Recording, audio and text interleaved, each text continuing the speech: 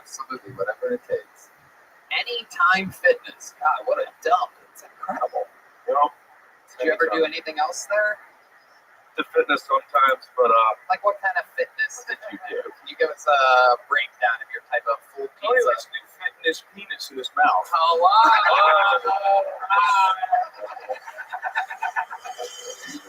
it is true. It is true. Not actually, but hell yeah. I go to the gym to do push backs. When I grab. All right. There you go. You know what that sound means, everybody. Okay. What's your love life like? Is there any goth obese woman that is crawling into your car with you? No, it's pre-pandemic. It's been a while. Pre-pandemic? Oh, yeah. Oh, my goodness. Wow. My goodness. Pre-pan. Yeah, we're just rolling.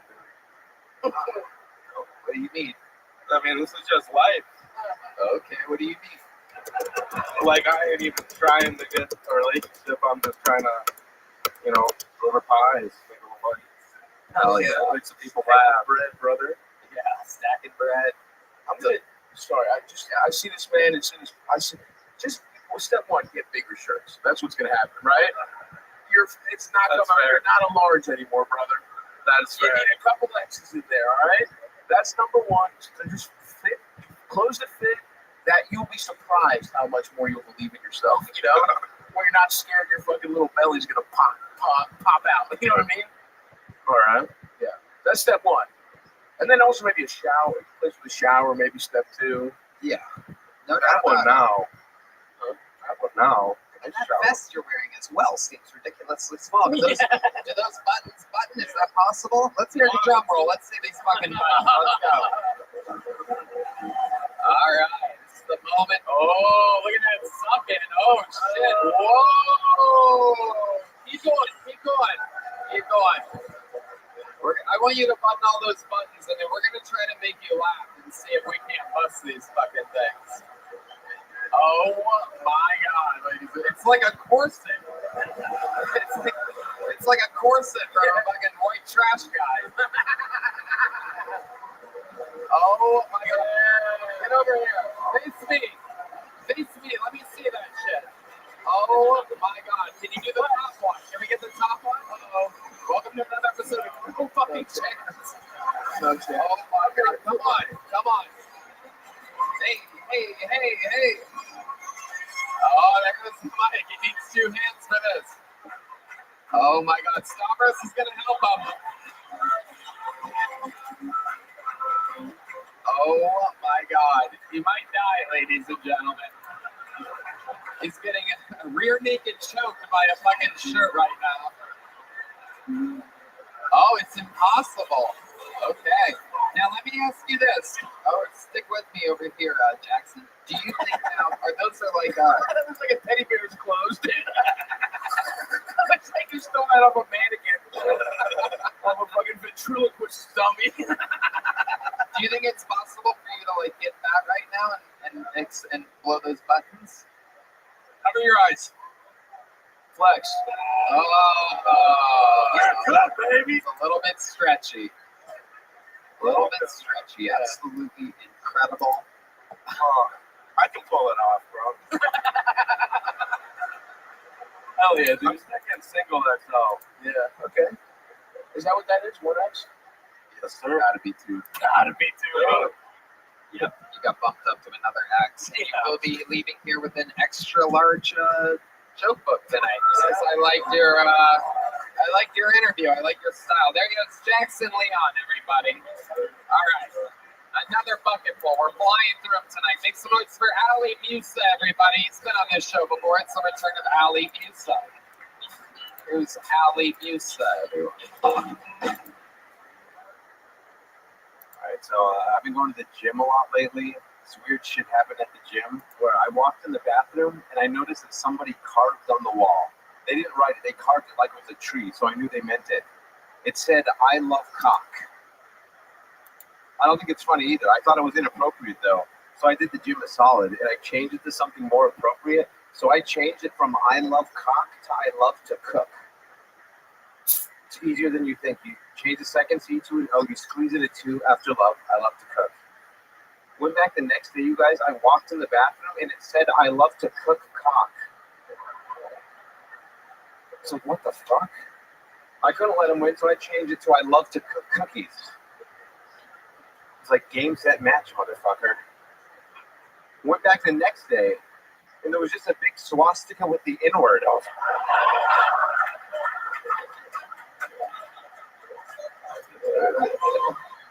They win, I guess. Shit. What? All right. There it is, Ali Musa. Yes. You get up on this show a lot. This is like my 5th time. Yeah, it's incredible. Are you this lucky in real life as well? No. Right, I can tell by that old face. Yes, of course. It is My incredible. face went viral from a clip on here. Yeah? Someone sent me this video of when I did this Ben Shapiro joke, and it had 400,000 views in like 3 days. And I was like, hell yeah, I made it. I read the comments. The top comment said, he looks like if Lord Farquaad fucked Danny Trejo. That is true. That is true. Yeah. It is unbelievable. Right. It is incredible. Your Yeah. look is incredible. We covered this before we've Yes, been on the show. I think I called me a described you. melting magician last time. A what? A melting magician. A melting magician. Yes, I agree with that as well. No doubt about it. This is why Zorro wore a mask. Right. Yes. It's frightening face. You have to Yeah. deal with it all the time. Right. You might recognize Ali, famous for being under your bed when you were a child. Right. It's absolutely. It's weird because I didn't always look like this. I like aged like oddly. It's just, yeah, I don't know what it is, but It is absolutely incredible. It's Yeah. a good face to have when it's Halloween and you don't have to do Okay. shit. You just go out. I just go out and Ego Montoya, and then it works. My costume is Antonio Banderas with jaundice. What's your love life like with a face like that? Is that a fetish or women into fucking ferrite? Right. I hooked up with a lot of big girls, like I said last time. Okay. Hooked up with a girl in San Antonio who looked like a sopapilla with legs. So that's where I'm at right now. Okay. I don't know what that reference is, but Michael Gonzalez is dying, so it checks out. It's gonna hit hard with the Mexicans. Yeah. Absolutely. Absolutely. All right, and that was in San Antonio? Yes. Okay. Well back. All right, well, how about currently? Like the last chick you hooked up with, what was that like? The last chick I hooked up with was in Arizona, and it was just boring, and it was my face. So, like, I mean, do you really want that visual, guys? I mean, Is your face? just you want to picture me hooking up with someone with this face? This is what I was thinking. Okay, all right, I'm bombing now, guys. Do you have any more voices? You need to give a new voice that you can do us? Oh, I do voices on here all the time. I've done all the best ones, I feel like. Oh, I can kind of do the professor from The Simpsons. All right, we've really run out of your voices. I know. Let's hear it real quick. Then we're Here gonna we are on the Kill Tony podcast, the most popular podcast in a live setting, privately. That's pretty good. Here's some Zippix toothpicks. You've been on this show a bunch of times. We'll There have you you go. on sticker show. Ali Musa, everybody. All right. There he goes. Give me that name over there. Got another bucket full. We're flying through them tonight. Makes my sphere next comedian. 1 minute uninterrupted going to Tyler Gilbert, everybody. Tyler Gilbert. Here we go. You guys still having fun? You want me to end the show? What's going on out there? Tyler Gilbert, everybody.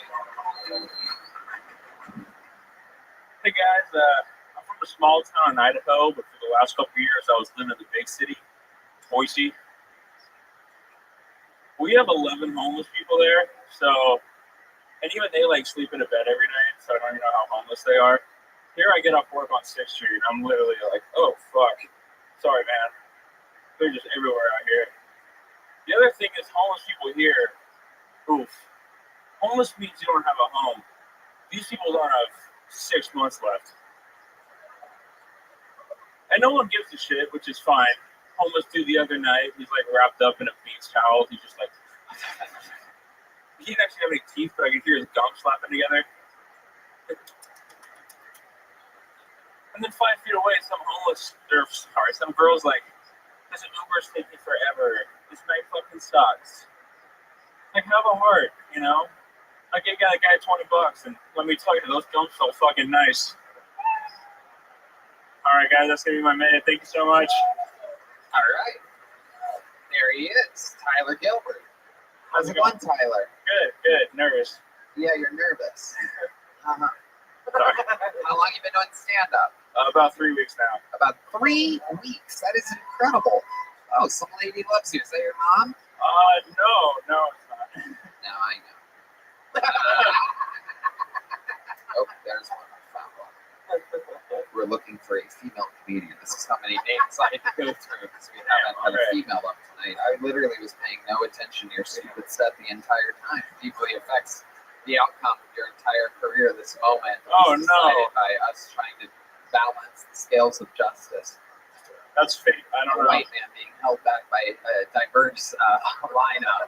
You have no idea what I'm up against being so white. Yeah, it's tough out here. You have a rag attached to your leg right now. Are you? I work at Shakespeare's. Okay. Yeah. How old are you? 24. 24. And you're over there, what, bussing, bartending? What's going on? Door guy. Yep, a little bit of everything. But yeah, door guy. How long have you lived in Austin? 3 weeks.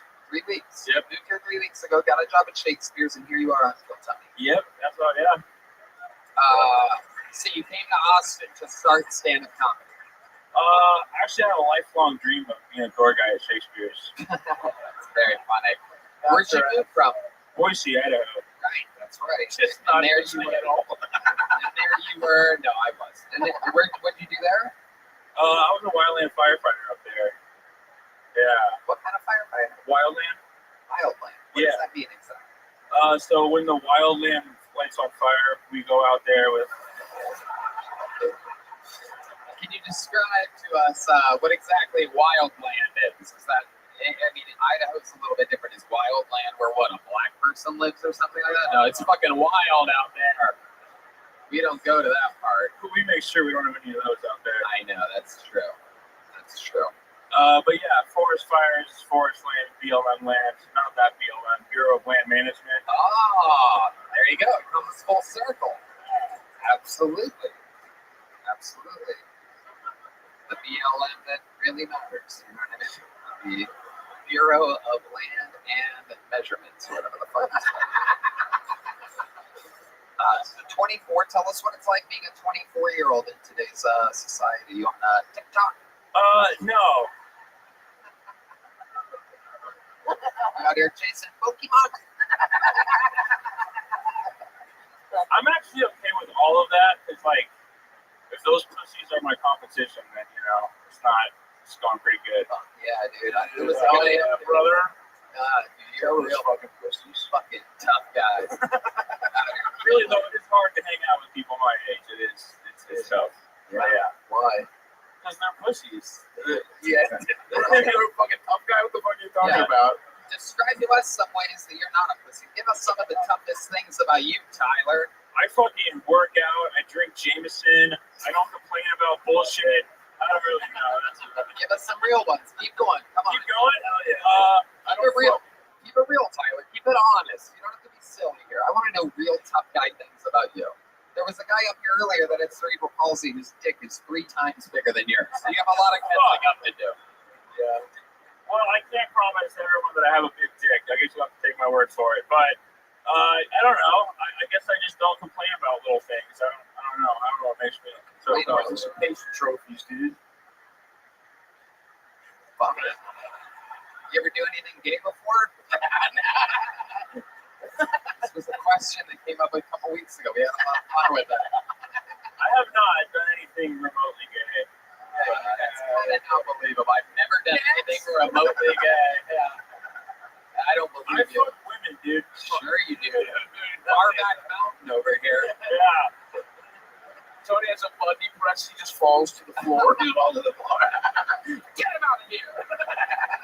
6. Give me something gay. Or give me nothing at all. No joke good for you. I love it. Okay, what's the straightest thing you've ever done? Probably having sex with a woman. Done that a couple times. Yeah.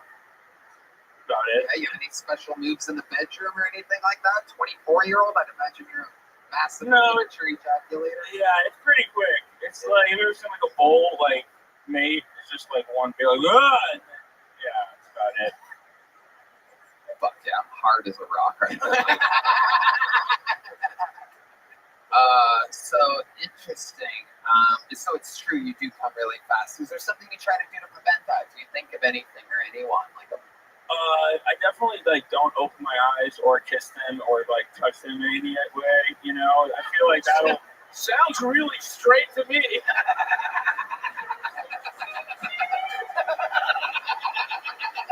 I take it back, man. You sound straight as hell. That's what I do when I'm with women too.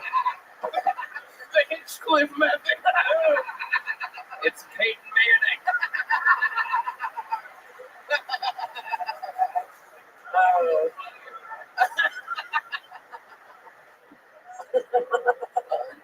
unbelievable, Tyler? Absolutely incredible. Okay, 3 weeks here in Austin. You came from Idaho, which is fucking nothing burger land of fucking nothing. So 3 weeks, what's the craziest thing you've seen working on 6th Street in 3 weeks? A lot of horish activity out there. Oh, Yeah. yes. A lot of that. Tell us more. Describe it. I met a girl last night. She was like, "You should come over and stay the night." And I was like, "Cool, where do you live?" She lives in Dallas. I don't have a car. She told me I could take the train there, which I think would be the most down and bad way to get pussy. Take a train. But those are the kind of women that are out here that I would take a train and fuck me kind of people. Yeah. From bar back to Hampshire. I love it. Yeah. I changed very quickly. I'm sorry, you met her here, Yep. and she was like, "Come to Dallas." How? She was here. Yeah. How did she get to Dallas? She was going to drive back and ask you to take a train? Well, she was staying with her friend, but she was like, "You should come over like the next couple days." Yeah. She had to suck you off then and there? That's what I suggested. But I thought that would have been a lot easier for everybody. Yeah. But the train ticket has been bought, so yeah. There you go. All right, Tyler, congratulations. Welcome to the show. Welcome to Austin, Texas. You're 3 weeks in. There's a little joke book. Whoa. It's not a good sign, folks. Not a good sign for his future. Bad omen. There he goes, Tyler Gilbert, everybody. Okay, and I had to go through about 50 or 60 names to be able to find our first and only female comedian of the night. Oh, Celia was up. You son of a bitch. You are worthless at your job. Shut up, dude. I asked you. Well, we're going to knock it out anyway. Make some noise for Carly Anderson, everybody. Here we go.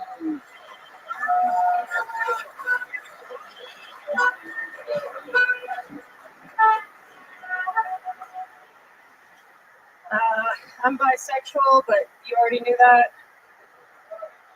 I look like the kind of girl that would go, "Hey, smell my finger." I just recently figured out that there are different types of vaginas. What I mean by this is that some are a little more organized than others, and some are like the kid in school that would just shove a bunch of papers in his backpack. It's cool. She still does her homework. I went on a date with a Zodiac girl recently who asked to guess my Zodiac sign. I was like, "Yeah, sure, go ahead." She's like, "You're a Taurus, right?" I'm like, "Yeah, how'd you know, you fucking witch?"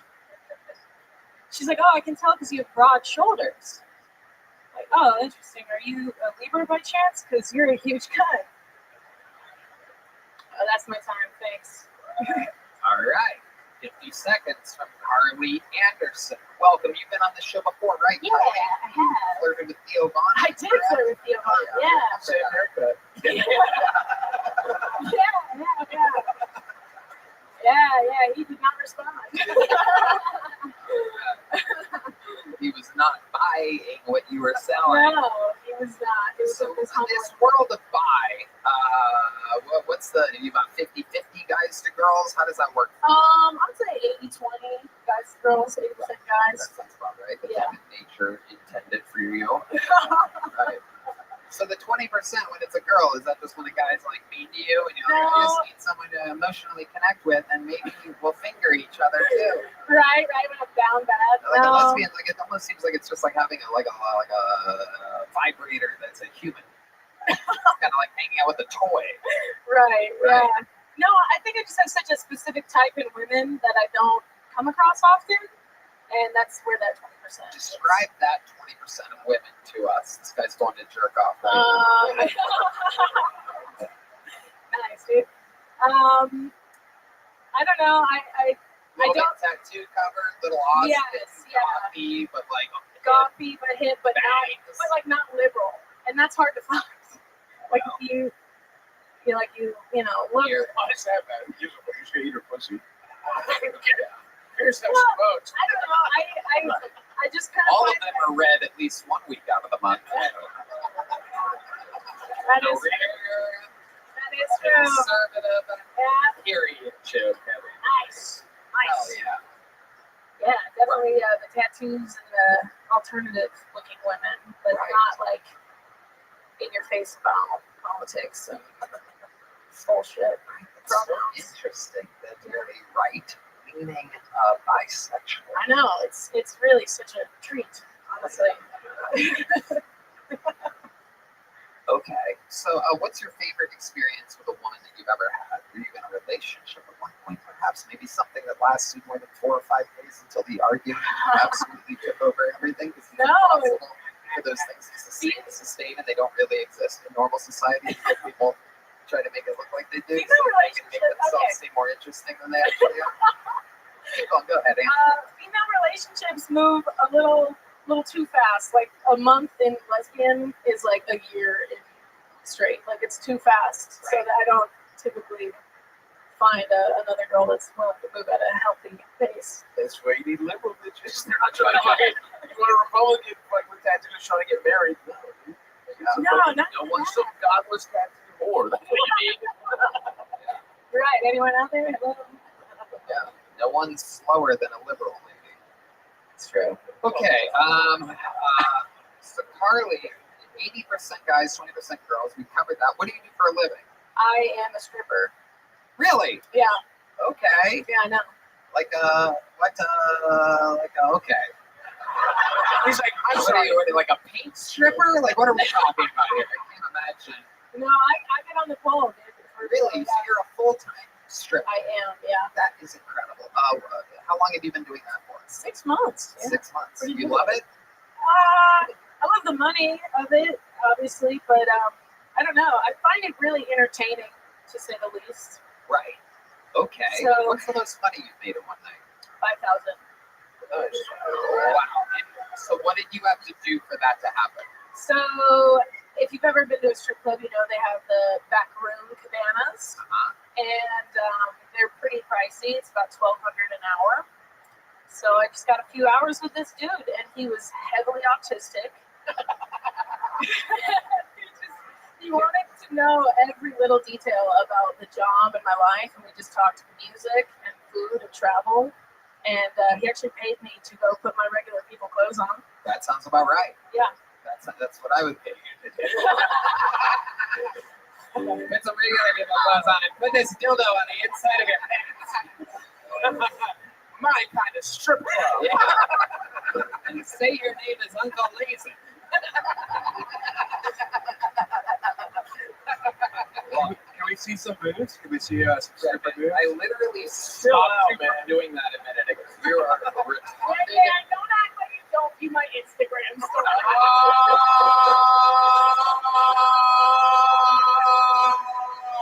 There's not a fucking not that board that's gonna save you right now. I don't know what you're planning on hitting. Do not hit that. There's a comedy show going on.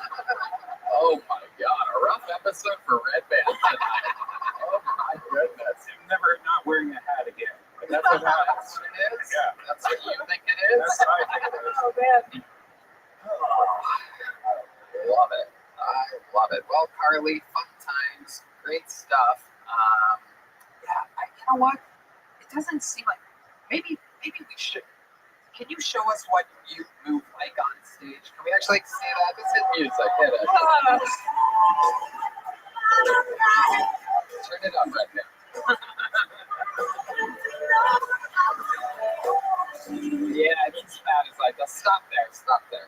I'm gonna give you. Do you have a big joke book already? I don't know, man. There you go. You got one now. Boom. There she goes.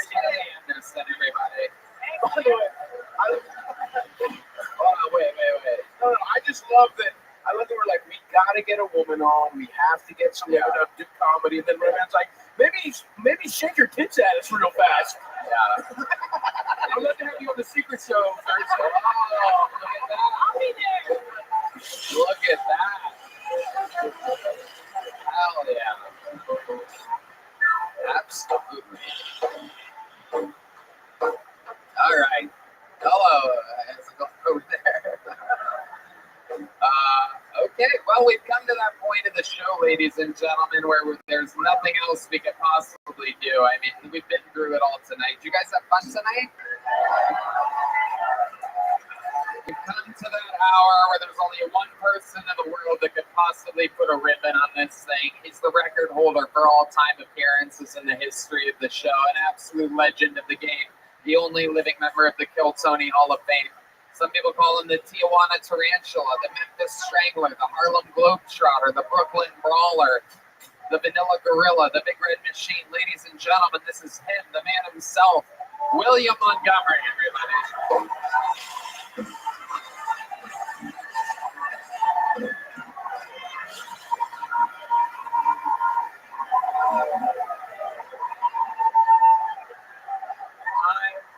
I'm also bisexual, but y'all already knew that. Melania Trump was critiqued for being the only first lady not wearing black at former First Lady Rosalind Carter's funeral. But to be fair, Melania thought that no longer being married to a president was something to celebrate. New York Congressman George Santos just got kicked out of Congress for lying and stealing, which honestly surprised the hell out of me because I thought lying and stealing were job requirements for being a U.S. congressman.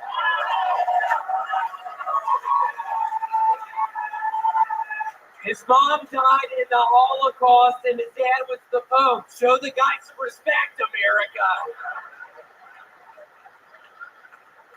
Recently, a skydiver got decapitated when he jumped out of the plane. Ripcord, or like R.I.P. spinal cord. Several months ago, a woman was arrested for using a vibrator on a Georgia beach, and last week she was found dead in her apartment from a self-inflicted gunshot wound to the head. Red Band, I just want to express my deepest condolences about your mom, dude. You bitch. Okay, that's my time. William Montgomery with 1 minute and 25 seconds of absolute thunder and lightning. As always, an imposing force. He's done it more than anybody. He continues to do it. It's such a high pace. The crowd. God, shut up! What the fuck is going on? Seriously, don't fuck this up! Whoever's doing that. Whatever dumbass is doing that, stop. William is fired up right from the get. A lot of extra energy tonight. Cancer fully gone. Full cancer survivor. 2-time cancer survivor. I am the best pound for pound fucking cancer fighter the doctor had ever seen. That is true. That was actually a lie, dumbasses. Holy shit. William absolutely murdering. Everything you set up here was true tonight.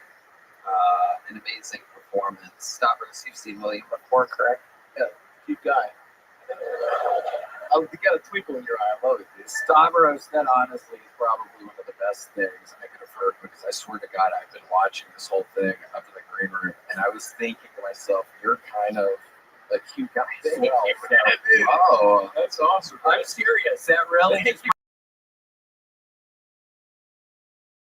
Farewell back there before the day. I'm a little too high. I'm getting real nervous. But you saying that right now, seriously, thank you so much. You're welcome. And thank you for saying that about me, too. Yeah, for sure. Oh my gosh. And Stavros, I promise that first thing I said on my thing tonight, I am bisexual. So maybe after the show. Yeah, I would watch Tony blow you. What's that, 7, 8? You couldn't handle that, dude. Yeah.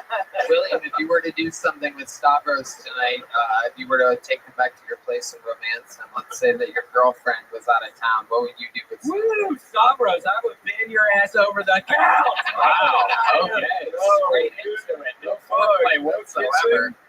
Just jam it on in there. Spit on my hand, put my hand up in your butthole. Just fuck. I don't like that, man. That doesn't sound good to me. Gotta romance them a little bit. Just fucking throw your fucking ass over there. When we get up in there, start spitting on my fucking hands. Just fucking take your pants off, dude. And fuck them. I don't want you to fuck my ass, William. Well, maybe we could get to that point at some point later on. I don't know. You're right. Such an interesting order of events. Spit on your hands and then have him take his pants off. Yeah. Very interesting. Isn't that how you do it, Tony? Right. Yes, it is. Why aren't you laughing, bitch? That's the funniest thing I said all night, bitch!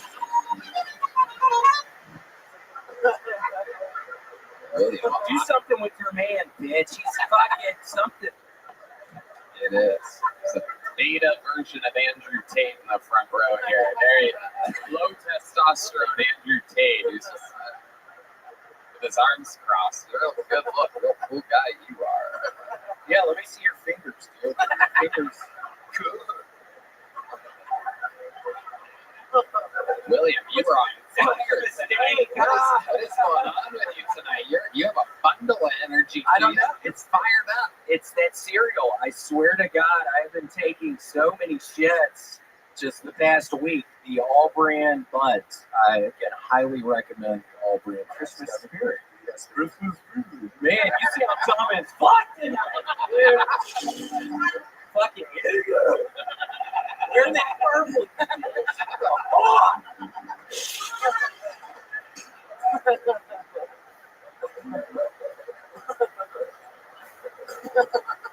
William Montgomery, one of the most unbelievable forces of nature in the show's history. Come on, what'd you just say, bitch? What are you fucking talking Oh, about? shit. I Oh, was my staring God. at your fucking dude right there, and then you start talking. I was thinking, y'all look fucking weird. It is. Don't they a little bit? It is an adorable couple. You guys live about 40, 50 minutes away from here. Am I correct? Somewhere like that? St. Louis. Yep. Okay, perfect. The real birds. Taking shit. Okay.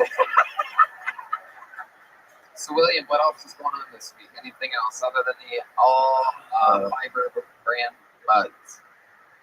That's pretty much it, Tony. No, I'm just getting prepared for next week doing the shows in Rosemont, Chicago. We're gonna see how it goes, Tony. Yes. I'm a little worried. Things have been kind of not looking good for me recently.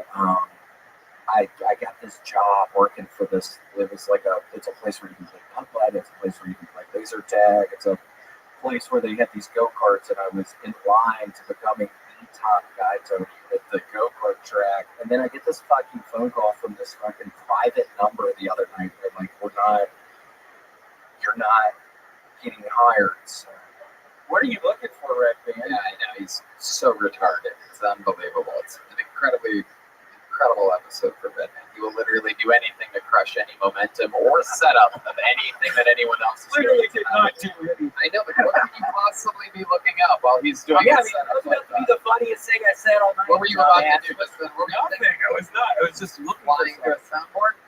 Yeah, that's what I do here. Well, yeah, I know. And then you hey, you suck, Red Man. Fucking period. So keep going.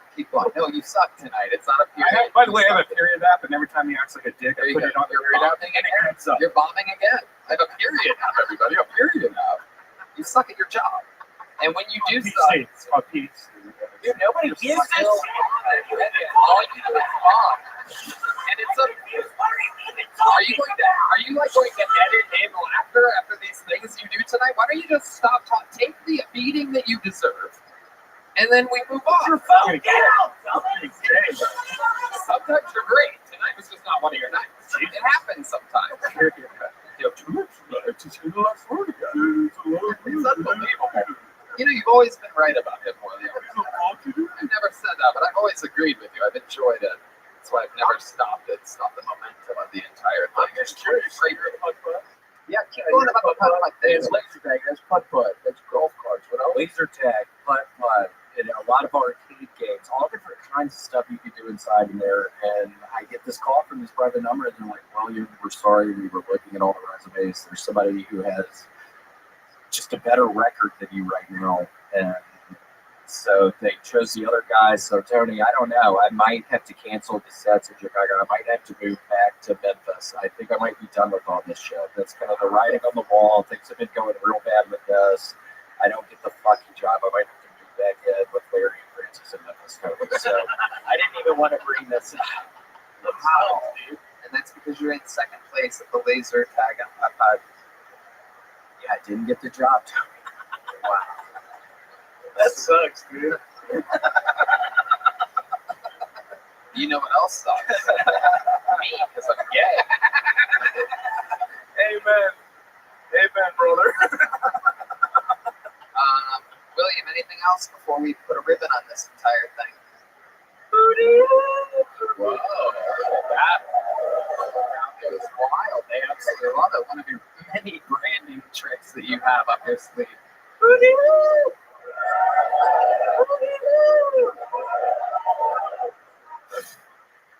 Shut up! What the fuck? So we get those Mexicans out of here. Holy shit, how they get so close to the stage. They really are.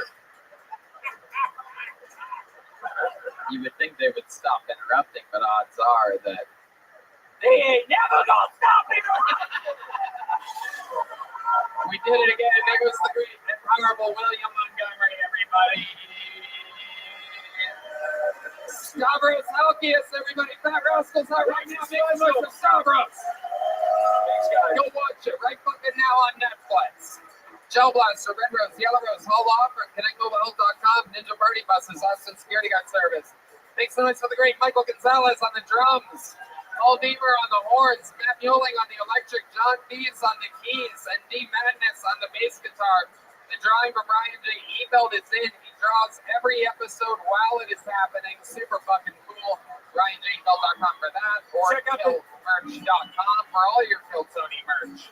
Check out the Secret Show at the Sunset Strip, ATX.com every Thursday. Love you. There he goes. Good night, everybody. Thank you so much, everyone. Thank you.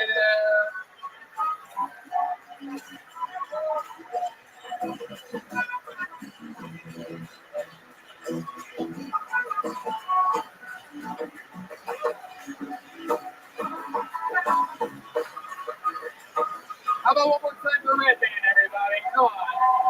Now that we're off the air, one more time for Red Band, everyone.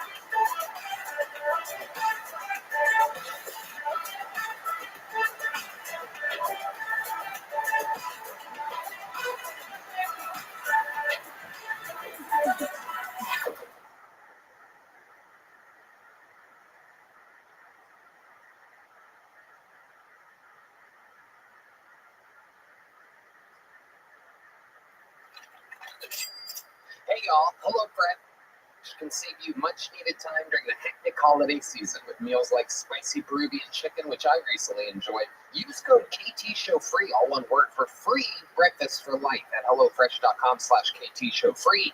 That's one breakfast item per box while subscription is active at HelloFresh.com/KTShowFree. Hey y'all, it is a super duper digital event like nothing we've ever done before. A 2-night experience unlike anything in Kiltony history. Go to KiltonyLive.com and get your live streaming tickets for the 2 arena shows. So much insanity is going to happen. As always, I always keep the guests and anything that I have up my sleeve a complete surprise for you. But if I told you what was going to happen on these 2 nights, you would be pumped. And plus, you already know all your favorite regulars. And of course, Rick Diaz versus Hans Kim for eternal regularship on the show. A battle of 2 absolute autistic titans. Who knows what can happen? A lot of special treats, a lot of special guests. It's going to be like the 10-year anniversary show, but on absolute steroids. Super pumped. Get tickets now and support your favorite show in the world, the #1 live podcast. Started with 14 people in a tiny little room. Now we're going global. That's KiltonyLive.com for the amazing 2-night event, December 30th and 31st. You're going to be sick of your family, have some laughs, enjoy 2 nights of Kiltony Live. Anything can happen. KiltonyLive.com.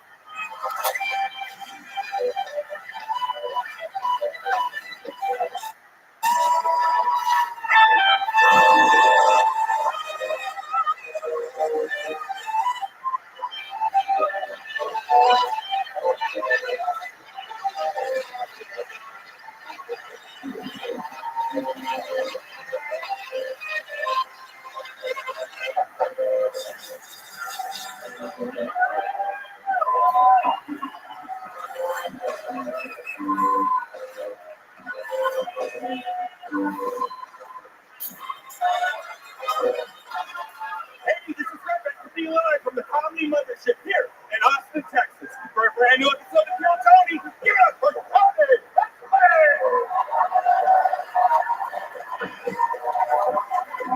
Who's ready for the best fucking early evening of their lives, huh? Yeah! Make some noise for Red Band, everybody. You did it. You made it, you lucky fucks. Here at the #1 live podcast in the world, brought to you by Gel Blaster, the Red Rose, Yellow Rose, Hull Law Firm, NinjaPartyBus.com, where you can now get shuttles for the December 30th and New Year's Eve shows that are happening at the HEB Center, Austin Security Guard Service, KillMerch.com, and ConnectMobileHealth.com, which gave us all IV drips today. We are fully recovered from the first ever Comedy Mothership Christmas party owned by Joe Rogan, which you can imagine was a hell of a Christmas party. We did it last night, and thanks to ConnectMobileHealth.com, we are fully refreshed. I mean, look at us just glowing up here. This is the best I've ever seen Red Band look. If you would have known what we were doing at 4 a.m. last night, you would be shocked that we are here and alive. And we're happy to announce that there's a new promo code, KILL15, where you can get 15% off an IV drip. These things fucking work. If you guys have a wild night in Austin, get a fucking IV drip and feel 130% better, like you had a full night's rest. And ConnectMobileHealth.com is your official sponsor of the band tonight, everybody. You heard him, you love him. That's Michael Gonzalez on the drums, Paul Beaver on the horns, the great Matt Mueling on the electric guitar. That's John Dees, the leader of the band, on the keys, celebrating 3 years with us. And this is the backbone, D-Madness, ladies and gentlemen, on the bass guitar. A lot of fun stuff about to happen before. How are you?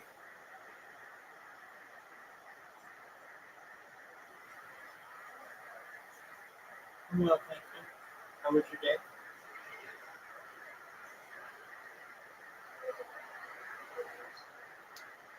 Did you start that stuff up there? Until like 5 in the morning, you know?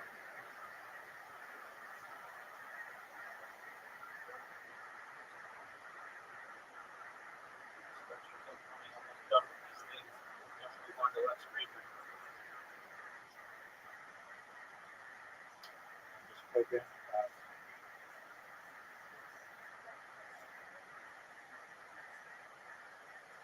Before we start, here's a little bit more from the amazing sponsors that made tonight's episode available for you here right now.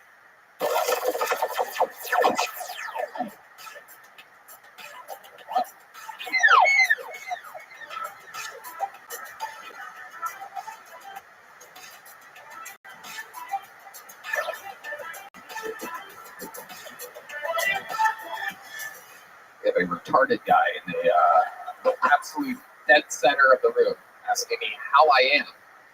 This is going to be your chance. Oh, no. Yeah, you're gone. They already got you. They give a quick diagnosis here, bro. This is a real live show.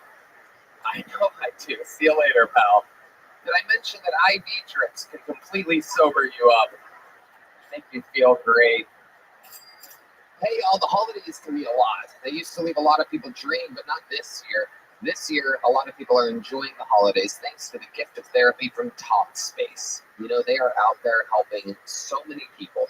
You sign up online, you get matched with a provider, typically within 48 hours, and it's all at Talkspace.com. Red Band, It's really easy to use. It's fast. You just download it. You can have virtual sessions with your licensed therapist from the comfort of your home.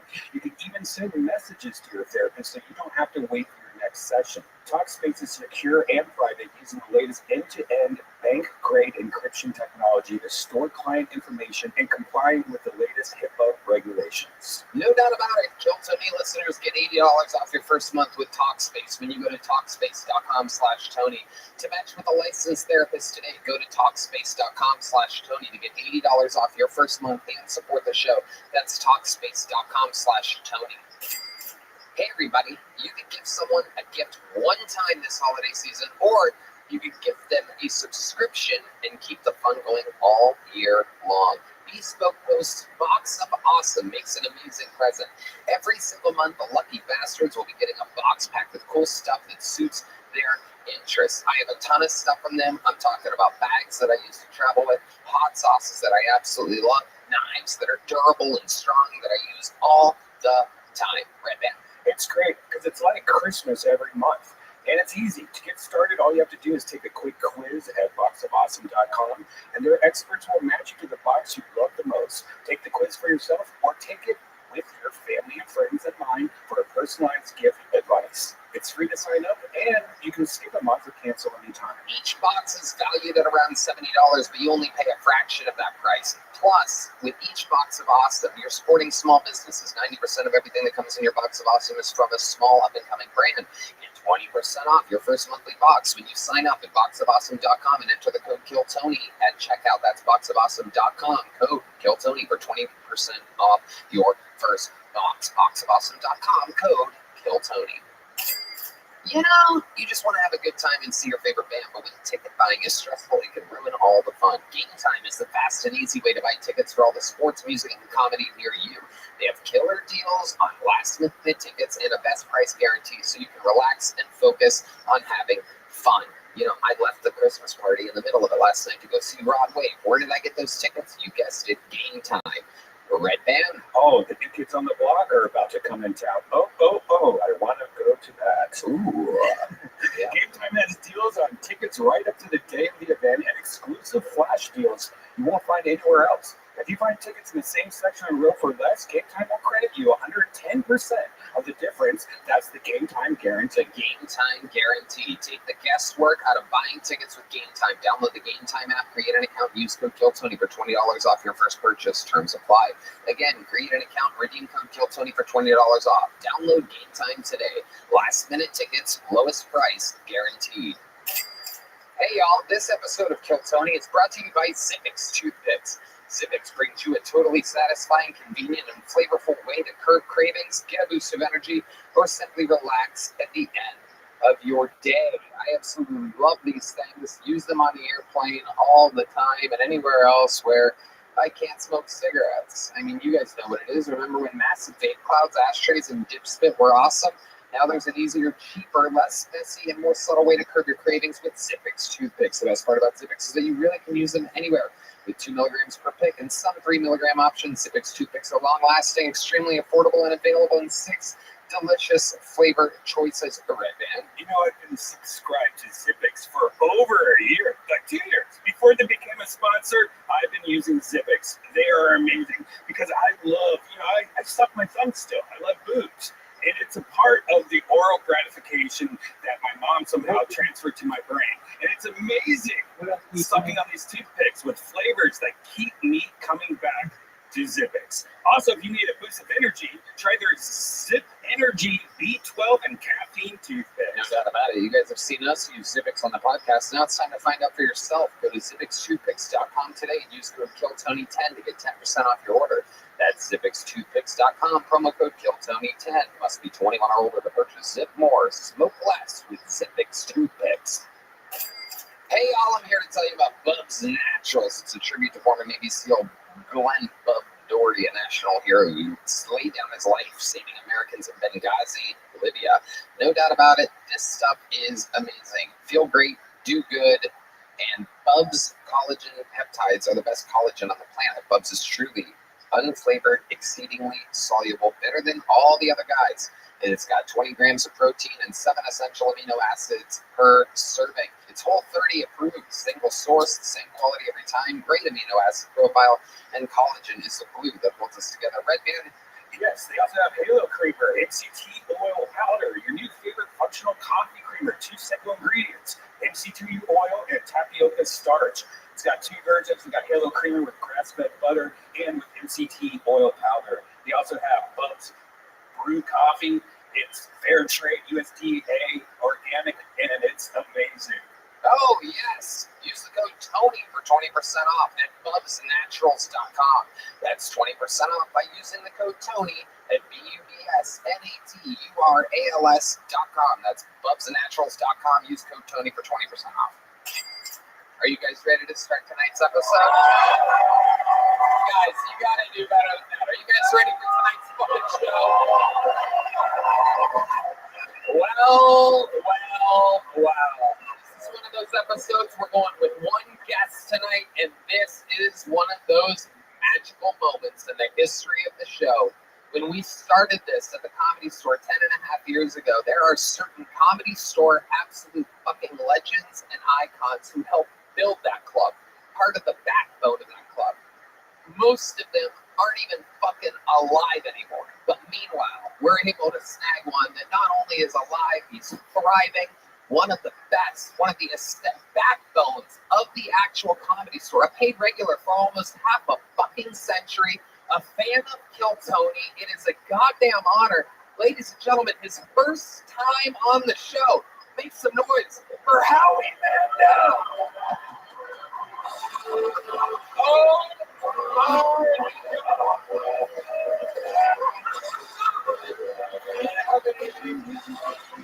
Oh yeah.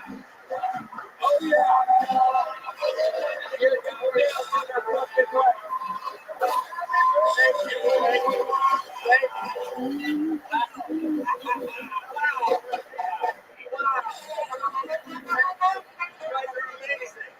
This is amazing.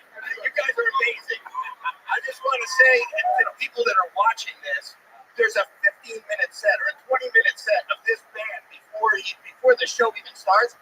You fucking crush it. This is so fucking amazing. This is so, and it's so much fun to say things like fucking amazing. Oh yeah. This is like, you know what it's like? It's like my parents put on AGT and now they went out of town. I could say fucking, I was going to say how are you, but I don't want to get thrown out.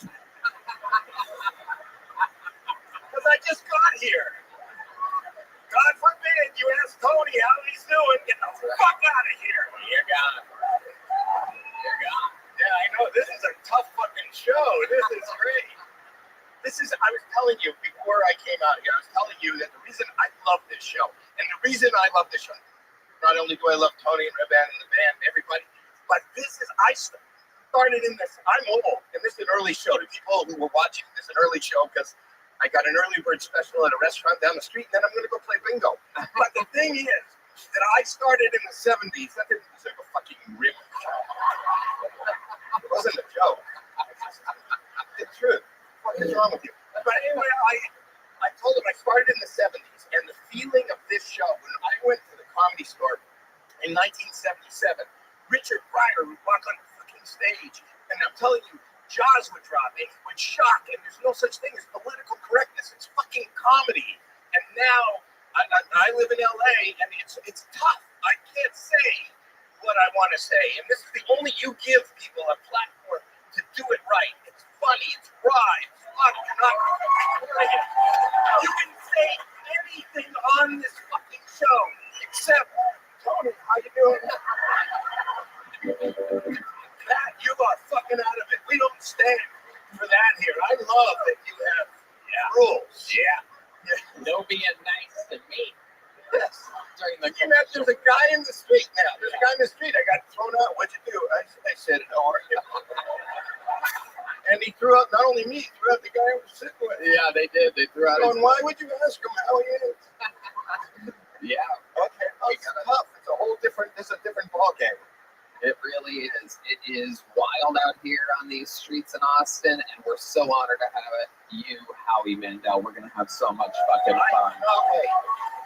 Okay. It is. We're gonna find out who's got fucking talent tonight, right? Yes, we are. And you know how it works, Howie. We're talking to each other. What are you saying to each other? Get the fuck out of here! They were talking. I saw it. I saw it. What were you saying? Those guys, what? Killing a fifth. Drinking before. Oh, they were drinking. Oh, drinking so a bottle of liquor. fucking telling on them. Yeah. What the fuck is that? I know why he said, how you doing? You're so fucking drunk. He said, how are you? Yeah. That's the level of drunkenness. They were very drunk. I saw the three security people at once zoom in there. We have a very quick. They analyzed the situation very quickly. That's the great Mercedes over there, ladies and gentlemen. What appears to be a hot chick is a fucking former Navy SEAL that will kill you with an index finger. So, very multifaceted staff we have here at the Comedy Mothership. Joe Rogan, in order to get a job here, Rogan watches you pick a heavy bag. So, it's not easy to be a security guard here. Okay, how about him? We have the great George Floyd here seating people. He's alive and well. Oh, it's David Jolly. Okay, the legend of the show, David Jolly. I get them all confused sometimes. Anyway, a ton of people signed up with the chance to be on the show. Howie, you know how it works. If I pull a name out, they get 60 seconds uninterrupted. You know their time is up and you hear the sound of a kitten. That means they have to wrap it up. Then or else they bring out the angry West Hollywood Bear, which interrupts them, and then we talk to them. I interview them, we find out more about them and what they could be talking about or what makes them interesting, and we're going to get right to it. I'm going to pre-pull a name here, and we're going to get them from the bar next door. We are pre-pulling, and They're not even in the building. They are actually next door. there is a dirty, dirty little bar called Shakespeare's right next door here where we funnel the comedians into. Wow. They stand around, they wait. One of the producers runs over out the back door into their back door and yells a name. And one of them gets up excitedly and they double check, make Is sure. that a club? Is it a club? It's like a bar. Yeah. So there's people that are in that bar that have nothing to do with Kill Tony. Yeah. So there's a guy sitting at the bar going, I'm just, you're hot, but my name's in a bucket. I can't stay. Yeah. But I'll just be a minute and then I'll be back. And maybe later we can.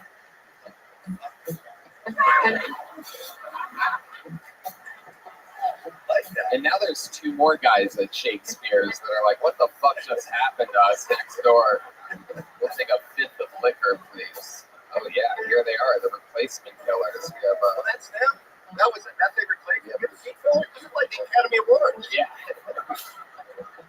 It is. You know how fucking lucky you are. You know how lucky you are. You know what it takes to get 2 seats, center, third row. An idiot with a drink that goes, how you doing? Well, they're And here celebrities. you are. They're celebrities. That's Honey Boo Boo and Mama June right there, fresh off of. So there's a lot of things like the Academy Awards. You never know who you see out here. There's a lot of celebrities. Sorry about your sister. That's why I had that reference because I saw that. Too soon. Never too soon. Not here. All right. So to start tonight's show, ladies and gentlemen, while we wrangle the comedian from next door, I think you guys know what happens. So you guys are fans of the show, correct? Well, we're gonna start it how we always do. You guys know the words to this song?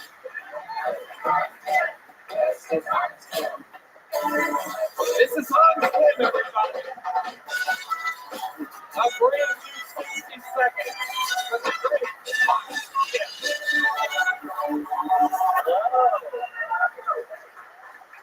A lot of woke people nowadays are saying that you can't be racist to white people.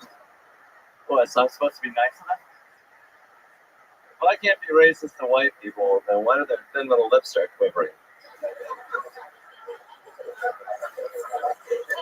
I can see their buttholes pucker up. They have no butt cheeks.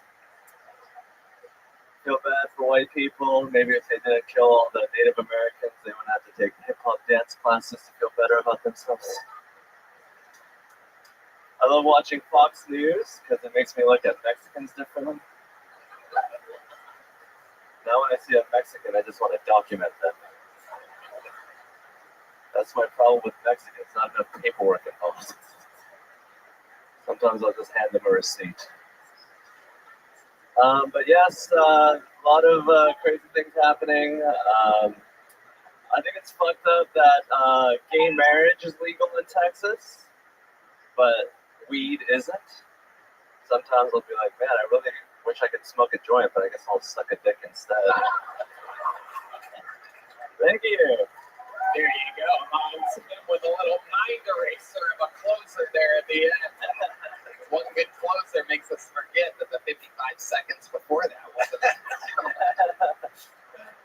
Well, not It was anymore. like observational comedy without any good observations. White Most people important. don't have an ass. Yeah, a little bit. Do all white people have thin lips, Hans? They Not quiver. you, Tony. That's right, not me, Tony. Asian people have thicker lips than white people? Is that a thing? I hope so. It's very sad how thin the lips are. No, I don't really notice lips that much.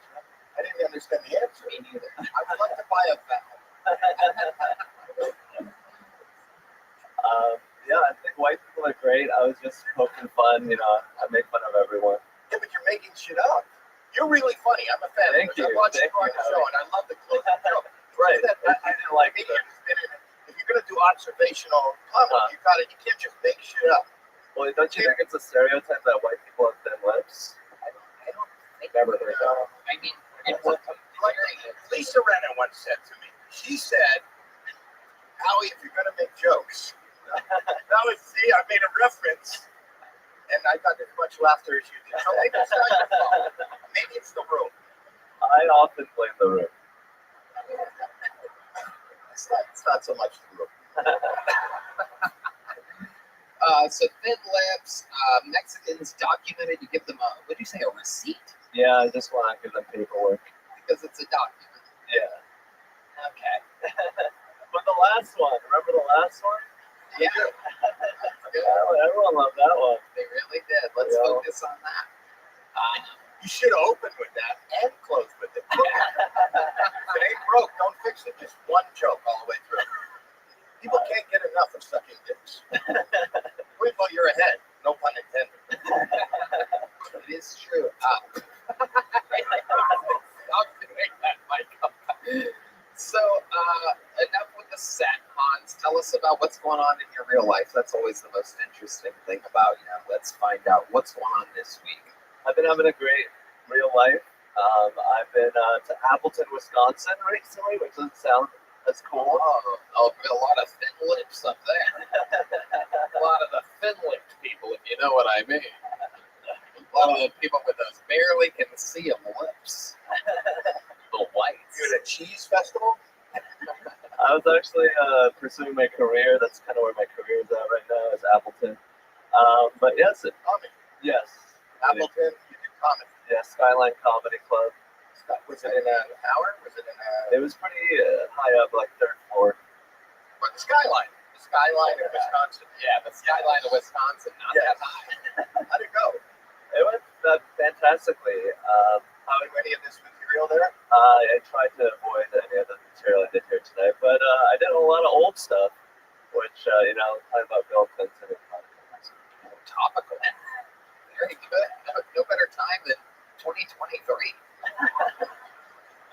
When I went up there, I'd be like, is there any black people in the audience? And sometimes there'd be no black people there. I'd be like, they had a perfect audience. Right. Yeah, that makes sense. But if there was a black audience, I'd be like, oh, the Wisconsin is so gerrymandered, that table just became a congressional district. Okay, so it's probably better if there were no black people. One of them is a really good joke. The other one is about gerrymandering, everybody. I know I love a good gerrymandering joke every once in a while. You know those thick lips, they love gerrymandering. Yes, indeed. Whites. I love it. Okay, how's your relationship going this week? My girlfriend's great. We recently started doing acro yoga. It's very stressful. What is that? It's like where I balance her on my foot and try not to get my toes in her pussy. Wouldn't that be called pussyfooting? Don't pussyfoot around me. I try not to pussyfoot around my girl. Did you have a toe in the pussy? Yeah, that's interesting. That was the first thing that you referenced. Is there a toe in the pussy, and did you do it on purpose? Yes. Wow. And What's the difference between athlete's foot and chlamydia? same thing. I got chlamydia on my foot, right? But yes, it's great. The way you could just take a concept and run with it. It's amazing. I got chlamydia on my foot. Just stop. You just stop. I'm sorry about that. Don't apologize for me. Yeah, no apologies, Hans. Anything else we should know about? I know about your family. I've watched you before. Doesn't your father lives overseas? Yes, he's a Korean living overseas. He's in Korea. Yes. Yes. Is that how you talk to him? I haven't in about 6 months. Why? It's just a little awkward. So if you want to call, can we call him now? Yeah, can we call Mr. Kim? Sure. Oh, yeah. Oh, I love this idea, Howie. Thank you. Where is it? What time is it? Where he is? It's probably around 6 a.m. or That's 4 good. a.m. We'll leave him a voice. He speaks English, right? Yes, a little bit. All right. This is Hans Dad. This is Hans Dad. This is Hans Dad. This is Hans Dad. This is Hans Dad. Would this be considered outsourcing comedy? So, is it ringing? Do you have it on speakerphone? Put on speaker. This is the Korean ring. Are you serious? No way. What you just said, or is there a sound? Turn it up. This is the cacao tone. Hold on. Everybody stop. Are you on speaker? Yes. Hey, hi, Dad. 여보세요? Yeah, this is Hans, your son. We're on a show on So thrilled. right now. They wanted to talk to you because I said I didn't talk to you in a long time, so I'm calling you live on the air right now. Hello, Mr. Kim. It's Tony. Let's kill Tony. What? Hello? Hello? Do you think white people have thin lips? I just want to see if it's a family. Sorry, I don't understand. Oh. White people? Do you know what white people? Hello? Hello? Hi. This is amazing. Mr. Kim, it's Tony. Have you ever watched Hans do comedy before? Sorry, I cannot hear you. Is this really what your dad sounds like? What does this guy do for a living? What is he, mathematician? He's a mathematician. Oh, What was that? Say that again? I'm a mathematician. Yes. Very good. And you know Hans is a comedian, right? Yes, I know. Have you ever watched him on the hit show Kill Tony before? No, I don't. That is very interesting. You know your son is wildly successful, correct? Yes, I hope that. Yes. Are you proud of him? Of course, I'm proud of it. Wow. The crowd goes wild. That was the correct answer, Mr. Kim. Can I call you Mr. call you Mr. Kim? Yes. Do you know any of his jokes? Do you know of his jokes? Yeah, I heard some of them. I want him to tell you just the closing joke from tonight. Tell your father that joke. Do the joke. Hans is going to do a joke, and we want to This see. went over well. You should be very proud. This is your son now telling you the closing joke from tonight. And feel free to laugh right into the phone if you think it's funny, and don't laugh if you think it's not funny. Go Here we go. ahead. So in Texas, it's weird. It's horrible that gay marriage is legal, but weed is not. Sometimes I'll be like, I wish I could smoke a joint of marijuana right now, but I guess I'll just have to suck a dick instead.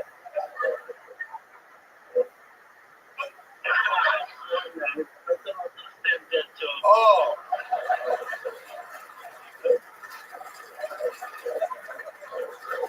Explain it to him. It's because you can suck a dick, but you How do you say penis in Korean? Kochu. You can't smoke marijuana, but you could lick kochu. Funny?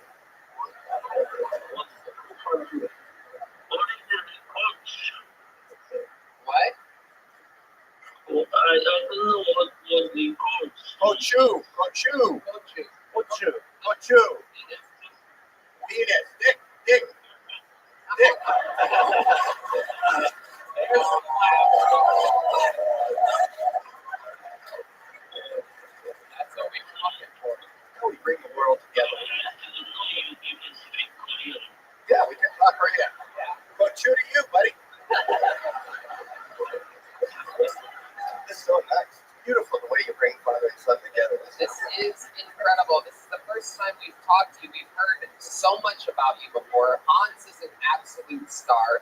Do you are you proud of him for having a white American girlfriend? Look at those. He's okay with sucking dick. Your girlfriend. Not so happy. Fine. Not especially, but I think if he has a girlfriend, that's fine and that's good. But fight or other things are important. Other things are more important. Race is not important. Race is not important. Wow. Just the culture. Wow. Race is very important to Hans. He must get his racism from his mother. How do you say vagina? I actually didn't learn that one. How do you say vagina? How do you say vagina in Korean? Jungo. So your son puts his foot in her kunjo. Junga. He puts his kujo in. I want him to show that she's very open to your culture, so he knows she's accepting. A woman who lets you put her foot in her kujo is an accepting person. Before we let you go, Mr. Kim, one last question. Do you know any jokes? Do you have like a short joke that you'd like to do for the first time in Kiltony history? We have you here on speakerphone. Do you know any jokes? The joke of ants, you mean? One joke. So I remember one of these jokes about Martin Luther King's Day, but I cannot reproduce because my English is not. Here's what I'm going to say. You tell the joke, you say the joke in Korean and talk slowly, and then your son will translate it into English for us. Yes. You can do This this. is so weird. Kiltony is closed caption. It's amazing. You do the joke in Korean, and Hans is going to translate it. Ready? Martin Luther King Day joke has to be good. I hope it ends in the N word. Let's go. Go. Go. So I went to library on Martin Luther King's Day, and the library is closed.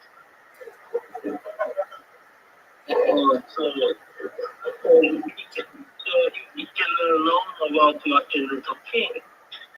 So Can you translate louder? it should be open on Martin Luther King's Day, and instead of that,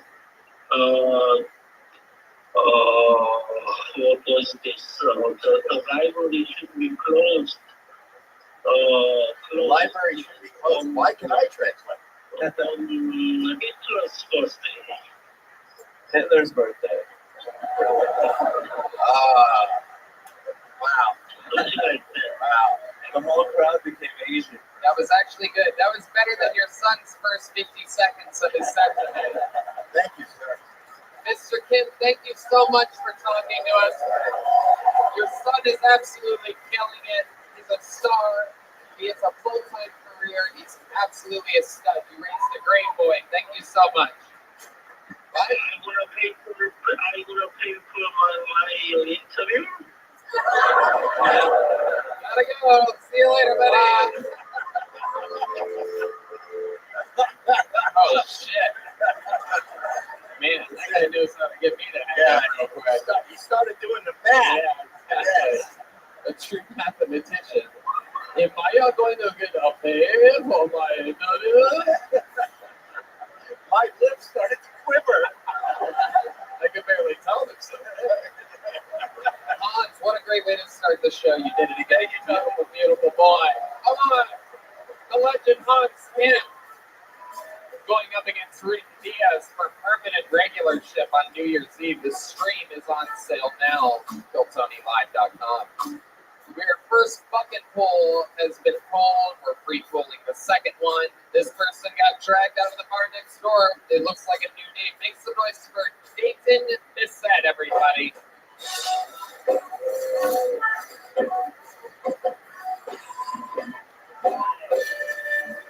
Hi, my name's Dayton, and I don't understand why, because my parents aren't from Ohio.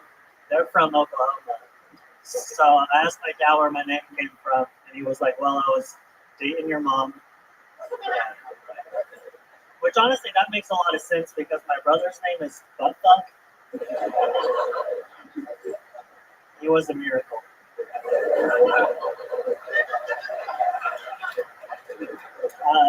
I started comedy around the same time Louis got canceled for jerking off in front of women. And I was like, fuck, that's why I got into this.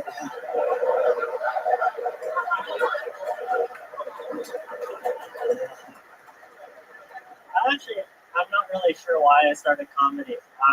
I think it's just because I've always been a big fan of it, you know? Like, when I was 10, I wrote Robin Williams a letter. It just said, kill yourself. He didn't respond. All right. Dayton Bissett. I love it. Welcome to the show. Okay, hello. This is your first time here, correct? Yeah, I love it. and Austin too. Okay. Well, where are you from? I live in New York now, but I'm from Kansas City. Wow. You have that kind of laid back, kind of comfortable attitude that I like. Thank you. You don't seem laid back. You seem like really nervous and uncomfortable. I was just being facetious, but it's funny. You are so fucking funny. You really are. Have you done stand-up before? Yeah, I'm about 5 years in. 5 years. How long have you been in New York? Just a year. Right. How long have you been in Austin?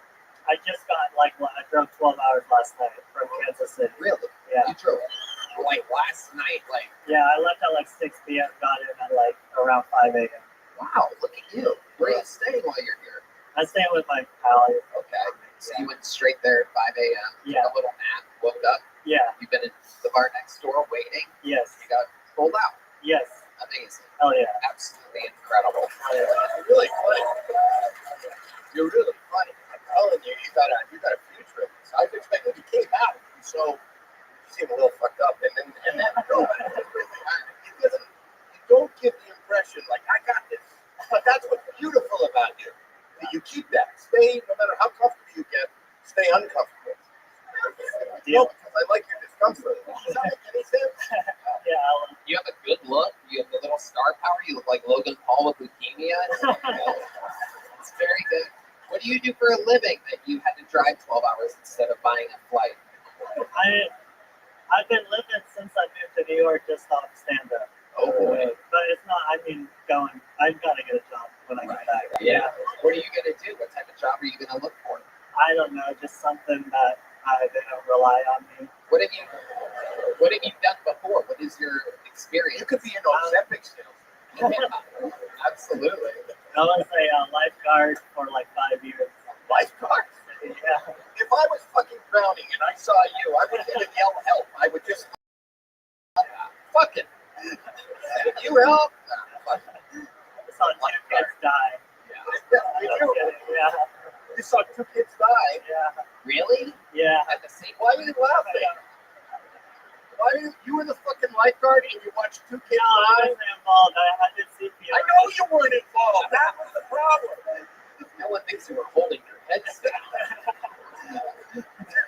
You watched that while you were lifeguarding? I was the first one was in 2019. I was on top of a water slide and that happened. And this is And God forbid you should slide down. Right. How are you going to get down there to the drowning kid? I'm on top of the slide. It was at the wave pool and the kid was under for a long time and he was like, How do you know he was under for a long time? Because you were fucking watching. Yeah. You are not good at guarding life. That's number 2. Yeah, I think I'm going to go into comedy. two drownings is a lot for a lifeguard. You might be one of the worst lifeguards I've ever heard of. yeah, the manager of the water park I worked at when the ambulance was still in the park, he made me go up to the family and offer them Dippin' Dots. Are you fucking And that's not a serious? joke at all. Yeah, no. Don't you think they've seen enough dots? Oh my God. They lost their child? I didn't know yet. Oh. So you're going to surprise them. They're going to go, look, we got free Dippin' Dots. Right. We got free Dippin' Dots. Wait, let me finish. Yeah. So is that true? Do you offer them Dippin' Dots? Yeah. And then who broke the news to them that their child had died? I don't know, Scott. You're just a Dippin' Dots guy. Yeah, here's some Dippin' Dots. See you later. Absolutely incredible. What do you do for fun when you're not being terrible at being a lifeguard doing stand-up?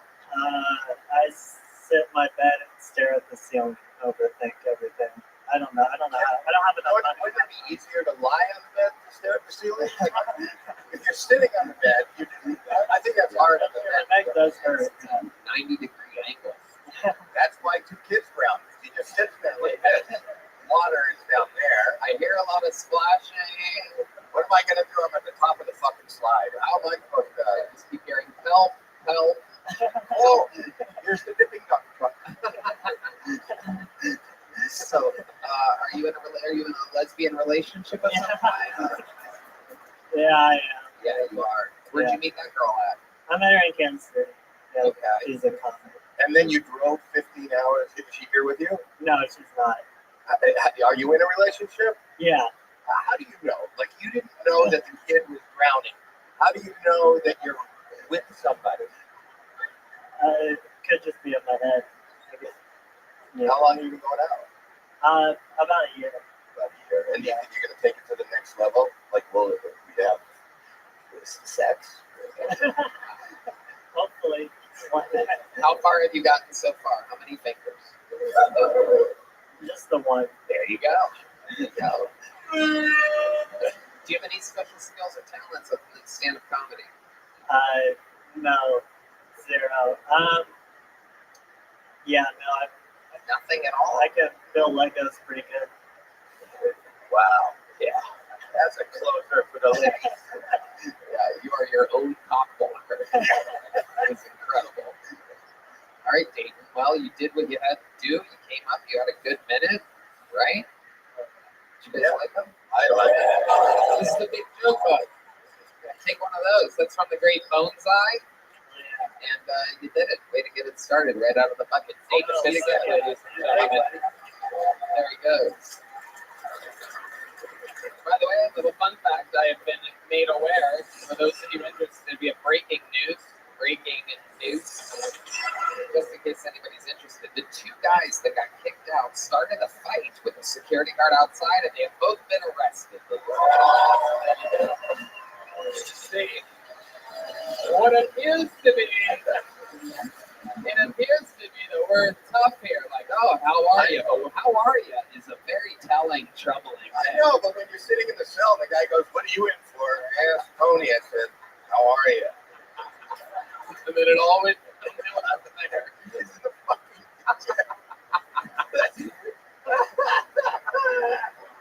It's like not real. How'd you get in here? How are you? How you doing? Amazing. How you doing? You didn't even yell anything. Pull another name out of the bucket. You guys having fun yet? All right. Here comes another one. 60 seconds uninterrupted. Going to Ty Marion, everybody. Ty Marion is next. Live on Kelso.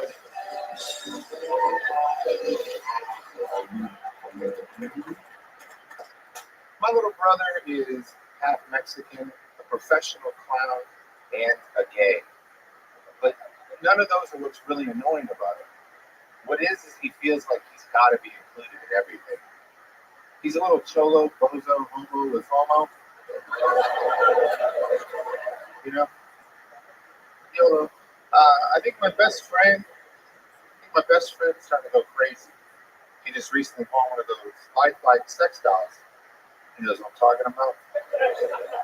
The other day I went to his house and I walked in and he was crying. He was holding a pair of these underwear. He was screaming at that doll, "Whose underwear are these?" And then when I saw this as his friend, I knew I had to be a supporter. Especially because those are my favorite underwear.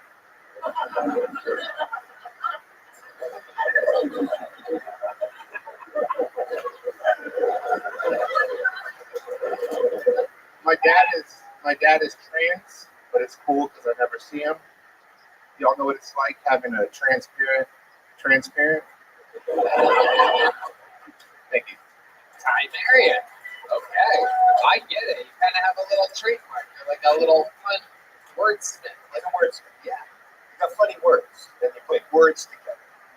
It's English. What? English? I know Jordy Case didn't understand. Yeah, I know. The bozo, it's FOMO, transparent. Yeah. But Good. You don't have the face of a guy that would be a wordsmith. no, more like a blacksmith, probably. Yeah. There you go. You just did it again, you son of a bitch. Look at you. You're a little trickster over there. I love it. You've been on the show before. You have a face that's kind of memorable, like a melting pumpkin or something like that. Yeah. You made fun. Everybody actually made fun of me. Y'all made fun of last time I was on. You made fun of my complexion. What did I say? Something just being dark looking. You remember. Come on. It was better. It's got to be a word for what he said. No, you just said basically, essentially, it made it sound like I was brown, round, and head down. Is everything you kept saying? That sounds like one of your jokes. That's his thing. Hell yeah. That's his thing. You're like the new Nipsey Russell. Nobody knows who Nipsey Russell is, but he was a guy in the '80s, I guess. That rhymed. Yes. Yes. So you're kind of more of a poet than a comedian. Like a poet. Yeah. The other day I called the W word the wigger. I don't know. The guy. Yeah, I know. I don't know. He said it with the ER, and I was really offended at that. So Somebody called you that? yeah, What did you do right before that to where they would call you that? we were just talking. I guess apparently sometimes my cadence and my voice sometimes comes off a little thuggish. No, just lethargic. Just like lethargic. It's kind of like I don't give a shit. I took one too many Quaaludes. You just seem like really, like I just woke up. It wasn't one too many. I think it was like the right amount of Quaaludes. Yeah, just perfect. I'm just floating right now. Are you high? A little bit, yeah. High on marijuana. Yeah, did some edibles over. Okay. Yeah, one day. Absolutely. Ty, what else about you? What can we talk about that we didn't find out about you last time you were on the show? Any fun facts about Ty Marion? Yeah, I used to play music before anybody makes me drum off or anything like that. I literally used to push play on buttons, play music. I used to be a DJ in the San Antonio area in the early mid-2000s.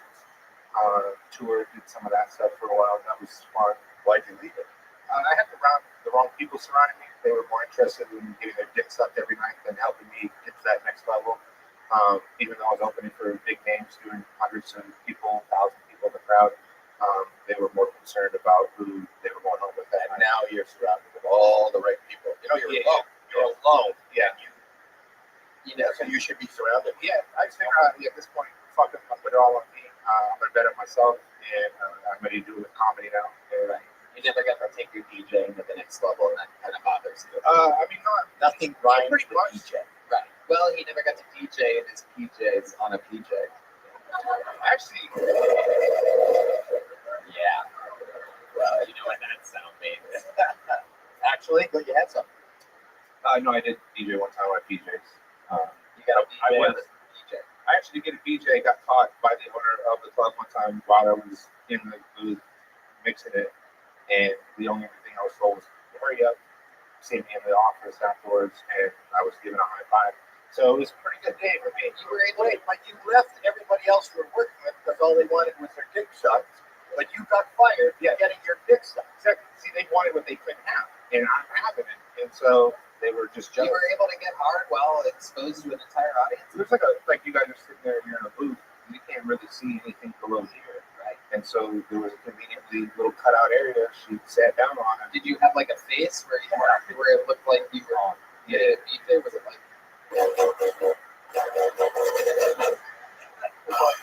Yeah. Like that? Yeah. She was waiting for the drop too, if you know what I mean. Oh yeah, absolutely. That little fucking dead mouse in the middle. It's not little. Come on. It's average. Just like you. There you go. No, I love it. What's your love life like now? You have a girlfriend? No girlfriend. Really dedicating a lot of time to comedy, so it's more like just one night stands, random hookups. I love it. Any crazy one night stands lately? What's a one night stand with Ty Marion like? Typically, just because I don't want them to know where I live, I always ask to go to their house. It's not like I have to live at home or I'm embarrassed in my place, but typically the bar that I go to hook up with, it's a block and a half from where I live. So I'm not trying to walk over there and then walk them home and have to walk back to their car. You know what I mean? There's a lot of walking. Uber home. Wow. I'm telling you, people are going to watch this and you're going to get so much pussy. Yeah. No, because that's what women want. They want a man. I'm not going to.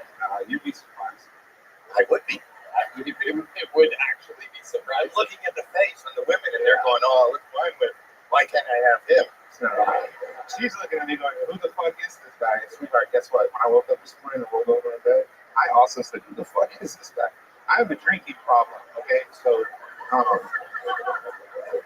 Absolutely. Wow. You drink a lot. May I recommend globalhealth.com. Kill 15. Get an IV trip. Get fully recovered. absolutely. Okay. That was seamless. Yeah. That was amazing. He's good at that. That was integrated. Yeah. Yeah. I'm getting a blowjob right now. You can't even tell. You cannot even tell. It's all happening. Little Keith is underneath the table right now. Sweet, sweet boy. Okay, okay, I Ty. thought I was tickling my nuts. Tony, somebody told me I was supposed to ask you how you're doing. Oh! Get the fuck out of here! You're going to prison, Get buddy. the fuck off the stage! Order in the court. All right. You already have a big jet book? Yes, sir. Well, here's some Zippix nicotine toothpicks. Enjoy those, my friend. There goes Ty Marion, everybody. Let's do one of the regulars, ladies and gentlemen. We've come to that part of the show where one of the stars is going to do a brand new 60 seconds. And when I say a star, I mean this motherfucker burns bright. This is indeed one of the greatest to ever do it. 60 seconds, brand new for Cam Patterson, ladies and gentlemen, live in the flesh. Here we go.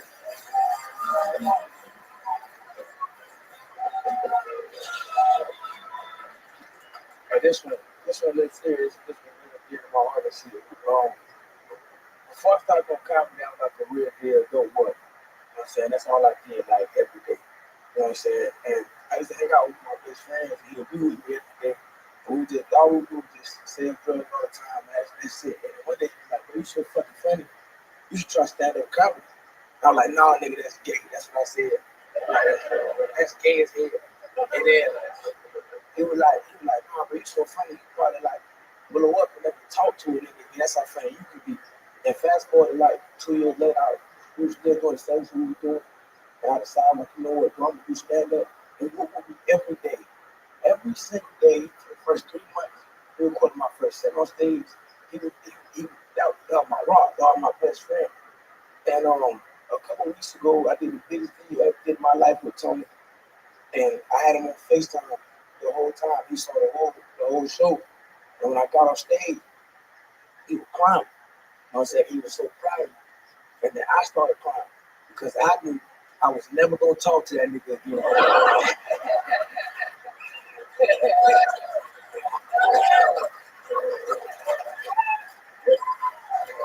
The great Dan Patterson doing it again. I love you.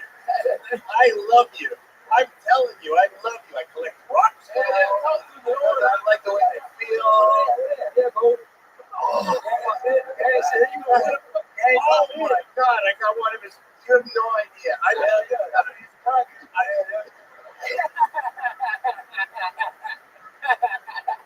But you're amazing. You really are amazing. And that was beautiful. And you know, that is when I said that I came out and I watched Richard Pryor. Richard Pryor is my God as far as comedy.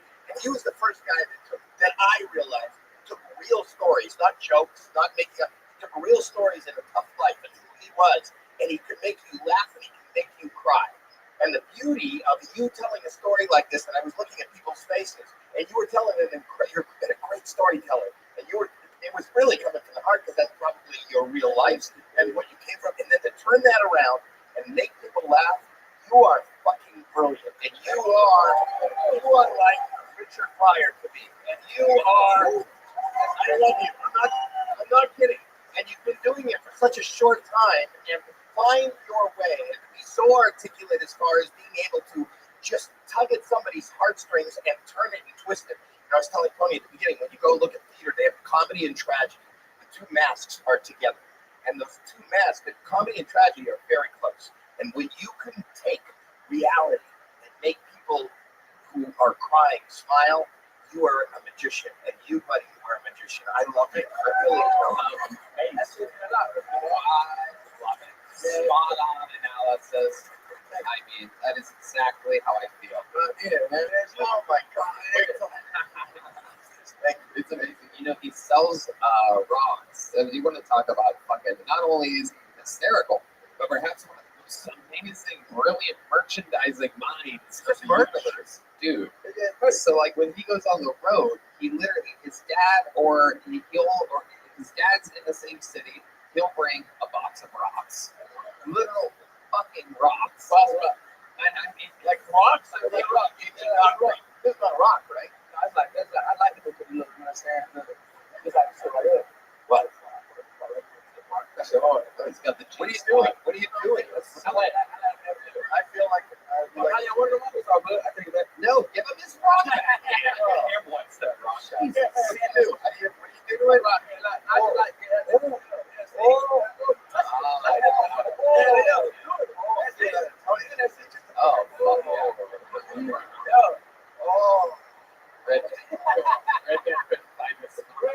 God. Wow. You got your rocks up.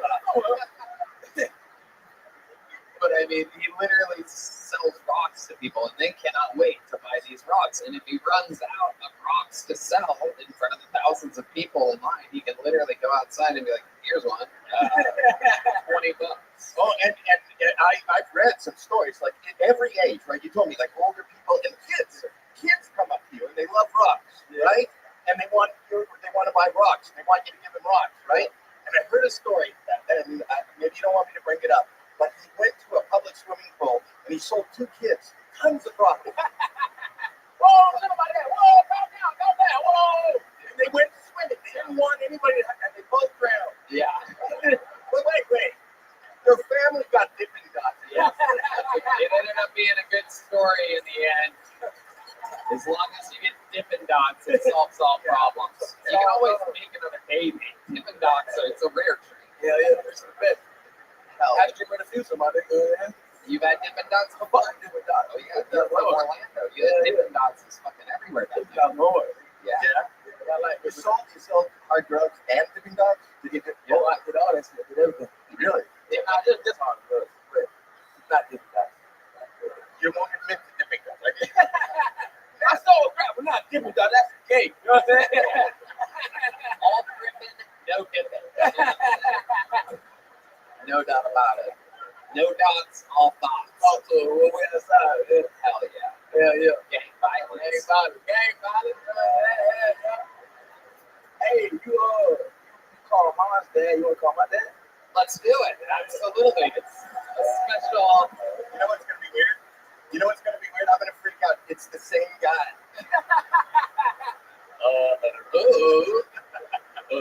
I do not understand. That's it. Okay.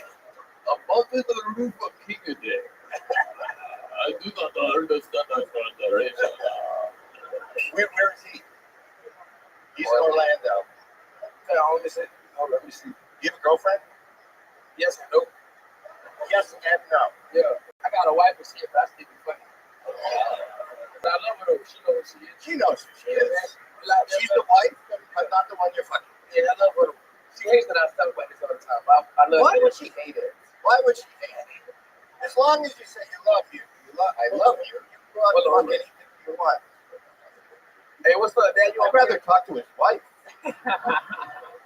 Breaking stereotypes. He's calling his father. His father picked up. Dad, you on Kia 20 right now? And you turned it all the way up on the side. How's it going, Mr. Patterson? And you're on with Tony Hinchcliffe live on Kill Tony with the great Howie Mandel. Oh my goodness, y'all made my day, bro. I gotta tell you, your son made my day. Your son is fucking brilliant. Your son is a superstar. Well, thank you. Thank you. You proud of him? Oh man, I'm more than proud. You get that shit for me, though. He seems more proud of himself than he is of you. That's my balls, stupid. You gave my dick. Do you know what do you think of his wife?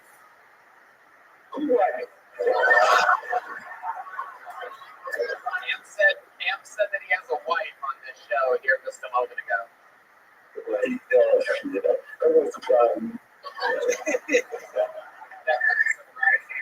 Oh, because he doesn't fuck her, he fucks everybody else, but he has a wife. She knows who she is. You don't.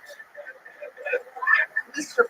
Patterson, you know, this is an improvised segment, but I just thought of what I think is a good question. Is there anything that, like, embarrassing from Cam's childhood that he might not want you to tell us? That's fucked up. That was a quick turn.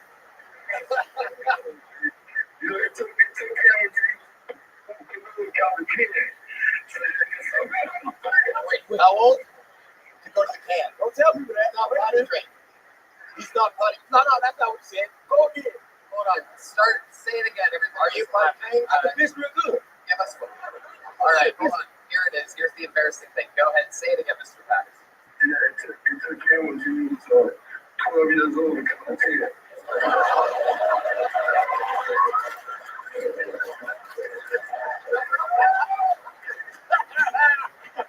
I might be retarded. How high can you count now? I get real high now. You can count really high? Come on, man. How high do you count? 1, 2, 3, 4, 5, 6, 7, 8, 9, 10, 11, 12, 13, 14, 15, 16, 17, 18, 19, 20. I'm done. That's it. All right. 18. That's it. He's got as far as he can go. Oh, my goodness gracious. Dick for that, man. That's fucked up, bro. He can't spell good. Tell him to spell firefighter. Small firefighter. He can't spell good. All right. So the word on the streets, Mr. Patterson, is that you're not a very good speller. So without Googling, we're going to give you a word, and right off the bat, you have to spell it for us. Are you ready? No hell.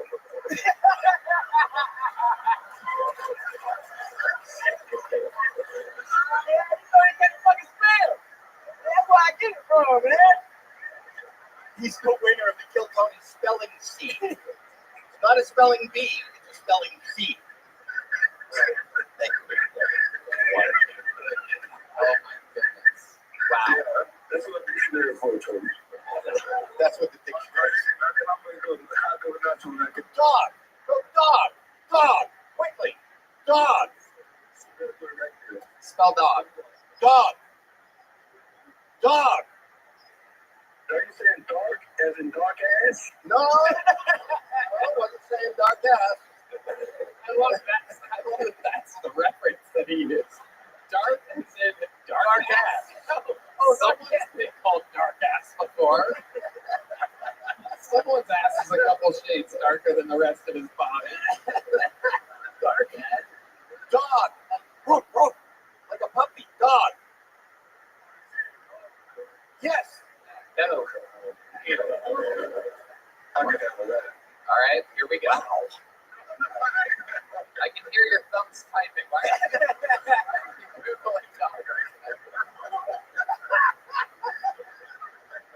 Come on, we all wait. Pop. All right, dog. That's easy, man. I can take that. That's no problem. Okay. It's been 10 fucking minutes. It's already a problem. He's flying through the pages of the dictionary right now. He's looking up DAWG Not and a he's like, problem. where the fuck is this goddamn word? It starts with a D, like in dark ass.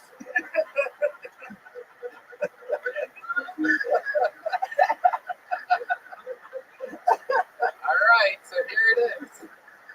Spell dog. Are you saying you don't?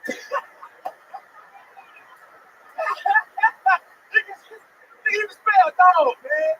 You make us look bad on national TV.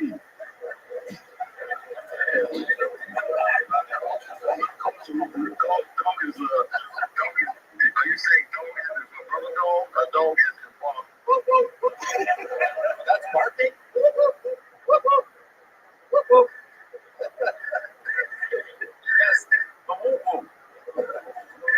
Yeah, that's an easy one. Man. Give me something else, man. Give me something. Okay. All right, cat. Cat.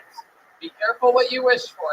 Here we go. The word in which you will spell is the word nicotine.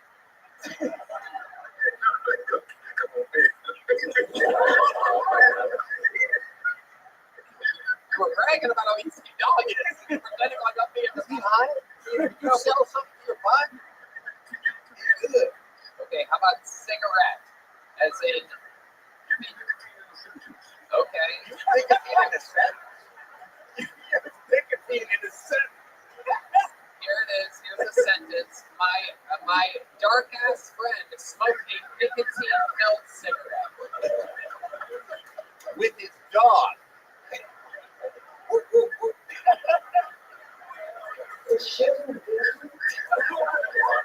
right, here you go. Mr. Patterson spelling nicotine. I believe you, Pop. I believe you.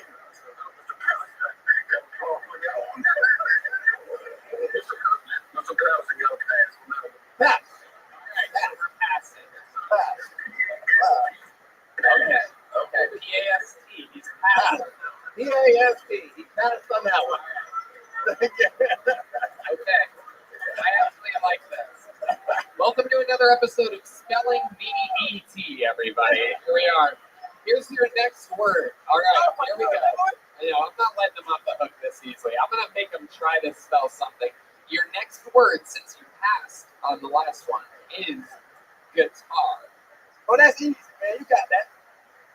I don't think it's easy. He hasn't spelled a goddamn thing yet, so I don't think it. He tried to make the noise of a dog and went. Whoop, whoop, whoop.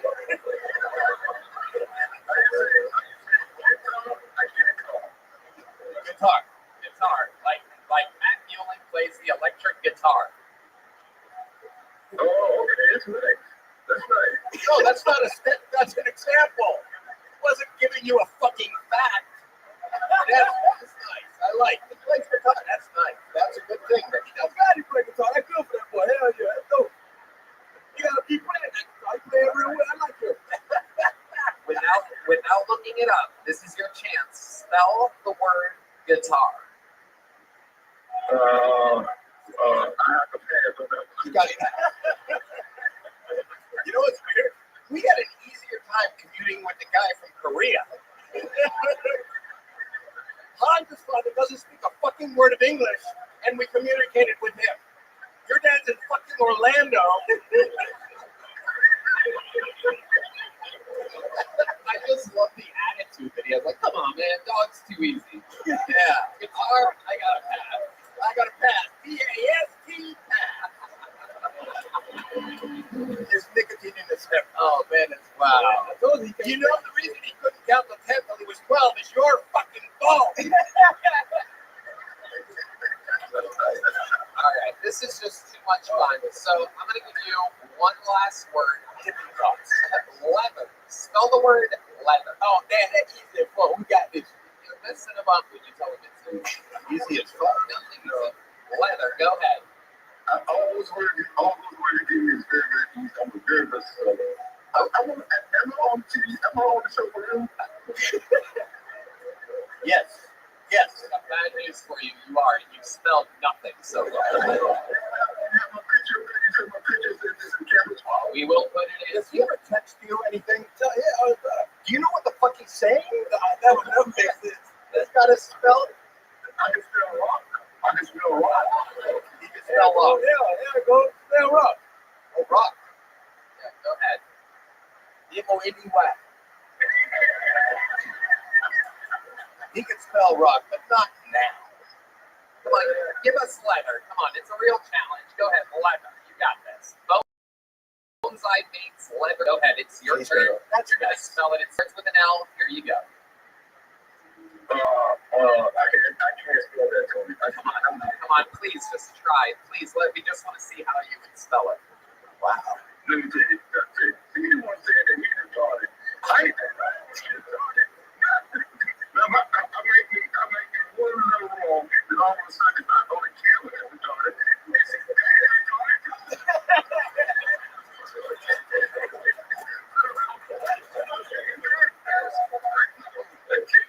This is hilarious. It really is. It's just a father and son. The father's like, my son couldn't count. And you're like, motherfucker cannot spell. So, you want to throw me under the bus? We got to get Hans out here and dial up his father and put the two phones together.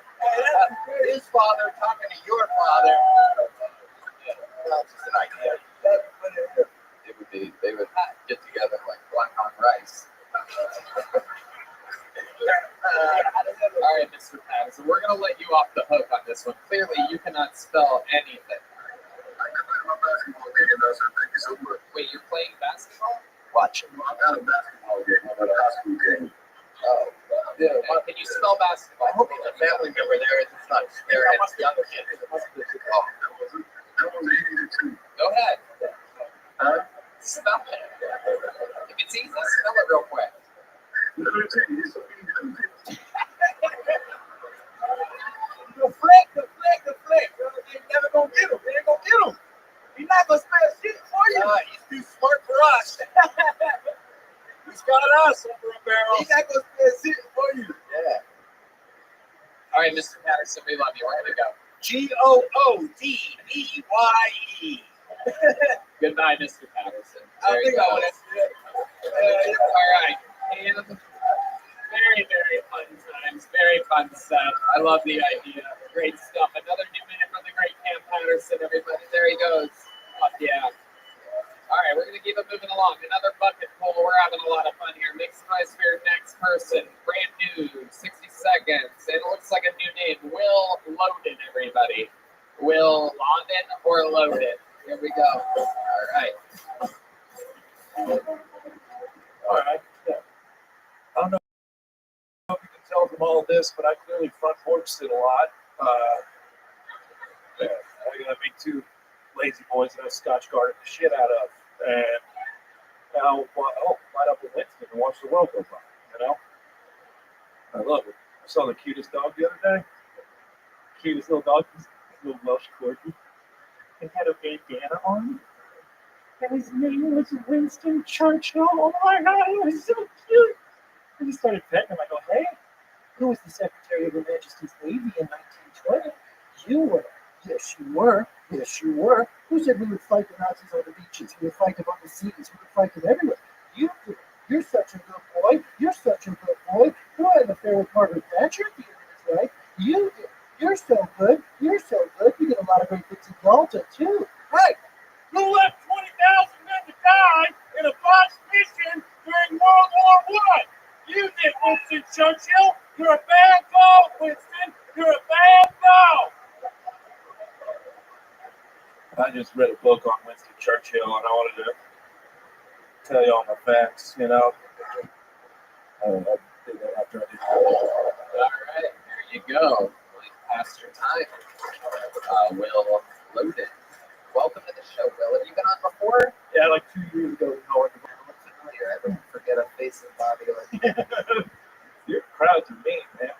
What do you mean? On the internet? You'll sit down. They worry right away. They go, "How are you? Don't be friendly." He's a friendly crowd. They said I look like Gandalf if you ate all the hobbits. That is true. I stand by that.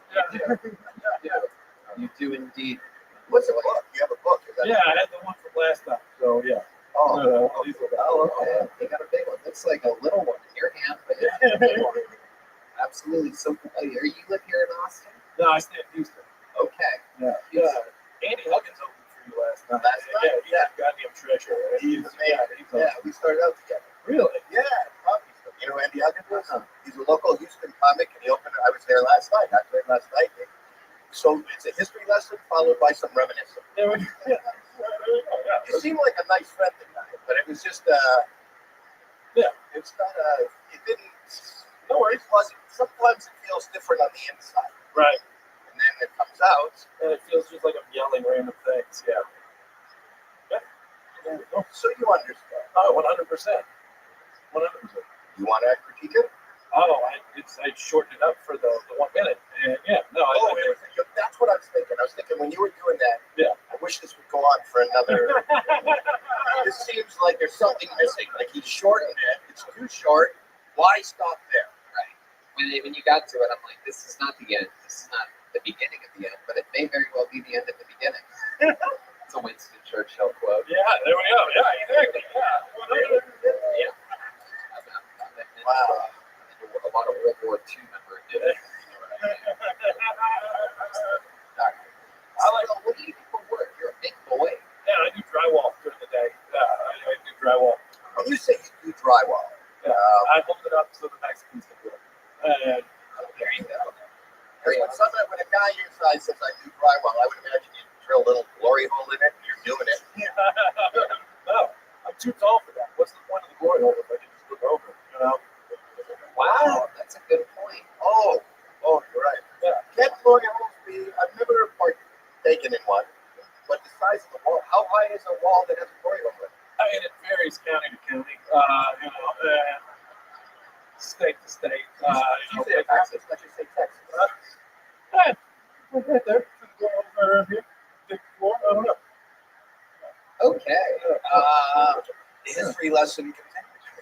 Drywall's a very hard job. I did it once for 1 day in Youngstown, Ohio, because it was a very well-paying job. I remember hearing that it was like $45 an hour or something like that. And I'm like, oh, I'm gonna fucking do that. And I lasted 1 day. It was an excruciatingly impossible. Did you get on the stilts? Sometimes, yeah, but I usually let Jorge do that.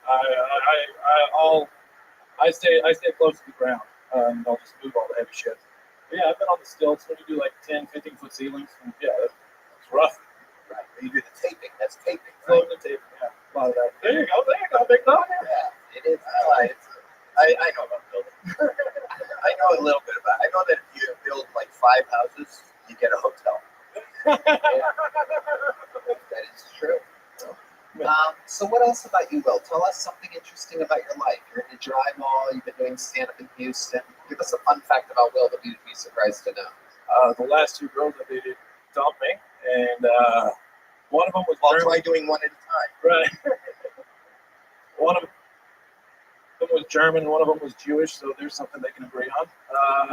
That's why the Winston Churchill research began. Oh my God! What is the difference between the German and the Jewish dump? the Jewish girl was very, very forward about everything. She was like, "Hey, I'm done with this," and then the German girl was like, "I'm going back to Berlin. Fuck Houston," and I was like, "That makes sense." So the Jewish girl was forward. Yeah. I'm done with this. Yeah. And the German girl was. She just wanted to get so fucking far from you. She's not as direct. Right. That's exactly. I don't understand that. I don't understand. The opposite. Yeah. Yeah, he's very, very tricky. Did they give you a reason why they didn't like you anymore? I'm drunk. I don't know. There's a lot of that. Yeah, I was just getting hammered a lot. I think. Yeah. Okay. I'm getting sad. All right. Yeah. Let's bring this one up. Yeah, geez. Getting sad. What do you do when you drink a lot? Is there something that? Oh, I'm fine. I just drink a lot of Jaeger. Start, spouting off demons. Yeah, I know, right? What's the worst thing that's ever happened to you after drinking? I'm in jail. Tell That's us about that. How did you end up there? How are you?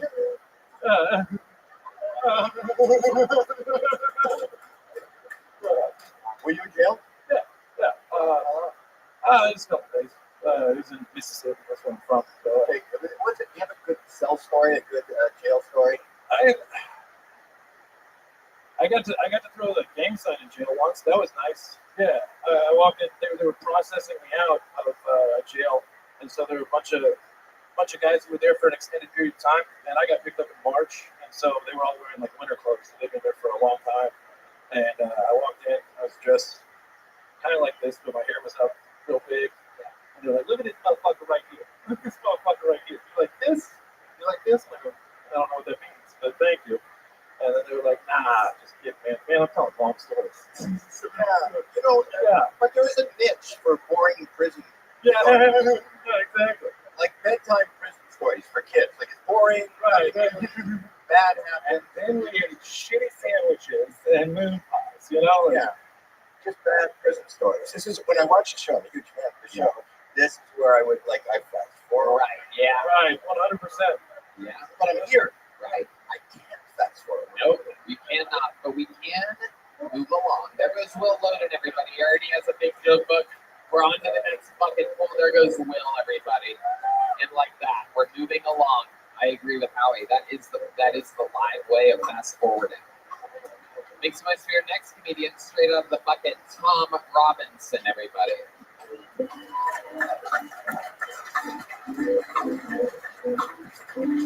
Tom Robinson is on the inside. Timing is everything. Tom Robinson. Oh, okay, yeah, I guess Toni. Robinson. That is Tony. Tony. But You read Tony wrong? But look, it looks connected. T-O-N-I. It's Tony. Tony is a tough name for you to pronounce. But the N's connected. Was that a girl? Is that a woman? Female. All right, here's Tony Robinson. Wow. Hi, how are you? Why do Republicans want to go to heaven? Don't they know it's a gun-free zone? Why do vegans want to go to heaven? Don't they know it's the land of milk and honey, aka the land of murder? And we're not changing it to the land of oat milk and agave. We asked Jesus, and he said, no, when there's agave, there's usually a gay. So we're not doing that. I have been more woke since I saw you guys last. I got a black guy's number, and I didn't have to buy drugs. I didn't know you could do that. That was so cool. We've only been on one date, but I came prepared, brought a mini-sized ranch dressing with me, and in case he needed it. And then we got to a puddle. I made sure I put my coat down so he didn't drown. He's really liked me for it. I wanted to maybe date a Jewish guy, though. I've heard they're super freaky. I mean, apparently they're all going to raves, and you know that people go to raves way more into shit. Anyways, and also their grandparents, super freaky. I've heard they used to in groups of up to 40 and take really big showers and go so hard not one could walk out. Thank you. Oh yeah, Tony Robinson. Welcome. You've been on this show before. Yes, I've been here before. I know the layout. Always close. I didn't move the stand. There you go, show me. There you go. Thank you. No big deal, Tony. Over here. There you go. Okay. She falls in love with band members quick. You see that? He wasn't here last time. Okay. Yeah, I'm just joking. I'm here. He's here to give me rim shots. Yeah. So Tony, how's it been going since the last time we saw you? Really good. Tell us more. Yeah, I have been going up as much as I can, posting shit on Instagram. I don't know, doing good. Yeah, it's been helping. My DMs have been a little better. I've been trying to be more woke, like I told you guys. I'm trying to be less East Texas, become a little more accepting and know about more cultures. So I put on a mirror, didn't know where he was from, but it wasn't from here, so I thought that was okay. It didn't go too well though. And I talked to a black guy for real. That was real.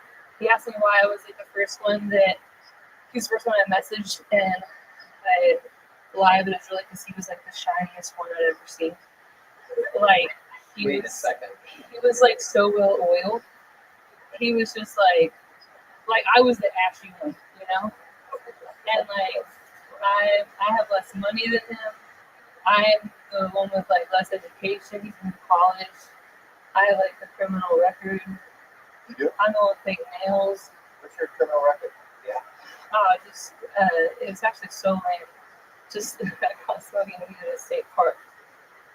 Did you go to jail? So yeah, for real. What's up? Here he is right now, everybody. Hey! Very well moisturized. The madness. I had an idea for a show with him that I've been thinking about. What? I think you should call it like Double D Madness, and he gets to like feel people's tits and judge their gender and bra size based off his feeling.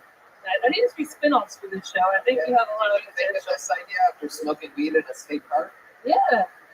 Actually, You know what the thing is, I'm watching you. You have some like concepts, and then you lose faith in the middle of your concept. You go, I like everything I said. I'm sorry. no, but you do. You go, well, I'm gonna have a double D show with him, No, and then he comes out and I'm sorry.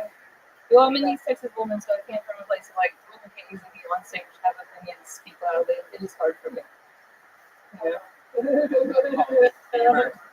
Oh, Deemer. I hope that was you.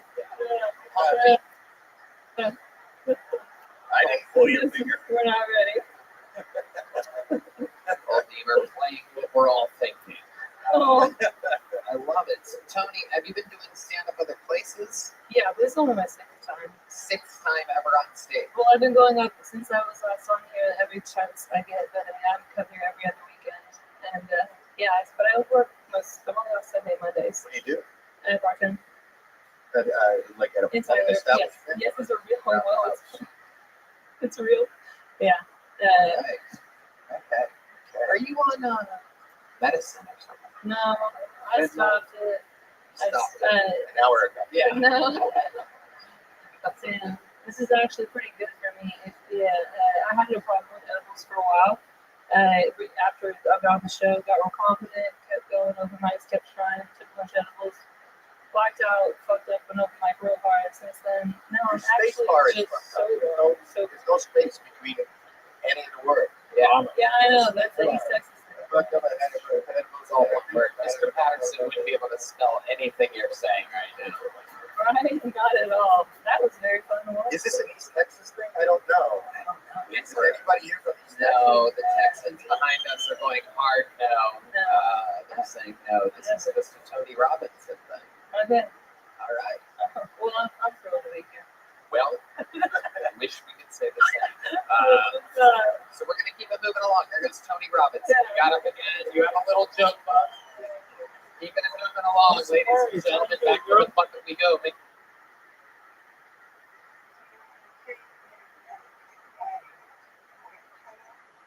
Hello, how are you? I love you.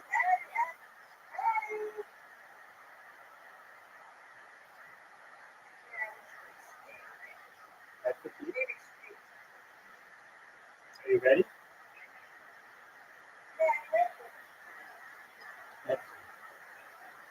All right. I love you.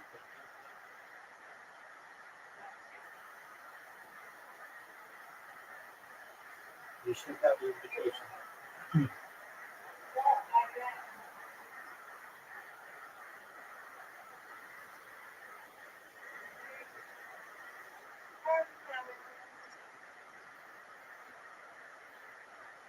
All right.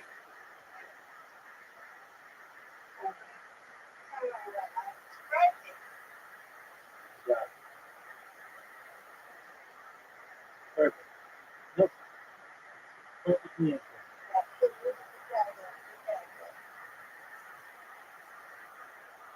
There we go. That's what I'm talking about.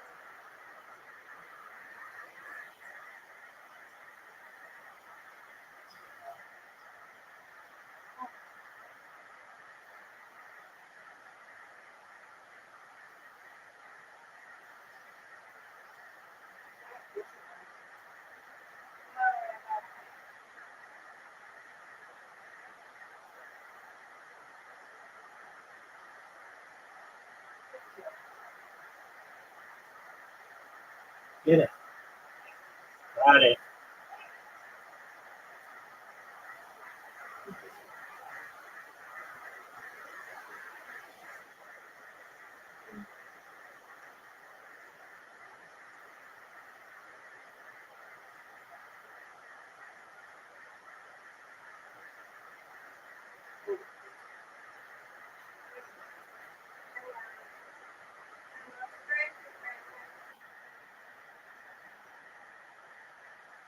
There we go.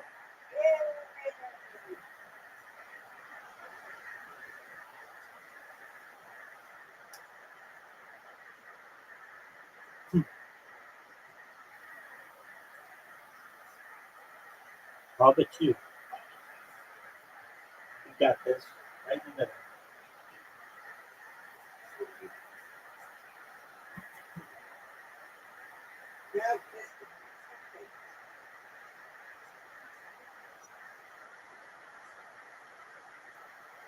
There.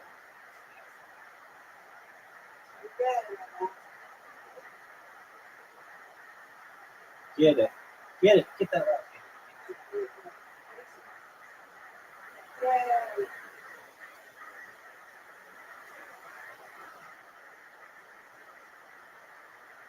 Oh, get it. Get that bastard. Oh, you get this.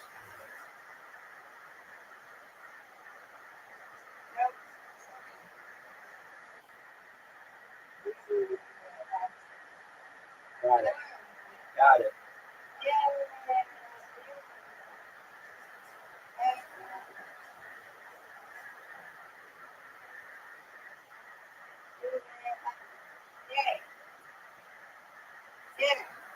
Good.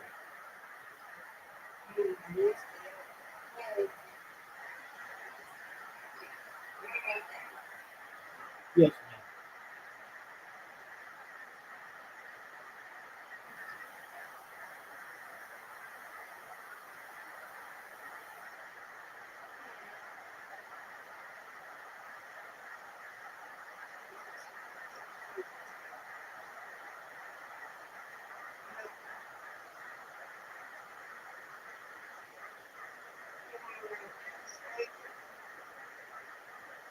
Get it. No, it's a tough split.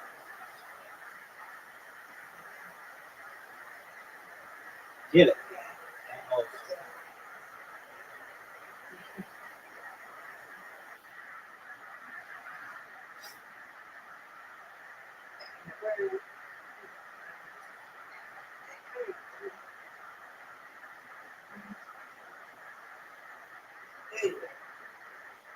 Oh, he got it. It's there.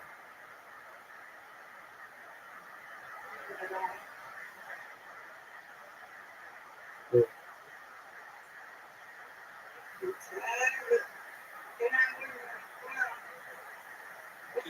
Keep getting these tough splits.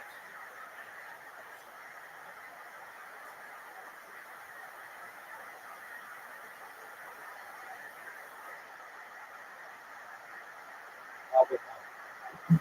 You got this. Right down the middle.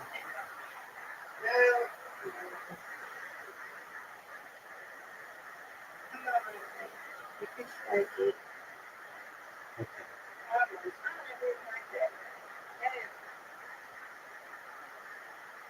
Got it.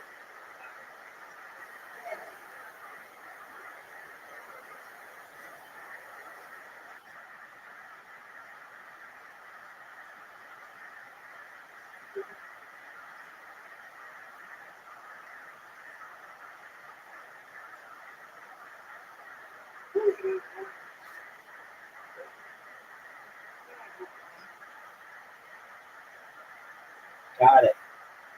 No, this is a tough split. This is where it is. I need your skill.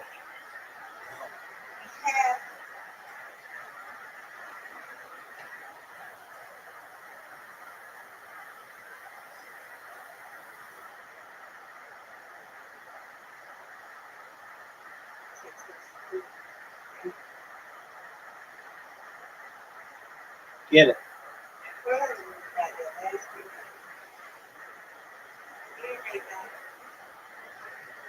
Got it. I know. I just like roar. Get it. Oh, no. All right. Oh, I'm one with that one.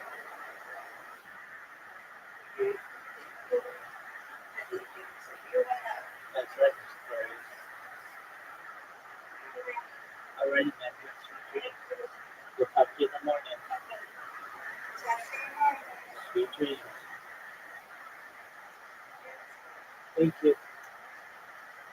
Who makes noise for Zach Butkovich? Zach Butkovich. That's like a new name.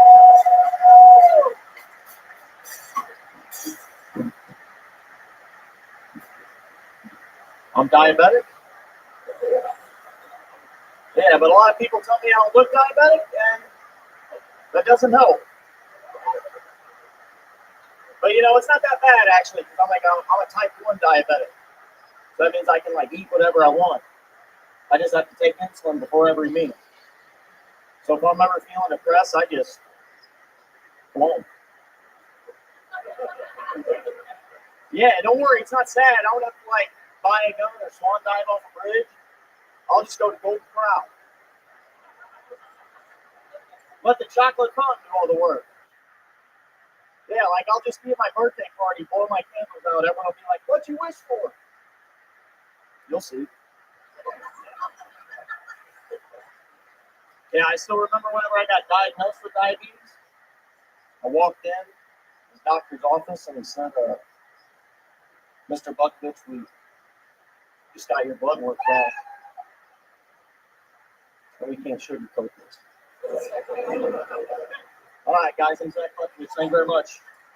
It's like if Theo Vaughn had a life-threatening disease and didn't want to do it anymore, this is exactly what it would be like. Yeah, this is your first time with the show, right, Zach? Absolutely. How long have you been with stand-up? It was 3 years in October. Where at? St. Louis. St. Louis. And what do you do for a living? Right now, I stock and order wood molding at Home Depots. Wow. Okay. That's way more close than I would have get that job. Wow. All right. And what's your love life like? What are you stocking there? Hopefully women. You're not sure. Well, like the things I'm stocking, hopefully it's women. No, my love life, it's all right. You know, it's like hit or miss, but I get a lot off charm sometimes. Off what? Off charm. Is that an app? Yeah. Yes. Absolutely. At Home Depot, is that where you meet them? Yeah. Show them your wood. Yeah, I have like a language coach. They're teaching me how to speak Spanish, and you know, Give us a little example of some of the Spanish. oh, muy bien. Oh, wow. It's amazing. It's like, We're not very far in yet. You sound like you were born there. Thank you. I'm talking about at Home Depot. Yeah. Just as much of a compliment. I like that. Just as much of a compliment. It is. Appreciate that. No, it's what I do. That's what I do. So, are you healthy? Are you doing okay? Yeah, you know, I'm trying to keep my blood sugar in order. Right. Yeah, I went to Round Rock Donuts yesterday, though. That didn't help. But I had a good time. So doing my best. Without a punchline. Okay. But I thought we were just having the other day and ate a donut. Yep. Yeah. That's the end. Good day. There's a real hole in your donut joke there. So, what did you get from the donut place? I got like a box yesterday. Are you trying to? Got some cream Bismarcks, some fucking what are those things with the meat players? That's meat players. Yes. Yes. It was boy. Yeah. Yeah, you're really like country for St. Louis, aren't you? Yeah, I'm like technically from like Southern Illinois on the Illinois side of the bridge. Because you're coming off really East Texas to me. Yeah. I don't know if Feel at home. I love it. Yeah, so you got donuts, a lot of donuts. So is this a true story? Was it Absolutely a true story. No, I mean, like, you're trying to, like you said, like, I don't want to say the word. I don't want to trigger anybody. No, I shot some hits on Breaking Donuts. Oh, yeah. Good. Yeah. It's good to hear you're in good shape. All right. Wouldn't have been here today. Right. So, this whole show is getting so fucking sad. It's weird. It's weird. We were riding I was so high. excited. I was going to tell everybody, oh, you got to see me on Kill Tony. It's funny. You'll laugh. People got arrested. We talked to father. Yeah. And then we took this downturn. Yeah, the first 70% was amazing. Yeah, it's like a diabetes telethon. Yeah. We'll take your pledges if you want. It's hard to follow a blind father spelling bee when he passes on every word. Oh, that one's easy. Okay, well then spell it. I'm gonna pass. It's really hard to follow that. Right. But here we are. Come on, give us something of your entire life. You're in it right now. Give us something. What do you think people would find so interesting about you? Well, I don't. Seems like you have something prepared for this. No, I'm trying to think. I was my dad died when I was 9. That may be So let's call him. Let's phone him. Yeah. Phone him. Let's talk to him. He still currently spells as many words as Mr. Patterson does. I was on a high school board. Okay. Yeah, I got elected as a high school board member. Yeah.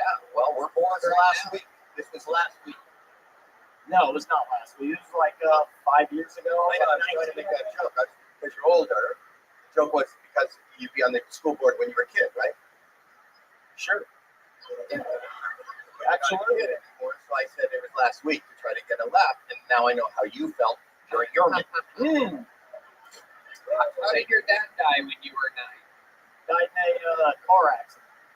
Single car accident? Or? No, there was actually one of his buddies was in the car with him that had like his son was around my age. He did it. But his buddy died as well? No, like my dad died. His buddy lived. The buddy lived and the son lived. Yes. And was your dad driving? Yes. Was it his fault? I don't know. I wasn't Turning this up. Are you turning this comedy around? Who knows? Any second could happen. Let's find out. We could turn this around, but instead we'll do that with the car. Okie dokie. Yeah, I don't know. We are trying. In honor of your. You realize this is the third death in this show. 2 kids drowned and his father. In honor of your father's car accident, we are going to, from our friends over at Eddie V's, we're going to buy you a T-bone steak. Whoa! So, Wow. Covered in maple syrup. Yeah. Delicious. Okay. This is your first time on the show? This is a little joke book. There you go. There you go. Zach Butkovich, everybody. All right. We're flying through it. This is indeed your final bucket pull of the night. And it's a good-looking name. It's anything can happen here. This is either going to be insanity or insanity. Make some noise for Uncle Alphonse, everybody. I have a feeling about this one. First time, Uncle Alphonse. Yep, here we go. Woo! It was good. So where my acid droppers at? So some people gonna relate. So I took some a couple weeks ago, right?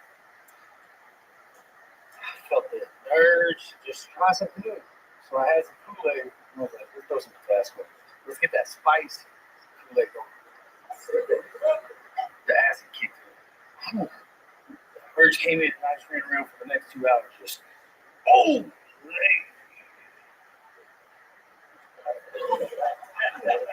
Thank you. That was the acid drop level. So I like to eat really fancy. I like to eat like really good.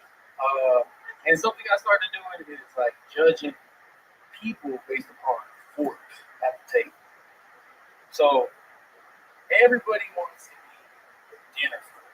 4-pronged, strong, big, ready to eat. You know what I'm saying? But then you got your salad fork. The people that are like, you're crisp with, but they're only 3 prongs. Then you got the oyster forks, 2 prongs. But the worst of them all, your spork ass. You think it's a multi-tool? There you go. That is where it ends. Turns out nobody gives a fork about your jokes. This is incredible. If you would have told me just by looking at you who on the stage tonight was a lifeguard in which 2 people perished, I'd have you all day. You look like a lifeguard that literally absolutely just enjoys watching people die. This is incredible. You look like if Lucifer took a vacation to Hawaii or something like that. This is absolutely amazing. You look like something that Snoop Dogg considered himself, or one of the, like Snoop Lion or something. But like a, you look like you're both like a gay and reggae. I like that. It is absolutely incredible. You look like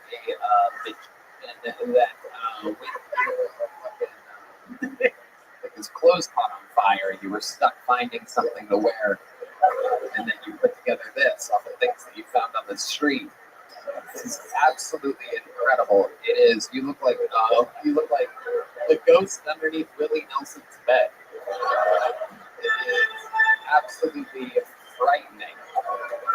It is unbelievable. Yeah. Okay. Howdy. I can't do that. Give me the best. If Wednesday was Thursday. This is. I have my own. I'm trying to figure. You are the most confusing thing I've ever seen. When you say you took acid last week, do you mean an hour ago? It's still here. It is. It is. Do you do your own grading? I do. Yeah. How long does that take you? 5 minutes. I got it pretty quick. Okay. I mean, what is time if you're on acid? It's very important. You got the salad fork. You got the main fork. You got the support. All these. You got all the different forks. And if you like what I do, next week I'm back with spoons. I got a whole spoon stick that is gonna kill. How long have you been trying stand-up comedy? So collectively 2 years, over 10 years. Been doing like Collectively 2 years, over 10 years. I mean, like, Call him on his father. He's a mathematician. He's been doing 2 years, over 10 years. You spread it out. You've done 2 years of comedy over 10 years. you know, I come back and back and forth. You know, I'm trying to make sure I'm there, but And then you're gone. you have a bomb where Tony just keeps on the roastings, and then you're like, shit, I guess I gotta take a break. Right. Oh, you're going to take a break. No. No, this went well. The whole fork thing. Did you see how engaged? I'll take it. No, who doesn't have a fork? It's my first time here. So, Alphonse, where were you born? Were you born in a cloud of vape smoke? What is this exactly? Where are you from exactly? Where did someone like you come from? Born in Florida, Orlando. Orlando. Beach town. I'm beach bum. You lived underneath one of Cam's rocks. He's a spelling tutor in Orlando. Okay, wait, hold on. What Cam's rock? What are you reaching for right now? Oh, a rock. Look at that. That is That's actually his testicle. He just ripped it off. Yeah. I believe that's just one of Alphonse's kidney stones that he's pulling out right I only got one, so I hope this can come out. now. You only have one kidney? Well, you sold the other one for weed? I'm rich. They'll give me more money for the accident. What happened to your other kidney? God fuck me over. Tell us about it. Explain to us. Yeah, no, so I was born without it. Apparently the cords are there, but some of it has like some missing cords too. You're missing parts in your kidney and I'm missing a lot of cords. I'm missing a lot of cords there. Yeah, this is incredible. Are you married? You have I know you're wearing a ring. Are you married? No. No marriage. You have a girlfriend? No. No. Are you dating? I do. Yeah. How's that going? It seems pretty good. Talking. It seems pretty good. Yes. It seems pretty good. Sorry, I'm nervous though. Yes, it It's been good. Just to judge how you gauge. Like, if I had like a set on camera right now, I'd be like, oh yeah. What? I believe what he's trying to say is he's a rapist. It smell like chloroform. What? It smell like chloroform. Okay, very good, Uncle Alphonse. Wow, it went from being a joke to actually being scary. What's your writing process? When you were writing those fork jokes, where exactly does that come from? How do you know of an oyster fork? Because I go eat. Now you. Like you said, he likes to go to fancy places and eat, but can't tell. Yeah. I'm not looking. You're a fancy eater. You're a foodie. I'm a huge foodie. I know. You go to the best, finest, 5-star restaurant. 5 stars, over 1,000 views. You know. I can tell. Where you heading after this? What is the restaurant of choice tonight? So I did actually Alexandra Steakhouse. That's his name. It was great. That's good. No one's heard of that. 100 steakhouses in Austin. No one's heard of Alexander's. Anyone at Alexander's? No. 0%. Was it crowded? Was it crowded? Yeah, it's not real. It was part of the ass. You know what it was? It was you alone, and there's mirrors on the walls. You go, look at everybody. Look at everybody's graded and eating steak. Yeah. Alexander's Steakhouse with the famous golden arches. Trimming your balls out. What's the significance of the mustache on your calf? Good question. So I actually have a few mustaches. You got one on your face. Yep, one on my face, one on my finger, one on my calf. So for the mustaches, it's honestly just something that I started when I was younger. I had a few friends that committed suicide. So I know. So I started a little group, and it was basically just kind of like a gentleman's thing where a bunch of people came together as men. Why would talk shit out? I know. So this bucket, sometimes, I mean, you know, by the sword, you die by the sword. This is like a fucking bucket list. Look what this is. This is How are way fucking episode? It's the worst fucking episode. It's great. Is it? No, you guys are having fun, right? It's part of the beauty of an unproduced I've show. never seen so much death in one comedy show. So every time somebody dies, you put a fucking mustache on your. Every time. Every time. Well, I'm missing one. I gotta get another one. Somebody just died recently, and where is his mustache going? Or are these European women? Are they European women that have died? Maybe I just think the eyebrows too. I can't imagine what your pubes must look like. Very curly. Very. Are they waxed like that? You make them do that? Don't. All right, Uncle Alphonse, congratulations. Here's a small joke book. Here's some Zippix toothpicks. Can you catch these? There you go. Whoa. Extra hard when you're on acid. There he goes, Uncle Alphonse. All right, now we're going to do something special right here, ladies and gentlemen. Of course, the great William Montgomery always closed the shows, but he could not make this one. I know. Very disappointing. However, we do have a very special treat. Golden ticket winner is here and very famous from America's Got Talent. So this is a very special crossover moment where him and Howie are going to be reunited. Make some noise for Kill Tony legend Aaron Belisle, everybody. Here we go. Hell yeah. Beautiful. Come on, keep it going for Aaron Belisle, everybody. You know what the fuck is up. Hell yeah, baby.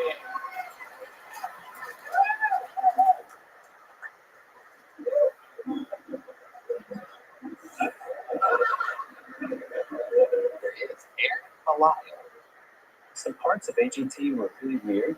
I don't know if Terry Crews was nervous or confused, but he kept hanging his big black microphone in front of my mouth.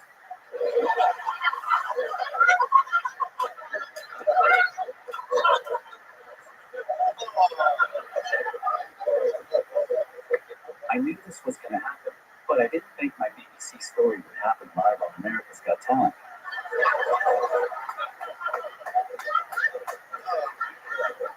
What do you want me to do? Blow into it. Put it in my mouth.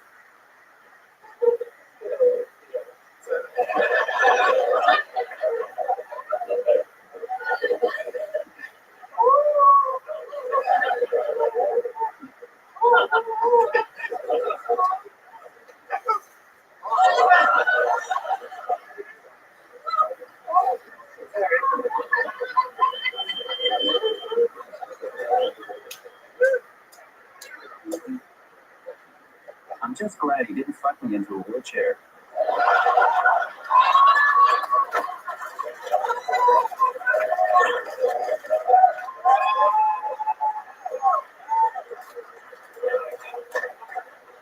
They're gonna cut this entire segment, aren't they?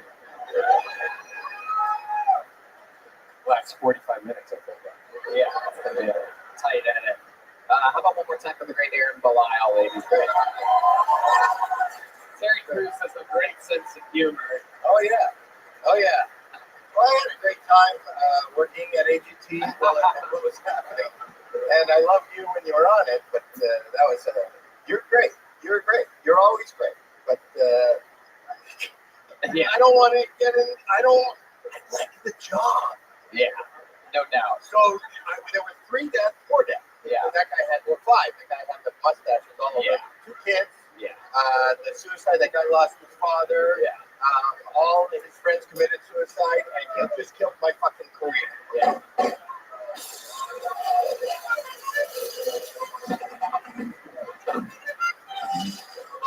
The good news is you can be a guest on Kill Tony anytime you want. We'll have you here. It doesn't quite pay as well at all. Don't worry, they can cut the entire show.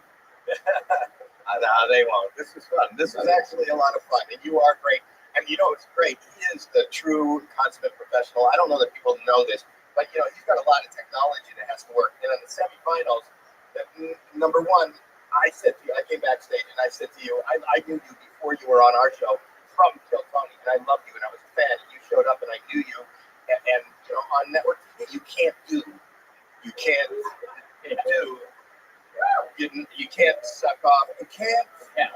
But I said I like that you're dirty and edgy and all that. And then on the semifinals, I don't know if you know that there was a technical problem, and you picked it up like that. He said that he got a call. I don't know if you ever watch it. If you watch it on YouTube, he said he had another call coming in, but his speaker fucked up. His phone fucked up on the last one. Yeah, thank you so much for always fighting me after the UGT shows and being so supportive. I remember after the finals, I was so mad that I started crying like a bitch, and you found me and hugged me. Okay. It's gonna be so weird when someone Because I felt bad about. I thought it would be funny if I dismantled the speaker. And when it happened, I had to go back and say I'm sorry. Yeah. Which is a lot for you, because I got COVID and 2 pink eyes.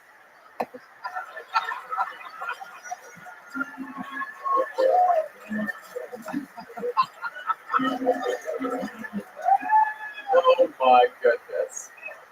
Welcome to an episode of Kill Howie. Yes. So, is everybody you know alive, or have you had any deaths in your circle recently? Oh, no. Here we go. They're all alive. That's good, but he's typing Unfortunately. What? Unfortunately. Is that what you said? Unfortunately. He hates his family. Yeah, it is true. They are Canadian. They are. We're from the same town. Yeah. We're Canadians. Which is, if you don't understand our culture, it's kind of like East Texas.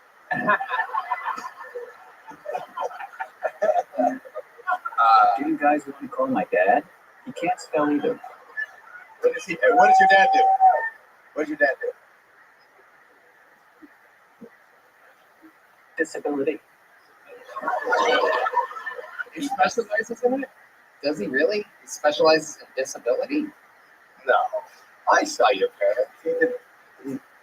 You're a liar. He's on disability? Oh, he's on disability. Wow, runs in the family. And nobody runs in that family. It's You met my stepdad. Well, that wasn't your. He said he was. And your stepdad's a fucking liar. yeah. This goddamn stepdad's always trying to claim that they're the actual dad. That's what happens. It's No, that's hell. That is real hell. Do you want us to call him? Is he funny? Can he? You make that decision. Yeah. I don't want to make that decision. I mean, it seems like It's funny. okay. Let's call him. Call him. Wait, you have a second phone? Oh, Shit, you had 2 phones. This is where we find out Aaron Belial is a cocaine dealer, ladies and gentlemen. Why did you have that on AQT, man? All right, here we go. Calling Dad. John Bilal. Joe. It's Joe Bilal. Joe. Oh, Joe. How you doing? I can hardly hear you. I know, as you can tell, even though I'm calling from Aaron's phone, I'm not Aaron because I don't sound like a robot. This is Tony from Kill Tony. Your son's on Kill Tony right now. It's a special episode where we're calling dads. You're live on the air with Howie Mandel and a million plus people watching. Well, I feel real bad for all of you as you don't listen to him. Well, most of the set that he just performed, we weren't listening. He was just sucking somebody off. My dad's a prick. That's what he was sucking off. Well, he's just jealous because he'll never be as big as his dad.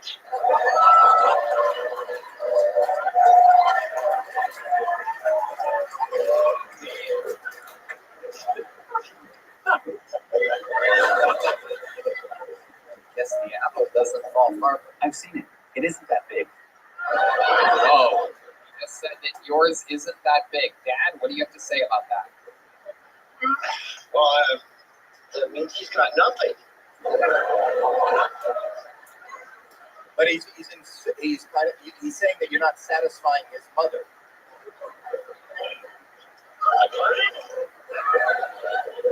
Hello?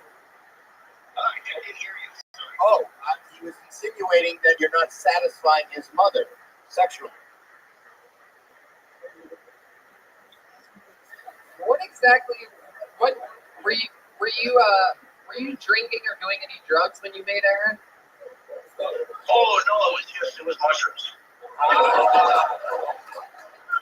It's all makes We sense. stayed in the woods for a long time. He had a husky, and that's why when he talks, it's kind of.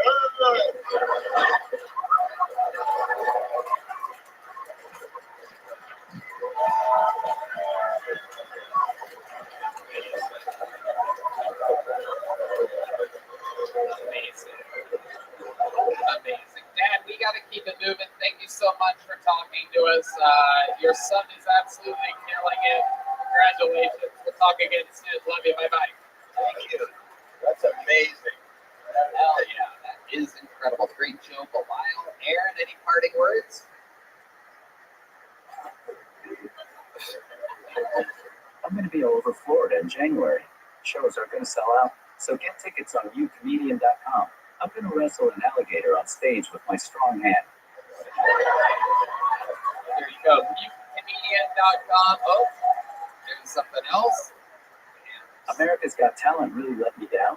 I still haven't gotten my citizenship. So, Howie, I was just wondering if maybe, would it be cool if I fuck your daughter? Oh my goodness, he couldn't do that one on an AGP.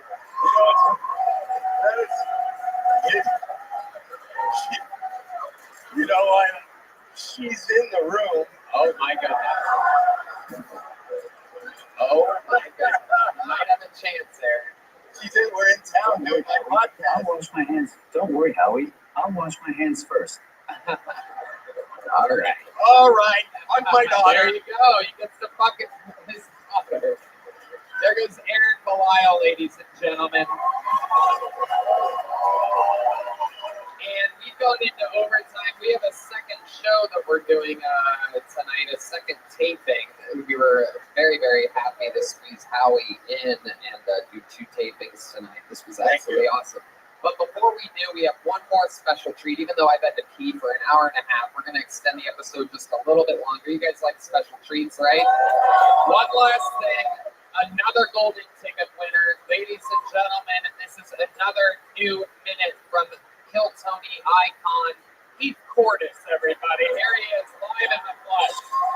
One last performance. 21 years old. Keith Cordes, 21.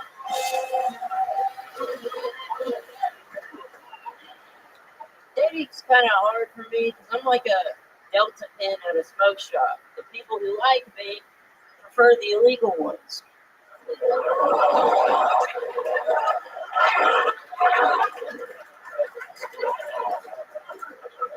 But I still try to have fun with it. The only picture I have on Tinder right now is of me and camp. That way, if girls ask which one are you, I can say I'm the black guy. And I had this one girl reply with, I'm not really into black guys. Do you have the white one's number? And I think she was trying to flirt, but being the charming black man that I was offended. What she said was rude and hurtful and shallow. So I sent her a message, and I was like, bitch. I'm actually super white. Can you come over right now, please? Thank you, guys. Boom. Exactly a minute in and out. The future. Keith Portis has arrived. 21 years old. Got stuck looking 11 at some point. Yes, sir. Hell yeah. With your headset? I got it. I'm coming out with it right now. Holding up the fuck. Oh, shit. I love Yeah. it. New Heath Portis merch. Explain your condition to Howie so that he understands exactly what we're dealing with. How do you Explain your condition to me. Oh, yeah, you're a germaphobe. My bad. Yeah, I never washed my hands, so you made the right call. That's a condition. Yeah. That really is. Yeah. I don't think there's anything wrong with them. There's Thank you, Allie. little young people? isn't that you know we're in Florida. You're not from Florida, right? No, I'm not. I'm from Alabama. There's something wrong with me. for Okay. sure. Yeah. You're funny. Thank you, Howie. I think you're funny. Thank you. Yes, sir. What do you call it? Your pituitary. Pituitary shit. That's what I call it. Pituitary shit. Are you a good swimmer?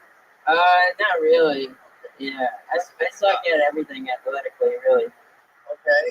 Yeah. What about T-ball? T-ball? I'd smash T-ball. Hell yeah. Yeah. How long have you been doing this? 2 years.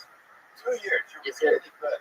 Thank you. And where do you live? Do you live here now? I do. Yeah. Oh wow! I think that you should do something on television. I would love to do like a prank show with this guy. Yeah. Let's do it, Allie. A prank show. Yeah. I want to get your number or figure out how to get it. Yeah. I love that. Yes. Yeah. I love it. I think listen, This is a great idea. if you're going to have an issue in life, the issue should be you look like a good-looking young kid. You know, that's not a horrible issue. Yeah. You're okay, right? You're Yeah, I'm okay. having fun with it. Do you date, really? I'm trying. Yeah. You like older women? Yeah, I'd be down. What's the oldest woman you've ever been with? I've never been with a single woman, Allie. Yeah. Howie, how old's your daughter again? Oh my goodness. Oh my God. It is That's the incredible. most fucked up menage I've ever thought of. Yeah. Sorry, Jackie. Well, Okay, anyway. I'm really looking forward to everything in the future with you, Heath. And, Yes, sir. and I think that's really drive? Yeah, I have a license. Do you get pulled over? I've never been pulled over because I look What like the fuck is wrong with the car? I know. This is what happens when you defund the police. It's Yeah. just fucking 9-year-olds out there sitting around in a Corvette. They don't give a fuck. And you're old enough to. Yeah. Yeah. Does that hat work for you? You haven't been with a woman? Not yet. But we're gonna make this hat a reality soon. Absolutely. Are you on any of the dating apps, really? No, not really. Really? No. So That was how just- are you trying to make it a reality? Where do you go to meet women? They could. They're all out of state. That's the problem. Yeah. And what do you ask for, like a play date? Yeah. I'd be down. Heath, you're a monster. We got to put a ribbon on this episode. Heath Cordes, ladies and gentlemen. Guys, how loud can this place get for the great and powerful Howie Mandel, everybody? Howie Mandel does stuff. This podcast on the internet. I'm taping an episode tomorrow.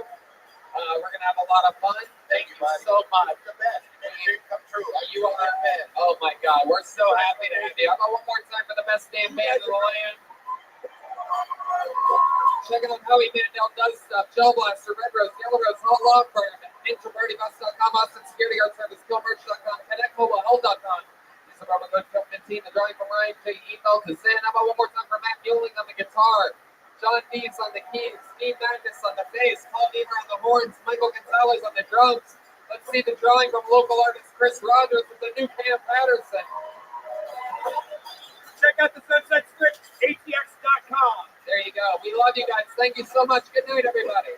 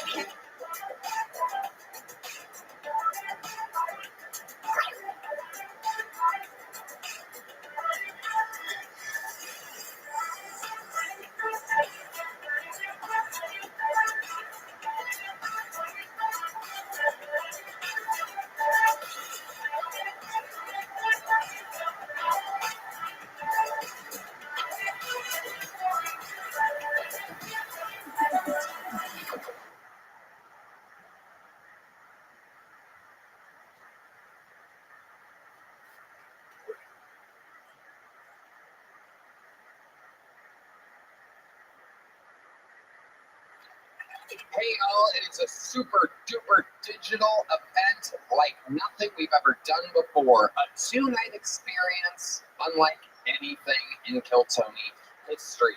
Go to KiltonyLive.com and get your live streaming tickets for the 2 arena shows. So much insanity is going to happen. As always, I always keep the guests and anything that I have up my sleeve a complete surprise for you. But if I told you what was going to happen on these 2 nights, you would be pumped. And plus, you already know all your favorite regulars, and of course, Rick Diaz versus Hans Kim for eternal regularship on the show. A battle of 2 absolute autistic titans. Who knows what can happen?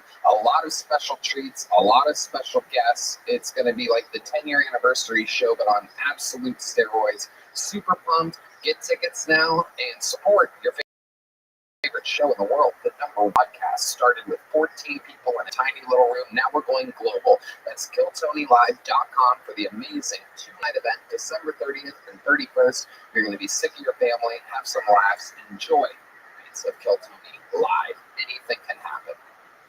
KiltonyLive.com.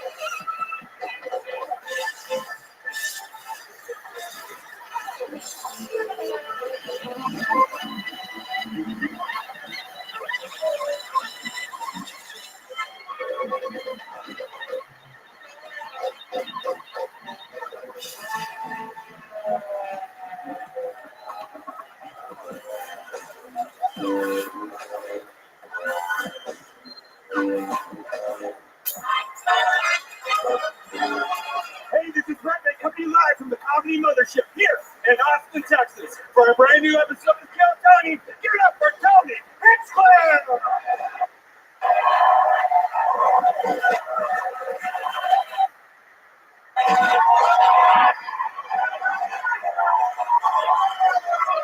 Who's ready for the best fucking night of their lives? Oh, makes my red band, everybody. You did it. You all win. You're at the #1 live podcast in the world. Kill Tony, brought to you by Gel Blaster, the Red Rose, Yellow Rose, Hall Law Firm, NinjaPartyBus.com, where you can now get shuttled for the December 30th and 31st shows at the HEB Center, sold out arenas that we're doing. No big deal. Austin Security Guard Service, killmerch.com, and connectmobilehealth.com, which You can get IV drips. Look at that freshie right there. We all had the Mothership Christmas party this week and full recovery thanks to ConnectGlobalHealth.com. Get an IV drip. Use the promo code KILL15. Save 15%. Put a hand for the band, everybody. Michael Gonzalez on the drums. Paul Beamer on the horns. Matt Mueling on the electric guitar. John Lees on the keys. And this is our good friend D Madness on the bass guitar, everybody. Fun show ahead. Before we get started, here's a little bit more from the amazing sponsors that made tonight's episode available for you here right now.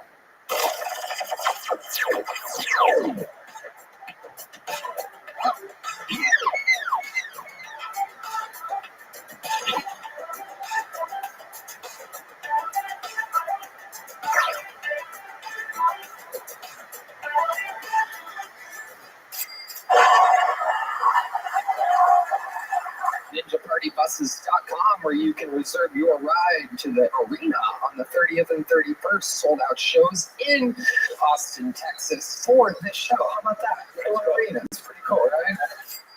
Hey, y'all. This episode of Kill Tony is brought to you by Zippix Toothpicks. Zippix brings you a totally satisfying, convenient, and flavorful way to curb cravings, get a boost of energy, or simply relax at the end of your day. I absolutely love these things. Use them on the airplane all the time and anywhere else where I can't smoke cigarettes. You guys know what it is. Remember when vape clouds, ashtrays, and Dispit were awesome? Now there's an easier, cheaper, less messy, and more subtle way to curb your cravings with Zippix Toothpicks. The best part about Zippix is that you really can use them anywhere. With 2 milligrams per pick and some 3 milligram options, Zippix Toothpicks are long-lasting, extremely affordable, and available in 6 delicious flavor choices. A Red Band. You know, I've been subscribed to Zippix for over a year, like 2 years. Before they became a sponsor, I've been using Zippix. They are amazing because I love, I suck my thumb still. I love booze. And it's a part of the oral gratification that my mom somehow transferred to my brain. And it's amazing sucking on these toothpicks with flavors that keep me coming back to Zippix. Also, if you need a boost of energy, try their Zip Energy B12 and caffeine toothpicks. No doubt about it. You guys have seen us use Zippix on the podcast. Now it's time to find out for yourself. Go to ZippixToothpicks.com today and use code KILLTONY10 to get 10% off your order. That's ZippixToothpicks.com. Promo code KILLTONY10. Must be 21 or older to purchase. Zip more, smoke less with Zippix Toothpicks. Hey y'all, if you need a little something to get you through the holiday season, then listen up. Freeze Pipe has you covered with freezable pieces that cool down clouds by over 300 degrees, so you can actually relax instead of coughing up a lung.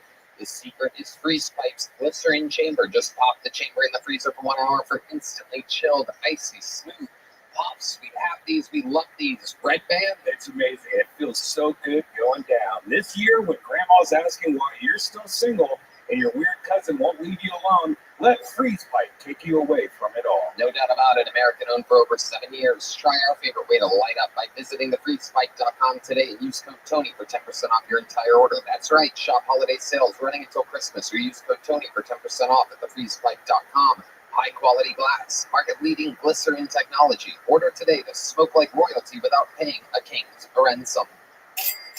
Hey y'all, when you're partying hard this holiday season, when you need to recover fast, turn to Liquid IV. It's not just for people playing sports and running marathons. It's tiring, drinking all that holiday beer, am I right? And that sweet, sweet eggnog, Red Band. You need to stay hydrated. Liquid IV gets you hydrated 2 times faster than water alone. Just one stick has 3 times the electrolytes of the leading sports drink and 8 vitamins and nutrients for everyday wellness. We love it, Red Band. They also have a nice combo pack that has 3 of their best flavors. Check it out. I love all the flavors, but my favorites are great. It's amazing. And the fruit punch. Liquid IV now even comes in sugar-free. There's no gluten, soy, dairy, or GMOs, and no artificial sweeteners either. Sugar is replaced with an amino acid allulose blend, which has the same taste and texture of table sugar. Ooh, your favorite table sugar. Grab your Liquid IV Hydration Multiplier sugar-free in bulk nationwide at Costco, or you can get 20% off when you go to liquidiv.com and use code Tony at checkout. That's 20% off anything you order when you shop Better Hydration today using promo code Tony at liquidiv.com. Hey y'all, the holidays are stressful enough. It's time to take something off your plate by putting HelloFresh on it. HelloFresh is America's #1 meal kit. They send pre-portioned ingredients with delicious recipes straight to your door. It's way cheaper than takeout. You won't need to go to the grocery store, wait in long lines, or spend all day trying to decide what to eat. HelloFresh makes it easy with over 45 recipes and more than 100 seasonal add-on items to choose from every week. They're all delicious, and you truly can't make a wrong pick. We eat them all the time. I absolutely love them. Red Band loves them. Speaking of which, Oh man, I love their fully loaded pork taquitos. You gotta try them out. They're so amazing. One hot chicken sausage, chickpea soup. HelloFresh even has easy breakfast. You can quickly whip up before you run to work and fast 10-minute lunches. Go to HelloFresh.com/KTShowFree and use code KTShowFree for free breakfast for life. One breakfast item per box while subscription is active. That's free breakfast for life at HelloFresh.com/KTShowFree with code KTShowFree. Are you guys ready to start tonight's episode or what? It is a goddamn pleasure. You know, I take the liberty of booking every single one of these shows, and we go in a specific order. Sometimes it's beauty and chaos and this and that. Tonight's one of those nights where it's everything under the fucking sun. I present to you one of the funniest guests in the history of Kiltony. Ladies and gentlemen, new special coming out December 26th. Truly one of the best guests, one of my favorite comedians in the world. Make some noise for the great and powerful Sam Talent, everybody. Sam Talent is here. Truly one of the best. If he's not already, he's going to be one of your favorite comedians on planet Earth. Learn to love it. Sam motherfucking Talent is back. Hey everybody, thank you for the back to be here. Make some fucking noise for Sam Talent. We're in it tonight, ladies and gentlemen. Sam's been on a few of the best episodes we've ever had. The last one was with the amazing Dr. Phil. Yeah, I'm glad Adam's not here to fuck up everything. Yeah. He's the funniest guy ever alive. Yeah. Adam Ray's Dr. Phil is so funny. We were talking about it before tonight's show about how we were just, by halfway through, we're just setting him up and just watching. I forgot to talk. Yeah, we were watching a podcast. I was transfixed. It was like watching an eclipse through a piece of green bottle glass. That was the funniest shit I've ever seen. And I wasn't jealous. It was fine. New special, The Toad's Morale, debuts tomorrow on Matt and Shane's Secret Podcast YouTube channel. So make sure you check that out. Please watch it. Yes. And we're going to have fun tonight. You know how this works. I am pleased to announce that we actually, you guys will not believe this, but we have a record amount of signups tonight for Austin, Texas, right as of right now. 218 signups. Ooh, there goes one flying. I bet 14 of them are funny. It's a hobo jungle back there right now. It really is. People are trading salt for bullets. It's insane. Yeah. No, it's fucking absolutely wild. And mixed amongst those people are geniuses that are just trying to survive. Some of them months and sign up every week. And a lot of people who have held a baby's head underwater for more than 30 seconds. Yes, that's the majority. But if I pull one of their names out, they get 60 seconds. You know their time is up and hear the sound of a kitten. That means they have to wrap it up then, or else they bring out the angry West Hollywood bear. And then I interview them and we find out more about them with our esteemed guest, Sam Talent. And I'm now pre-polling who will be the first comedian out of the bucket. And while we get them from a bar next door, I think we should get the show started with one of our regulars, everybody. I think you know how this goes. Every single week, this guy does a new 60 seconds and an interview to start each episode, selling out all over the world. When we found him, he was living in a van doing 10-person open mics. Ladies and gentlemen, I present you a wild success story. His name is Hans Kim.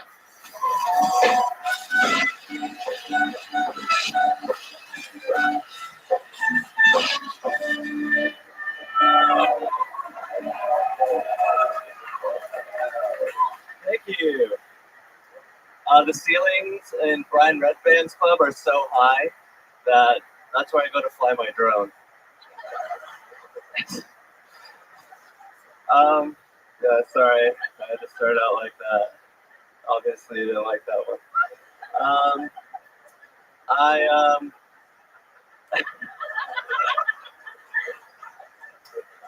I don't think everyone who's patriotic is a loser, but I do think everyone who's a loser is going to be a little bit patriotic. Because if you've got nothing good going on in your life, you're going to be like, well, at least I'm here. Here. But yes, it's very sad to know that Joe Biden is still president. I hate Joe Biden so much that I'm racist against old people. Well, look at this guy walking around like he's the president. Thank you. All right, Hans Kim Ultra Light tonight. I like it. Hell yeah. How we feel, Hans? Great. Hell yeah, Sam. What'd you think about this sweet performance by Hans Kim? I'm a big fan of Hans off stage. Last night I saw him after the Christmas party here, getting choked out by one of the door staff, while 8 other members of the security team were throwing $1 bills. It looked like I got raped yesterday by a door guy. That's actually funny. I totally forgot about that. You just reminded me that I was watching Hans. How did that start? Told the security guard that you could eat him in what? Was it jiu-jitsu or wrestling? Well, I saw these 2 animals just going at it. They were wrestling. Yeah, these two door animals. Well, no, it was. That's not the door guys. The door guys are comedians. Or those were the security. Those are the security. They were ex-Massages. Yeah, they literally killers, like black belts and purple belts and blue belts, and then there's you, like I could do. Yeah. How did you jump in though? Well, they were just going at it, really upping the aggression level in the room, and I was like, this is just so primitive, and we're comedians, we should be higher than this. So I go in to stop them, and you went to break it up. Yeah. Okay. And then one of the guys, Riley, was kind of lipping up to me. And I was like, Riley, don't make me. What did he say that was lipping up? Well, Riley, the way that he is. He's just sort of like... I literally don't know Riley. Nobody here knows Riley. You're talking about Riley like he's on like a sitcom. Okay, honestly, he really didn't do anything wrong. I was looking for a fight. I saw them there. It looked like fun. I wanted to join in, so I just grabbed the body and started going at it. It does not work out, believe it or not, everybody. I'm trying to figure out what really happened, and it just keeps getting weirder. What else is going on in life, Hans? My girlfriend is stupid, I found out. How stupid is she? She recently asked me if Japan was a country. Ooh. And I said yes. And she looked it up. She's like, no, it's a nation state. That's a country, dumb bitch. It's an ethno state. They only let Japanese people in. Way it should be. Yeah, that's right. Absolutely. Do you like the fact that, like, when you find out things like that, do you respect her more or less?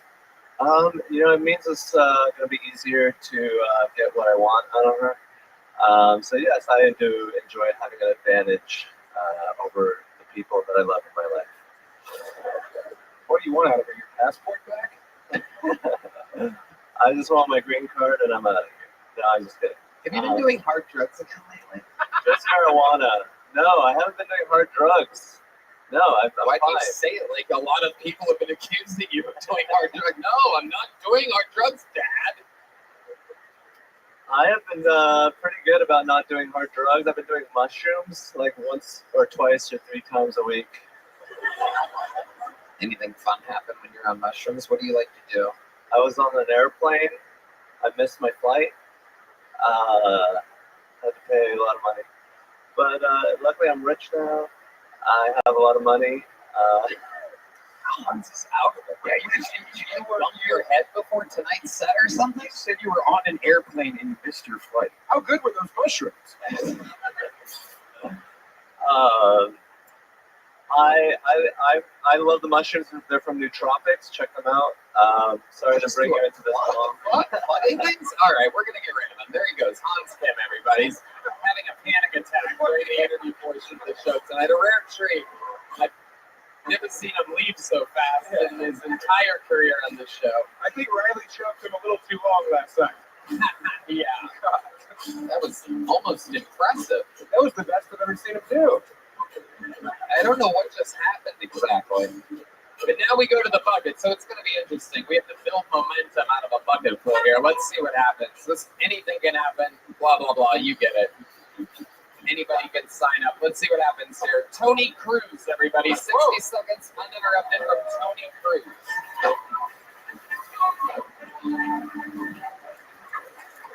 How's everybody doing? Sometimes when I masturbate, I stick a skittle up my ass so I can feel the rainbow.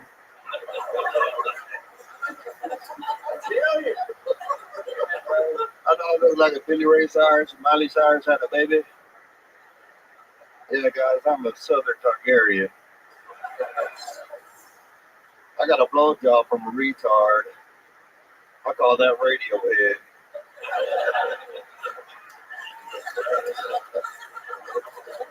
She sucked me so good I fell asleep afterwards. It was some real ZZ Top. I ever wonder who Joe Biden's favorite band is? It's probably the Who. Who I am. You guys like Pokemon? Yeah, I was eating some pussy every night, and the pussy squirted in my face. Reminded me of that Pokemon character Squirtle. You know, Squirtle just squirting all over the place. I told the baby, if you keep on, you're going to make me Charizard hard enough with a blast voice. You're a Pikachu. That's when I pulled out the old Bulbasaur, pinned her ankles behind her head, started giving her the Slowpoke. Slowpoke.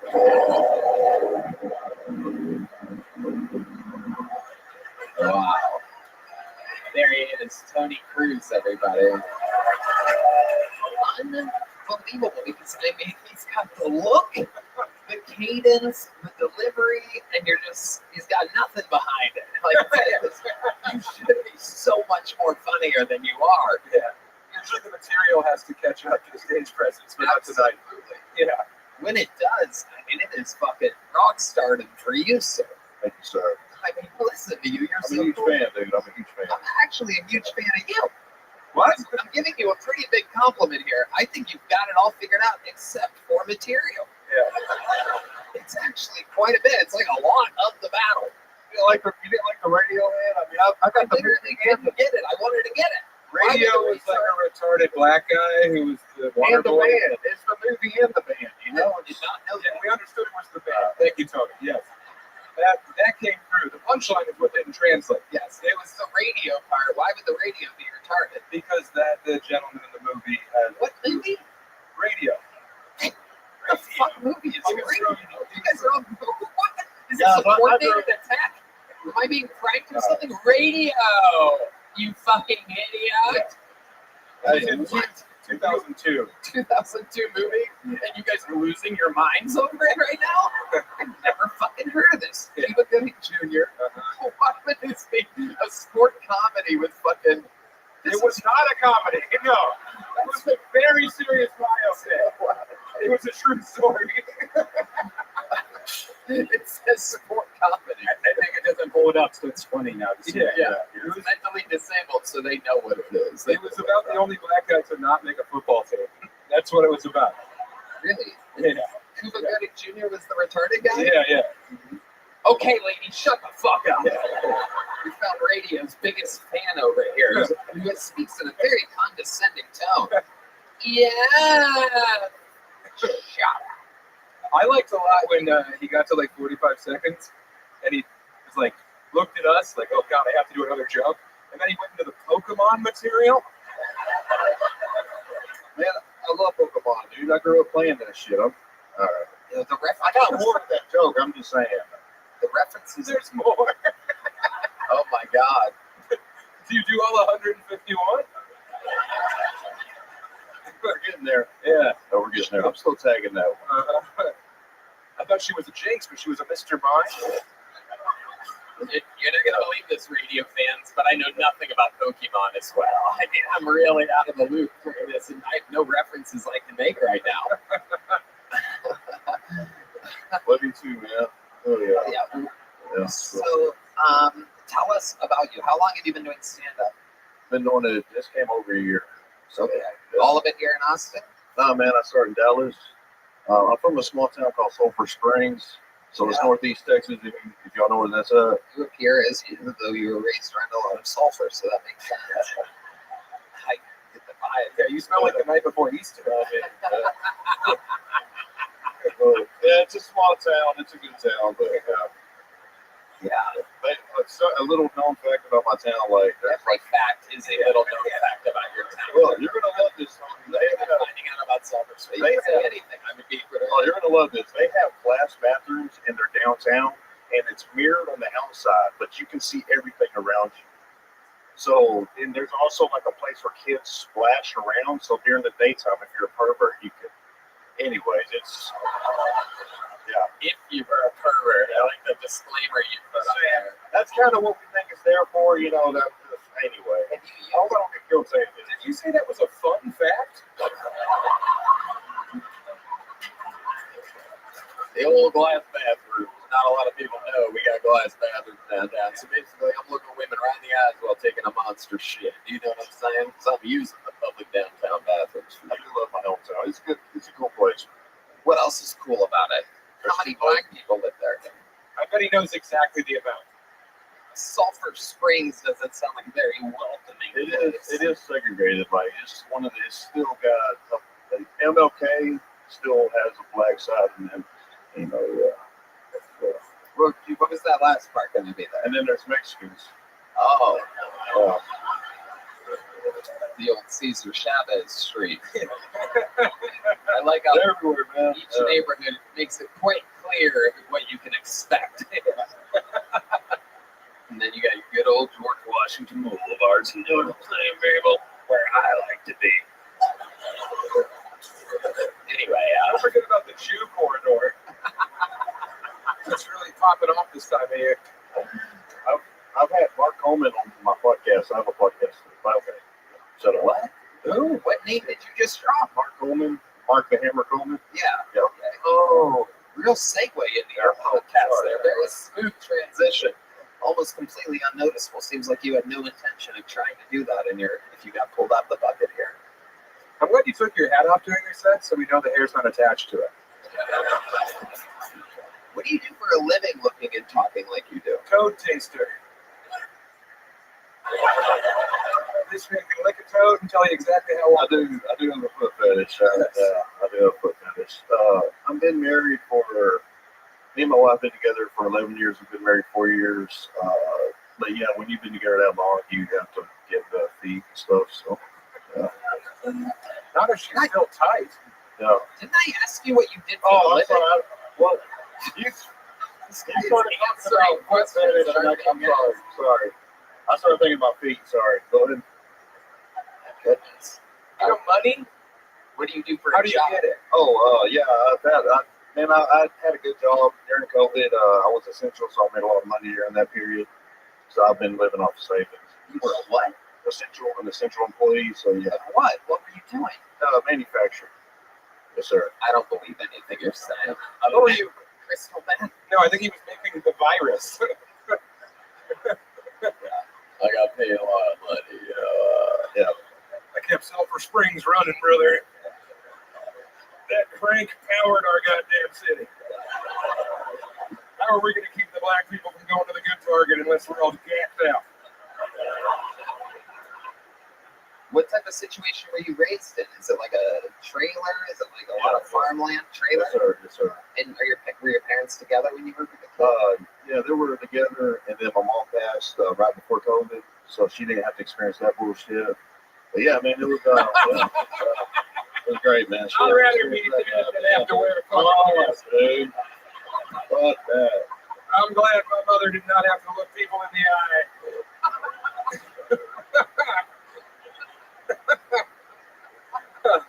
That's why I moved to the city after COVID because, man, in my small town, they didn't even we didn't give a fuck. And nothing changed. Nothing at all. Nothing. Did people talk about how nothing had changed there a lot? No.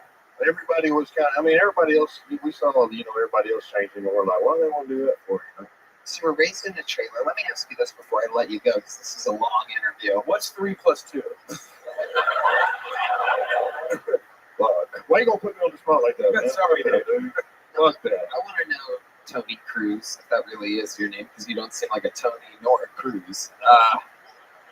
But I want to know, what is in your life, raised in a trailer, Sulphur Springs, segregated, what's the white trashiest thing you've ever done or what been part of? Like in your life, if there's one thing that you remember like doing or being part of out there in Sulphur Springs, or perhaps anytime after that. I'm half Mexican. That was earlier, and then there was another question. The question was, I mean, that's anyways. what do you think the trashiest thing you ever did? I can't say Brown trash. Forget white trash. What's the brown what I'm trash? trying to say is like being half Mexican is great, man. It's cool. Have you ever answered a question before? Yeah. You know what? I'm going to go back to 3 plus 2. I want to see if you have this. I was hoping saying half Mexican would make them laugh, talking shit about Mexican guy, but Why would that make them laugh? no. My bad jokes, I guess. I don't know. You're very likable to them. Yeah. Let me rephrase the question. You answered honestly. What's the trailer trashiest thing about your childhood or your upbringing? And then you get to go after this. Just answer honestly. I used to, when I was young, me and my friends would break out the trailer house, and then at 3 o'clock in the morning, we would go down neighborhoods and rob, see if anybody left their doors unlocked. Yeah. And then we would grab their guns and their rent money and all that shit and take it with us. You answered that one perfectly. Yeah. Right. There we go. Yeah. There we go. Very good. People are amazed at your ability to answer an honest question. That was also alleged. No, but yeah, that's what dude, I grew up poor, So you would rob the other trailers. You're like a No, reverse. we would go to the nice neighborhood. Okay. They normally don't, they leave their shit unlocked, so we would just, Yeah. But you can't do that now. There's a ring cameras. Yeah, you can't do that now. Right. White trash, Yeah. bird with it. Yeah. That's actually pretty open-minded. Right. Well, Tony, congratulations. Fun stuff. Here's a little joke book, my friend.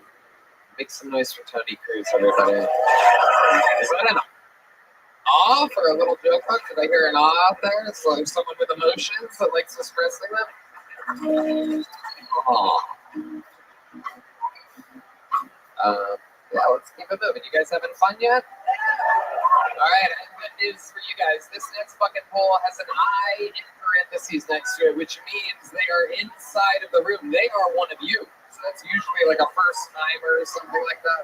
Make some noise for your next bucket poll. Ashley Seta, everybody. Ashley Seta. Ashley! There she comes, I do believe. Right from the middle of the room.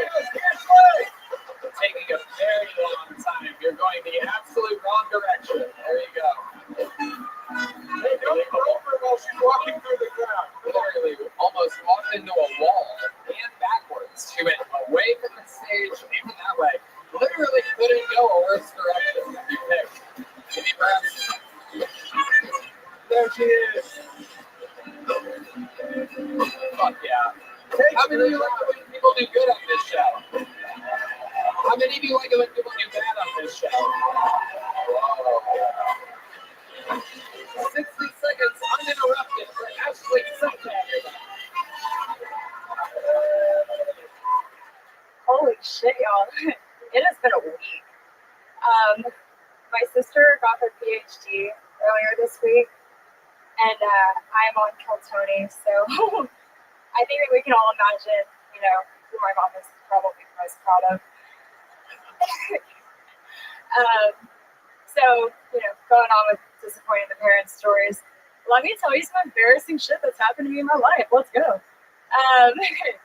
Cross-country runners, I hope there's a couple of y'all out there. Hope you guys are good. All right, we got one.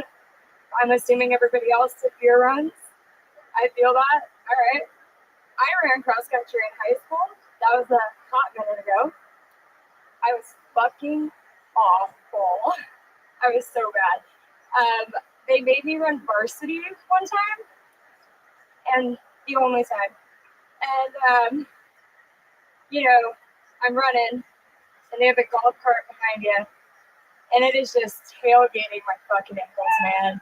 And I'm like, oh my God, this shit is real. I am the slowest person alive. Okay, Ashley Seta.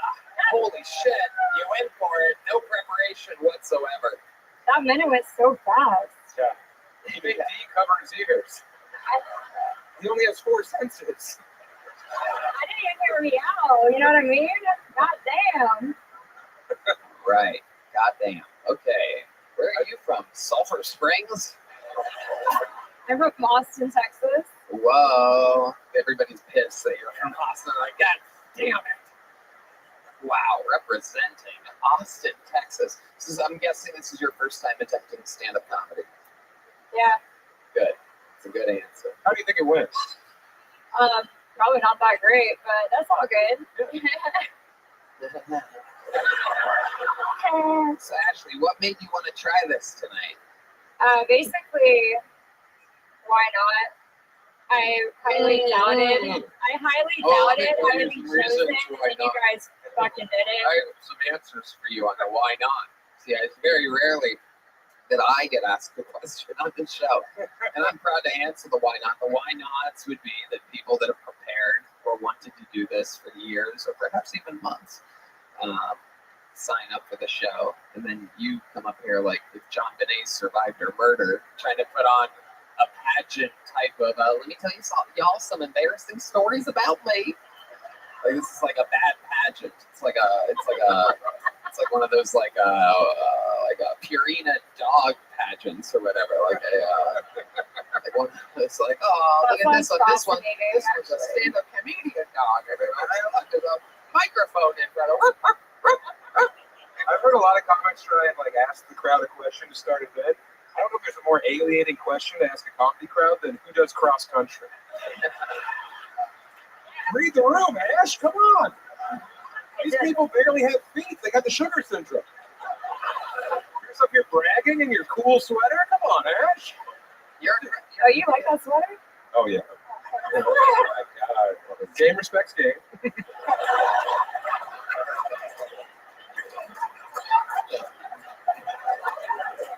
This is so us. Girl, stop. So cross country, I missed it because I was bored out of my mind. Cross country, you said that you do that? Oh, hold on. I actually would not even run at this point if it was You seem more like a shot put kind of girl, right? You have to. What? Why is that a groany thing? Why are you groaning at that? Brock Lesnar's daughter, everybody.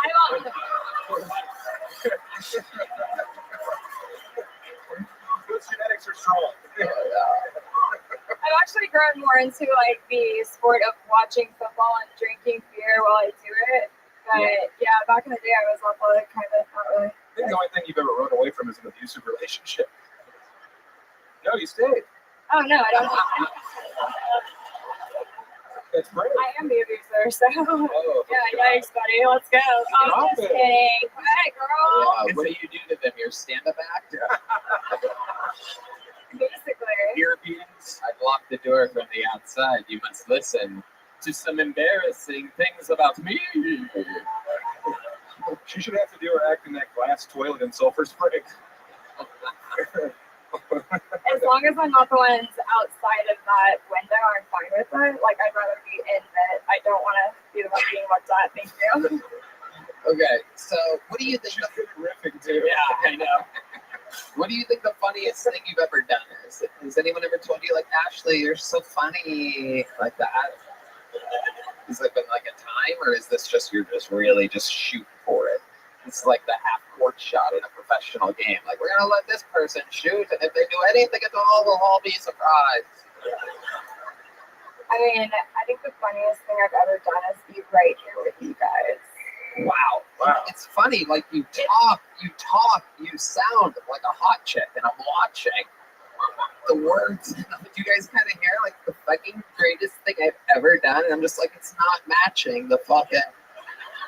I'm just kidding. You're great. It's okay. Everybody's a groany audience tonight. Let me tell you something. I'm blaming the awkwardness of this interview on y'all. Here's a little joke book, Ashley. Whoa, good catch. Look at that. She's built like a catcher, everybody. Good work, Ashley. Good work. Catcher, shot put extraordinaire. We should talk about that more though. Like, don't sign up if you don't want to be a media. Don't waste people's time because it's not funny I for think any it of goes us. without saying, but yeah, definitely don't sign up if you're retarded. All right. Pull another name out of the bucket. Make some noise for Trey Campbell or Camber or something like that. Trey is the next. On Sunday. Oh shit. Oh shit. Make some noise for Trey. Hey everybody, I'm Trey Campbell. I'm on the autism spectrum. I'm the same as everyone else. I just got more vaccines. Thank you. It's so crazy. A lot of older women come up to me. They're like, "Oh my God, it's so cool. You're on the autism spectrum. So is my son." I'm like, "Does that mean we're not fucking?" Who wants to fuck their kids? Am I right? Any Lizzo fans in here? It's crazy. There's allegations going around that she made her backup dancers eat fruit out of a sex worker's vagina. And I think those allegations are unfounded because we all know Lizzo doesn't know anything about fruit. Am I right? Lizzo is my dream threesome. So there's two of Lizzo. I'm so excited to be here. As a kid, I would always carry around a wire coat hanger, and they would be like, "Trey, why do you have a wire coat hanger?" And I'd always say, "I've had this since I was in the womb, y'all." Holy shit, look at this. I mean, where do we begin? Trey Campbell. How you doing, Tony? Wow.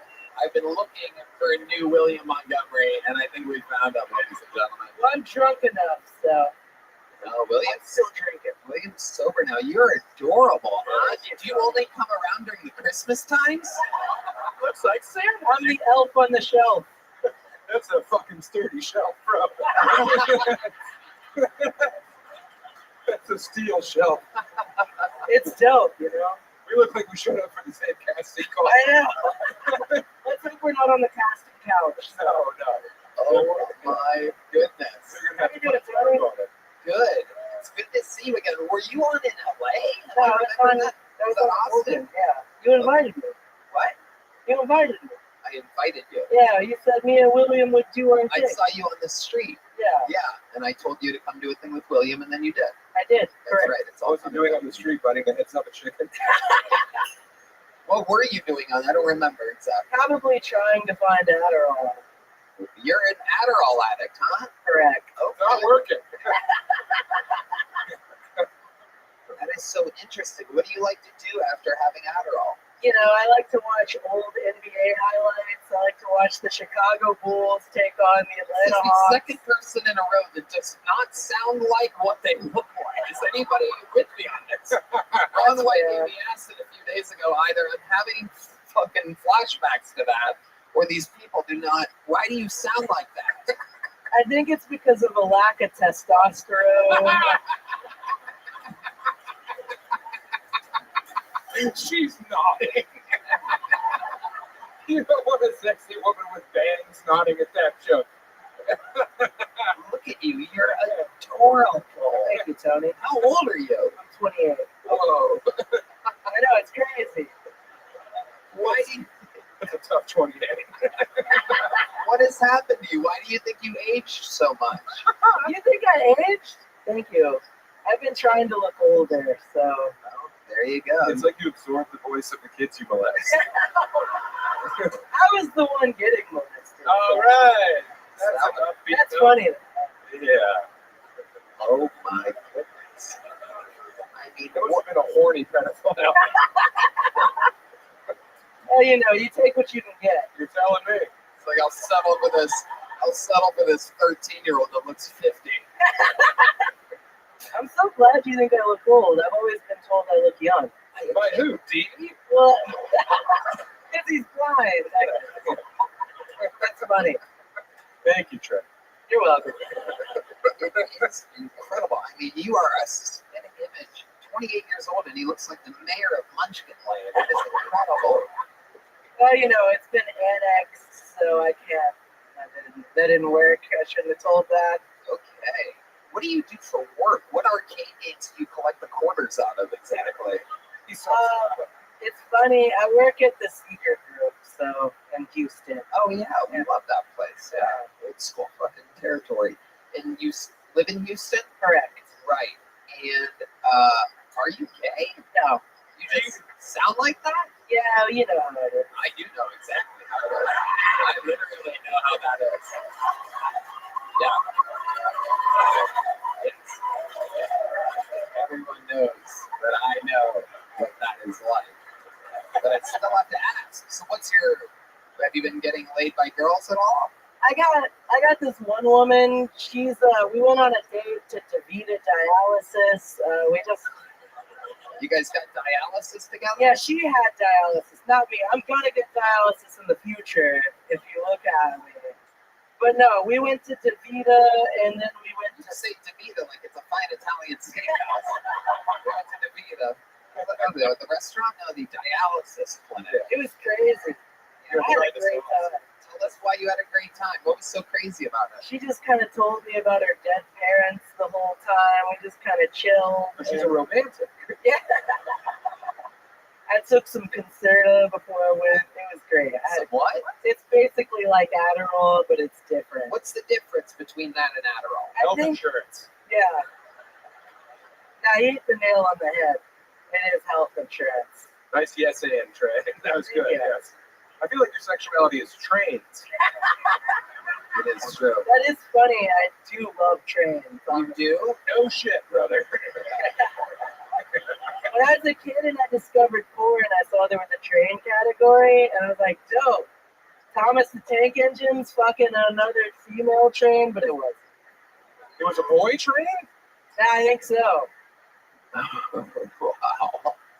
Thomas the Train Engine fucking a female train. I've never heard of a female train before. I don't think there are any. Actually, I think there was one on stage right before you. Shut up. Shut up. We came to kill Tony. Don't make fun of women, but keep calling this kid retarded. It's fine.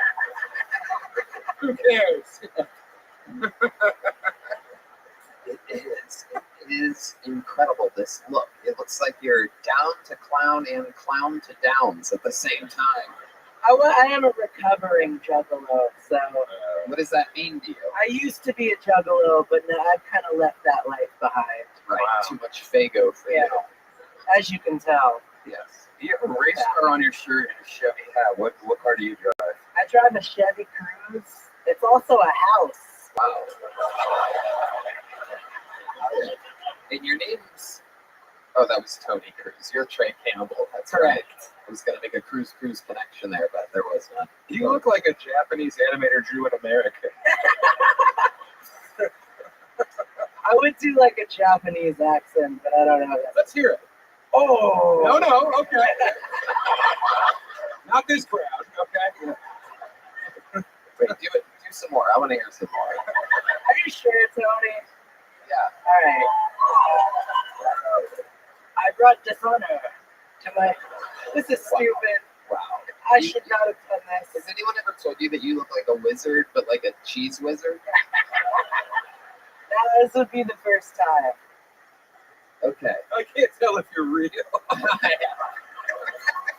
I can't either. Shit. How long are you visiting Austin for? Probably I can come back anytime. There you go. I would love to have you back on the Secret Show whenever you can. Thank you. There you go.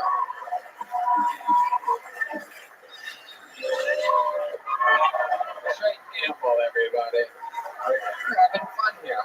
Adorable.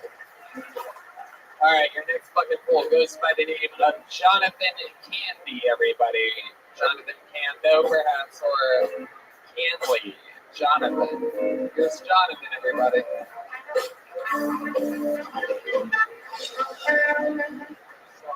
Hello, everybody. Sorry, I'm a little nervous. Sorry. When I was like around 12, I was trying to look up some stuff on the internet you're not supposed to. But I was trying to look up something more relatable to me. So, like in the description, it says like, 18-year-old, 19-year-old. But I'm like 12, so I tried to type in 12-year-old girl.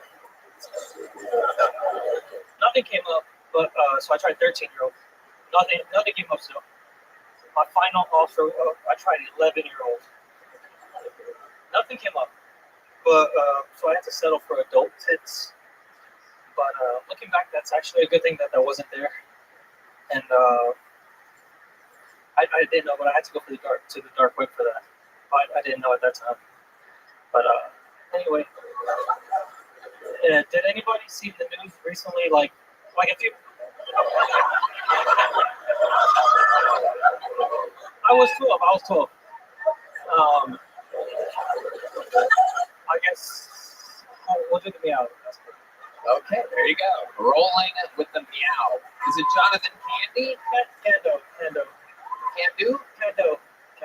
Kando? Well, you can't do comedy. Sorry. It's adorable. How long have you been trying stand-up for? This is my first real set. Right. Okay. The premise is good. Yeah. Everything else was bad. See, it was a reverse from Tony Cruz. What else is in the news? That's what I'm wondering too, man. I can tell you real quick. I got it. No, please don't. You got what? Did you know? What is it? Go ahead. A few months ago, there was a woman in the news that was she was arrested for trying to hire a hitman for her son. Yeah. But there was two problems with that. She went to rentahitman.com. Also, the second problem, the real problem, the son was only 3 years old. So. Oh, Deep Madness is leaving this show for good. It's incredible. No. Why didn't she just leave the son in the hot car like an adult? Okay. So you're more like a shock and awe. What do you do for work? I'm a truck driver. No, you're not. You're a truck driver? A timid young truck driver? How old are you? 29. Oh, okay. Man, a lot of all right. I'm glad we let him finish that joke. That was it. She should have. She would have got away with it. Yeah, she definitely would have got away with it. Yes. I've heard a lot of pedophile jokes, and usually they're funny. It's really hard to bip a pedophile joke. It really is. I feel like I was molested after that. Yeah. So, Jonathan, let's talk about your real life. What are you passionate about? I haven't seen you smile yet. You seem like a security. His diaper's full of piss and shit right now. Yeah. And that's okay. 2 racing shirts in a row, by the way. Very bizarre. I don't know what's going on here exactly. Yeah. No shit, asshole. So that's fun when you say it. Oh, wait a second. Ladies and gentlemen, I recognize that voice. No, what? Is that who I think it is? Wait a second. What the heck?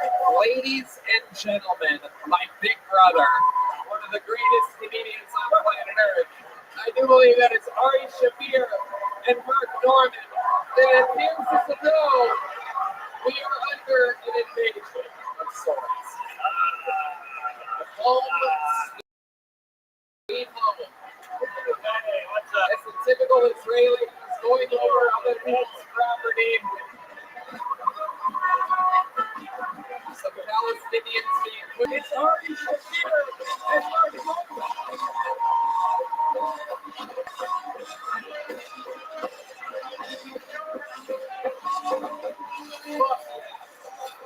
It wasn't easy to sneak him out of a Hamas bunker. We got him here. This is the honor of the 25,000 Palestinians who were killed in Lebanon. Fuck yes. Harvard hates this guy. Genocide. It's okay. You interrupted this kid's panic attack. Oh, shit. Oh, shit. There we go. Oh, yeah.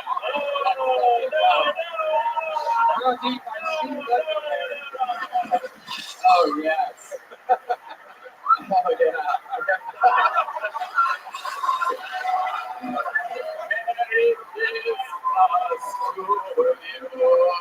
We just got demonetized. Well, we got a plug for that.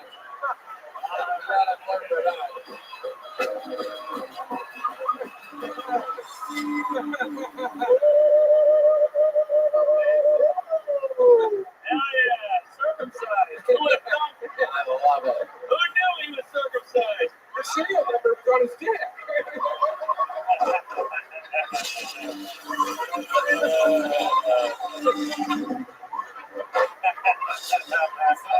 defined penis head, or do you have a yarmulke at the tip of your penis? That thing was incredible. That menorah. You look terrible. Sorry. Big Ari. Hey, Tony, who's this faggot with the dream? Yeah, it's true, man. You missed a real flat line. This is his first time ever being in front of a real audience. Figure it out. Do you have any idea? They're decent. Bad when Ari's genitalia gets a bit of reaction. Yeah. Yeah. The Have you ever audience. seen an old guy's dick before? I didn't look. I didn't. What?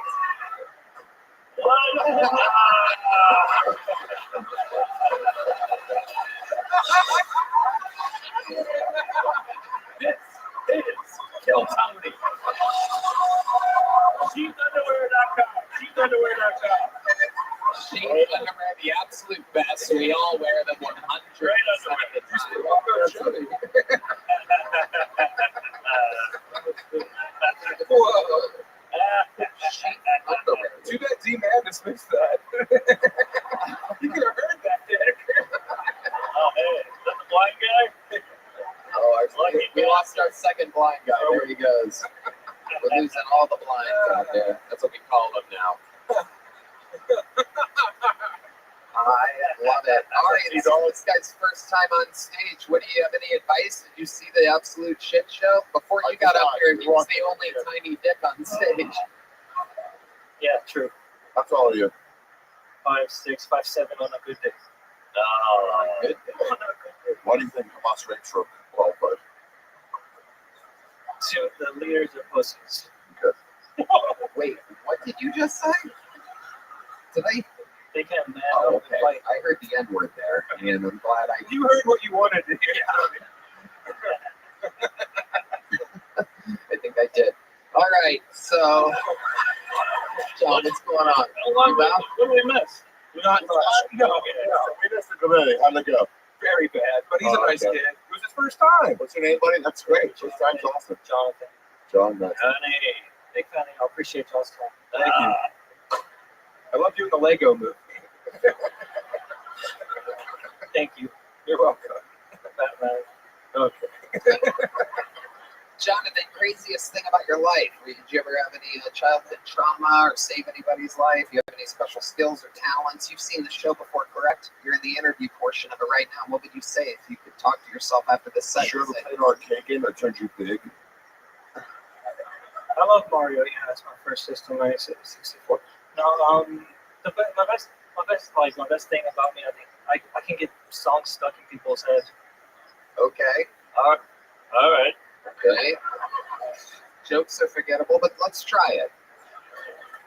Do it. Get a song stuck in our head. Okay. My life's a stereo.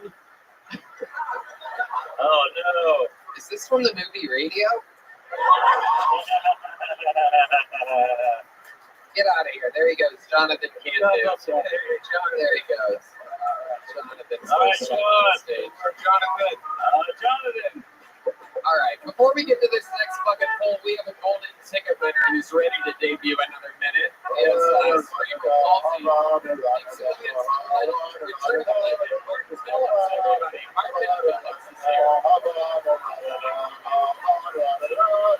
Hilarious.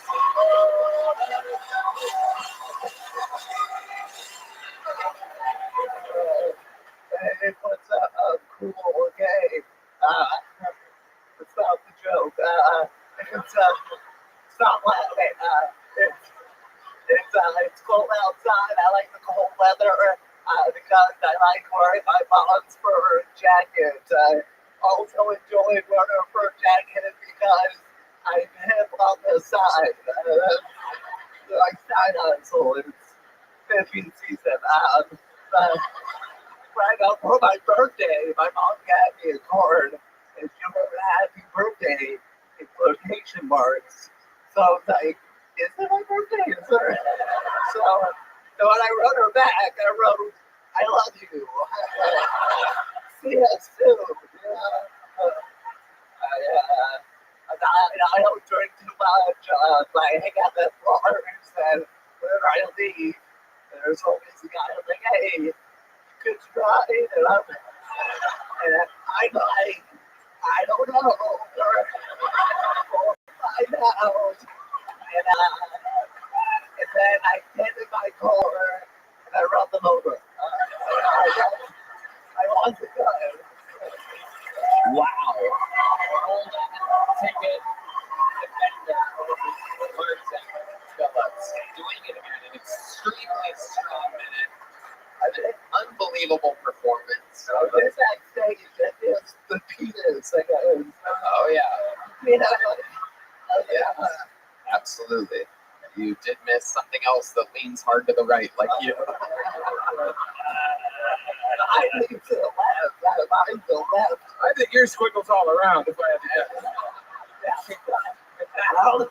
He's got that Michael J. Cox. You know what I'm saying? That makes fucking. Hell yeah, dude. I did notice in your set, I do believe you have the word pimping confused with limping. It's limping season for you. Oh, pimps too. We got absolutely. You have the actual pimp walk. Yeah. Speaking of pimps, the madness is back. Say pimp 3 times. Pimp juice comes out. Do you have CP? Actually, I must do this. I bet child pornography. You look like you have a bunch.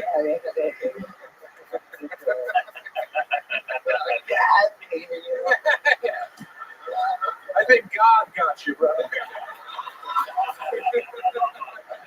You look like you fell down the stairway to heaven. I like the glasses, and the last minute, God was like, also, that I said.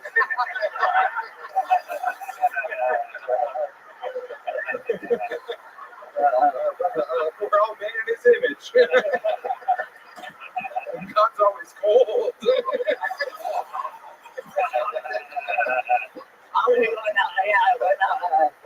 When kids ask me why I'm shaking, that's what I say. I'm like, I'm cold, sorry. And then sometimes they're like, oh, take my jacket. And I was like, oh, God, no. Like, it's not working. And I was like, I'm really cold. I don't think you should be having one-on-ones with children. I am a substitute teacher. I should have said that. What? You're a teacher? Substitute. I thought it was a teacher. Oh, okay. Substitute teacher. That's got to be a lot of fun. It's fine. Yeah. Special ed? Yeah, every somebody said every time. I don't know. No, he's calling you a hack.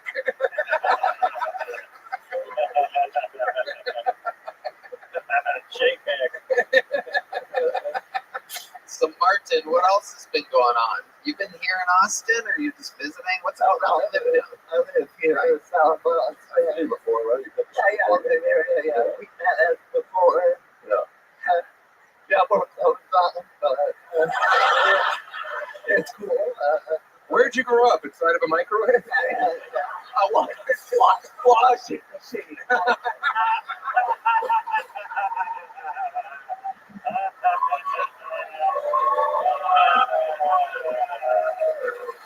Washing machine. Love it.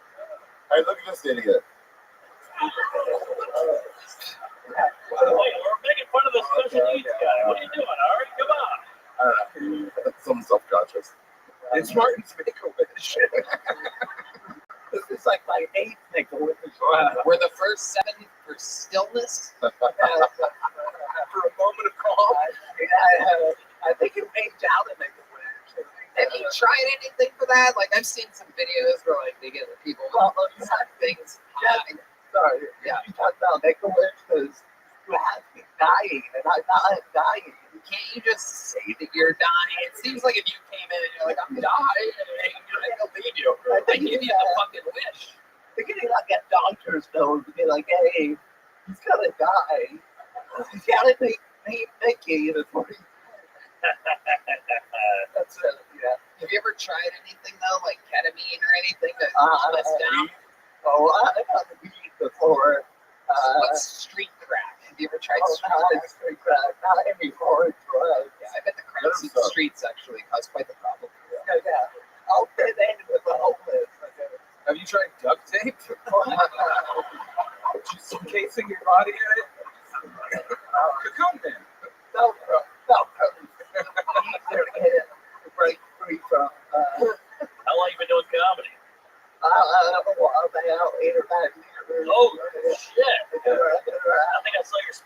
Twitch.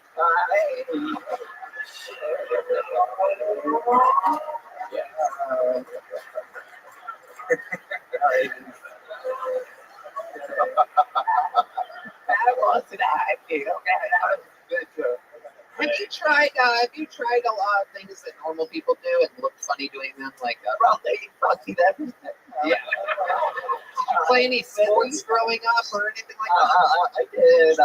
In college, I was up on baseball team. Okay. How about hula hoop? You seem like you'd be good at hula hoop. I can't do it. You can't do it? Yeah, I swear to God, I'm going to have some hula hoop here.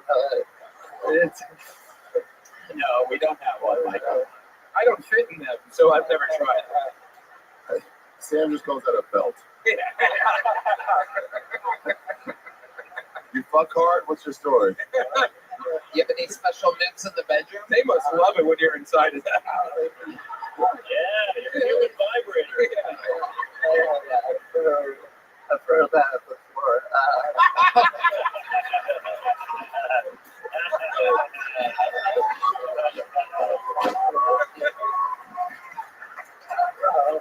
Do my thing. What is that thing? You know,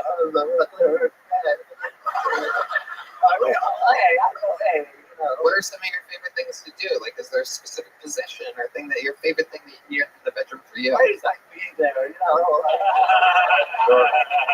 He's not going to be there.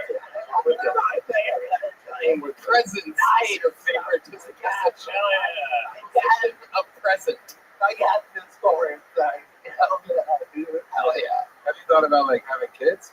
You know, right now, you know, I'm not having really fun any at the moment. I know you can raise kids, but never above your own head. Yeah, I do have nieces and nephews, but I will be honest. They're scared of you. I didn't hold them too much when they were babies, but now you can throw them around. Yeah, but now, you know. How old are you, buddy? I'm 32. Okay, cool. What do you do for a living? But it's teacher. Oh, that's right. My bad. Wait, what did you do? I do that. I sound like I look like, you know. Yeah. All right. Martin, another unbelievable performance. Great work, dude. Congratulations. Killer. What do you got? All right, back to the bucket we go, ladies and gentlemen. Anything can happen. Make some noise. 60 seconds on Melissa. Who likes Mexicans? It was my dad's birthday the other day, and it's pretty hard to shop for dads. They always have everything they need. So whenever his birthday comes around, I just give him flowers. People think it's weird, but you know, what else am I supposed to put on his grave? I was like, look, all right, he's dead, but at least now he's more emotionally available. So that's pretty cool. You know, he used to run marathons when he was alive. Now he can't run away when I want to talk about my feelings. So it's pretty cool. We scattered his ashes off of Queens Harbor in New York. Not by choice, that's just where the plane exploded. But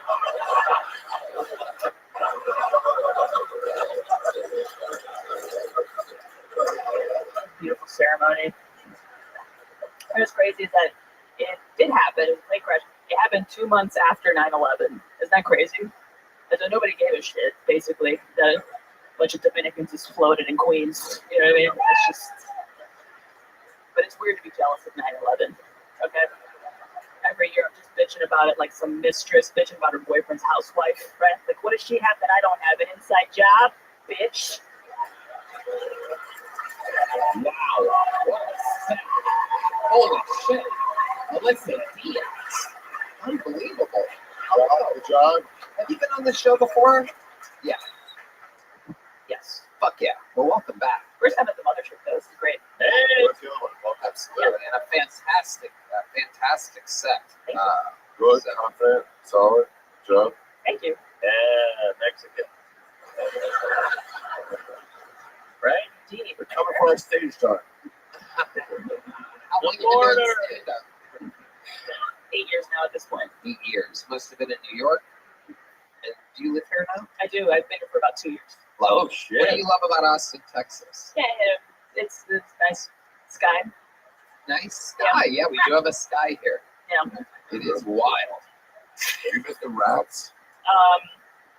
Just my uncles, but that's it. I What love about it. the Jews? You miss them? Yes. I already asked you about the I do rats. actually miss the Jews. Come on. And your dad was really in that plane crash. Yeah, it was flight 587. It was 2001. It happened 2 months after 9/11. It was crazy. Yeah. I remember that. Yeah. That study, I'm interested in commercial plane crashes. Yeah. Oh, you are? Yeah. Very interesting Yeah. that you are interested in that. That's fucking weird. No, it's a big thing. It's a big thing. I'm forgetting the name of the fucking I actually like that you are. channel, but yeah, it's very, very interesting. It's funny because in Europe, that on 9/11 was November 9th. So it Oh, right. was about her. Yeah. Reverse. Calendar joke. I got that. An autistic guy in the back high-fiving someone else. Finally. He's just rocking, nodding. Did your dad call you from the phone on the plane? Let's roll. He didn't call me when he was alive. Why would he call me on a plane? That's what a shitty dad does. It's really good. Yeah. He was okay. He did the best he could. All right. Yeah. As a rapist, fucking wife beater, he did pretty good. I was a piece of shit. Also, I was a piece of shit teenager. So it was also on me. He did call me before he got on flight. Really? Oh, really? Yeah, but I was too high. So I said, "Can I call you back?" He was high too for a second. Yeah, he was. And then it all came crashing down. So wow, what does your mom do? Is she in your life? Yes. She's an art therapist, sort of, but she's not licensed as a teacher. So now she's just working with mentally challenged adults. Right. The last guy that was up here. Yeah. He keeps having the kids drop plane crashes. Yeah. What was your dad doing? Did your mom almost go on that trip? Where was he traveling? No, they were divorced. This was crazy because he's Puerto Rican. He was on a flight to the Dominican Republic, but everything about his death was just very Dominican. Like once, he died, we found out he had a secret family in DR. You know what I mean? Yeah. Sort of like he just got married and she had kids, and it was just a whole thing we just didn't even know about. Damn. Can I ask you a question? So you're a comic out here now, 8 years, 9 years? What do you say? I have been here 8 years now, but yeah. Okay. Where do you go out? What is your normal spots here? How do you get out? I just kind of do mics, a lot of mics. Okay. I'm very introverted, so I'm not good at the whole networking thing. Yeah. So I just kind of get up, and then I've been getting booked because of it. Yeah. Do a lot of mics? Like who? It's kind of funny. She got married at Skankfest this year. What? I just got married downstairs in a little chapel. All our friends were there, so we figured. Yeah. Was it first comedian? Right down the street. Yeah, he does comedy. Okay. Who's funnier, you or him? Did he sign up tonight? No, I would have loved to have that whole moment, but no. Absolutely. Did Zach and Miko eat the whole cake? He did not make it down there, so no. Yeah, there were stairs involved. Yeah. There were stairs, so he didn't go, so we got to eat our cake. The big fat guy. Yeah. Melissa, fantastic set. Funny. Yeah, that was great. Absolutely. I would love to have you back on the Secret Show Thursday. I would love You already have one of these? Yeah. There you go. Melissa Diaz. All right, thank you. On to the next one. What a great set. How about one more time, Melissa Diaz, everybody? There you go. All right. And then keep it flying through, ladies and gentlemen. Your next comedian. All right, get a drink. All right, she's married. It's nice for your next comedian, Trenton Tebow, everybody.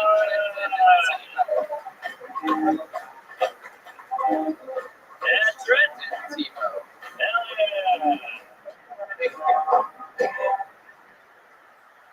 Well, my girlfriend broke up with me recently, and that sucks. It sucks because I have the same taste in women as black guys.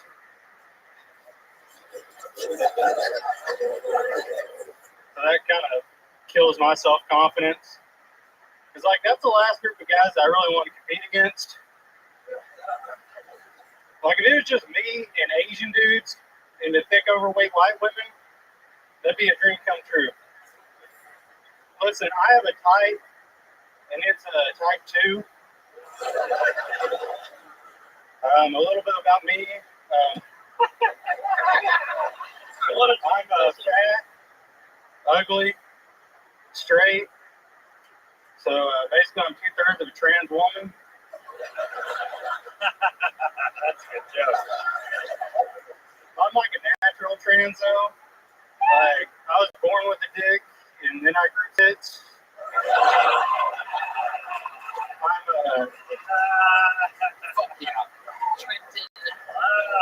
Way to pull it out. Solid. Oh no. People doing Ari's pants going back on. A sad moment in history. If you're here, who's working at Buc-ee's? If you're here, who's killing all the nurses? Yeah. I'm actually, I work at Popeyes as a diversity hire.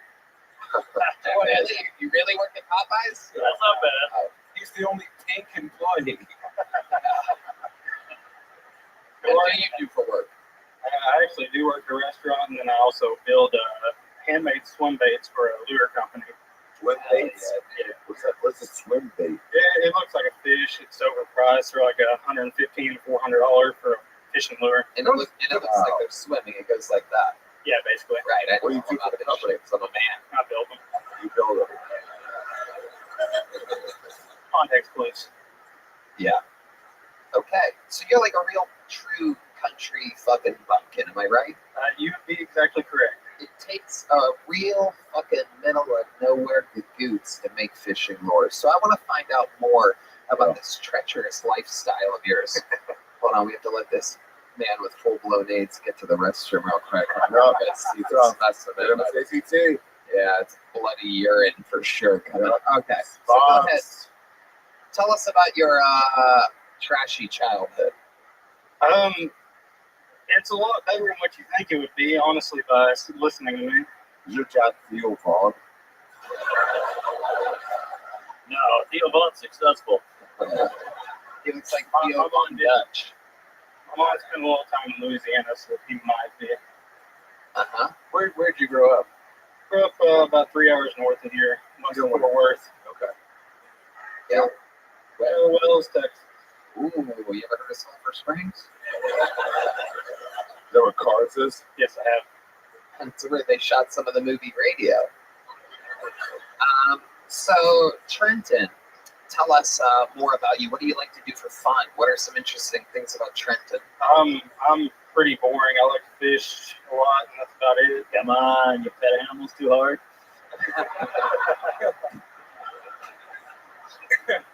I really don't have much of a life. I've been hitting the bars lately since my girlfriend left me. So, how long were you with her for? I'm sorry? How long were you with her for? I was with her for like 2.5 years. What happened there? I have no idea. She just decided to leave me on September 11th. September 11th? Oh my goodness. Did she at least say Allah Akbar first? No, she didn't. Not a big history buff, but at least you'll never forget. You will remember now. That's a good point, Sam. Don't play the Jewish music during that joke. We know who really did 9/11. Only we could have. Such a coordinated attack. Yeah, takes some intelligence. All right, so she broke up with you on 9/11. Where was this? Was this at your place? Was it at a restaurant? Was it on the phone? yeah, it was over the phone. Bitch. I don't know what I'm saying. Really? Yeah, I think it was over after phone on the bus. Sorry? 2.5 years? 2.5 years over the phone. What did she say to you when she broke up with you? Just tell us what she actually I'm tired of your hell raising, Trevor. You spend so much time at that catfish pit, you come home with all types of dog food between your fingers. Yeah. Then you want to put it in my hole? No more of that, brother. Yeah. I don't want any kibbles in my beds. I'm going to Jackson. Basically, I told her we aren't going to get married, so she said, I can't do this anymore. And told her you're not going to get married. Yeah, that's exactly right. That's crazy. She was hoping. Damn. Marry you. So is it weird not talking to your sister again?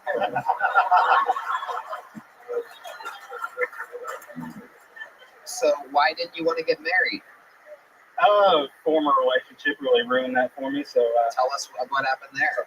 I was just with another chick for like 5 years and real pressured into getting married, and I just fell out of love with her, and so. And it ended up, every relationship ends up going bad for you because they want to marry you. Yeah, basically that's kind of how it goes. All right. That's funny. That's flattering. What do you have, like a forked cock or something? Webbed? It's not impressive at all. What is the value of that, buddy? So now you're single. You think you're going to be able to lure in someone else? Or you can be a masturbator forever. Fish bait jokes, folks. They won't be floating around all night. I was actually about to link up with like a 55-year-old cougar the other day. She was fishing too? Yeah. Catfishing? And then I missed the hint and didn't follow her back to her hotel room. What was the hint? Hey, you want to go fuck it? Yeah. Hey, I got menopause in about 20 minutes. She was basically like, "Oh, I'm tired," after she was done playing with my hair and all that. And playing with your hair? Yeah. She's like, your face is the same color as my pussy. And then like 3 days later, I was hanging out in the same bar, and I went home with some gal, and it turned out to be her niece. Wow. So then you're just hard as a rock. Then what happened? You banged the niece? Yeah, I slept with the niece, so now the aunt's out of the picture. That's probably the best. That's how it goes. How old's the niece? 27. Okay. You fucking condoms or no condoms? Condoms now. Since what kind of condoms? Do they have a special kind for Billy Goats? Just what? Since I'm just trying to fuck around now. What happened before? I was in long-term relationships, so I figured to go blast. Sorry? You blast. Fuck yeah, dude. Oh yeah. I was supposed to open up for Cam in Fort Worth, and I got hit by a semi on my way there. I was in a truck, yeah. Oh my goodness. Really? Yes. What happened? I was sitting in traffic on I-20, and we stopped, and the semi didn't. And it turned into a 6-car pileup. What? And I was on my way actually to Hyenas to go. Tracy Morgan rushed you. Yeah, did you get paid? Did you get the lawsuit? We're working on it. Hell yeah. Nice. Yeah. I'm guessing you don't have the best lawyers. Yeah. Well, to your honor, I stopped, and they didn't. I rest my case. I think. Yeah. Objection. That's where the go. The truck driver was Ukrainian. Oh, so they definitely want you to pay for it. So now I'm. Yeah. They were probably rushing to get wherever they were going. I was on the fence before, but now I'm for sure pro-Russian. Must have been a sturdy fence. You're one to talk. Oh! I look like you from the future here to warn you.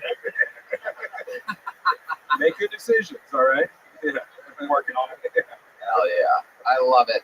Trenton, a very, very fun performance. Congratulations. It's a big jump up, dude. There you go, man. Thank you. Yeah. Let's do it, ladies and gentlemen. Before we get back to the bucket, here's one of the great regulars of our history, a fucking force. Make some noise for the great and powerful Cam Patterson, everybody.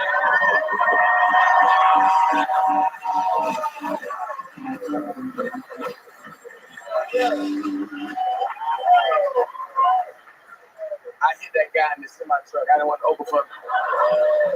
I did that, nigga. I went surfing for the first time last week.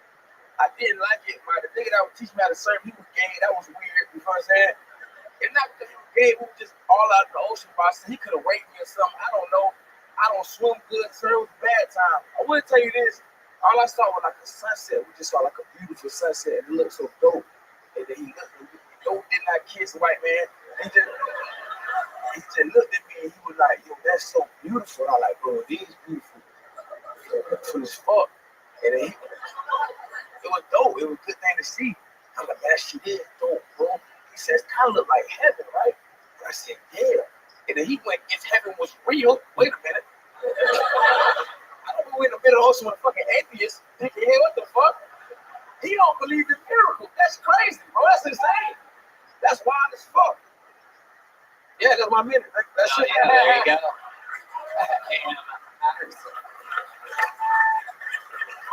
You can't swim good? I swim my height, but it's not the best. I'm not one of the best swimmers of all time. You know That means he's the best black swimmer of all time. Because your pockets are full of rocks. That's the issue, man. All the rocks on my goddamn pocket. That shit was fun, though. Surfing was cool. I liked it. Where'd you go surfing? I went to Malibu. Oh, nice. Yeah, that shit was dope. Yeah, that shit was cool there. Okay. I stood up. You stood up? I got up. It's fun, huh? Hell yeah. It's incredible. And how long were you up there? I was there for like 3-4 seconds. You know what I'm saying? Yeah, it felt like forever though. What were you doing in Malibu? Were you taking a break from looting? Malibu, it's an odd place. I was scoping out some spots. You know what I'm saying? I wanted to rob. Everything's burned down. It sucks. When they burned down Malibu, that shit burned down. Yeah, a lot of it. Damn. Really? Oh, no, I think I'm Malibu. I'm sorry. Big difference. I'm wrong. I was like, that shit look beautiful, and I was there. That's crazy. Aria and Sundowner Central. Sundowner Central. I'm just happy I'm after you pulled your dick out. That was cool. I know. They're like, thank God I ain't got to see that shit. I got a lady friend here. She see your whole dick, man. Damn. I would text her like, I'm sorry. Usually this shit don't happen all the time. I apologize. I kept this off to make it look good. It's mostly balls. It's really mostly A lot of balls. A lot of balls. It's like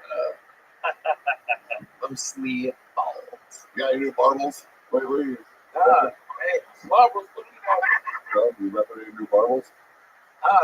You like marbles? Yeah, I love marbles. Marbles are cool. Yeah, buddy. You ever see marble racing? No. That shit dope. You ever seen marble racing? Oh yeah, marble racing. Dude. Yeah, I thought you were talking about like a cousin or something. Marble racing. What else is going on, Cam? What else is going on in life? You surfed. Yeah. What else did you do in LA? Anything crazy? Almost. We thought of something. Oh, shit. Bro, me and Laser were supposed to fuck some porn stars. Sounds like a... Yeah, crazy, right? So listen, porn stars come to the show. I'm thinking, it's a done deal. They want to fuck. One of the bitches saw her titty Laser at the bar. This was insane, right? So we get back to the B&B, and the bitches drive past me. So I'm an optimistic young man. I go, what they finna do? They finna go park? And he was like, nah. I was like, what you mean, nah? What happened? There was 4 bitches in the car, porn stars, and Uncle Lance. I said, what happened?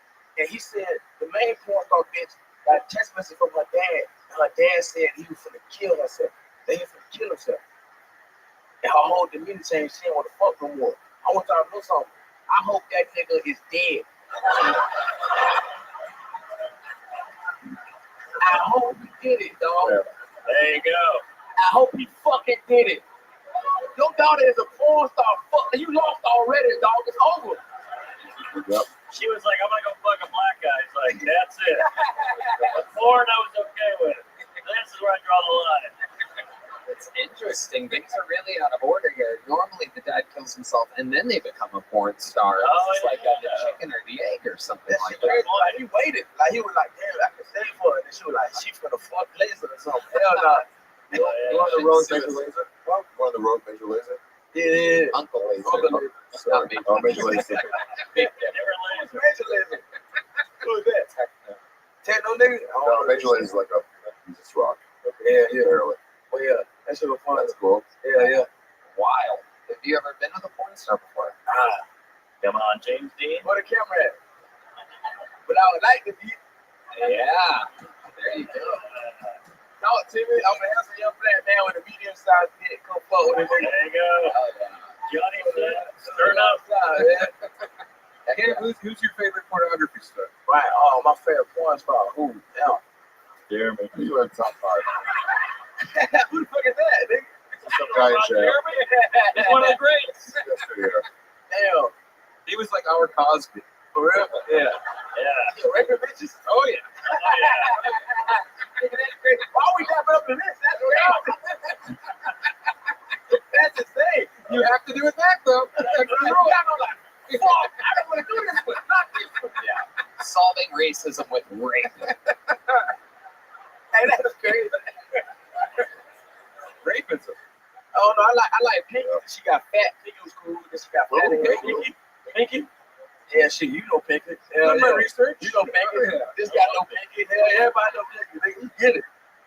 She a big bitch, not no big bitch. I love big bitches. That's a problem. I love all types of women. I love all women. All women are cool. Oh yeah, we can confirm Pinky got a little fat. Pinky got big as fuck. Oh wow. God damn, it's right there. Holy shit. See, look at this. Red Band already had that pulled up. Yeah. That was weird. Wow. It's his own page. The whole time. Wow. PinkyXXX.com. Is that a African American lady?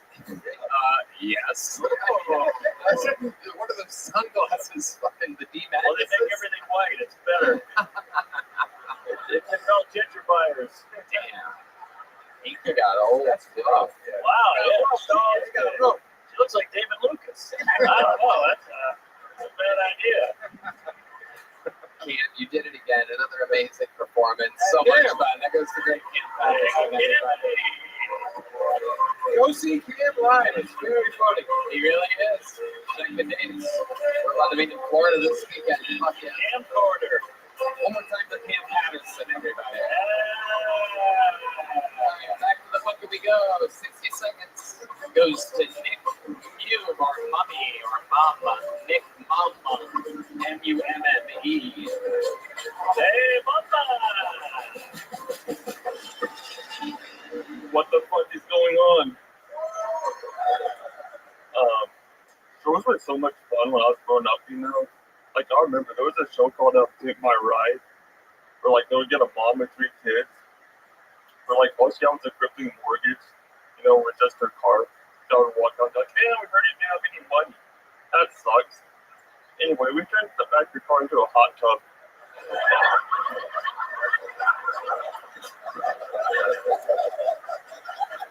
Also, they turned your windshield into a flat screen TV. Don't ask me why. Yeah. The girl I'm seeing has like really high standards, but not really low standards. So when we do stuff in the bedroom, the bag goes on my head.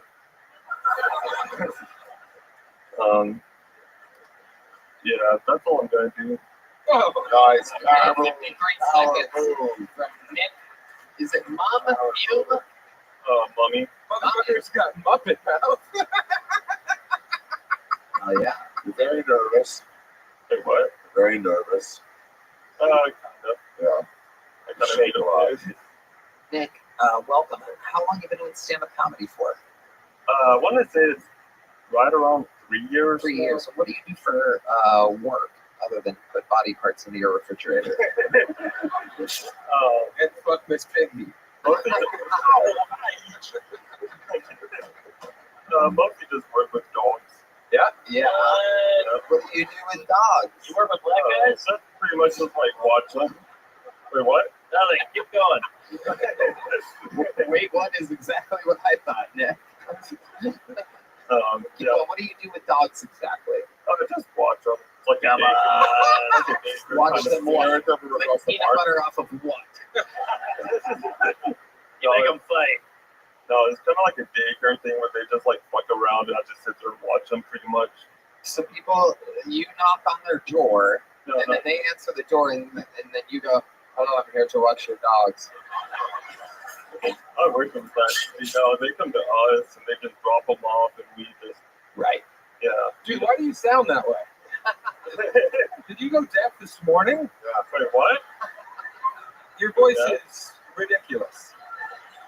Your voice sounds like AI generated. I'm a human being? Great question. What is that accent? Where are you from? What did you witness as a child? Yeah, I'm from here. You're from Austin, Texas? I mean, You not need to Austin, learn. but Texas. Yeah. Yeah. Okay.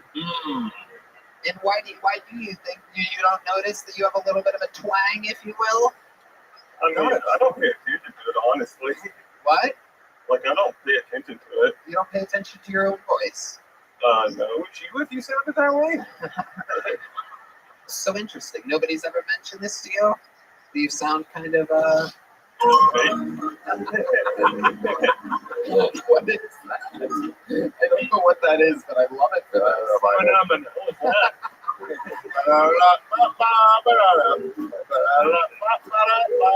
To be quite honest, I've never thought of it before in my life. Funny you should ask, I'm from here. I love that song. I'd say of all the people I've met in my life, your Adam's apple is top 7. You got a whole orchard you can throw. That is true. Now I see it. The Adam's apple is aggressive. Pronounced. Does your dad sound like you? No, not at all. Not at all. So the Adam's apple falls far from the tree on this one. Very far. I'm sorry, I never saw you. What does your mom sound like? You have been frozen in carbonite.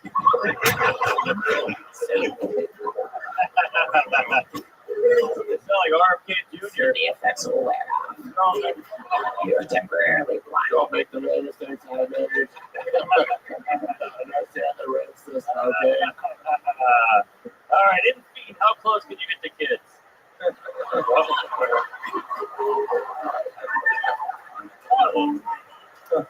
All right, here's what we're going to do. We're going to show you pictures of children on Red Band's iPad, and Ari is going to continue to tap your penis, and we're going to try to get you from 1 to 10 on the firmness.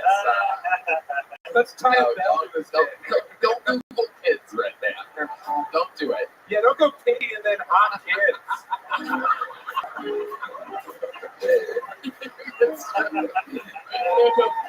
You can go pink and get hot kids. It's okay. They signed up. Everybody signs a special piece of paper. You can technically molest people up there. I can't get hard anyway. Oh, man. Oh, this guy's going to choke the shit out of a puppy.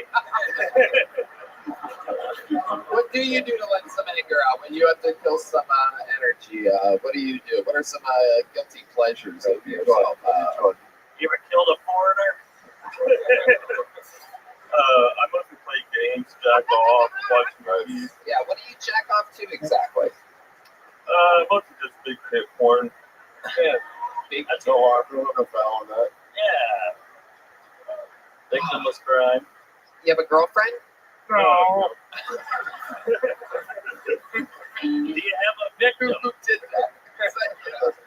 All right, if somebody saw you hope to make a girlfriend. Huh?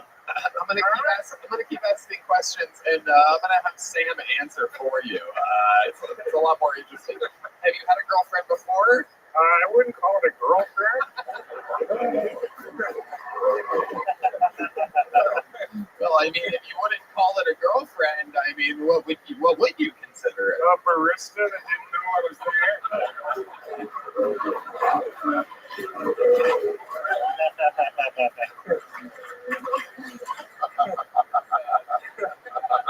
I had my hand inside her though. Dark cooks. Amazing. Why does it make you sound like a henchman for the Venture Brothers? Funny to do pretty good on that. Wait, who said that? Me or you? That is a spot-on impression of Sam Talent's impression of you. What's your goal? What do you want to do in life? I want to make a mask of a human face.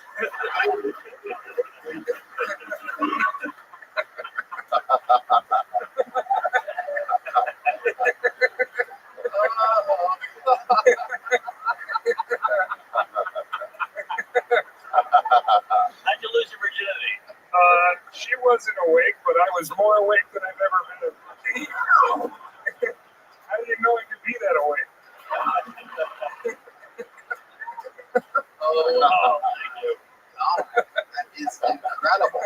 How do you feel about Jews? I think that it's an act of genocide.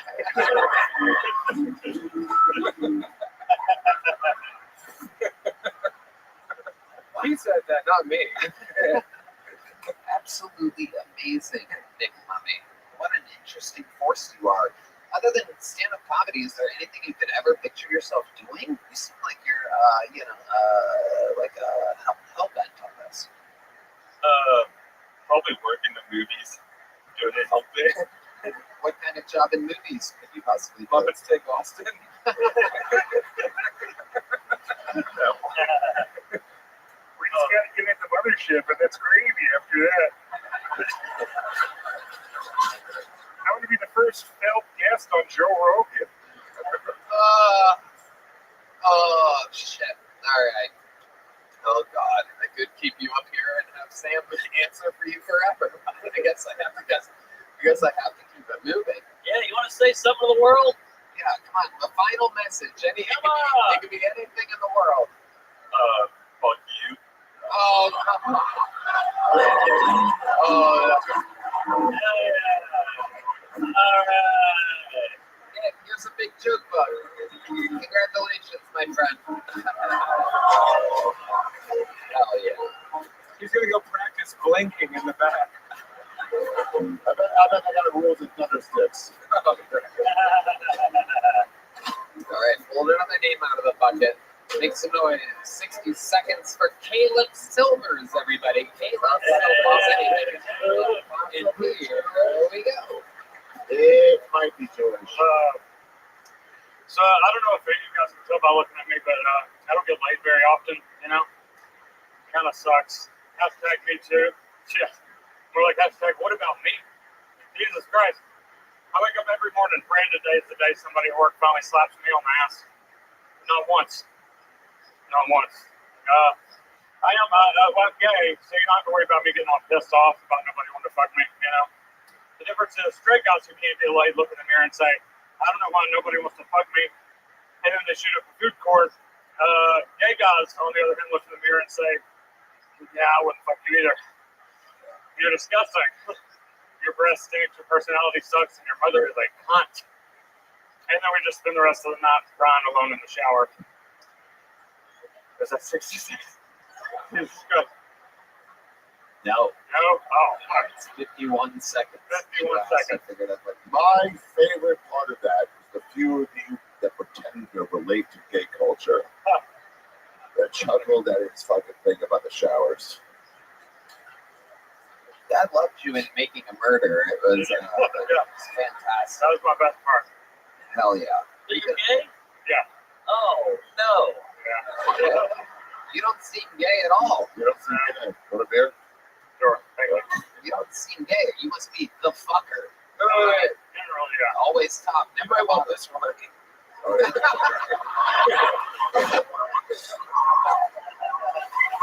Fuck yeah. Sam Talent's new special, The Toad's Morale, December 26th. Watch my special. It comes out tomorrow. It's on that Shane's Secret Podcast YouTube channel. Make sure you watch. So, how old were you when you realized you were gay? It seems like an hour ago or something. Always, yeah. Really? Yeah. I came out really young. He kind of sounds Muppety as well. Am I crazy? It's exactly the same. Yeah. Sorry. Just nerds, I guess. Yeah. Is there some sort of gay welcoming committee that tells you not to talk like that? No. Yeah. No, I wish there were. Yeah, it's interesting. 2 Muppets in a row, and you're the one that actually likes a hand up your ass. Shut up. Thank you, band. I didn't know you guys had that locked and loaded. Do you guys? So can I ask you a question? Please. Is it? Are you only do you only give the penis, or do you receive it? If you're not hear my bed, I never get laid. Fuck. But if you did, In a perfect world. Yeah, in a perfect world, yeah, I'm more of a top. Yeah. Nice. Really? Yeah. But it was a little scary for me. Why is it scary for you? For the same reason that it's scary for everybody? Probably, yeah. Well, tonight we all got fucked in I don't have the balls to really go all the way. It's Hanukkah. You're a top. Ari, spin it. Giggle. Yeah. That's the men in menorah. All right. So, what's the gayest thing you've ever done? Probably have sex with a man. But I mean, like, I don't know. This is not a dude. I dressed up like a girl one time for Halloween. Okay. All right. Amy Schumer? No. I wish. Yeah. No, I tripped down the stairs and broke my leg in my heels. So it was just I said I'll never do that shit again. That turned me straighter. Right. Right. Yeah. Women's bones break easily. You really committed to character there. Have you ever been with a woman? No. No? Really? You should try it. It's pretty fucking cool. You They have a pussy. There's no shit in there. Yeah. What? Yeah, it's a self-lubricating hole. Yeah, I get it. It's more of the guy attached to it. I would fuck a dude with a vagina before I would fuck a girl with a dick. Does that make sense? So you're a hero. Yeah. Anyway. So it's really not about genitalia. But It's really about like man face. Is what basically, yeah. Is there a specific type you like manly men? I like them all. Can I ask a question? I like twinks. I like everything. Can I ask a question? Yeah. Rank them. Mark. Sounds like. Mark, I'm looking for. Okay, honestly. Mark's obviously. Okay, now the real. Tony's second question. Wow. Thank you. Thank you. I'm in a different one. Because you ran into him at a bar recently? No. Okay, go ahead. We rank the rest of us too. Yeah, let's go. Yeah, you red man. No, not on my worst day, probably. Wow. Not on your worst day. This guy. Was I last or was Red Band last? Wow, you fucked Red Band before I was Sam? Red Band first, yeah. Oh, you have it all out of But I order. look like a trans woman. That's true. If you had a pussy, you would be first. All right. Like an actual pussy or a fake, like man pussy? You know, like a actual, like, born a chick turned into a dude. You know, that's hot. Wait a minute. Hold on. Yeah, I understand what Great you're pussy. Sorry, hatred right now. Super famous homophobic. Just yelled stop in the middle of all of this. Just because I'm blind doesn't mean I can throw up off an image. Got a little too real for D. Don't let the rainbow sunglasses fool you. He is homophobic. You ever been to a glory hole? What? You ever done a glory hole? No. No, you should try it. Do you know one? Oh, yeah, for sure. I would. Yeah, come back. Give me the address. Okay. I'll try anything. What about rest stops? Is that real? I don't know. What about adult bookstores? I don't know.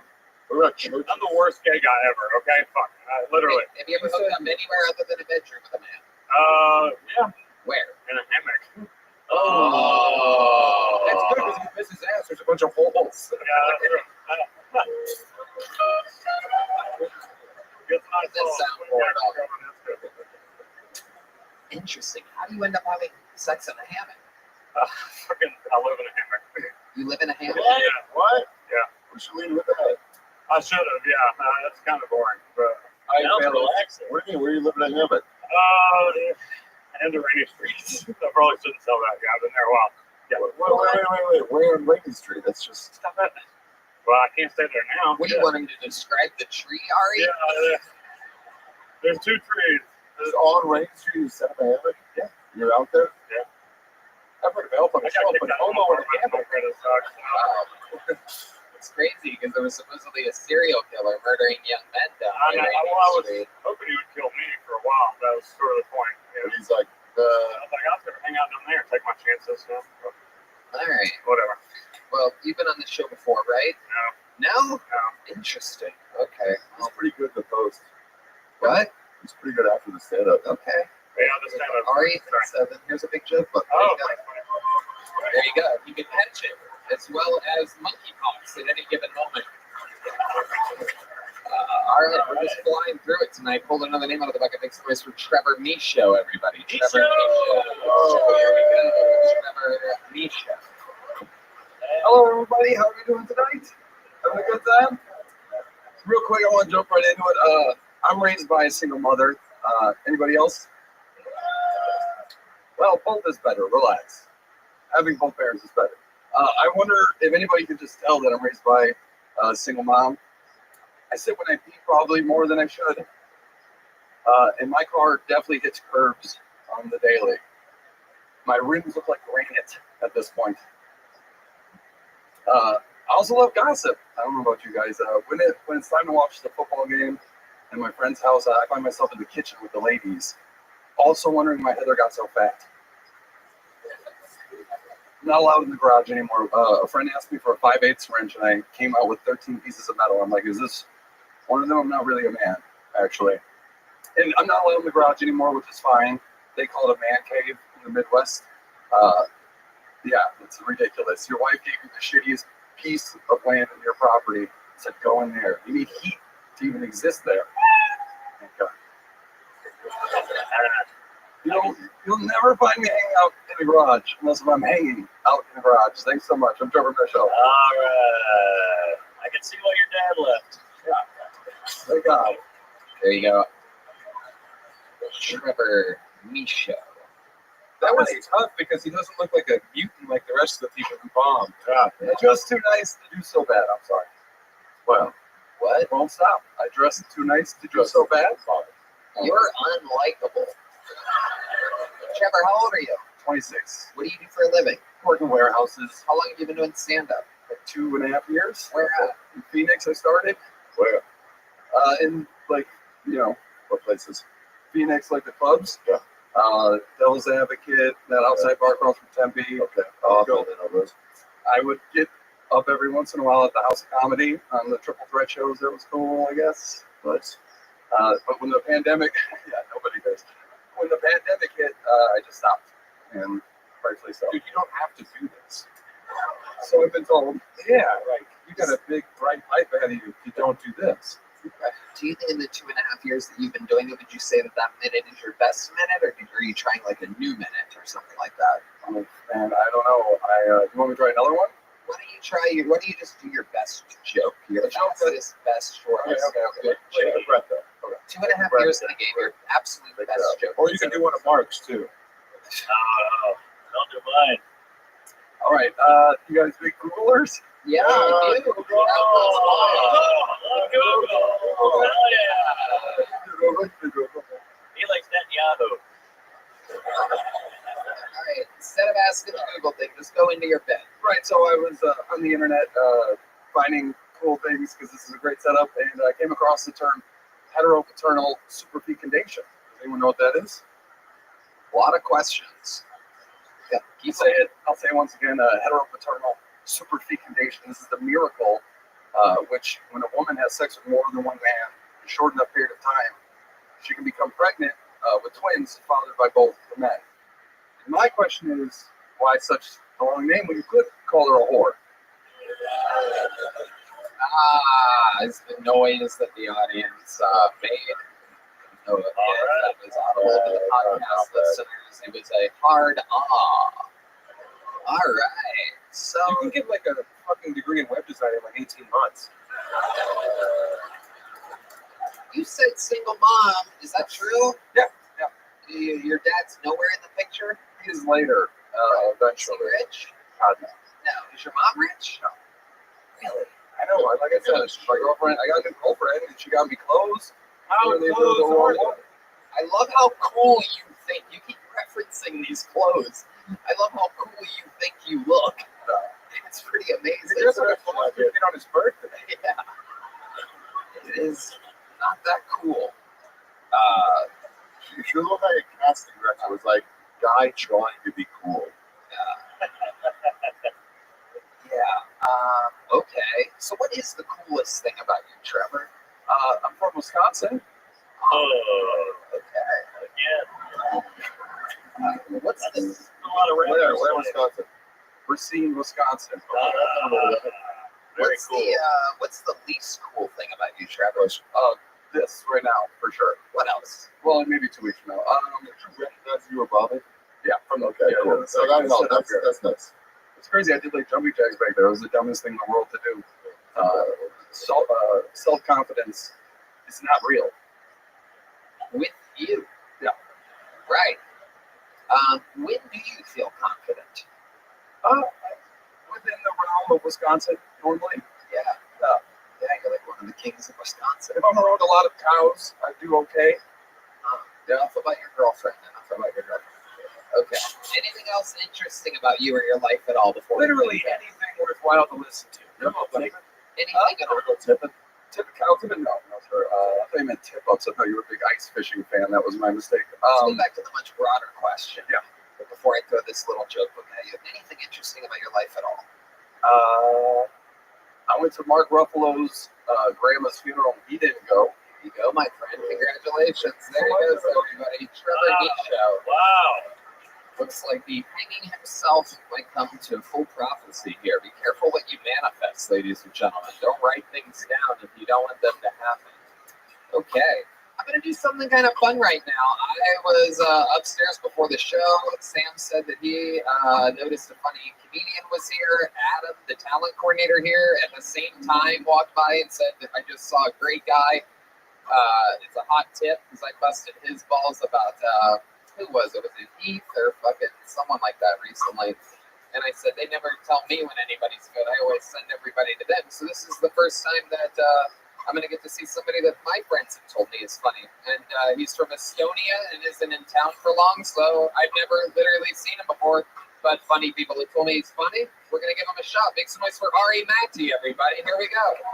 Ari Matti making his Kill Tony debut. Estonia. Yes, hello America. Number one still. As the lovely Tony said, I am from Estonia.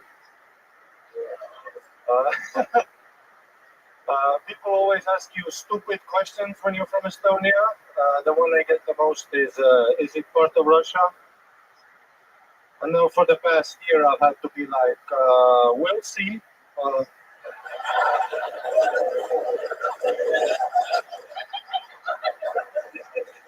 Whose side am I on? The winners.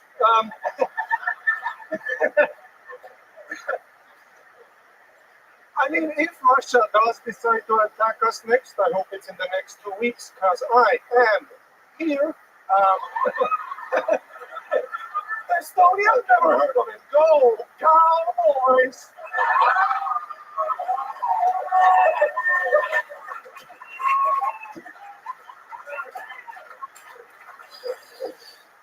I've been trying to get some pussy. It's very difficult because I'm gay. It's very difficult when you're an Eastern European, you know, because I don't have that confidence, you know, that personality. Every time I go into bar, I mean, especially here, I've been here for 3 days. Fucking impossible. Every dude here has a thing they have a hat. I went to bars here. I'm just in the corner with my creepy Eastern European energy. I come up to you, I sound like a vampire. You know. I'm interested in pussy.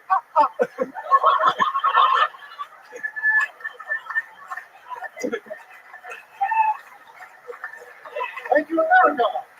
Still number one. Yeah, all right, Matty. Amazing. We'll let you go there because it was so fun. Finally, a funny Ari on this show. Oh, very good. The Wisconsin guy just killed himself. He hung himself with string cheese. Great work, Ari. Ari, welcome to the show. Fantastic fucking performance. How long have you been doing stand-up? 9 years. Hell yeah. All of it, obviously, in Estonia? Mostly, yes. Where else? It's a hotbed of comedy, though, right? What's that? Sorry? Hotbed of comedy. Sorry, what? It's a hotbed of comedy. Hotbed of comedy? Yeah. What's that? I mean, like, every time in Edinburgh, they're like, everybody, there's gigs in Estonia, you should go check it out. There are gigs in Estonia. Yeah, you should let it people know. Yeah. The very funny Samuel did. I did a bit. It was great. Yeah. You should go. Yeah, I'd like to. Maybe, I think Ari wants to share a hotbed with you. You know what I'm saying? Anything for all these, huh?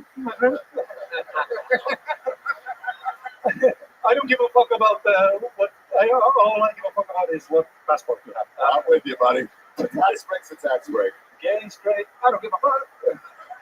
Hell yeah. Okay, thank you very much. More of a vodka man myself. Ari, you are absolutely hilarious. Tell us about your life. Like, how'd you end up like this? What do you mean, like this? You mean so handsome? Well, you see, Estonia was raped by many nations. That's what happened. I mean, if you look at the UK, not so good. Baby blue eyes, the Vikings.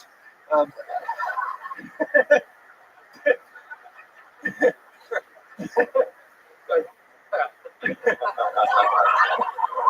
doesn't need help. It's great. It is amazing. It is incredible what can happen if someone is funny on the show. It's like a whole different show. It's like fucking all the way through comedy show.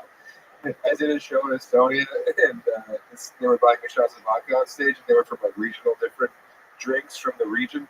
And the third shot was a shot of Ukrainian vodka, and I shot it, and then I said, "Wow, you can really taste the cowardice." Ooh, yeah. And then this guy in the front row was like, "What do you mean? What do you mean Ukraine is not coward?" Then I had to do like 30 more minutes. It was tough. Ukrainian vodka. Incredible. Amazing. So what is Thank you, Tony. Yeah, I was gonna say with everybody. Amazing. So let me ask you, what is different from Estonian comedians to American comedians? How is the culture different there? Bilingual, you know, multiple languages. We travel, you know, we know stuff. Intellectual people. Super. Yeah. Everybody in Estonia? No. Me and 3 other guys. Number 1 comedian in Estonia out of 4. What is Estonia known for? What's it like famous for? Skype. Ah. Oh, yes. Use that little app. We haven't heard that. Not that much anymore. It was like for a while until I know. FaceTime happened. No, Zoom took our shit. Yeah. Where's Zoom from? China. Yeah. Yes. Hey, here's a question about Estonia. Where's like an underrated place to go? Tartu. Yes. Exactly. What's going on there? Students. All the middle schools are in Tartu. Great little university town. Very cute. Very lovely. Me too. Everybody has a sauna. Everybody has a sauna. I had my sauna before I had my bed. Yeah, everybody has a sauna. And due to Joe Rogan, that has boosted our economy. Yeah, absolutely. I have a new one on the way right now. Hell yes. Yeah, very excited. Sweaty with the boys. Do you get, well, I mean, that's one way of putting it. I was planning on mostly doing it by myself, but I guess you just invited yourself over. So. You have a, like, one that you control with your phone, or do you do the wood burning? What's... Fuck the phone. No. Traditional. Right. Throw water on it. And it works. But you take it like a bag. How do you heat the rocks? Electricity? I have an electrical one in my apartment, yeah. But you have a what? An electrical one. Okay. But the wooden one is the traditional one, yeah, where you can like burn alive, you know. But how do you heat the rocks on the traditional one? Like with you put wood under, right? See, and fire. Right, got it. Yes, I was just making sure. Cause I guess that's like, what? Shit right in your face, dude. Oh yeah, dude. I just got fucking roasted. Roasted in the sauna territory. I love it. And what is your love life like? Are you single? Yeah, it's tough. I don't know if you know this, but there's a guy that is single. He's on a hammock on Rainy Street. So while you're in town, feel free to just fuck the shit out of him. Sorry, D Madness. It's mad at me now. No. You can be gay in this country still. Yeah, you're allowed. I know, it's crazy. I mean, what Estonia has so many women. How do you decide which one to rape? Jesus. Mr. Aisha here. No, he's a Jew at Christmas. He's upset. Also, Estonia famously pro-Nazis. Mm-hmm. Very good. They killed the Jews before the Nazis even got there. Mm-hmm. We didn't want to start off on the wrong foot. Is that true? It is, yeah. Wow. How did you kill them? You sonnet them? Stay in there. Yeah. Stay in there. We're going to just burn a little extra wood. There's food at the door. Like, you're not going anywhere. Okay. I love it. Well, it's fun to have. Anything you want to plug or anything like that? You're the My biggest. visa, my K1. I watched 90 Day Fiance. I learned a lot. You need to find a gay one for your K1. Yeah. Maybe they'll use a little A1. Who knows? Yeah. Nice. So, where can people find you or anything like that before you go? If you Google Estonian comedian, the only one that comes up. Okay. Amazing. Ari Matti, ladies and gentlemen. Oh, thank you so thank you much. so much. Thank you for being so Thank you. Have a good night. absolutely amazing. And like that, we've come to the finish line. There's only one way to end an episode like this, ladies and gentlemen. The longest standing regular in the history of the show. Oh, no. Coming off and taking a week off of shows right now. He's fresh. He is filled with brand bits. He's been very high fiber on this guy. Some people call him the Tijuana Tarantula. Others have called him the Memphis Strangler. You know what I call it? What? My favorite comic. Ooh, Sam Talon's favorite comic, the Vanilla Gorilla, ladies and gentlemen, the Bronx Bomber, the Harlem Globetrotter, the Detroit Dixie Tale. Ladies and gentlemen, this is the Big Red Machine, William Montgomery, everybody.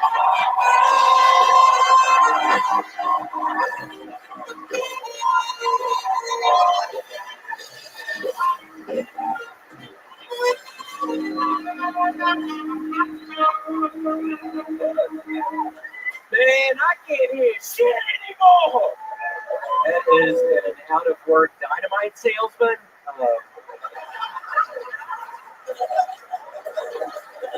A masked man is leading the race to become president of Ghana, and it made me think Hillary should have just worn a mask. Last week, have you seen that bitch lately? She looking rough. Remember that show, Are You Smarter Than a Fifth Grader? Yes, what was the fucking answer? That is an out-of-work dynamite salesman. Hunter Biden has been indicted in California because apparently he spent $872,000 on porn, hookers, and sex clubs. Hey, Redman, any explanation for the $42,000 check sent to your mom?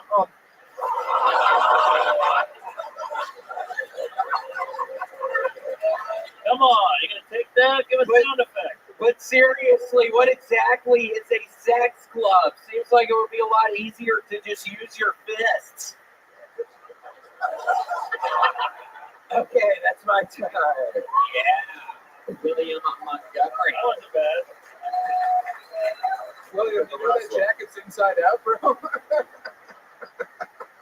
Oh, wow. Yeah, I wore it on purpose like this tonight. That was, yeah.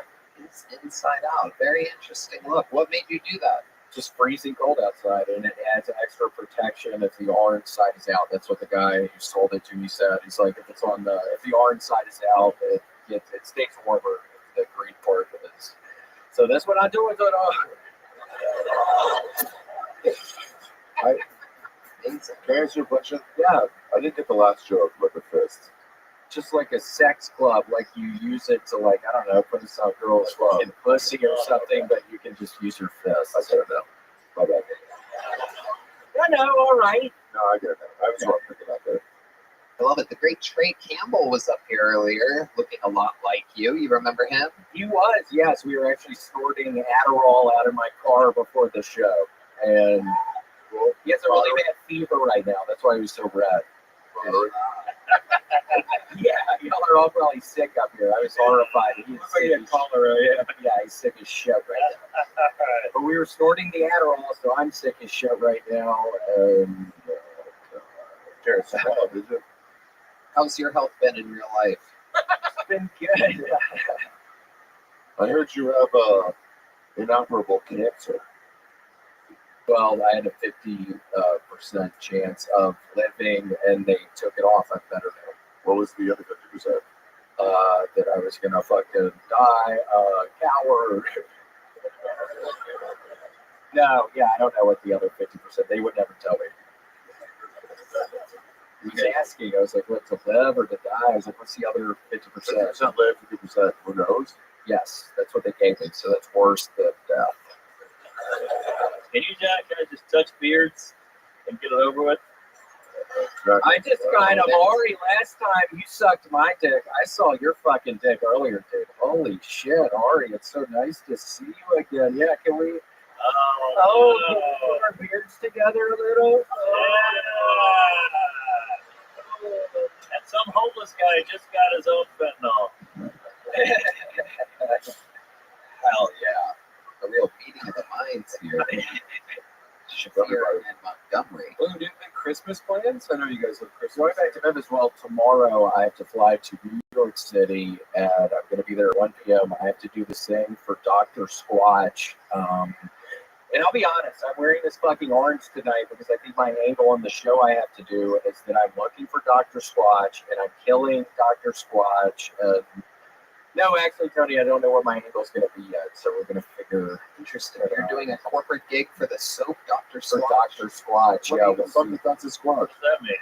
Yeah, explain the situation. well, it's weirdly enough, they asked me because it's the type of soap that caused my skin cancer, so they're going to be in for a big surprise tomorrow night at this fucking show. Wait a minute. I had pinpointed it to fucking Dr. Squatch. I was using them several years before I started getting skin cancer. It's their fucking fault. Dr. Squatch gave me fucking skin cancer. So they're going to be in for a really big surprise tomorrow night, Tony. Wait.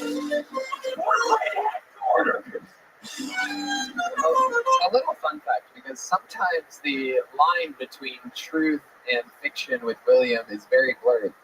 He literally, I happen to know for a fact, because he mentioned it to me, on the backside of things in a green room or wherever it was. He goes, hey, I wanted to give your advice on something. I got offered this huge corporate gig with Dr. Squatch, and I asked him, I go, oh, what are they paying you? And he goes, long story short, I'll just tell you guys, he goes, higher. And I named another number, and he goes, higher. And I named another number, he goes, higher.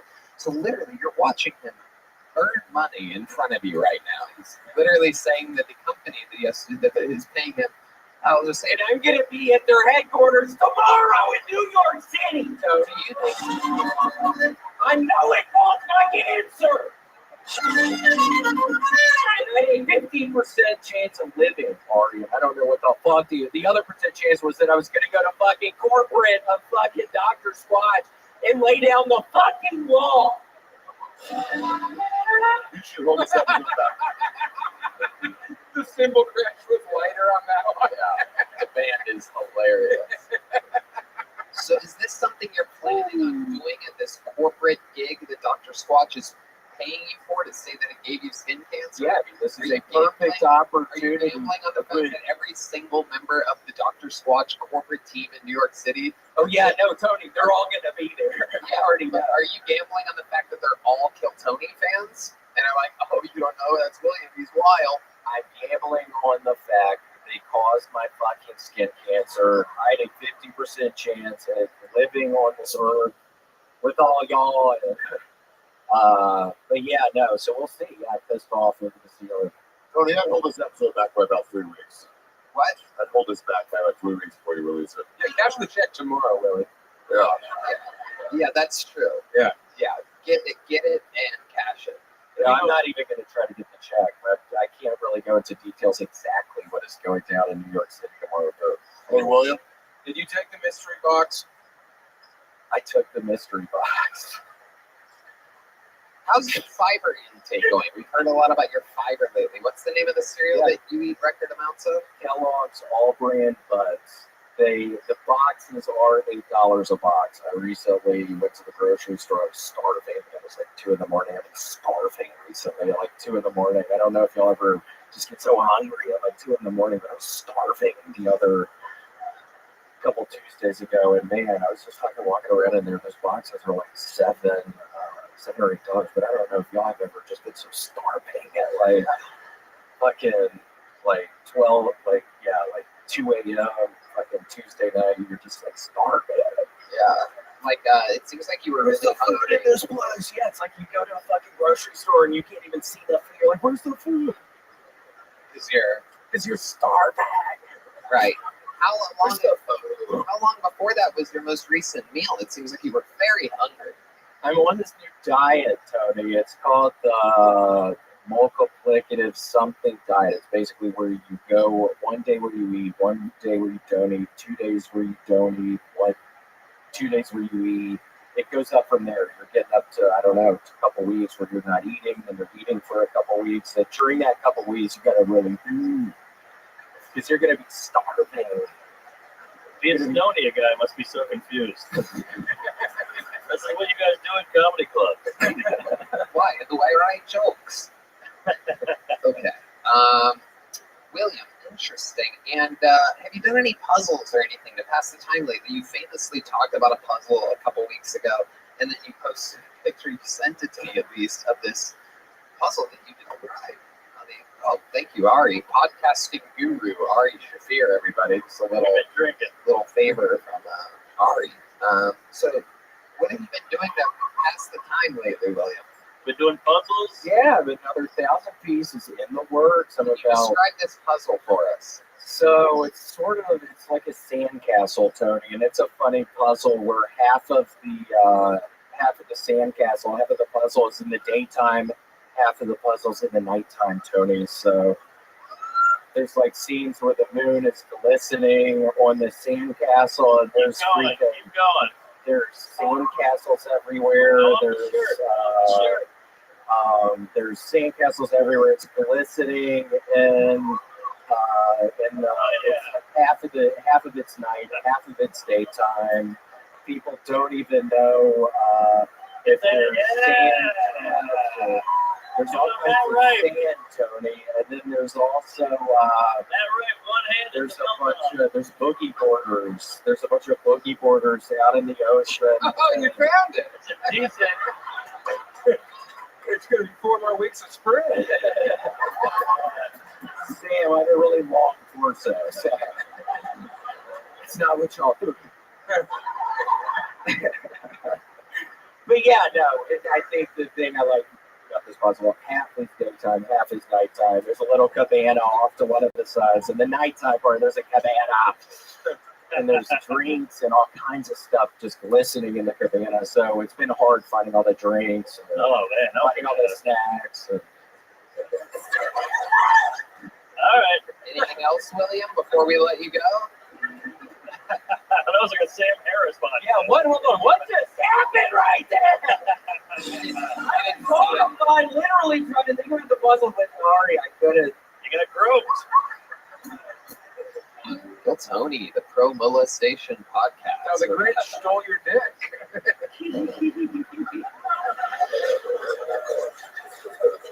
Wild. It's like, isn't it interesting? If he was gay, that would have been like worse. That would have been like a sexual assault. Right. So, yeah, this was just a good old fashioned horseplay. Yeah, it really was. It was just tomfoolery. Yeah. A little bit of that locker room jive, you know what I'm saying? A little bit of that. No, I'm just gonna be thinking about that fucking tomorrow night at the headquarters of Dr. Squatch, where I'm fucking. I swear I'm gonna be so fast in that place. I'm gonna be moving swiftly, and yeah, I mean everybody's in there. I feel like your roller quarters about to get some head. You know what I'm saying? Make sure you eat before you get on that plane tomorrow, because you might end up being absolutely. And Tony, I ain't ever gonna start eating. I'm on the part of the diet plan. Set up for starving, but yes, you have the other branding thing there. That's really starving. Yeah. The starving thing was really working for you. I figured I'd feed it to you. I figured I'd try to feed you a line since you were so hungry. I'm starving. William, lights out Montgomery, ladies. The legend of the show. Use the Liverpool Girls 15. Get a fucking IV drip. NinjaPartyBus.com with shuttles going to the arenas on December 30th and 31st. KillMerch.com. The drawing from Ryan J. E-Belt is in. Gel Blaster, Red Rose, Yellow Rose, Hall Law Firm, Sam Talent's new special. Make some fucking noise for Sam Talent. I tried to warn you people. The Toast November 26th on Ben Shaken's Secret Podcast YouTube channel. Mark Norman. Make some noise for the great Mark Norman. Plug something, Mark. Say something. Hey, MarkNormanComedy.com. Go to special YouTube, Netflix. Our dear big brother and Dark Lord, Ari Shafir, has graced us. Ari, give it to him.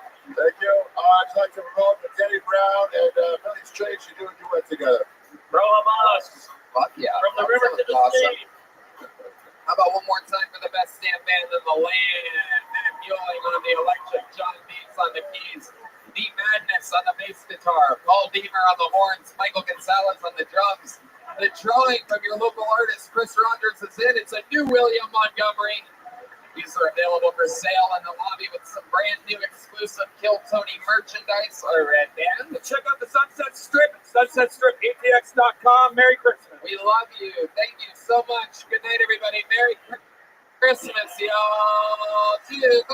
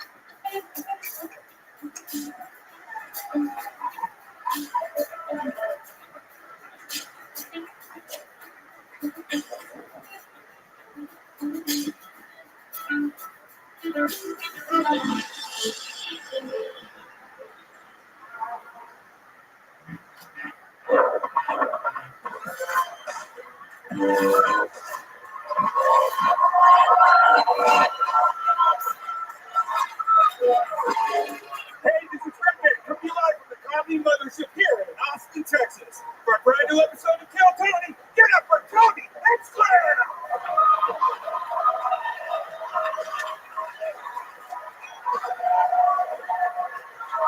You guys ready for the best fucking night of your lives or what?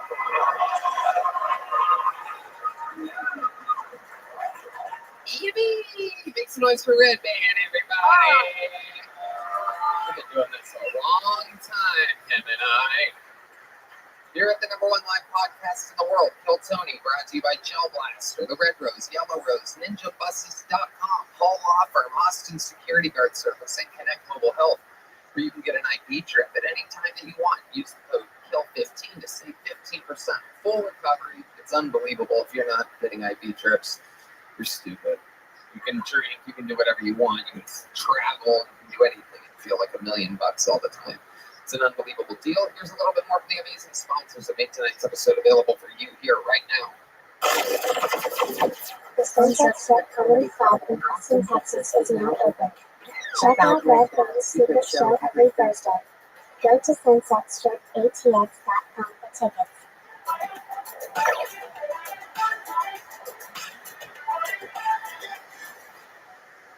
Did you just miss our 2 huge Kill Tony New Year's Eve shows?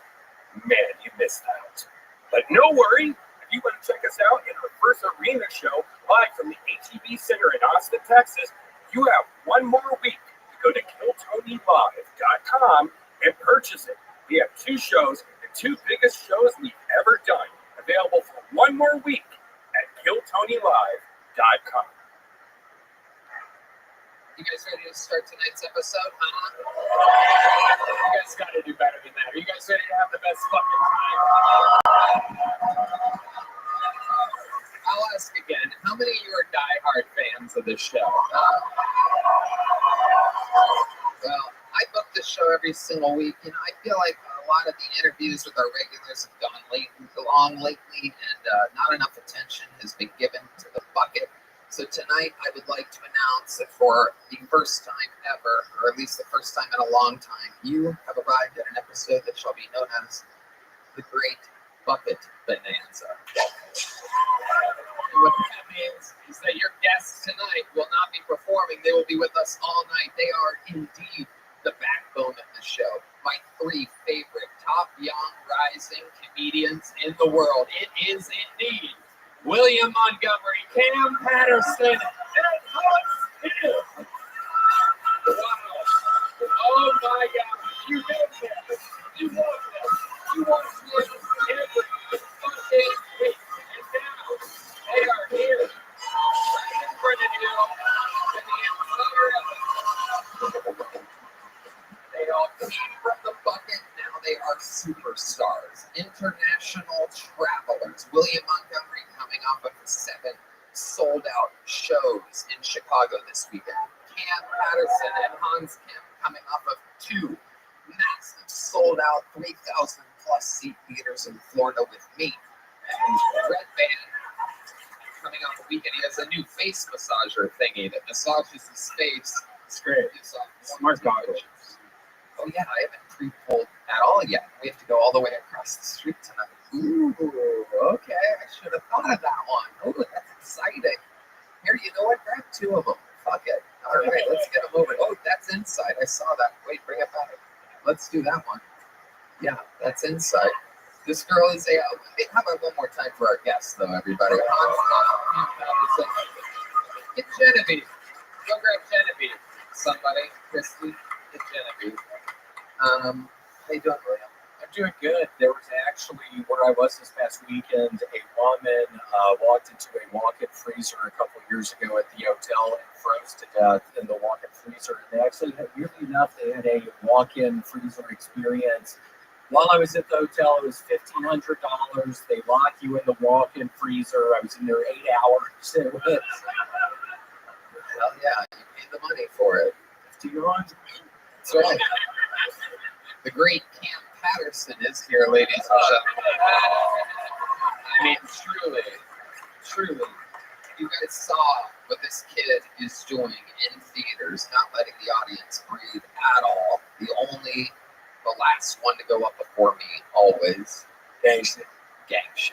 Big time. Real bad. You had some family members at the shows in Florida. Would you like to tell the audience how many of your family members you invited backstage at these massive theaters? Oh, in Jacksonville, 57. I knew 6 of them. I knew 6 of them. I was just grabbing back off the street and telling them to have a good time. You know what I'm saying? You knew 6 of them. Meanwhile, 53 of them were introduced to me as cousins. And the great Hans Kim, ladies and gentlemen. Hello. How's it going, Hans? It's great to be on tour with you, Tony, and meet all of Cam's cousins. I lost my wallet 7 times on the tour. That's right. I'm just kidding. That's right. Those air tags come in handy. I got it. And a little fun fact is William Montgomery is celebrating tonight his 5-year anniversary of being a member of the show here on Bill Tony, the only current living member of the Bill Tony Hall of Fame. It's somehow been 5 years. I remember right when I started doing it, I was thinking I'll be able to make it 6 months, and now it's 5 years. Red Band and I hate one another more than ever before. I can't even look at his stupid fucking fat ass. He looks fat as fuck. Okay, all right. You be nice to Red Band. He's a sweet boy. How could you ever be mean to Red Band? We don't do that.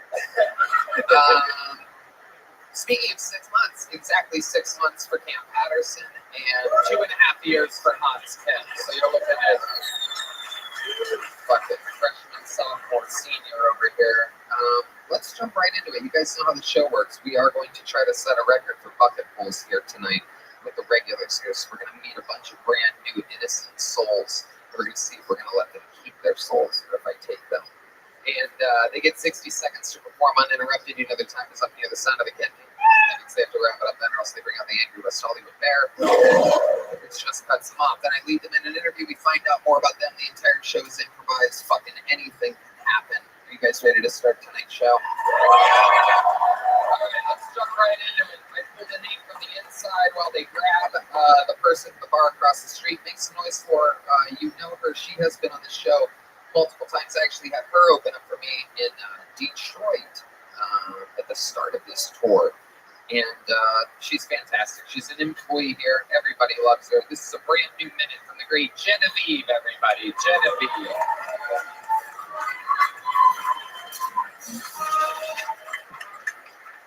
Now that I've spoken, I reflect back on my childhood. I do see some hints of queerness. Like, for instance, you ever been in between showers, like you don't stink, but you ain't fresh, and you get a whiff of yourself? Your first thought shouldn't be, I eat it. I like being a little gay in Texas. It's fun as fuck. Texas, where you can be gay, but don't be gay about it. Isn't it obvious that white people named it Nigeria? But I don't think they pronounced it like that. I think they walked up in there and was like, there's a bunch of niggas in here. It's a niggeria in this bitch. Hey, I'm gonna be thank y'all so much. 57 seconds. Brand new. Never heard before by the great Genevieve. Welcome back to the show, Genevieve. Hey, y'all back. Good to see all y'all. I love it. You look extra happy today. Look at you. Oh, you know, bucket pulls do that to you. I love it. It's all happening. What are you working tonight? You're on. Yeah. I'm the yonder nigga, as Cam was saying. Oh, okay. Do we have any suspicious Apple Watches? Oh, yeah, I'm checking for all y'all motherfucking shit. Yeah. Locked it up tonight, baby. How's it going in life, Genevieve? It's going great, man. I got a great bonsai repair by Joe Rogan fanny pack. Yeah. Oh, I got that down in the store. I'm back to holding philanthropy. How did it break? Oh, you know, just being too rough with it. You know what I'm saying? I had channeled the Rogan spirit. Okay. All right. I've never seen Rogan do that before. I love it. Okay. What else is going on? Hell yeah, just being here doing shows around town, getting love all over the city, fucking love Austin, man. It's been a great time. I love it. Guys, you guys know Genevieve. What you think of Yeah, Genevieve, I loved your set, but that's actually my Nigeria joke. Oh. I've said that one a bunch. I think you know that's my joke. So, yeah. I was a little horrified when I heard it come out of your mouth. Well, I would have been white people on Niger, but I feel like that's too on the nose. We know how we feel about those kinds of noses. Cam, you have 56 cousins. What do you think of this performance?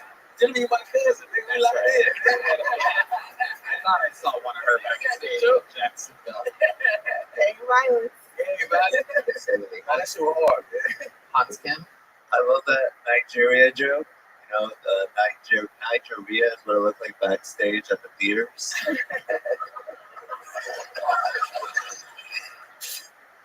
Thank you.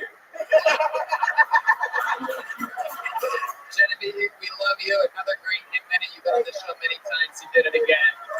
Genevieve, everybody. We're going to plug room tonight, folks. We're going to meet some innocent people. This name kind of looks familiar. Let's see what happens here. New minute from Tony Cruz, everybody. Here comes Tony Cruz. Right out of the bucket. Here we go. How's everybody doing? Have y'all heard the good news? Fast and Furious and Marvel Universe agreed to merge in their next film. Yeah, Vin Diesel will be transitioning to a female role as America Chavez for 2023, isn't it? Dwayne The Rock Johnson will be recasted to play her bitch, and Ghost Rider will be played by Paul Walker.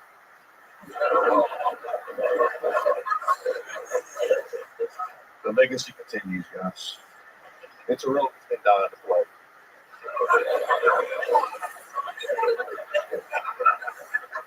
I used the butt plug recently. It didn't work. I still shit my pants. Yeah, I didn't realize butt plugs were used for sexual pleasure until I stuck one up my ass. Yeah, my eyes were open, especially my brown eye. Guys, I just want to say this. Y'all are all beautiful. Everybody in here is beautiful. You're also beautiful. When you go home tonight, you should all go fuck yourselves. My name is Tony Cruz. Okay, Tony Cruz. You got some laughs. I didn't think anything was funny at all, but this is a very generous audience. I think is what we're figuring out. They're giving laughs on what appears to be cadence alone. It appears as though if you leave a gap for laughter, this audience will give you some respect. Welcome back, Tony. You were on that suite. Yes, sir. Very lucky you. Amazing. How do you feel? It was good, man. I loved it. Had fun. It's amazing how luck goes to people that don't have much talent often. You know what I mean? Like the universe has a weird way of balancing it out. Like, hey, let's give this guy another opportunity with half jokes. It's great, though. You look fantastic. Thank you, sir. I appreciate it. You look like a homeless Mario. Like you got into a horrible car accident and just things went downhill from there. What made you dress like that today? I mean, I don't know, man. I figured I was going to be on Phil Tony, so. Why do I feel like you're not wearing any underwear underneath that? That's just curiosity, guys. I'm just saying. I can show you if you want. No, that was good. Yeah. No, show us. I'm kidding. Willie wants to see your toadstool. Tony, remind us, what do you do for a living? I don't have a job, no, sir. Don't have a job. Yeah, comedy. We're gonna do it. Let's fucking do it. Just trying to do Can comedy. you jump? Do you know how to jump? I do, yeah. Let's see that.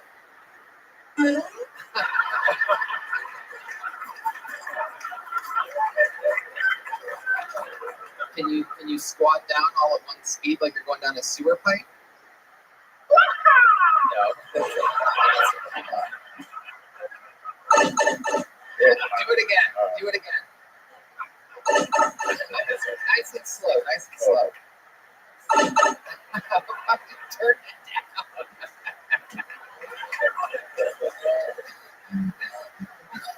Can you super jump for us? Come on, try it. Don't overthink it. Okay, yeah, put the mic away. Sure. Yeah. Okay, that's a Can you shoot an imaginary fireball out of your hands like that? Stop putting the fucking mic away. Okay, that's this one, Red Band. There's one called Fireball. Do it again. Do it again. Do it again. Okay, let's try it to do it at the same fucking time. Ready, set, go. Okay, good enough. I like that. Okay, can you do a small jump? Let's keep playing Mario games here. Small jump. Why is it all the same? Oh, okay, I see. There is a difference. Wow, interesting. You know how Mario sometimes like powers up like that? Can you do that? Wow. I think he just pooped his pants on that one, right? That's absolutely incredible. Wow. Whoa, what's that? Oh, okay, you're just moving the cord. It's amazing how that activated that like that. What's your favorite video game character of all time? Me? Yeah. Well, Grand Theft Auto. Grand Theft Auto? Yeah. Yeah. I play as myself. Oh, yeah, it's you. You're the one that lives at the top in the desert, right? My character wears overalls and everything, so yeah. Okay. Yeah. Guys, what do you think about this piece of absolute trash? I am just loving the Carhartt. Thank you, dude. It is. I can see from here he's Carhartt as a rock right now. Hey, hello. I do believe I just whatever. Flag pulled in that one. That's right. Bowser Falls. All right. Camp Patterson. It's the one that bought at the top. You bought at the top. Right? I'm the boss. Yeah. Take your head. Oh no, my wrong. Okay. Hans Kim, you invented the game Mario for Nintendo. It's good to see my intellectual property come to life. This is like the Barbie movie for me. Yeah, man, yeah, sure. I like that you're trying to be really chill and even tempered and not go up or down too much. It's an interesting strategy. I mean, get what you can get, man. It is. So here we are. We're not going to spend a lot more time with you. You were on last week. Tell us something that we didn't find out about you last week that's crazy about you, or something that you've accomplished or done, or a crime, or something you've gotten away with, or anything at all really interesting. Give us something compelling here. I dropped out of school, got my GED. No. We want you to tell us something that we don't know. Perhaps you don't understand the question. Something that we wouldn't have guessed about you, something that would surprise us. Yeah. I don't know, Tony. I do a lot of things. I enjoy comedy. I enjoy talking to people, networking. It's fun. I'm having fun. Yeah.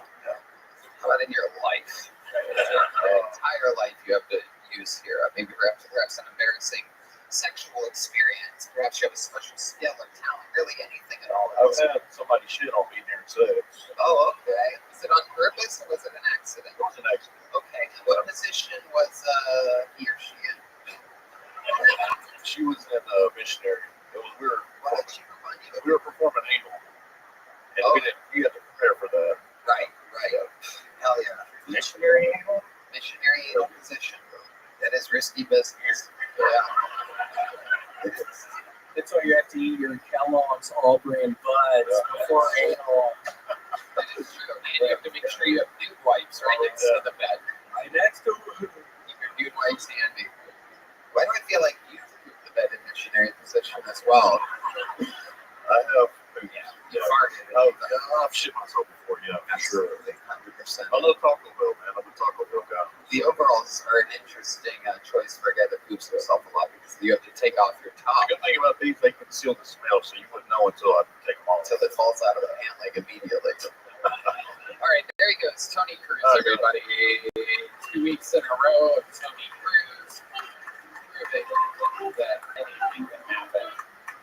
Make some noise for your next bucket full. Zach Black, everybody. We're flying through tonight. Flying through.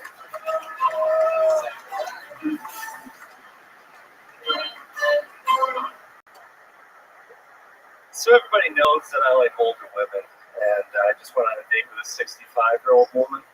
I'll admit, maybe I went a little too far with that one, but then she asked me if I ever had a threesome with a mother and daughter. Like, now we're talking, right? So she takes me back to her place, introduces me to her mother. I had never been with a woman that old, to be honest. I ran out of there, straight to my car, got my video camera, went back in. It's on Pornhub if y'all want to check it out. And I'm actually seeing that mother later tonight. Yeah. Trying to get in that will. I'm going to try to fuck her to death. And you'll know if I do too, because next Monday I'll be pulling up in an 83 Buick with a pocket full of hard candy and ashes. I hope I can do it too, because I really like her car. Reminds me of her. That leather interior. All right, Zach Black. So the whole gist is you fucked an old lady?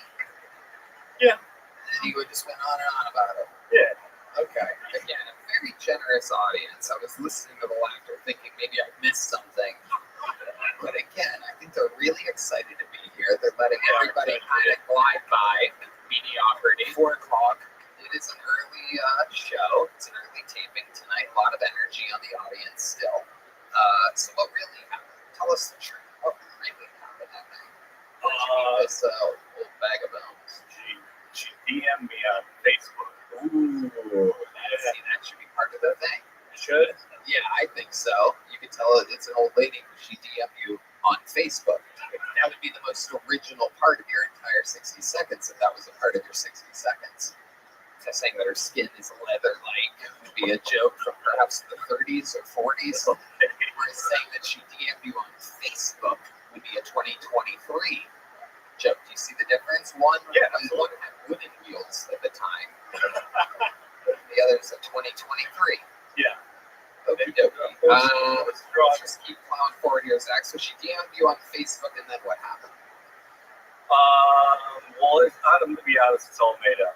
I do like older women, but the whole 65, the mother. Yeah. I'm going to be honest. I was asking because I knew you weren't being honest. Yeah.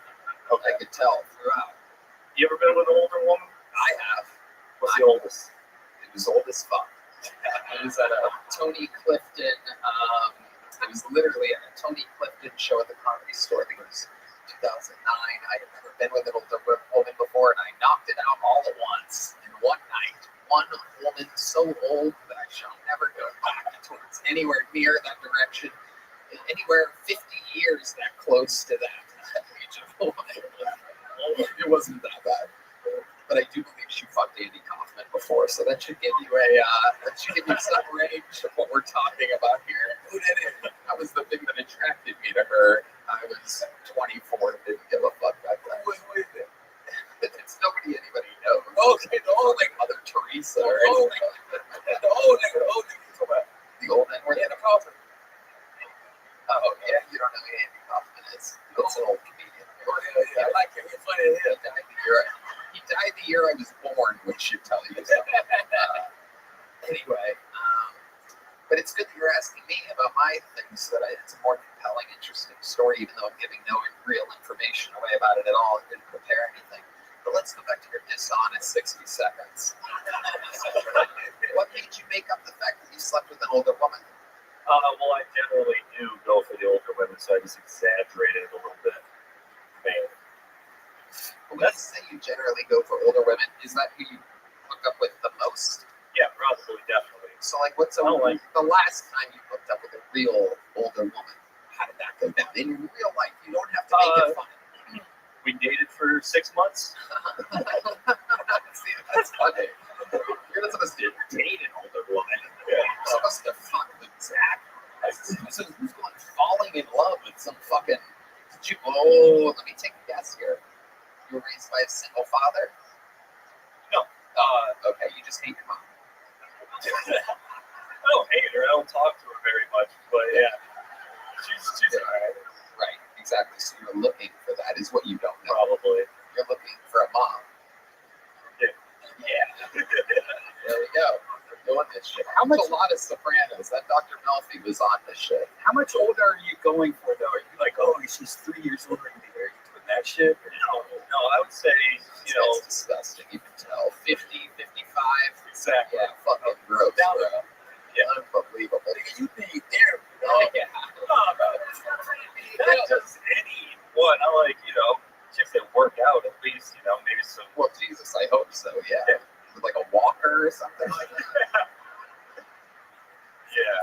wasn't really pumping that much iron out there. Do you have a fantasy of killing the beast with a pig? Cam, I wish I could. Do you prefer a dry vagina to a wet one? Absolutely not. Who would prefer a dry one? A guy that tracks down 55-year-olds. They get just as wet, right?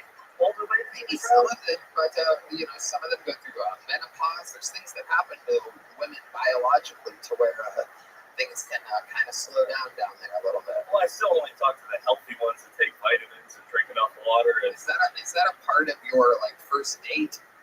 Do you take vitamins and drink a lot of water? Actually, yeah. That's my criteria for pretty much anyone I'm going to hang out with. Do you take vitamins?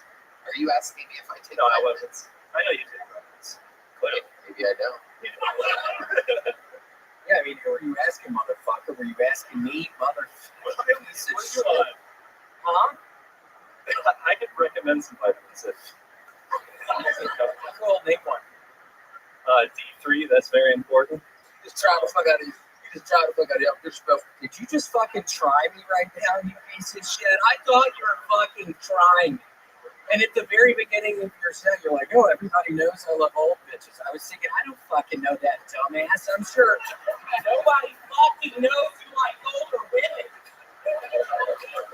And I was wondering, though, how are you doing? Are you looking it from the back? Or what are you doing? These bitches, dude, are the lights on? Or the lights off? Or the candles going? What are you doing? Get a little fucking Werther's original, put it in her asshole. Absolutely. You toss her fucking old brown lettuce. It's talking over the life I learned. I'm balling and I can't count. Hold up, bitch, I got to stay right there.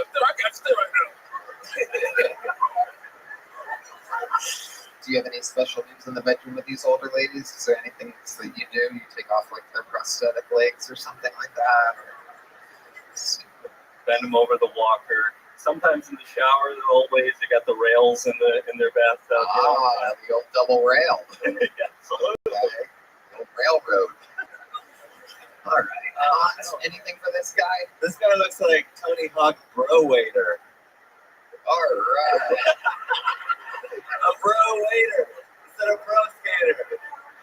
Bro waiter. Bro waiter. All right, there he goes, Zach Black, everybody. On to the next one we go. We're flying through them. We really are. Excuse your next. Come on, just go. No fucking handshakes. Jesus Christ, these people. Hey, we're buddies now. I'll see you around town. We're going to be doing a lot of work together now. Shut the fuck up. All right, your next bucket pool goes by the name of Michael Hines, everybody. Michael Hines is next.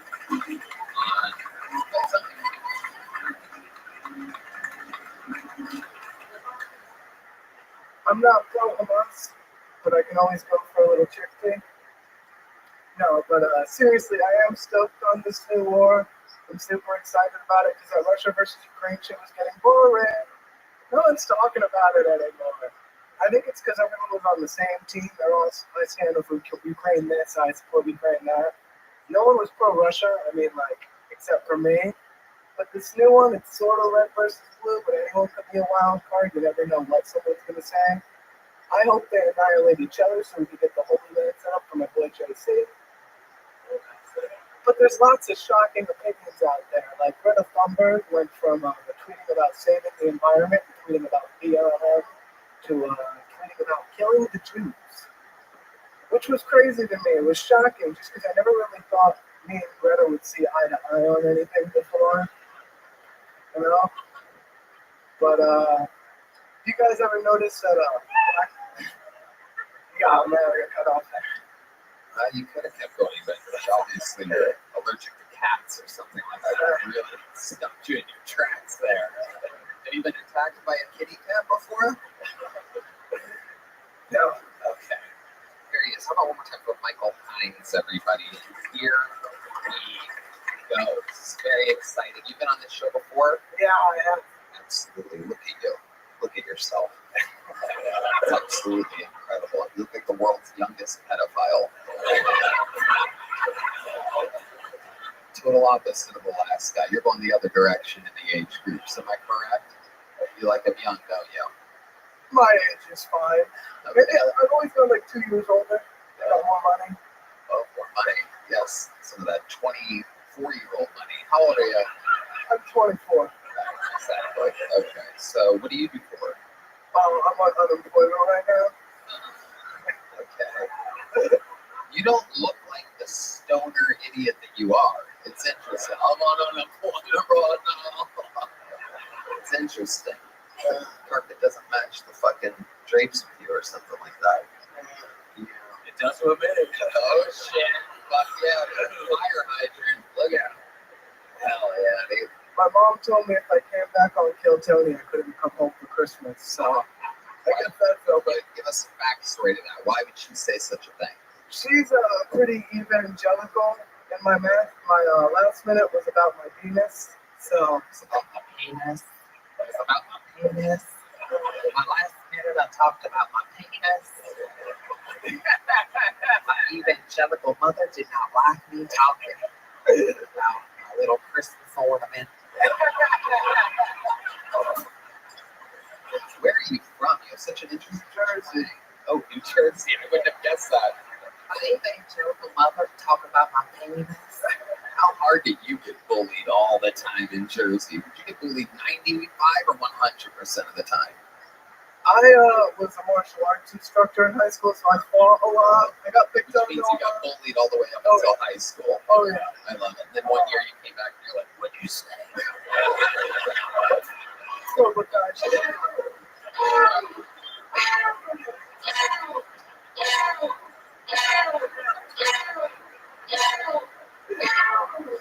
Alright. I actually fought a crackhead the other day. You fought David Tyler today? You did? Tell us about it. Me and Ben Williams. No one knows who that is. Go ahead. Nobody knows who you're talking about. Dropping fucking open mic names out here. Wait, the Ben Williams? We're going to the gas station, and the crackhead, I asked to borrow his lighter to light my cigarette, and he was cool with it. And then he was like, yo, can you get me a drink? And I was like, all right. Stop. God damn it, stop. You asked the crackhead if you could borrow his lighter? Yeah. Well, he offered, mine wasn't working. So you're obviously struggling with a lighter out there. Your fucking hair's in your face. So you gotta flip it back every 10 seconds because that's like your thing. Yeah.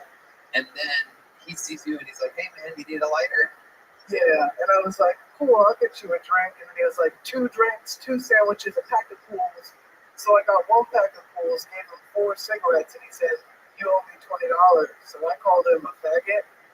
And then he's like, he ran up behind me, actually in the back of the head. Right. And then Know what happened? parried the second Can you punch. show us some of your martial arts? Just put the mic in the mic stand and show us what you did. And here we go. The little Michael Hines surprise martial art. Whoa. Oh my goodness.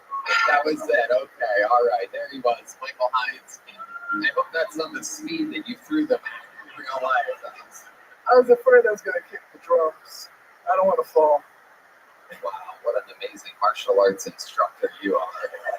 I was afraid I was accidentally going to kick behind me really hard and fall over. God damn it, I feel like anybody up here could beat the shit out of you. I do not believe that you're a martial arts instructor. I would go fucking 10 to 1 on D-Madness on this. I think he would just grab you and never let go and just swing at whatever. Well, the other says that our hands, everybody is like, what's a D-Madness would do with his seeing cane? Is that what it's called, a seeing cane? All right, I don't know. Okay, just folding cane. Nunchucks for the blind. What would be your approach at D-Madness if he came at you with the nunchucks for the blind? I think if I ran away and took a couple turns, I can get out of there. You son of a bitch. That is such a pussy way out of the situation. Yet, that is probably the smartest maneuver. That's when shit gets scary. You're running around a corner and D just turns the lights out. You just hear footsteps coming closer to you, and he can hear your footsteps, so you're fucked. You just see glowing sunglasses coming directly at you at a very fast pace. Yes. Michael Hines, craziest thing about your life that we didn't know about you. You've been on this show before. Tell us what we didn't find out the last interview. Craziest thing about my life, my dad got arrested when I was like 3, and like the house got stormed for telemarketing stuff. Like we got swatted when I was like 3 years old. For telemarketing stuff? Yeah, dude, isn't that crazy? Can you explain what that means a little bit? Maybe I'm the only one. So I guess a Fed pretended to be an employee of another company and said he had a list of hot leads, and that's illegal to buy. And we got swatted, and they took all our stuff. I don't think that's swatted. I think swatted is when somebody sends the police on you for a crime you didn't commit. No, but the swatting is when they like kick in the door and all that, like the SWAT team. Is that the right terminology? I always get exactly what that is, dumbass. I think your dad got arrested. I think there's a difference. Yeah, right? absolutely. It could be wrong. Like with a SWAT team. Sure, if there's a SWAT team, I don't think that means getting swatted. Yeah, swatted is when you like send something to somebody who doesn't deserve it. Exactly. Your dad was a criminal. Yeah. Oh yeah. He didn't get swatted. He got in trouble by the police. And then told you you're in trouble by the police correspondent Cam Patterson. Yeah, telemarketing just means drugs, stupid, dumbass. I was telemarketing shit. Yeah, cocaine. That's what it was. Yeah. Telemarketing. That's hilarious. Well, son, I didn't really get in trouble. It was a telemarketing thing, and I got swatted. You believe everything your dad tells you, huh? Do you think that how long did he go away for? Only like 2 years. Yeah, only 2 years. That didn't affect your childhood at all. I don't even remember. Right. All right, there he goes. Michael Hines, everybody. We're going to keep moving forward here. You guys having fun tonight? We've been through 4 bucket fulls already. We're on pace to set a record. Are you guys having a good time? All right, make some noise. 60 seconds uninterrupted. This looks like a new name. Cole Kasui, everybody. Cole Kasui. Here we go. How y'all doing? I'm doing all right. I got told recently I look like a more lesbian Ellen DeGeneres, so that's not great. I mean, I get it. I don't look masculine at all.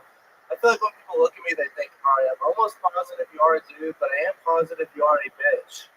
And that's fair. I just moved here. I moved from Houston. I noticed there's a lot less Latino women here than Houston, which is good because they didn't like me. So that's good. I don't think I can date a Latina because I can't handle spicy foods. I think that's just too big of a barrier to overcome. Like, I even think salsa can be too spicy. It's the whitest shit ever. It's not a good look when I'm at a restaurant and the waiter's like, do you need anything else with your chips and salsa? And I'm like, the glass of milk actually would be great. My throat is on fire. You know, I'm back on dating apps, recently single. I don't mind them. I do think it's weird though when girls put pictures of them as a kid on their dating profile. Ladies, I don't know why you think we like that. It's not like I'm going to go out with a girl and be like, yeah, she's really not that attractive now, but man, was she cute when she was 9? I'm in. All right, thank y'all. Adorable Cole Kasui. There he is, everybody. Castle. How are you? Good. Castle.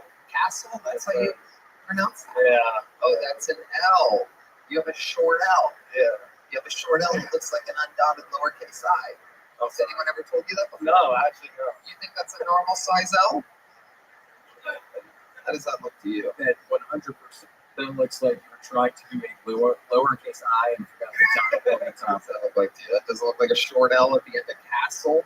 You had double L, man. Thank you. All right, hey. Thank you. And he doesn't even know how to read. That's on me. So, I just think people. Whatever, Tony. Okay, Tony. I'm say something cool there. I don't know. This got the bitch fucking. But thank you for taking off of lacrosse practice to be here tonight. You seem like you have the look. I'm not saying you have the words or style or speak like, but you have the look of a rich kid. Are you a rich kid? No, middle class. Middle class. Yeah. That's what rich kids say. These kids are richer than them, so they call themselves middle class. Our good friend Benji, whose family owns, basically hundreds and hundreds and hundreds of millions of dollars worth of property in Los Angeles, calls himself middle class. I was definitely at a time I was pretty spoiled, but all my friends like way more spoiled, so I didn't think I was spoiled. Okay, what does your dad do for a living? Something with he gets invested. Why are you pretending like you don't? No, it's telemarketing. He's like the middleman of like getting investors and companies that need money. He's like the middleman of that. I think you don't know what his title is. No. You have no idea what your dad does. No, I really don't. If a judge in a courthouse asks you, what does your father do for a living? You'd be like, hey, no, I actually don't know the title. Wow. Are you close to your dad? Yeah. And you have no idea what he does for a living. No, we don't really talk about his work. We'll talk about my work, but not Why do his you work. think that is? Why do you think you don't talk about his work, but meanwhile he's taking money from some people and giving it to richer people? Why do you think he doesn't want to talk about that with you? Why would you guess that your father, who is blatantly stealing money from poor to actual middle class people and reinvesting it into your own wealth, why do you think he doesn't want to talk about that with you? Well, you put it like that. You have no brothers and one sister, am I correct? 2 sisters. Only 2 sisters. Yeah. You know how I knew that? Yeah. Oh, this is an interesting one. You know how I knew that? Because you have the energy of a guy that never had any brothers. Yeah. I get it. You have no brother energy. Yeah. William has brother energy. Cam has brother energy. Actually, he has brother energy. But you have this type of like you've never been like fucking fucked with or anything. Yeah, I mean, classic bowling every now and then, but nothing too crazy. You're a closet bowler. Classic bowling. Oh, closet bowler. I thought you were a secret about your bowling. Second life. Bowling. I did try out for my high school bowling team. I made it, and then I didn't join. Showed them what they wanted, and then said, you can't have it. Wow.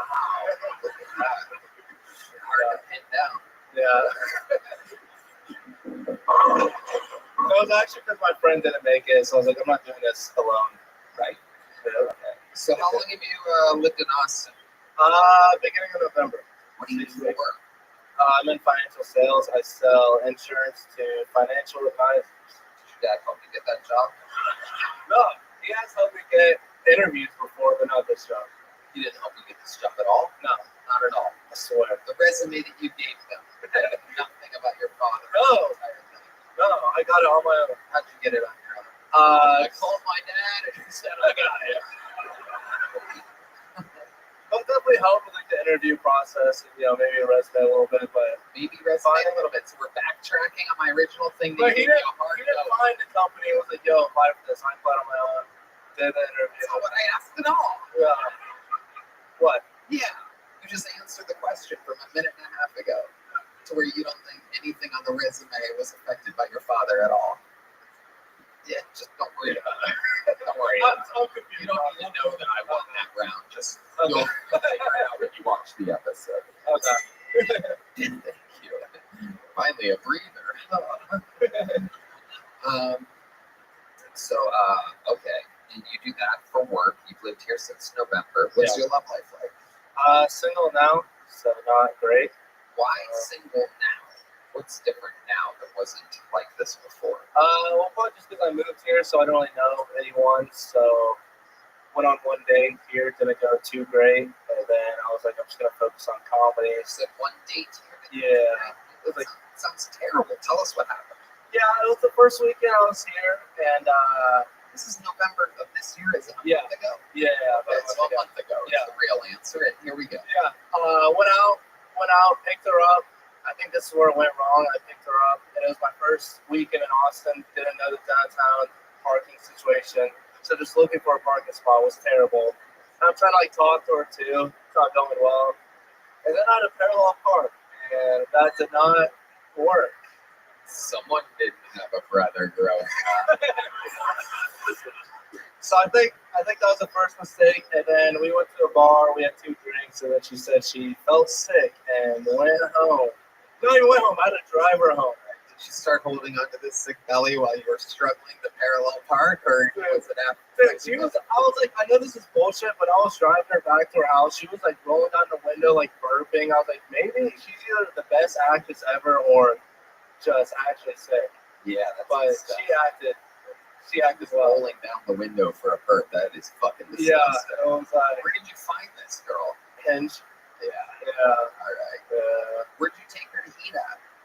Well, she had to pick the bar because I didn't know anything, and she picked the place. It was like way too loud for a date spot too. I couldn't hear anything she was saying. You don't remember the name of the place? No, I don't. She was like, I couldn't hear it. Like, I was just acting like I knew what she was talking about. She'd be like, "Yeah, my mom has AIDS." I'm like, "Yeah, this is a good song," and that was usually the majority of our conversation.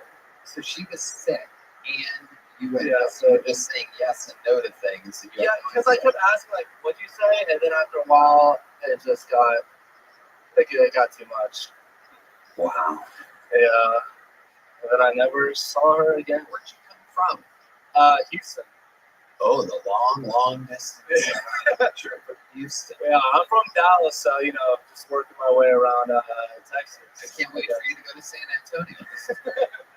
Hopefully it'll be soon. Anything else for Cole, gentlemen? I mean, I think that if you're trying to get laid, try not telling people you're middle class. Say that you're rich and keep working in that sweater. Okay. Great advice. Ron's Kim, sly with the ladies. He's had to deal with that, having that face. So, I mean, imagine. And don't worry, I'm used to losing dates after I try to parallel park as well. So. Yeah, it's not. Any type of parking is parallel parking for Hans.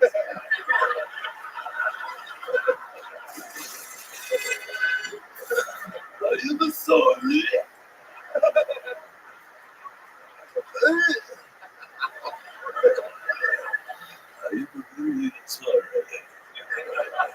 Cam, anything else for this fucking gagoots up here?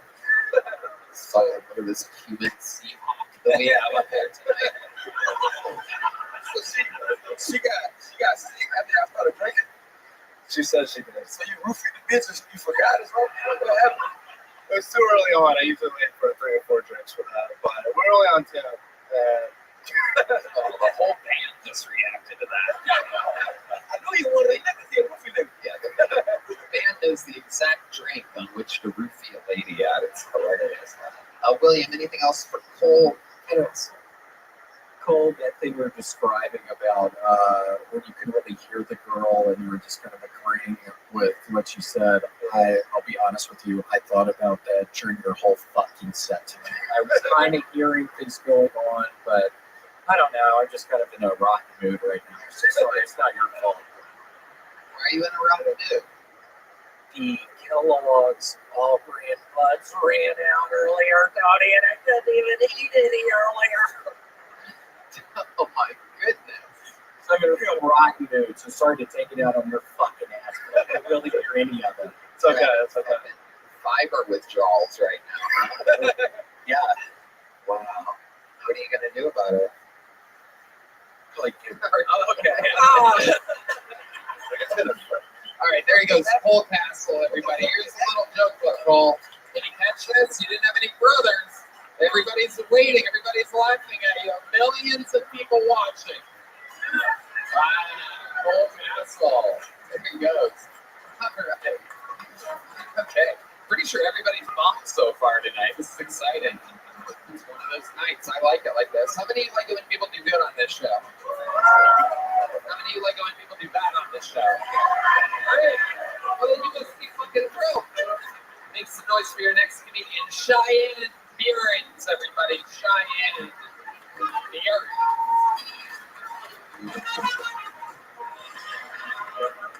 Thank you.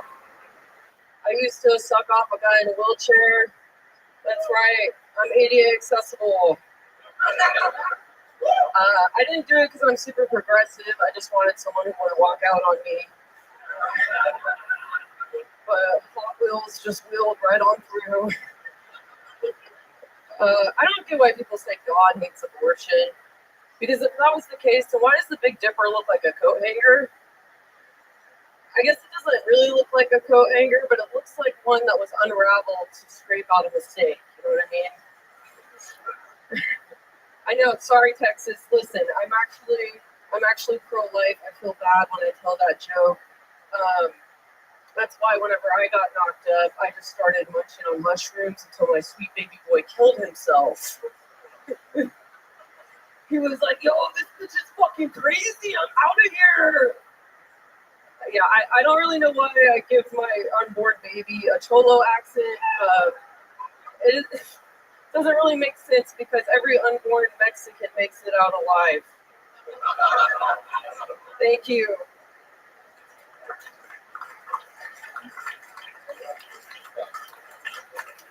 Hello.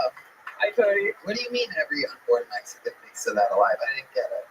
Mexicans pop out babies. Every unborn Mexican makes. I know that they make a lot of babies. It's a little. But why would an unborn Mexican make it out alive? Because he's Mexican. And Mexicans don't get abortions. Oh, I never know No? if it's high quality weed or if everybody else doesn't get it too. I get it. I got it. I guess she's saying like every Mexican that isn't to 9 months yet gets born. Not that every Mexican that is not born gets born. It's because you're also autistic. So you run the Oh same. Yeah. Run the same wavelength. You should see me parallel park. I'm still not sure that I get the Mexican reference, but okay, it's all good. Every unborn Mexican makes it out alive. William, do you get it? Right. You're saying they survived the abortion? No, they survived. How are you? You survived. It's a great joke. Of all the Mexican angles, I don't. Every Mexican that hasn't been born yet is born. We'll be wet back after these messages. See, that's a Mexican joke. That's a Mexican joke. Clear, on the edge, dangerous. Will we be able to not believe that on YouTube? We don't know. Anything can happen. We will have to talk to the YouTube people about that. How about a hand for Sunburn Jenkins getting back to his seat over here? This guy went a long day on the golf course yesterday. Is a cherry tomato. All right, Cheyenne. But you started off with a wheelchair suck off. That was good. Yeah. Hell yeah. So is that true? Yeah. Okay. I did. The guy in the wheelchair. I met him on OkCupid a few years back. Okay. That was right. Town. Yeah. You know, you have to be entry level to hook up with a guy in a wheelchair. That's right. Yeah.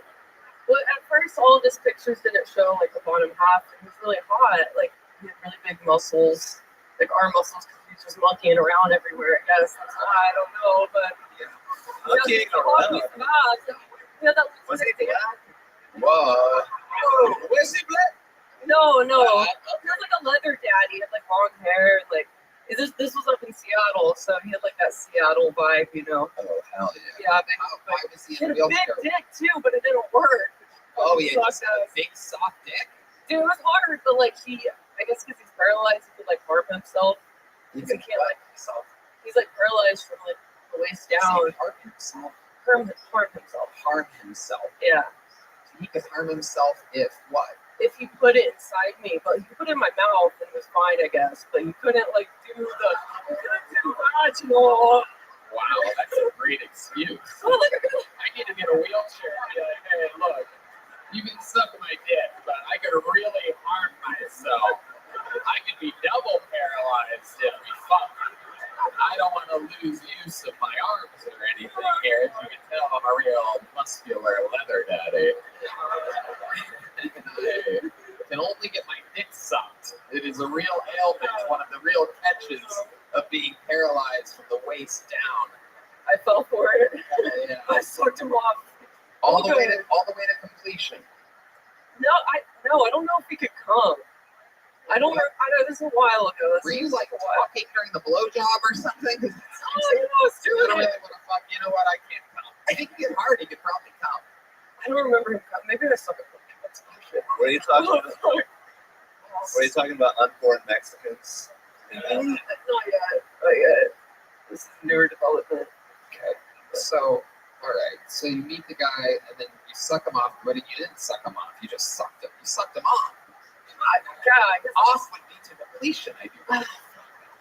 Anyway, so for the bit. How long did you go before you realized that there wasn't a finish line here?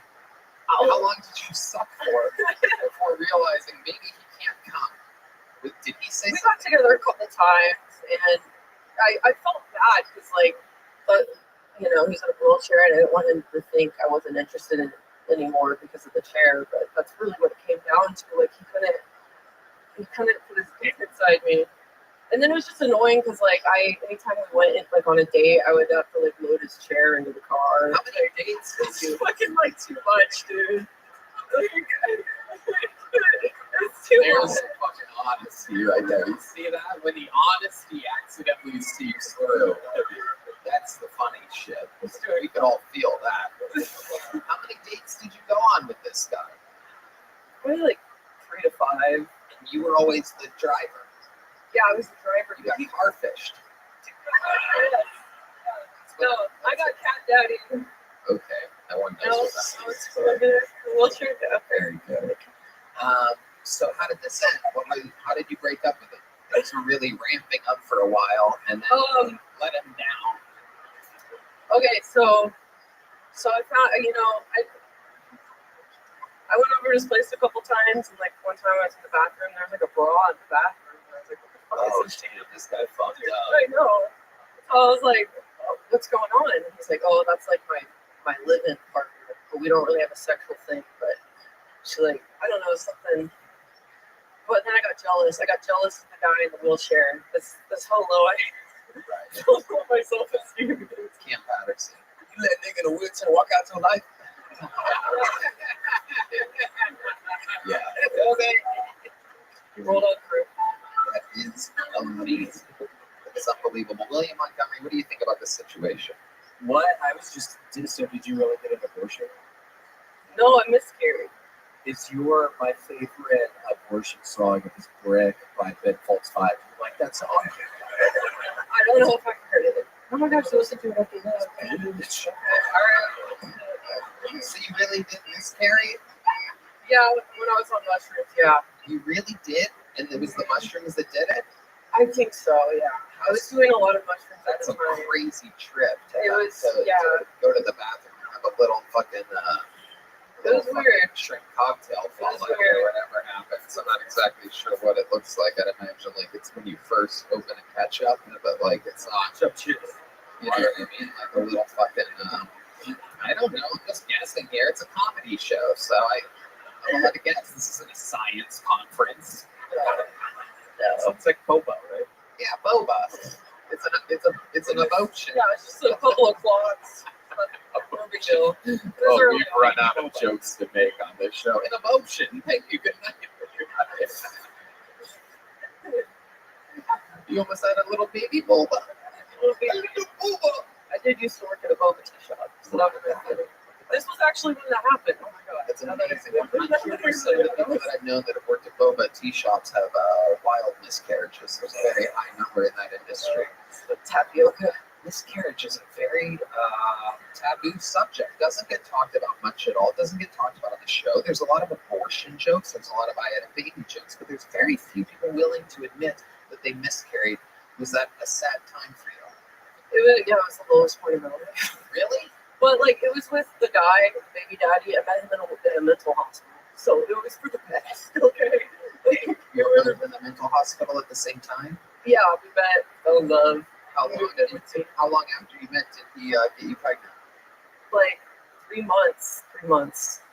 Which was the same amount of time my parents were together before they got knocked up with me. So when I was high on mushrooms, thinking about that, And then the baby killed itself. It was kind of bittersweet because I'm like, at least I won't end up like my parents. Right. And it's so ironic because they wish that they would have miscarried you. Yeah. After they watch this, for sure. Mm-hmm. So let me ask you this: were you and the guy that you met at the mental hospital both heavily medicated when you made this baby? We got Lithium and things like that, because to end up in a mental hospital takes quite a lot. How long were you in for? I was in there for like 5 days. Not that long. He was in there, I think, for like 10 days. And then, like, I just thought he was so cute. And then I got his number. And he was in there for 10 days. So are we talking about the guy or your baby? 5 weeks for the baby. Yeah. So it was early. Do you ever celebrate 5 weeks? Do you ever celebrate like a -7 month, 3 week birthday for the baby? I had an accident like about 3 weeks. Yeah, I might. Oh, it was recent. No, it happened in January, but this was like 4 years ago now. Oh, yeah. Okay. Yeah. So it's a while. Yeah. When I had a 4-year-old, I do cry sometimes thinking about having a toddler, but I don't. Yeah. He would be. Oh, he's falling in right now. We have Is that my baby? Oh, there he is. Chris Jr. Oh my God, I love you. Oh my God. Wait, hold on. Oh God. Oh no, somebody's beating him. Mama loves you. Oh, somebody good boy. No, this is bad. Give him a baby. Where'd you go?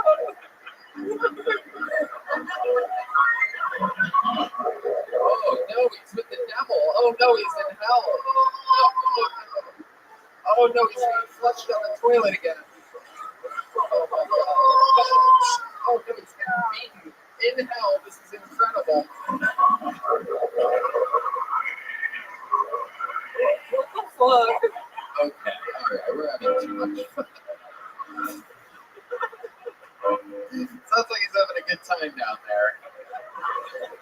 Alright. Cheyenne, you know what? It was a great interview, very compelling. So you're going to leave here with a big joke book tonight. I mean, it was okay, but talking about it here, I'm going to throw it to you. Can you catch? Alright, here we go. Do it for he's watching you right now. Yeah. We call her Miss Carrie, everybody. Cheyenne Burns, everyone.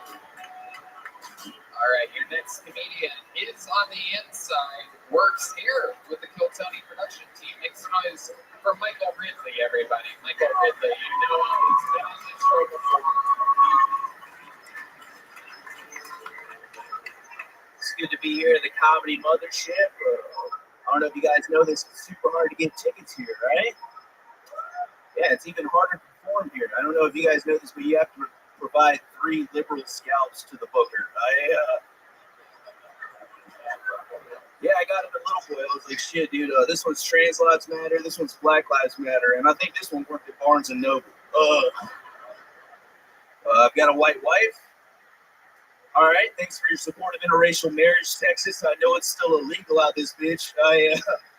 Me and my wife get a lot of weird reactions when we go out in public. Like, we were walking down the street the other night, and these 2 upset Trump supporters pointed at us and said, "You see that goddamn transgender couple walking down the street?" And I get it, I think I'm trans, bro. My mustache looks like I've been on T for 3 months. Like, I'm just out here rocking this Mexican middle schooler's mustache. I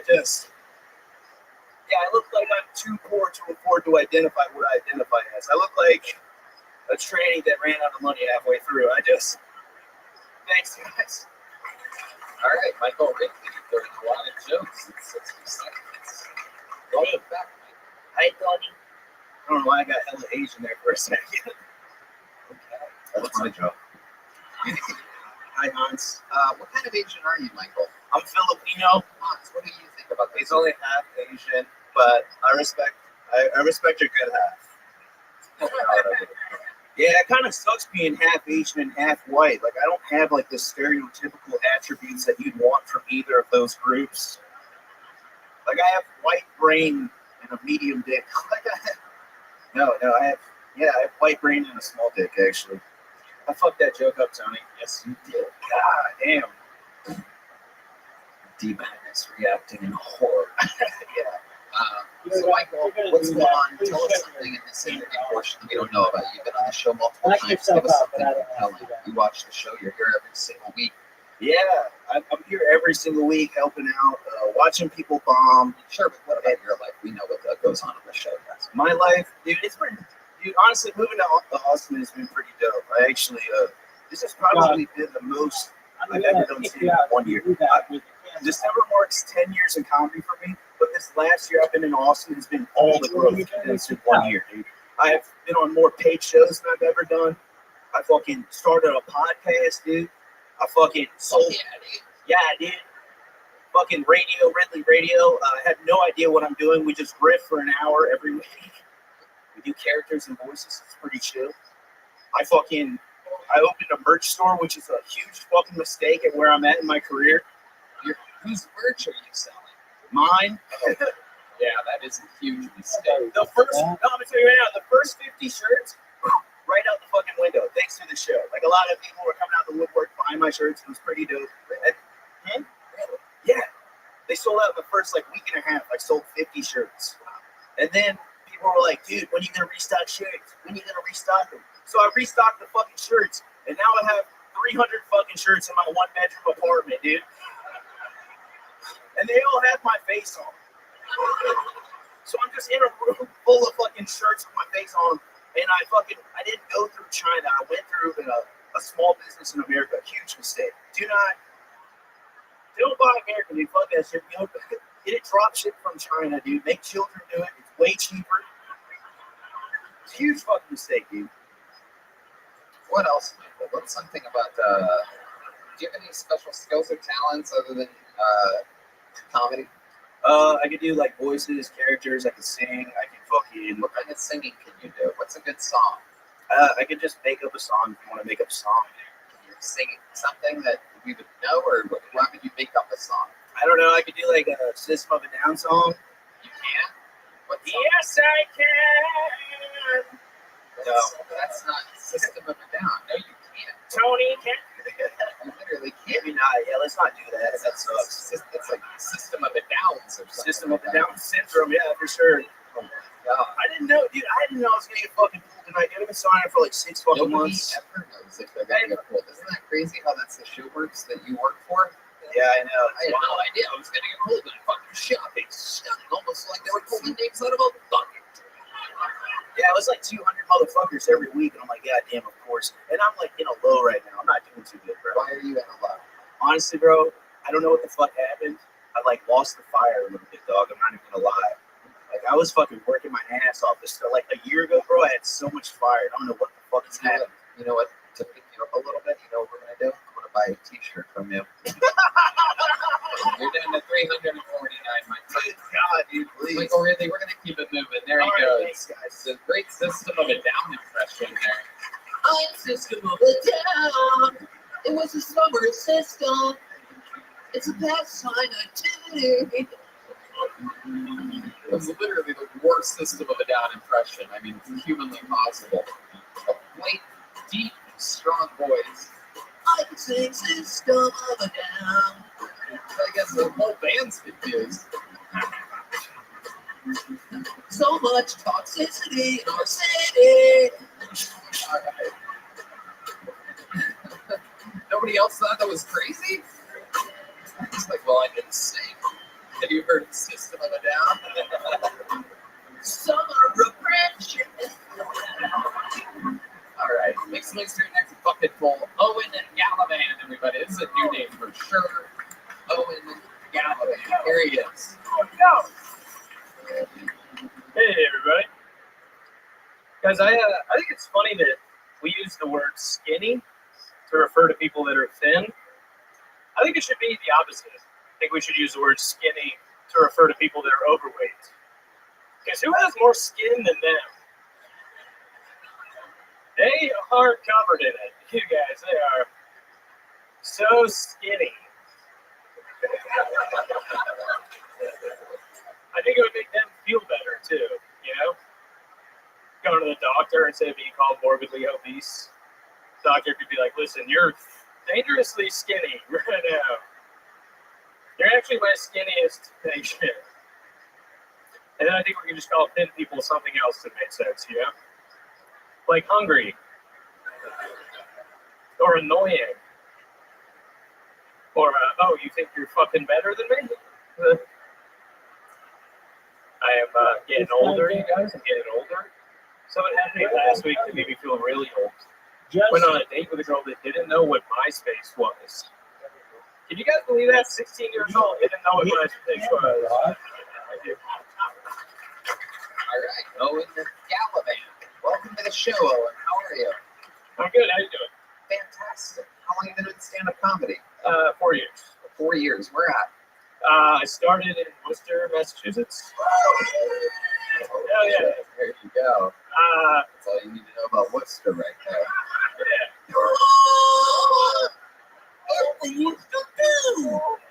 And I've been here like a year and a half. So. Been here for 1 year and a half. What do you do for work? I'm an engineer. Ooh, okay. What kind of engineer? Mechanical by degree, but right now working as an industrial engineer. Just like process improvement on a manufacturing floor. Right. Okay. I love that. That is incredible. What do you like to do for fun, Owen, when you're not doing stand-up? I skateboard and play disc golf a lot. Has anyone ever told you that you look like Daniel Day Dinklage? No, that's a new one. I know. Who that is? That's not a real person. It's a combination of Daniel Day-Lewis, which is what I think his face and hair kind of reminds me of, and Peter Dinklage. I combined them to make a 3D joke, Daniel Day Dinklage, because Dinklage is a midget. He kind of has midget features. He has like You got midget features. He does. Yes, it's like a Daniel Really Bad Day-Lewis or something like that. I'm a short guy. I don't know. Perhaps your mom ate mushrooms in her second trimester. Earlier, don't worry about it. So, Owen, what else about you? Tell us something interesting about your entire life. How old are you? 30.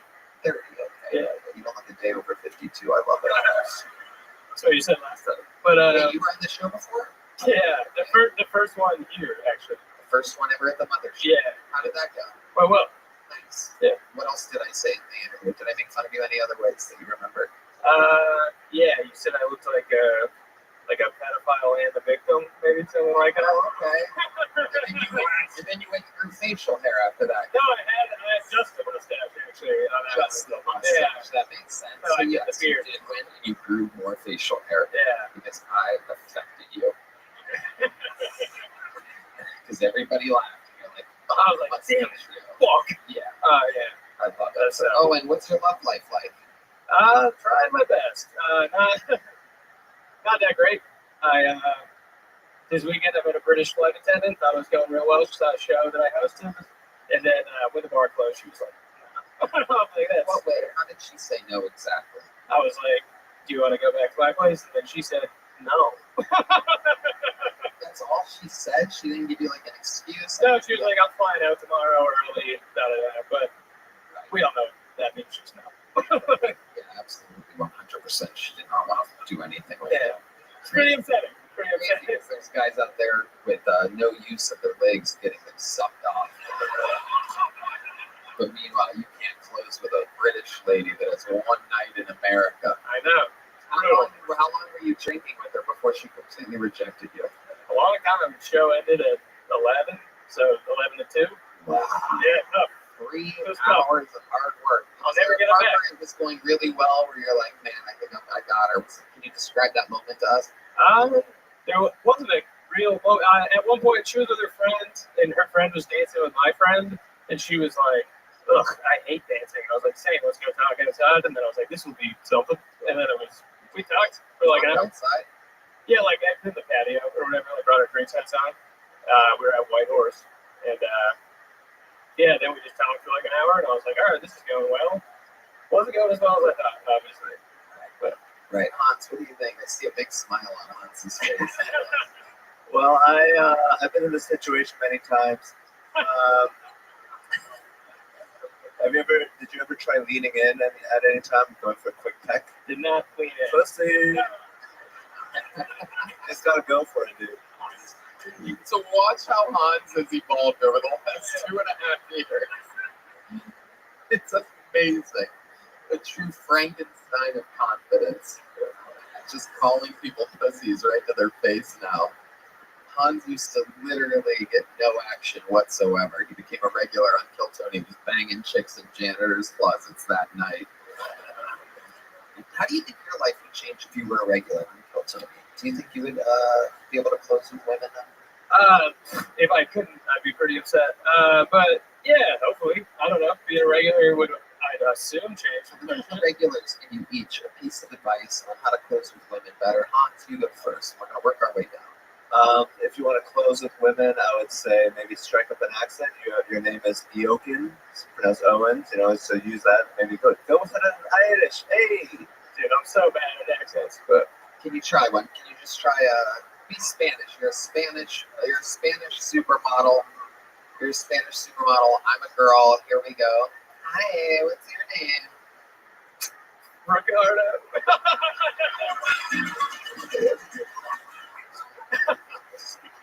Ricardo, what do you do for work? I'm a fucking soccer player, dude. That's what Spanish people do, right? I don't fucking know. I'm Matador. Yeah, right. No accent for you. Cam, what's your advice to close for Owen Gallivan? I say you got to look at the bitch on the soul. You know what I'm saying? Right. How you doing right there? You good? You want to rock? Oh, shit. Oh, shit. Oh, God. Oh, she's squirting. Oh, my God. This is incredible. Whoa. Amazing. That really works. We gonna fuck later. We gonna rock that. I like that one. So there you go. Try an accent. Look at a bitch on her soul. Give her a round, maybe. Here is your third piece of closing advice from the great William Montgomery, the only one in a truly stable, healthy relationship. And here he goes. So I would first off start going to grocery stores around the same time of evening, every evening. You're going to start seeing some of the same people. You're going to start being able to notice what they get, what kind of cereals, what kind of meats, whatever. A couple months in, I ended up being at the meat department at the same time as the chick, and then you just start talking, and then when you are kind of in line with her, you end up in line. I found these pills online that you crush up the pill, you blow the powder in her, so you're going to have to act like you're sneezing and blowing it, and then she's going to get this powder in her, and then once she gets the powder in her, you can pretty much, she's like a fucking robot, dude. You can fucking get her ass in the trunk, whatever you're feeling, and if you're feeling kind of angry or whatever, get their fucking stupid ass in the trunk. If you're feeling nice, maybe get them up in a seatbelt, but go to the grocery store. So, that sounds like it would work every time. What is it, Black History Month back here? What the hell is going on? Johnny's eating an actual chicken wing, ladies and gentlemen. What in the world is going on? This is absolutely incredible. Is there a tostada for Michael Gonzalez as well? I love it. You know what I'm going to do here? I feel like there's one more person that can give good, simple closing advice. I'm going to check in with D-Man. Steve, what would you recommend for this guy to learn how to close with a woman?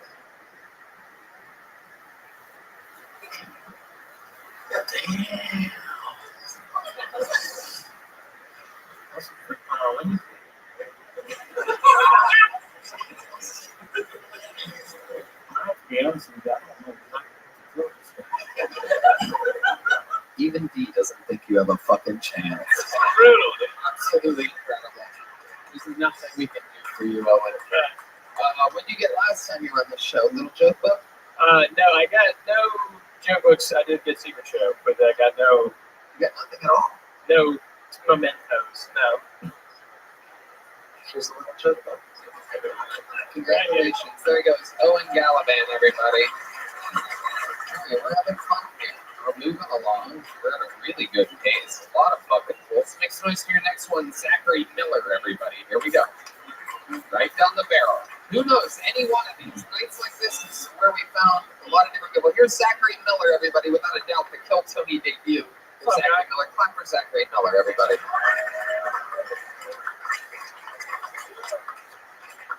My name's Zach. I had sex for the first time recently, people. Yeah, man.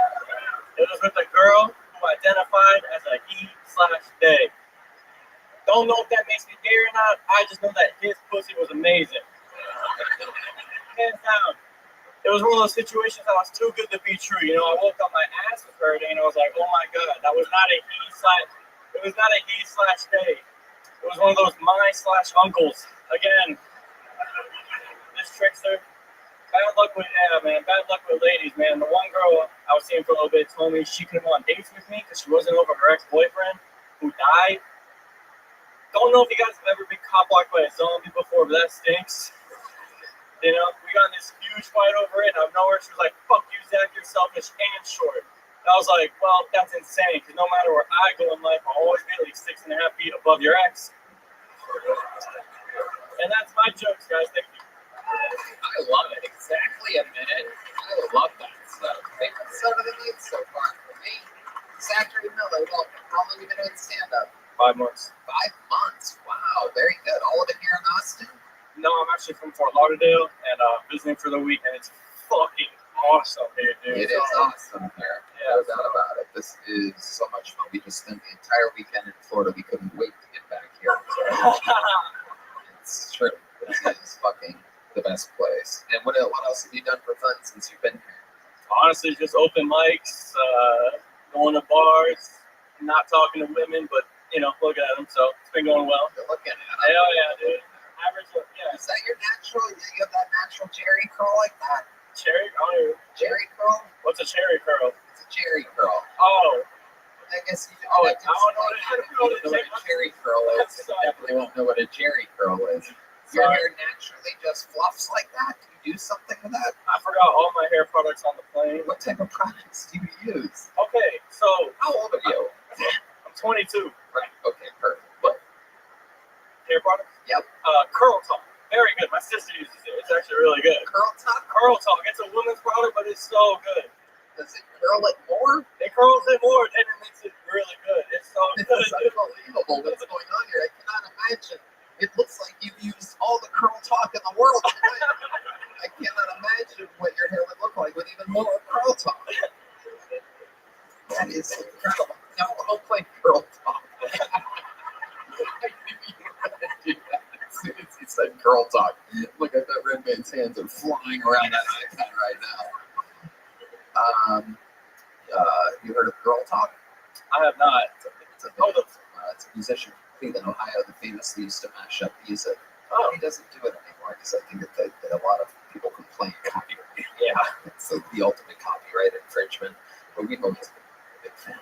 Yeah.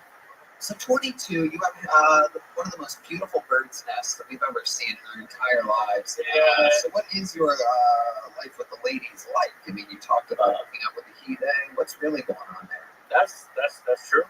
Yeah. Yeah, it's I didn't find out until like a while ago. Just like I followed her on Instagram after, and it was literally in her bio with like he/they. I was like, what the fuck? Nothing against it either. Like, I was just like, what was different? What was different about her? Other than her calling herself a he/they. She was a comic. She was a comic? Yeah. That was a lot of it. So in Fort Lauderdale. Yeah, she was also. So these people are like your age, so you're kind of dealing with this like woke era of people that want to virtue signal, especially since you're in Fort Lauderdale, a place that has a little bit of an average higher income. So it's a bunch of rich kids that have never really seen any trouble or drama or real life struggles on the streets. So they're a little bit more virtue signally than even other places. And there you are dealing with it. So when she says he, there, you say, oh, that's cool. But in real life, you're literally like, I don't give a fuck. I don't give a fuck. Yeah, no, dude. But you have to play along because you're 22. Yeah, exactly. I do what I gotta do. But see, there's still a bit of man in these boys. Yeah, I don't give a fuck. Just seeing this younger generation. It's like when Luke thinks that Darth Vader there's still a little bit of good left in him. You know what I mean? That's what your testosterone is like. All right. So, what is the manliest thing about you, Zachary? The manliest thing about me? Shit, man. What do you do that's like a tough guy thing? I scuba dive. Whoa. I swim with sharks, dude. I go in their habitat. That's pretty manly good. Some tiny little fishes. Yeah. Okay. Only nurse sharks, though. I don't go near. What do you do for a living? 22-year-old? I just graduated, and so I work in a law office, but because I was going to go to law school, I was like, fuck that shit. So, yeah, no cap. Yeah. Do I sound that retarded up here? I'm sorry, dude. You don't sound, you look retarded, but you don't sound. What did you graduate with a degree in? Criminology and anthropology. Criminology? Anthropology. Hell yeah, dude. Hell yeah. Hell yeah. So criminals and fucking rocks. No, that's geology. Come on, man. Oh, shit. Yeah, who's the retard now, everybody?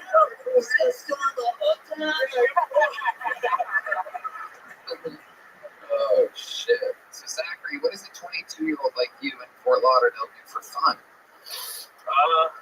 Open mics, and that's it. It's not fun around there. Other than that, there's got to be something else. A little guilty pleasure. You do some laser tag with the homies or something like that. I don't know. I've been trying to look for it because I just moved back home, so I'm still trying to figure all that out. But I hear a little bit of there's a little bit of a twang in your accent that I don't recognize. It's Fort Lauderdalian. Do you have African American friends or something like that? Yeah. Yeah, you do. Broward. Yeah. Right. But that's not where Fort Lauderdale is it? No, it is. It is. Yeah. Okay. But I'm also from the whitest neighborhood in Broward. We know. That's why I'm asking you why you sound like that. Because I'm cool. Right off the top of your head, as fast as you can, name your top 5 black friends' names. Go. Springer. Kevin. Kevin sounds white. Try again.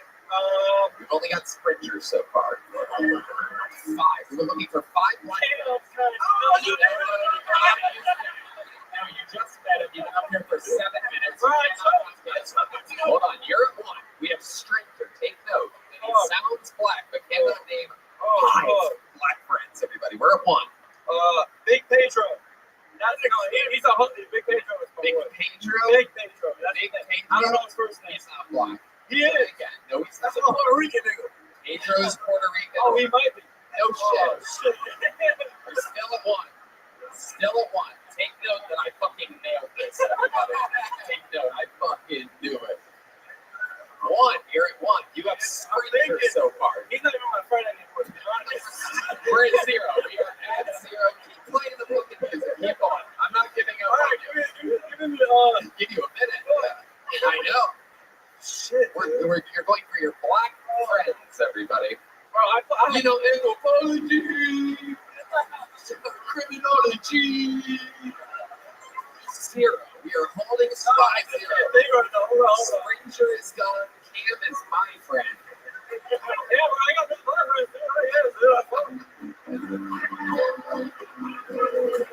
I just can't think right now. I got black friends. Trust me. I fucking knew it. Oh, I knew it. Because that's a thing. When white people sound black and they're not really from black culture, it's one of the most annoying things for people that were born and raised in all black neighborhoods. Oh, so do I sound black? I talk like this. Anyway, why are you and Springer friends anymore? That nigga was banging on a Sprinter? Sprinter? That's not a real fucking person. Well, they're good at sprinting. Springer.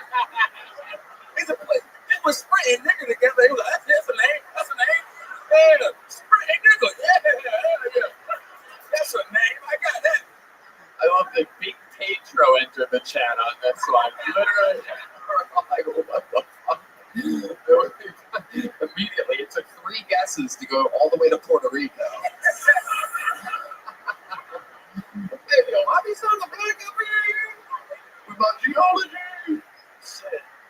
Don't you hate it when white people sound black? Yeah, I wouldn't even imagine being a comedian and talking black voice ever. No, Tony, I swear to God, I was on fucking YouTube the other day and I just typed in my name and I see some fucking video that says William Montgomery doing black voice number 6. And I have a fucking weird incident. So whoever's doing that, you better stop. Holy shit!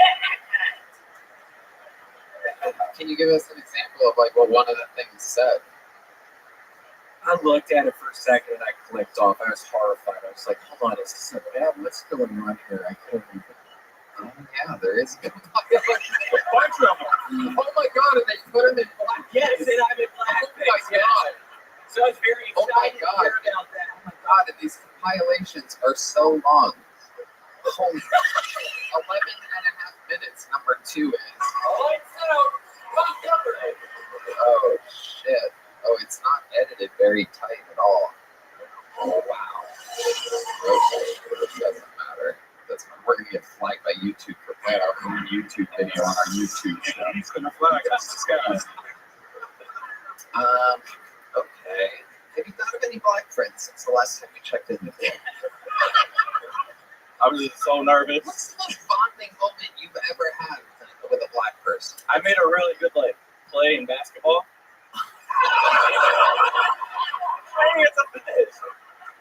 You don't ever see any black people when you're down there scuba diving? You don't see them at the bottom of the ocean floor?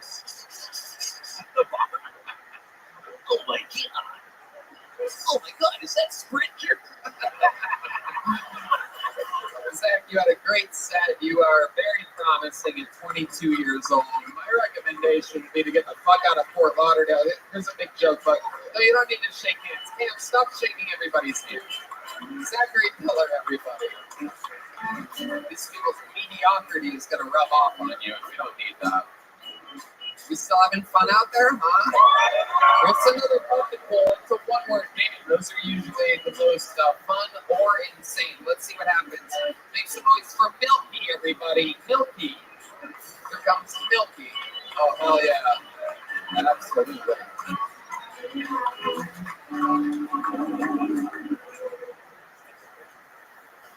you have a moment to talk about the Lord? Because I don't either. I have been called Milky over 20 years, longer than my government name. People use my government name, it kind of throws me off. I used to be called things like Fat Boy, Chubbs, Pillsbury, Go Boy. That's all behind me now because of diabetes. Used to be fat, ridiculously fat for my age, so I would always pray and ask whoever, I don't care how, just make me skinny, and then diabetes, just like needful things. I got the price, what I wanted for the price of a tiny major organ. Oh, the world's pretty crazy right now, if you haven't noticed. Just be respectful to each other and love one another, but don't be afraid to quote Ezekiel 25:17 if somebody's giving you a hard time. I'm Milky. Thank you. All right, Milky. Fuck yeah. How's it going, my friend? All right. How are you? I'm doing all right. You've been on this show before, correct? Yes, sir. Yes, sir. I look a little different now. Absolutely. What happened? Becoming a cowboy, more or less, step by step. Yeah, I guess so. Yeah, shirt fits a little better this time. No tie. Got the hat. Got the poncho. Right. Next is boots. Well, yeah. There you go. Your setups were good, your punchlines were bad, and your look is ugly, so it all makes sense. All right. Milky, what do you do for a living? I run the BYOB bar. You run a BYOB Yeah, bar. so we don't have a liquor license. It's a game room. It's up in Wells Branch. Okay, how far away is Wells Branch? How long do you have to ride your horse up there? Yeah, take about 18 minutes to 2 seconds. What the fuck? All right, let's play a little game. Name all of your black friends. Here we go. 1, 2, 3, 4. Here we go. Play the phone. All right. Kevin, Jamal, James. Shit. Stuck at 4 here, folks. Damn, there's another James, but that doesn't count. I'm gonna go with Zeus. Nope, we're sorry. That doesn't count. Hit the, there it goes. All right, guys, that's it. When you hear Jesus, you know it's over, everyone. This is becoming one of my favorite games to play with extremely white people. It's funny how they can't make it to 5 black names without being Big Pedro, Jesus, Pablo, Heaven. It's ICK, I'm fucking. Yeah, they keep trying to camp. Like, all right. So Milky, you've been on this show before. Remind us of some of the highlights of your interviews, real quick, as fast as you can. What we found out about you that was interesting. Same talent. My baby mama in North Carolina. Don't get to see my kid like a chameleon. I had her. When's the last time you saw your kid? Oh, last year, February when I left. How did that go? It's kind of weird. Why? She didn't expect me to show up at her house. Oh, okay. So you broke a restraining order. Contact, so like I just showed up telling her that I'm leaving, to go see this. Oh boy. Gave her all my information, and then next day I left. Was the mom cool with you showing up at the house? Oh, she wasn't there. Yeah, her mother was watching. So you pulled the old like Michael Myers thing or something like that. You just kind of appeared down the hallway. Hello, daughter. This kind of looked like that. All right, Milky. How old are you? 40. How long have you been attempting? Wait, you're 40? Yeah. Wow, you're 6 months older than me. I know, right? Holy shit. I think we'd be good friends, but Jesus Christ. Baby steps. I'm gonna fucking blow my goddamn brains out. Jesus Christ. No, put it away, Okay, what do you guys think about Milky? We're gonna get him out of here quickly here. Milky, your diabetes line, even though it got 0 laughter, I think was my line of the night thus far, because the first part had nothing really to do with it. It was so confusing to me. It made me laugh really hard. So congratulations, Milky. It was so fucking I did see her over it. I want to rewrite that. We want to see type 2 of that type of joke. Camp Patterson, what do you think about Milky? You left your kid to do comedy? Well, yeah. No, I wasn't getting in contact anyway, so. Okay, you don't know this. Fuck. Oh, this over. No, she's all right. I'll be all right with that. You don't need Yeah, good job. Once again. I feel like he likes snakes. Oh, I did originally, yeah. When you say originally, what happened to where you stopped liking snakes? Oh, my mother wouldn't let me get one. Who wouldn't let you get one? My mother.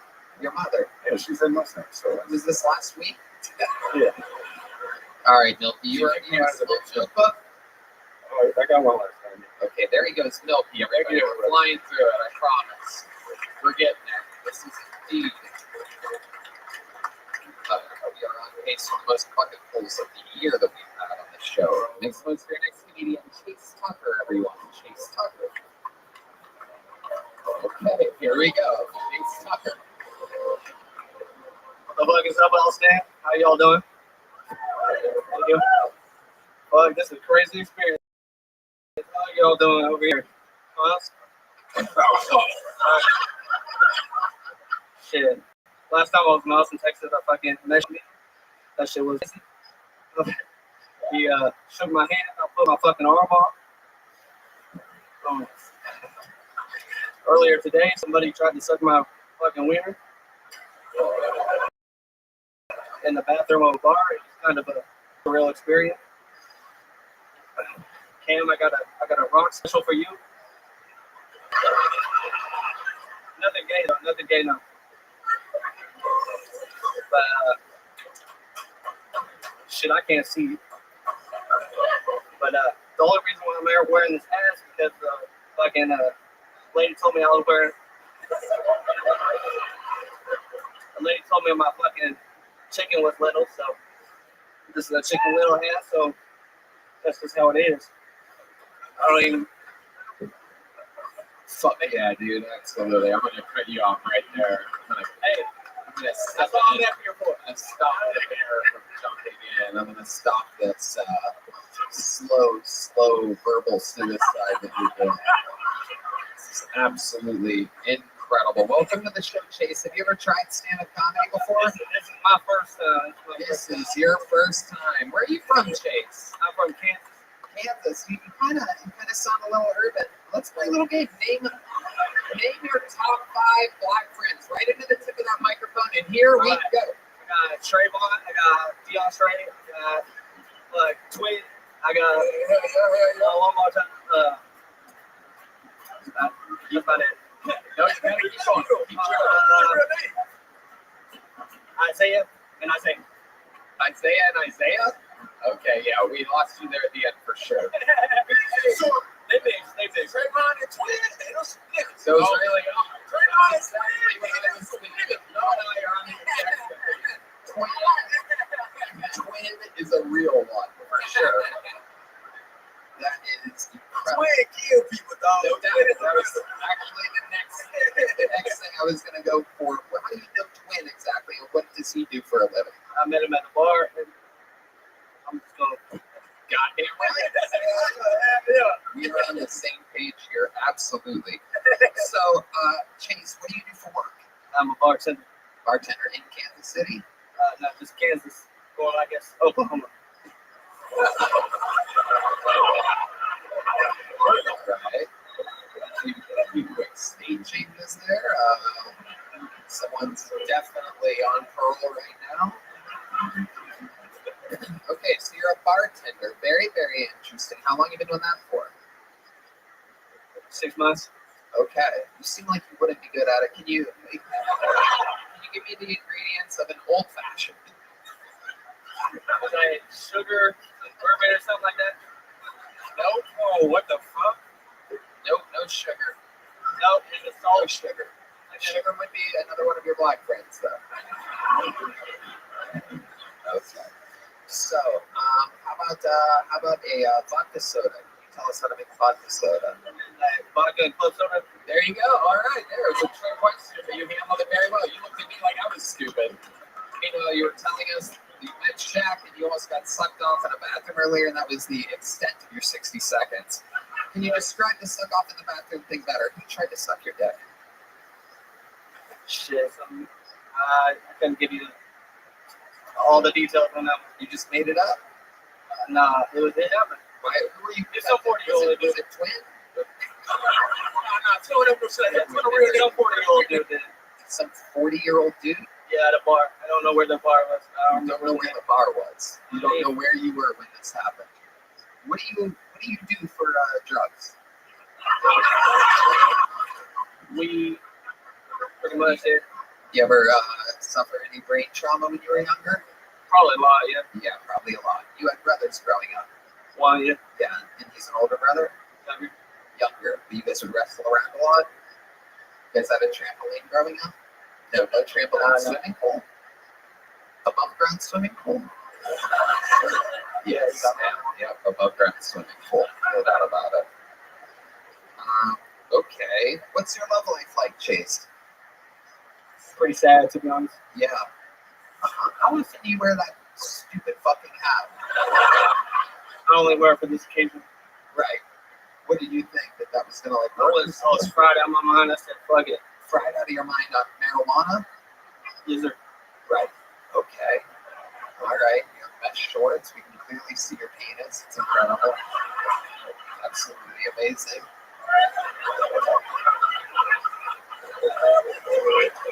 You can see your Chicken Little and your eggs. You know what I mean? All right.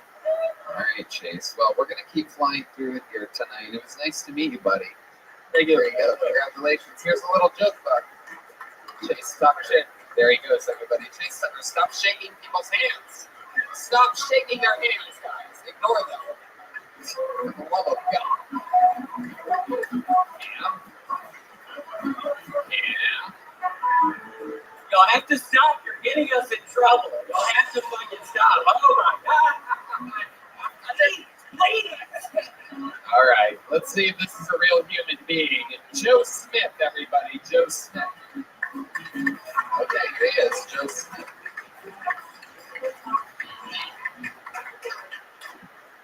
Watching pregnant porn isn't illegal, but it sure starts to feel like it's illegal when all you watch is pregnant porn. I think I identify as asexual when I'm not horny. I've been waiting ever since Gwyneth Paltrow dropped her cunt candle. I've been waiting for Taylor Swift to drop a candle that smells like the space between her pussy and asshole. It seems like something the uppity bitch would do.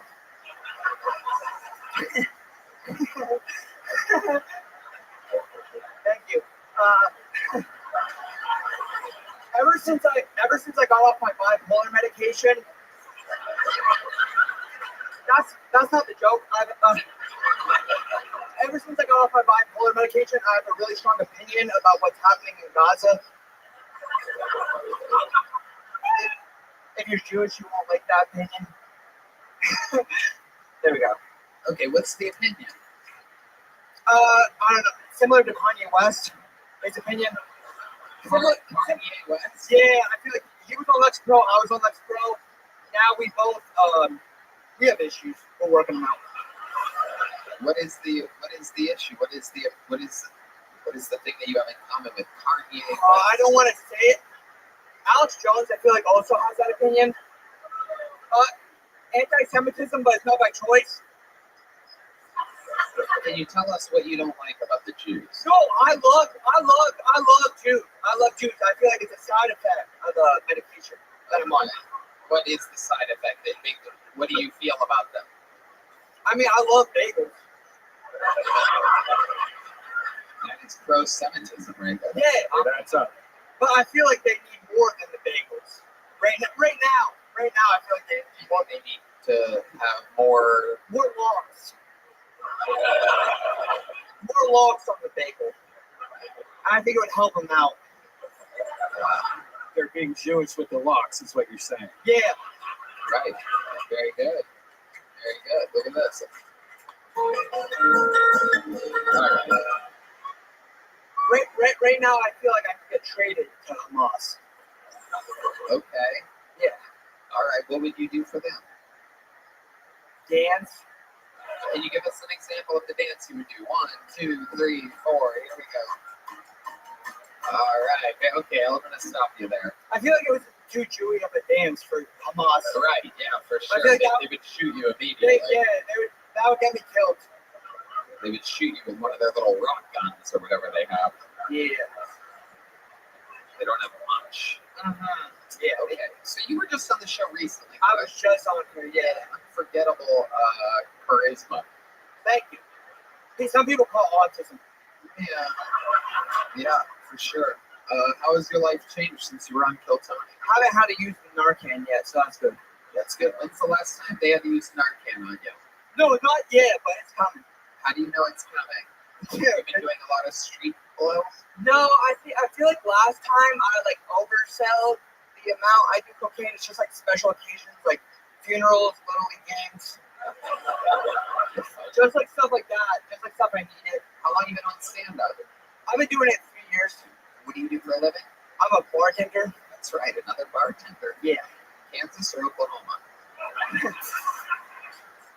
Texas. Austin, Texas. That's where you live. Yeah, I live in Waco. That's right. I remember that. Yeah, where the church burned down at. Yeah. Was there anything else that you feel like you could have shared in that last interview that you would have found interesting? Don't vaccinate your kids because they'll turn out like me. That's my message. You got vaccinated as a kid? My mom did it to me. I didn't choose. Right. Exactly. Yeah, that's baby at the time. Yeah, this is the result of that. COVID vaccine as well? I did. I think it just made it worse. Yeah. It did. Yeah. I'm also aware of the situation. Yeah. Absolutely. 100%. Guys, what do you think about Joe Smith? Is that your... Oh, no. I wasn't asking you guys. I was asking the esteemed panel of regulars that we have here that have to write and perform in a minute every week. I think this was Joe's second time on the show. Second time, yes. You guys have done hundreds of sets on the show. What do you think about Joe Smith? I like it, man. I like it. He's just honest. He's fucking weird, but he's honest. Yeah, really. Honest. That's all I need. It's a black guy. You like black guys, do you? I just think they're approval. All right. You have a lot of black friends? None. That's why I see they're approval. Yeah. Come on, dude. Yeah. One of the weirdest handshakes I've ever seen in my life. Jeff got so excited, his hand hit the table on the left go there. That's better than Disneyland. They should get that out of the Super Bowl. Just shake hands hand. That'd be cool. I like this people, man. Hans, what do you think about Joe Smith, fellow autistic media? I feel like he's the kind of white guy my parents warned me about. You got so close. He's a very honest guy. I love him. He's like a comedy machine. He just can't stop and won't stop. Unless you have Narcan. Yes. William Lights Out Montgomery, thoughts on Joe Smith? I loved a joke, but only one fucking person can use a go-kart on stage, you piece of shit. I'm aware. I can fucking do that. This would be a trademark. William Montgomery. The last time you were on the show, did you get a small joke book? I got a big one. Very good. Well, then, there you go. Keep using it. We'll see you again soon. Right on. There goes Joe Smith, everybody. All right. We're getting to it now. It's been a long episode. This has to be the last bucket full of the night. So let's see what happens here. Next noise, your final 60 seconds uninterrupted going to Joseph Filey, everybody. Joseph Filey. Oh, shit. All right. On stage, how we doing? I was recently talking about losing my virginity, and now that I'm 28, doesn't sound as cool when I tell my friends she was 5'5" and 225. They're finally sober enough to do the math on that I was banging fat bitches in high school. And the other problem was when she had a Bible verse tattoos. I don't have any tattoos, so I don't really want to judge them. But the last thing I want to read on your back when I stick with your ass is do to others as they do to you, Jeremiah 29:12. Like, it could be way better. Like, how about seed shall be planted in soil and not sand? Joseph 26:1.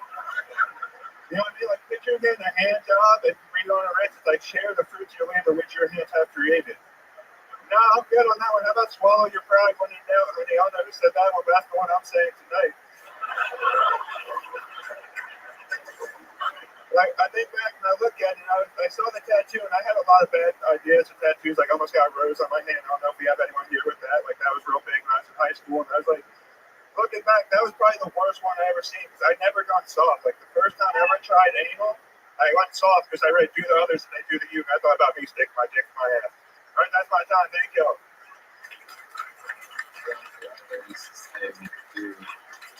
Why would you stick your own dick in your ass and do unto others what they do to you? Well, I was thinking in a Tony Input mindset, and I was putting out to stick something in someone's ass. And I was like, if Tony was here thinking about this, he'd want a dick in his ass too. So well, that I can still it's your obligatory Tony Input gay joke. That was the first whole episode. Amazing. Absolutely. From one Ohio to another, I love you. Ohio? Yes, sir. What part of Ohio? Youngstown. You're from Youngstown? Yeah, old hellbillies are now in Oakwood, Ohio. We're proud. Sure. What part of Youngstown are you from? The east side, Florida. Yes, sir. Okay. And you're just visiting? No, I moved down here. How long ago? 2 months ago. 2 months ago. 2 months living in the budget inn, signing up every Monday, hanging out with a whole bunch of okay comedians, and I'm making them. I love it. Budget inn. So how much are you paying? Oh, I finally got an apartment. I'm no longer like homeless, I guess you would say. Okay. Yep. How many roommates do you have? Just me. I have your own apartment. Yeah, I have a girlfriend, but I mean, the rent's included with my hand. You know what I mean? The rent was included with your hand. I don't know what you mean. Yes, if I had a roommate, this is my girlfriend right here. Oh, very good. Yes, do unto others. Very good. Okay. So, how long did you spend living in the budget inn? About a month and a half before I found the apartment. And how much? All my money. Every last dollar I had. How much was that? It was probably like $900 a week because the F1 shit started, so they were charging like crazy money for every hotel around here. But I wanted to be right in Austin, so I could be by the mothership in here. Right. Okay. That seems to be working out for you, slowly but surely. I think you talk a little fast. Has anyone told you that? Well, yeah, that's the 6th Street cocaine. I'm sorry. Did you do 6th Street cocaine? Half of it was. The other half burned a little funny, so I don't think that was cocaine. But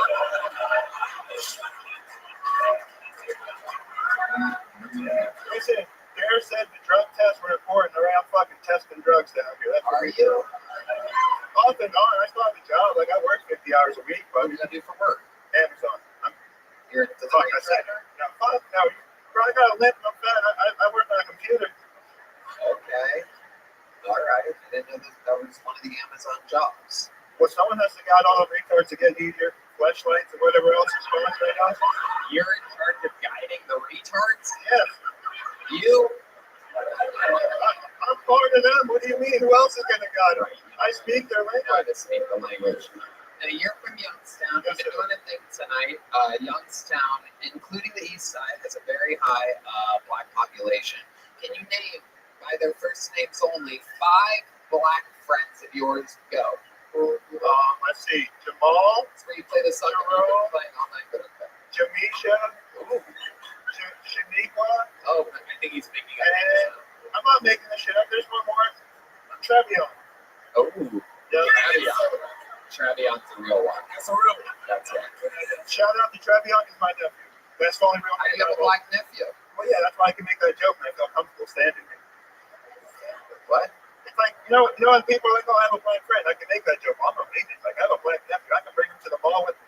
And I feel cool about buying Jordans when they don't fit me. But how do you have a black nephew? You have a sister that mated with a black man? I'm pretty sure that's how it happened. I didn't ask. Can't get any straight answers out of this guy. I didn't ask. Yes. I didn't ask her for the details. Like, I never went on. I was never on Pornhub, and it was like your steps just got plowed by a black guy. I never saw it. I like your style, Joseph Filey. Okay, what else do you like to do? What else are you into, Joseph? I just want to do comedy, man. Like, I do Amazon, I do mics. That's it. Right. How many mics a week do you think you do? Here, none. Honestly, because Christmas is coming, so I've been working 60 hours a week. So only 2 days I take off is Sundays and Mondays, so I can hit the open mic here or hit here. Right. Well, you hit me today, and it happened. This is your first time on the show. Yes. How do you think it went? How do you feel? I'll fucking take it, to be honest. For a couple of lines in, a couple of tequila shots, I think I did all right. I'll take it. Yeah. So you really did cocaine today. I mean, I'll go take a drug test tomorrow. I don't think it was all cocaine. There's definitely some cut. How long have you been doing hard drugs for? You don't appear to be the guy that would be doing a lot of drugs. You're wearing a shirt that says "Science, it works." How do you think we make meth and LSD with science? You think LSD came from a cave? That shit didn't come from a cave. It came from scientists. The CIA. But you look like a scientist that came from a cave.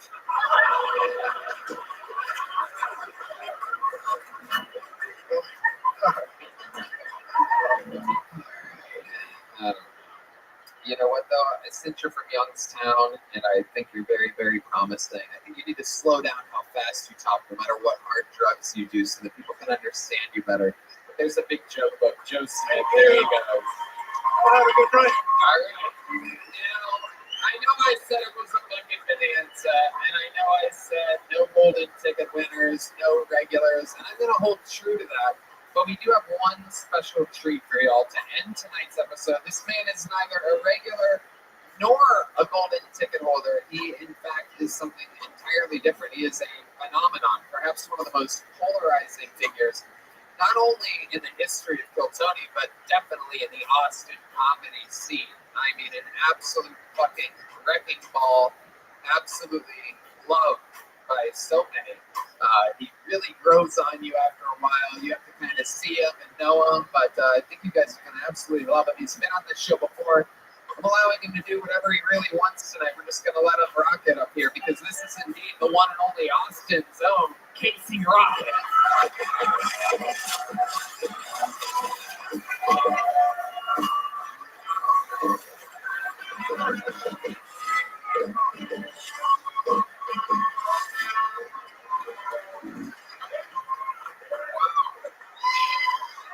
I really can't stay. Hell yeah. Get lost. Real trap shit. Come on now. Get out of here. I gotta get out of here. At midnight, I turn back into Kirsten Dunst, so I just gotta keep moving.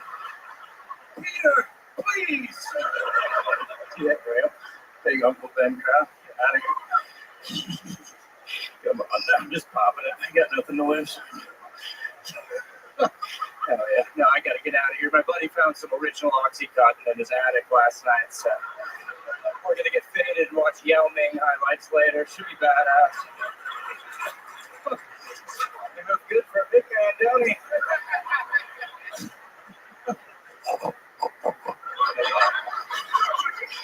Folks, a lot of people talk about being California sober. Me, I'm Biloxi, Mississippi sober. That's where I do a bunch of whippets and lose my son on a riverboat gambling trip.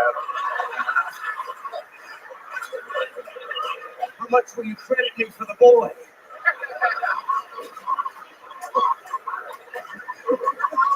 Okay, go with the nice man. I gotta get out of here. I promised my buddy I would do jihad later, so I gotta get going. Get out of here. We're having fun. Youngest guy around. Nothing to lose. Just being brave. Oh, sorry about that. Red peppers. All right, we're doing good.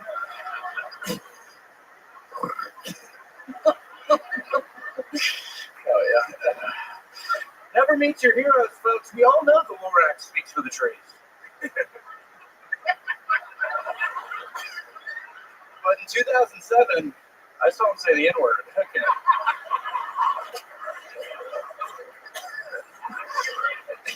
I just got to keep moving. Biden's trying to drone strike me right now. I can feel it. Good luck.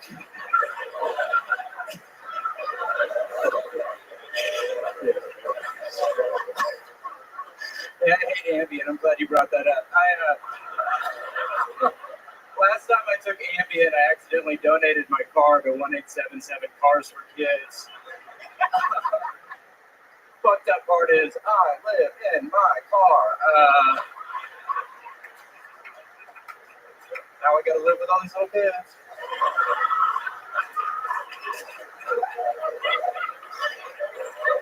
Breathe in.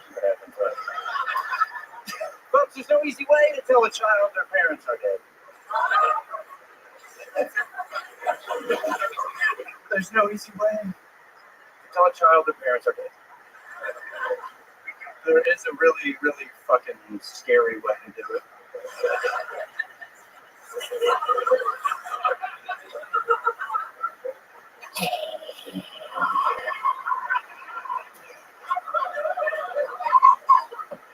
Get over here, goofball.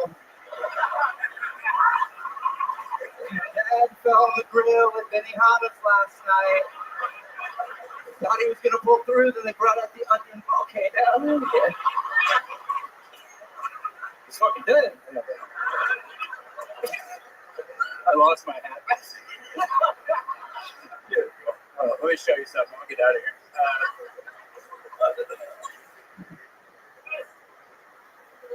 It's a picture of me if I was really, really strong. So it's kind of cool. Thank you, Casey Rocket. Thank you so much. This is Casey Rocket. A whole different thing. A whole different anomaly, if you will. Phenomenon. An absolute rocket ship flying through space. Thank you. Yeah, there are so many things we could call him. And here he is, the one and only Casey Rocket, a man who I famously have always just let him do whatever he wants.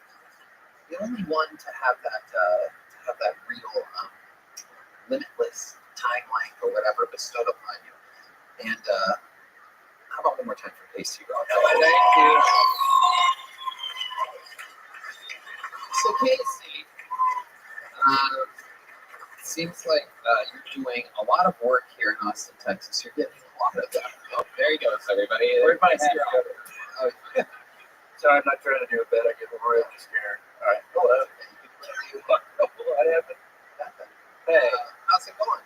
So good today. Hi, it's going great. Hanging out, being bad. Mommy's a little stinker. Being a brat, and yeah, just keeping it cool. Spazzing out on some old school shit. Just keeping it nasty with my boys tonight. Absolutely hysterical.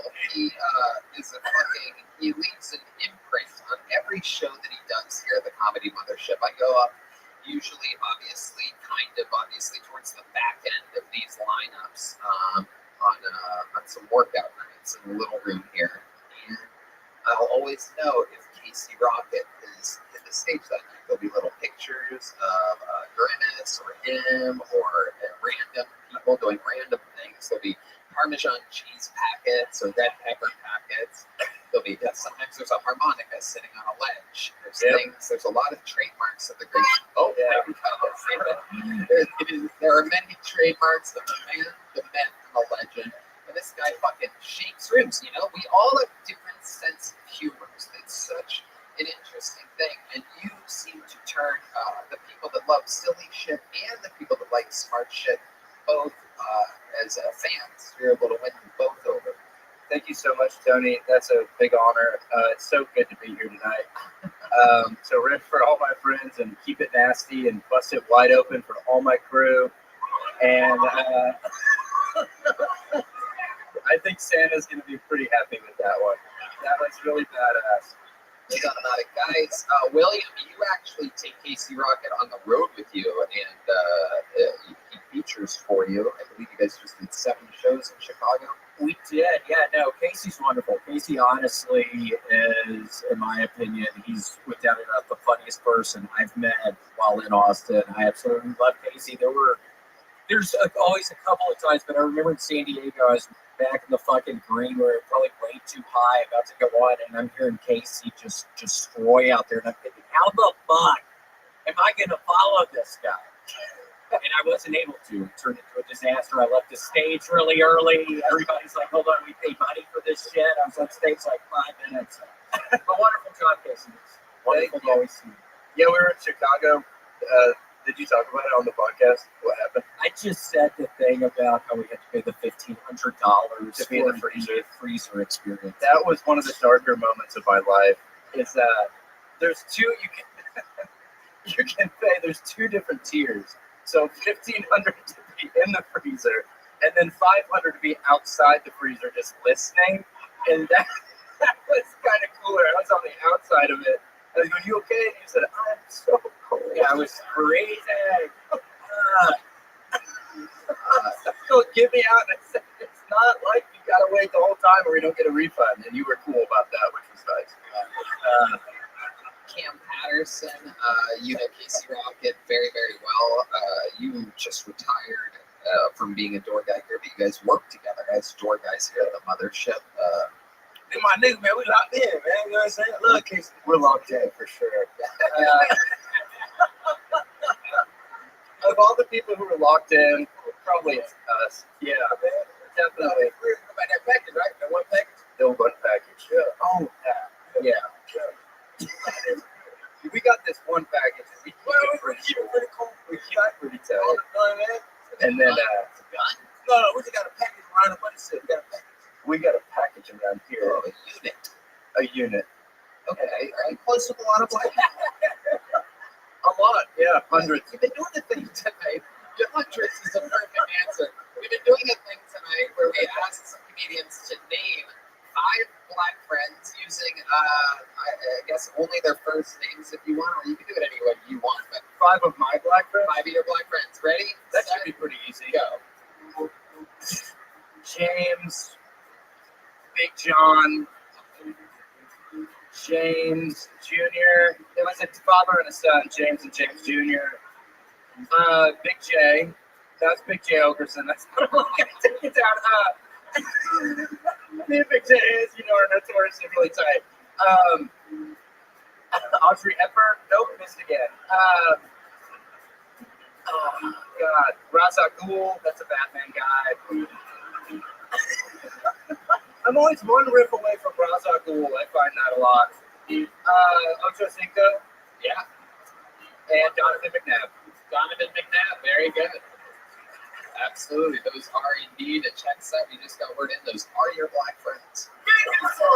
Thank you. Yes. And you know Casey Rocket very, very well.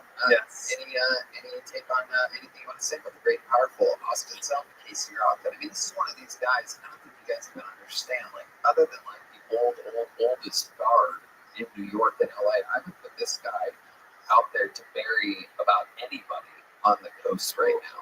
I mean, really, I don't think it gets much funnier. And that's all a different set than what he did the 4 or 5 minutes he performed last time. I mean, you're doing it all the time. I watch you. There are things that you do. Sometimes you keep a key in your mouth and pull it out. The Dutchman's key? Yeah.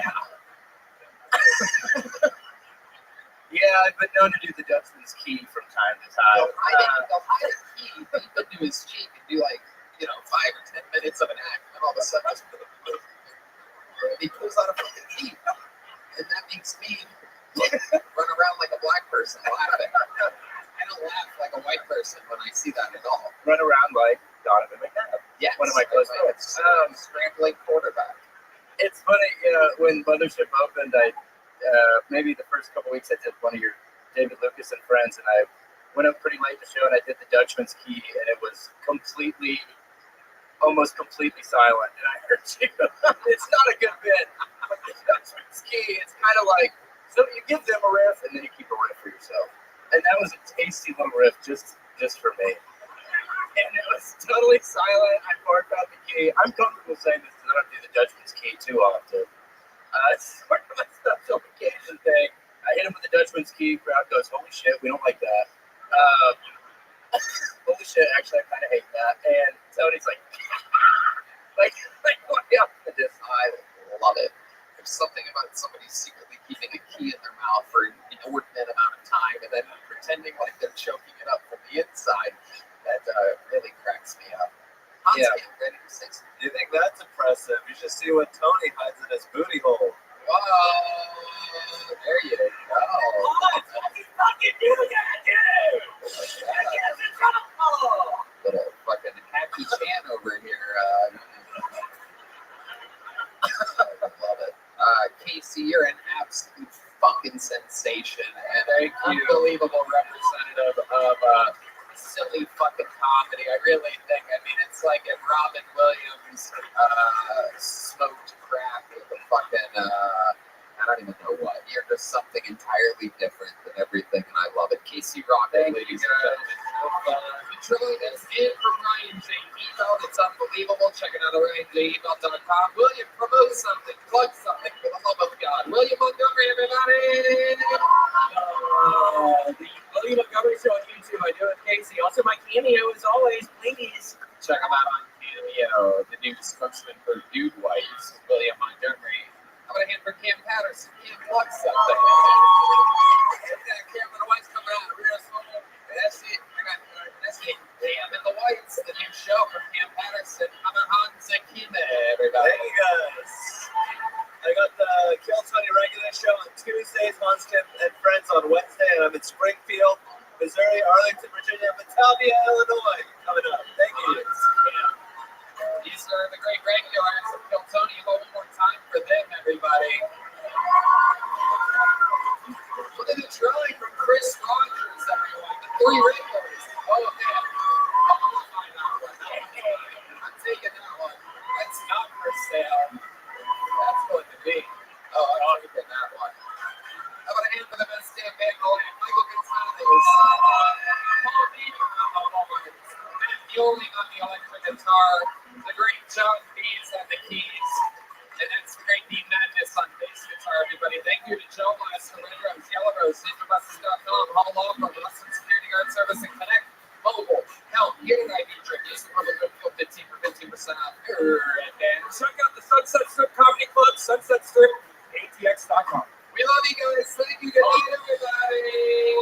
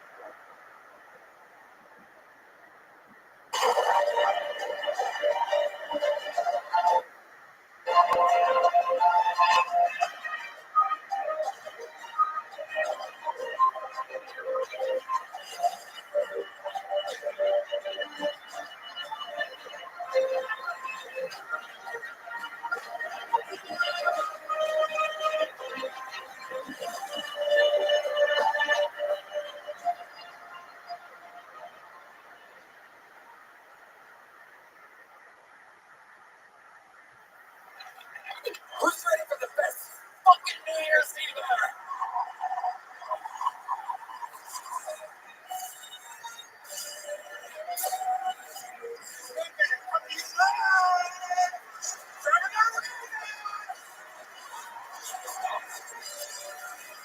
The greatest fucking live comedy show in the history of comedy.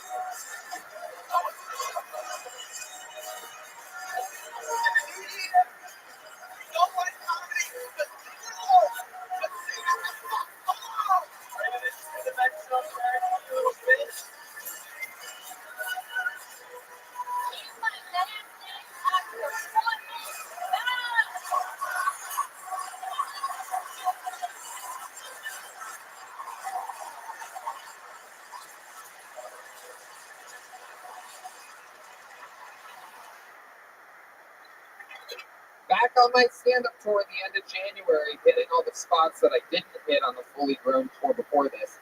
Vancouver, Portland, and Seattle. You're next. January 25th, 26th, and 27th. And then Los Angeles, California, I do stand-up. Denver, Colorado, Cleveland, Pittsburgh, Boston, Baltimore, Salt Lake City, San Jose, Dallas, Houston, St. Louis, Nashville, Fort Lauderdale, and Orlando. I'm so pumped for these upcoming dates. Really excited for you to see it. Taking some of my favorite openers with me. You may recognize some of them. Get tickets now at TonyHitchcock.com. This is going to be my last stretch on the stand-up tour for the rest of 2024. It's all just performing in Austin and Tony from there. So hope to see you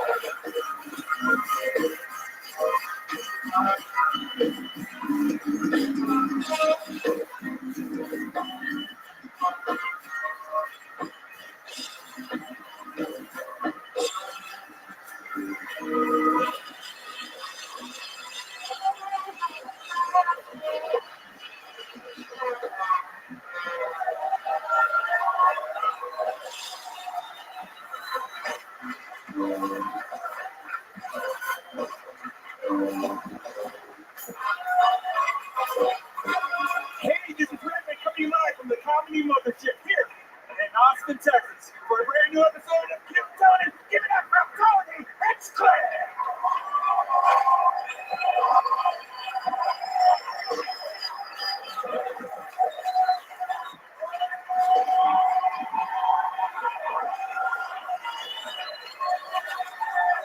Who's ready for the best fucking night of their lives tonight, huh?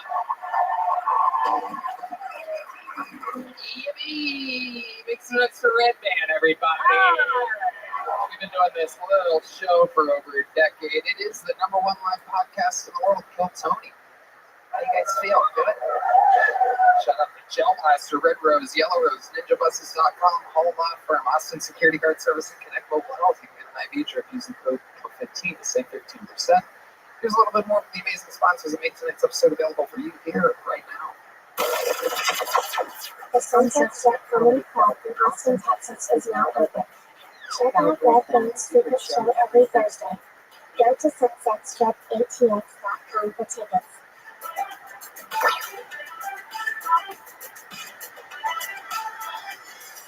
Hey y'all, going online without ExpressVPN is like changing while leaving your window wide open. You might not have anything to hide, but why give random creeps a chance to invade your privacy?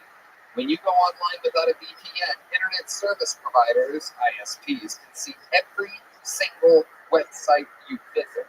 They can legally sell this information without your consent to ad companies and tech giants who then use your data to target you. Red Band? Yeah, if you're at a local coffee shop, if you're at the airport, do you know how easy it is for people to just get into your stuff? It's easy to use. No one can track you. Once you have that VPN in, it's like disguising yourself in front of a bunch of people wearing a mask. No one knows who you are. Browse more anonymously. When you use ExpressVPN, ISPs cannot see your online activity. Your identity is anonymized by a secure VPN server. Just fire up the app and click one button. It's super easy to use on all devices, phones, laptops, even routers, so everyone who shares your Wi-Fi can be protected. I love the fact that when I'm online, whether it's emailing with a future Kill Tony guest or paying a dumb bill or even ordering some local barbecue, ExpressVPN makes sure that it's for my eyes only. Secure your online activity by visiting expressvpn.com/KillTony today. That's expressvpn.com/KillTony. And you can get an extra 3 months free. expressvpn.com/KillTony. You guys ready to start tonight's episode? You guys big fans of the show? How many of you have been big fans of the show for a long time? Well, you guys are in for a treat because this is the return. It's been years, pre-pandemic, since we had this guy on as a guest, and he is one of the record holders for all-time guest appearances. And one of the all-time greats, someone who is in more than anything, on top of being nominated for an Emmy as an actor and so many great things he's been on. But truly, he is one of my favorite comedians on planet Earth, and a lot of your favorite comedian's favorite comedian. Ladies and gentlemen, make some noise for the return of one of my all-time favorites, the great and powerful Kirk Fox, everybody. Cheers.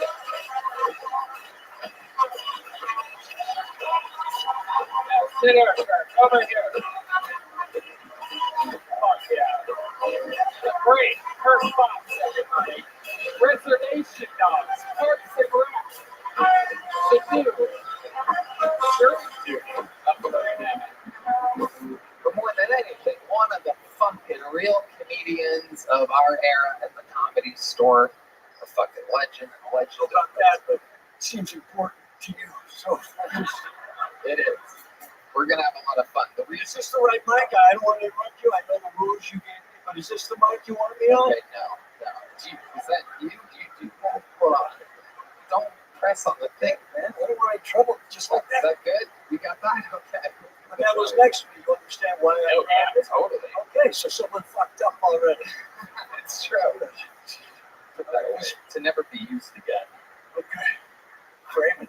We're gonna have fun. Kirk, you know how it works. Over 200 souls signed up for the chance to get 1 minute on this stage here tonight. If I pull their name out of the bucket. Right? Souls? Yeah. Oh, yeah. Okay. That would get scary if it was just see death here. In the spotlight. But yes, You know how it works. They get 60 seconds. I mean, it's been a while, I'll be honest with you. Yeah, they get 60 seconds uninterrupted. I know. 60 seconds. I know. I'm just getting the king side. I'll be done in a second. And you know the time is up and you have the sound of a kitten. That means wrap it up, and then we're also going to bring out the angry West Hollywood bear, which just interrupts them. And I ask them a bunch of questions, and we find out more about who we pulled out of the bucket. I'm going to pre-pull right now our first comedian. They have to go across the street to a special bar and get the person. I believe they yell at, what do you yell at through a megaphone, Colt? You do? Yeah. All right. Well, there he goes. I didn't even know that. I always wondered, but someone just yelled and store them across the street. Is this what happened? Yeah. Yeah, there's a You bar. want to keep souls in here, so that's good. Yeah. Yeah. A new bar. I'm with you, Tony. I take the Cubans to the bar, we keep the souls here. I like it. Anyway, I interview them. The whole thing's improvised. It's all crazy. You guys know where you're at. You guys ready to have a great fucking show tonight or what? Well, they get that poor person from across the street. We're gonna get the show started with a fucking legend of the show, everybody. You know him as a guy that used to live in his fucking van, and now I tell you, he's living his dreams. Ladies and gentlemen, I think you know you guys know the words?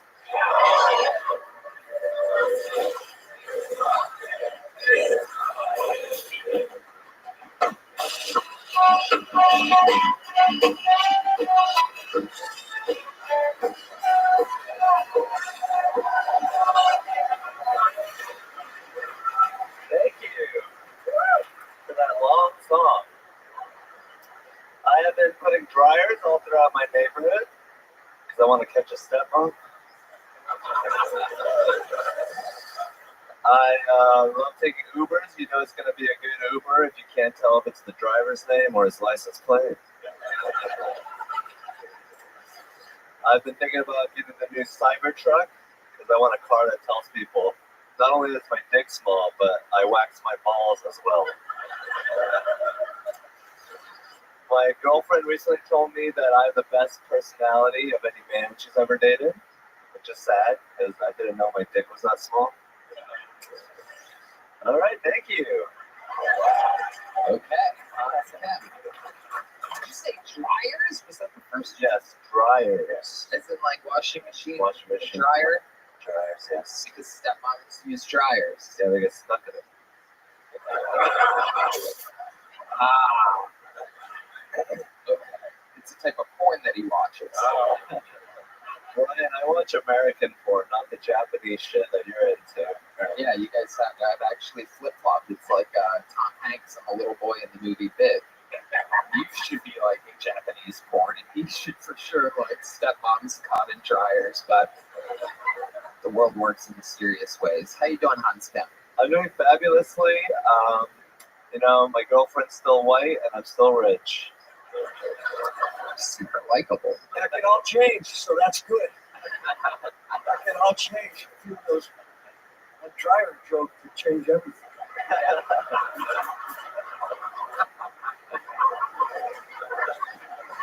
But it's all right. You came out with confidence. I spoke with you downstairs, and you had high hopes. Rocket change, man. You come up two stories, 2 floors. Yeah, 2 floors. Each step gets you closer to this moment. I do love you, Bob. We love you, Hans. What's going on in your life? I recently bought a remote control airplane, and I got it stuck in a tree. And so I bought a $150 pole and got it out, and got my $200 airplane out with. Yeah, these are the investments that can take you in the other direction pretty quick. It really is a $150 pole for a $200 airplane. Yeah, it's a 30-foot pole. I mean, I still have. I'm not going to return it. I'm going to use it. You know, I feel but you save money on the tree, right? The Christmas tree. See, I can suck too. Just showing you the universe. Sure got quiet. They thought something was coming, and I was just showing them that it can sometimes not come. Hans, let me ask you something. A 30-foot pole is Is that what you needed? Yeah, it was pretty high up there. Just poked it out. Does it retract? Yes, it folds in. Folds in. I think Deep Madness has one of those over there.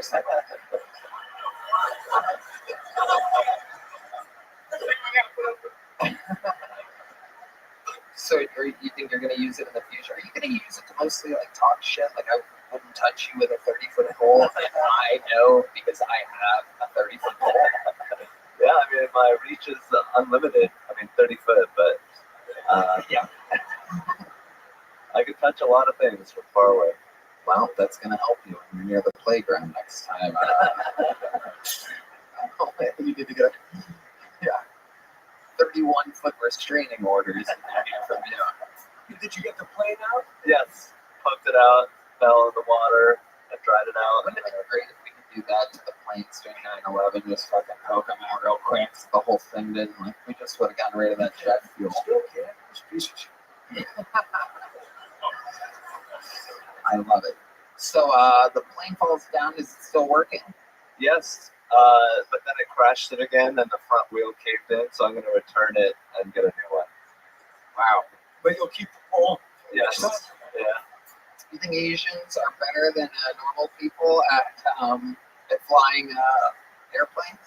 We're about exponentially worse. The third dimensionally sends me in a tail loop.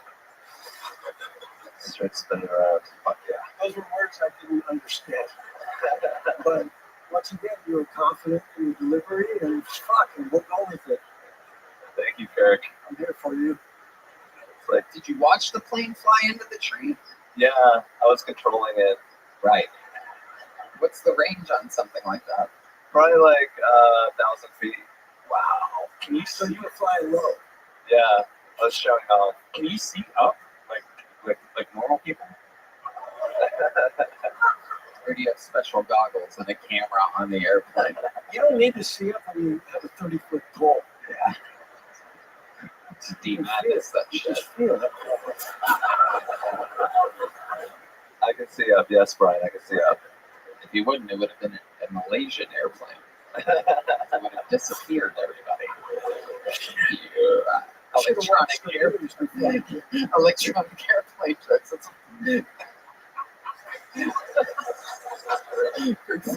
You should have watched the news. The Malaysian plane disappeared. I think it was 15 years ago or something like that. No, I would have had them started 15 years ago. I'm waiting for you.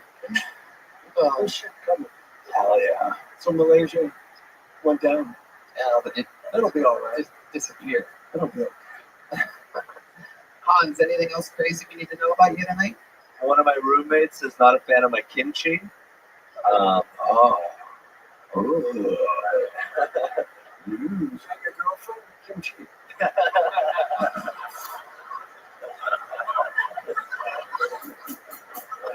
It does smell really bad though. It sticks.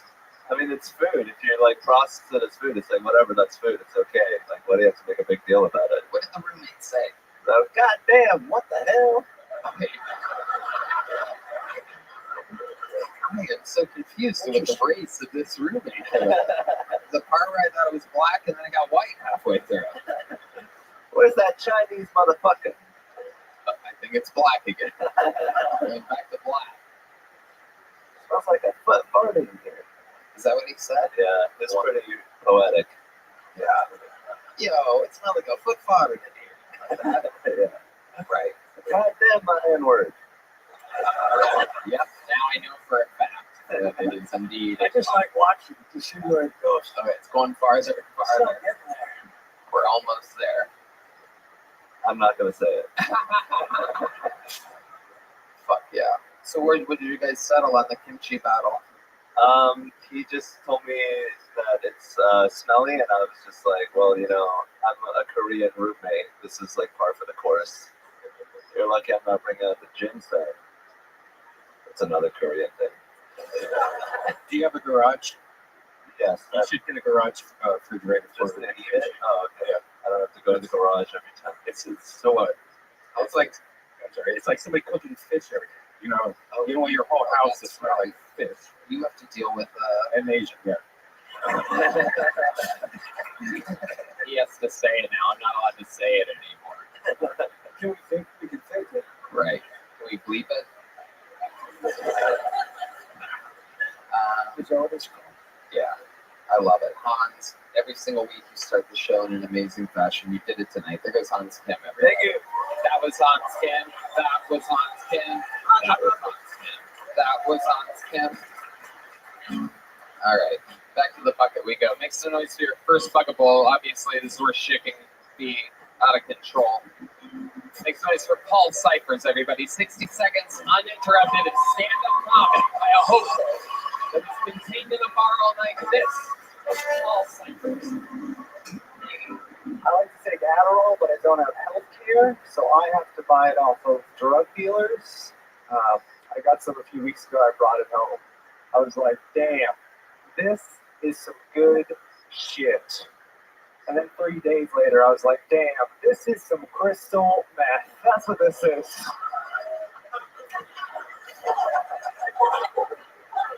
This has been the worst year of my life. I'm glad it's ending. It started off pretty rough. Last year on New Year's Eve, I got hit by the same drunk driver 2 times. I was sitting in the passenger seat. My dad punched me in both of my eyes. So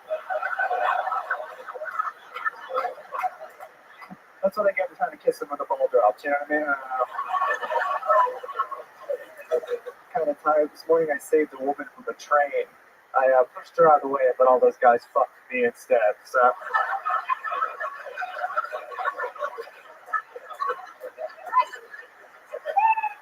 Thank you guys very much. 60 seconds exactly from Paul Cyphers. Fuck yeah. You let all the guys fuck you. You gay? No, I'm not. Just in the joke. What would you want me to be? Whatever. All right. This guy's down for anything. If you want me to be, hell yeah, I'm open to show business, buddy. Fuck yeah. All right. Have you been on the show before? I have over at Vulcan and one time at Antones as well. Okay. We're going to have to bleep that. Oh, I'm sorry. It's okay. I love it. How long have you been doing stand-up? 5 or 6 years now. All of it in Austin? No, I moved here 3 years ago from Worcester, Massachusetts. Right. Yes. Sure, that comes up a lot on the show, Worcester. Yeah, a lot of us are here. Who's the most famous comedian from there? Doug Stanhope, maybe? Louis, sort of. Yeah. It's a huge scene up there in Boston. And how, you said 5 or 6 years total? Yes. Right. What do you do for work? Right now I'm working at Vulcan as a door guy at Barback. And just whatever else I can pick up, shifts on 6th Street, doing that kind of stuff. Yeah, and I just started as a PA here a week or 2 ago, working for you. So, really? Oh, that's amazing. He just started. Thank you. Good stuff, Yoni. If you're buying Adderall off the street, you're going to find a lot of work out there. What do you do for the show? I gotta know. They just brought me on, just run and grab whatever they tell me, teach me what to do. Yeah, just brought me on. So, what have you done? I've helped set up chairs. I've done that. I have given the gel guns to the people when they get off stage, and I tell them, great job. Yeah, that's right. From the great people over at Gel Blast. Yeah. That's a great. And you're getting paid for that. Austin seems like the place to be. Yeah. Thumbs up, you fucking getting paid. I feel like a fortune. Wait, we're paying this guy? I have no idea. I don't believe so. Yoni's saying no. Yoni's going like that. My Jew executive producer is literally like, I love it. Get paid experience. Okay. Yeah. Like that's very, very, I mean, that seems to make sense. If what you're doing is going to the job. There's a Gel Blaster once every 10 minutes. Seems like pretty much fucking nothing. Yeah, help them with sign-ups and stuff. Yeah. Are you sure that you're supposed to be helping? Yeah. This guy's just an invader. Like I've been one of your top young rising production assistants. You might know me as the fastest rising producer of chairs moving behind tables and Gel Blasters being handed out. I'm about to be the president of show business in minutes at this pace. And have you seen his thumb? That is a strong thumbs up. I love it. So, Paul, tell us something interesting about your childhood. Oh, my childhood. Not much. I cried during powder the Pop Warner football a lot. So my brothers played football for a long time, and I just cried so many There times. he My is. family told me I shouldn't go back anymore. So. Are you moving around here? Do you cry now? What's it like Well, to my be an girlfriend's AFC? just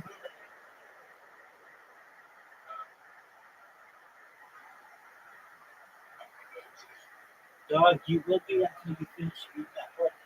Then I'm going to call you. Then you'll be a PUA. Then you'll be a PUA.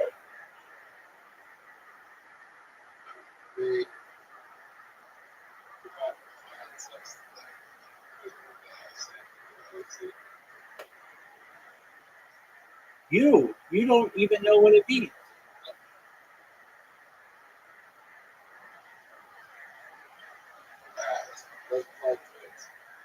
Dave, you like that game?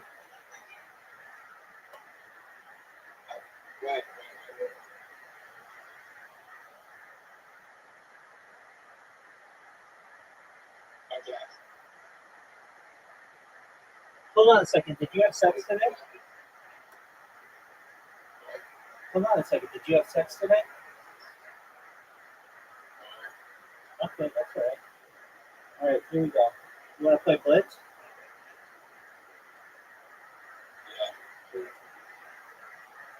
All right. I don't really know the strategy. I kind of think it's... Yeah, I mean, it's fun. It reminds me of like war or football or rugby or something like that. Pushing guys up against the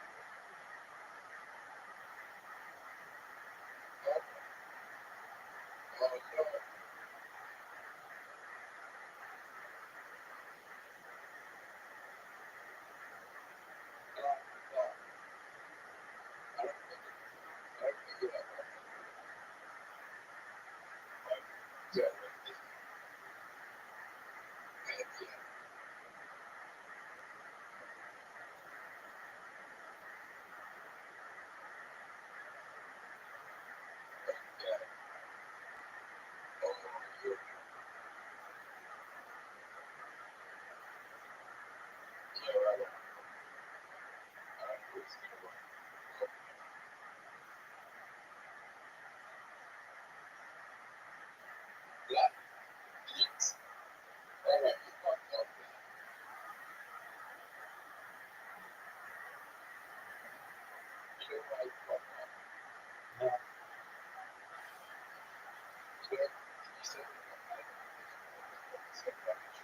Why is it?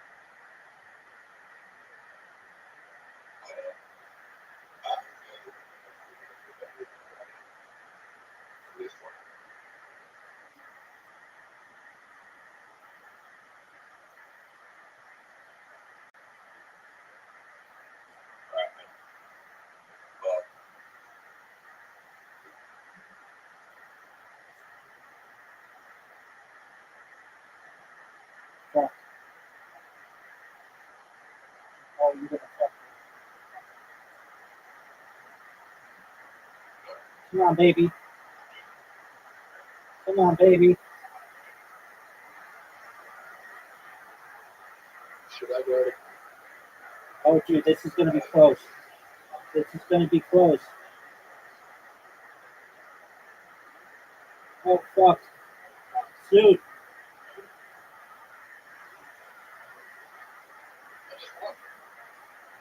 Yeah, you did. That's bullshit.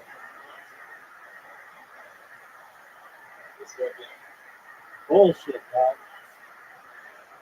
Okay, just a moment. I get just on computers.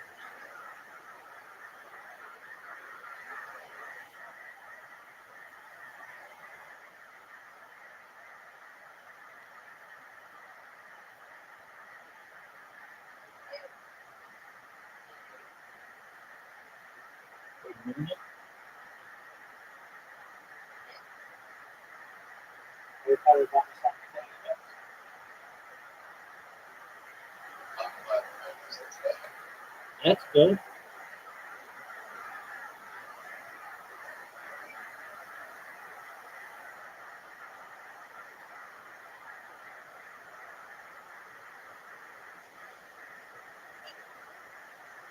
Any reason why it's up so much?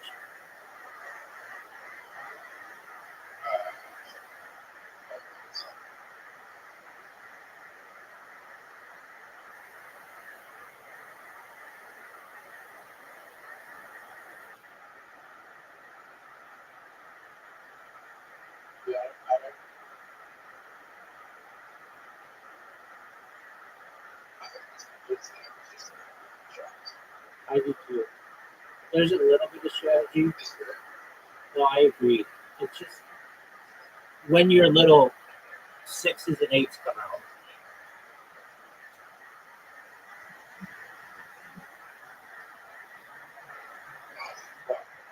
Dude, hold on. Did you start another game? Dude, you are so impatient. Has anybody ever told you you're very impatient? Well, I had the privilege of telling you that you're very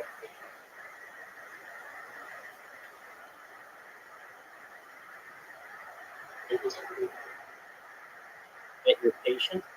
Those people are drunk. All right, are you ready?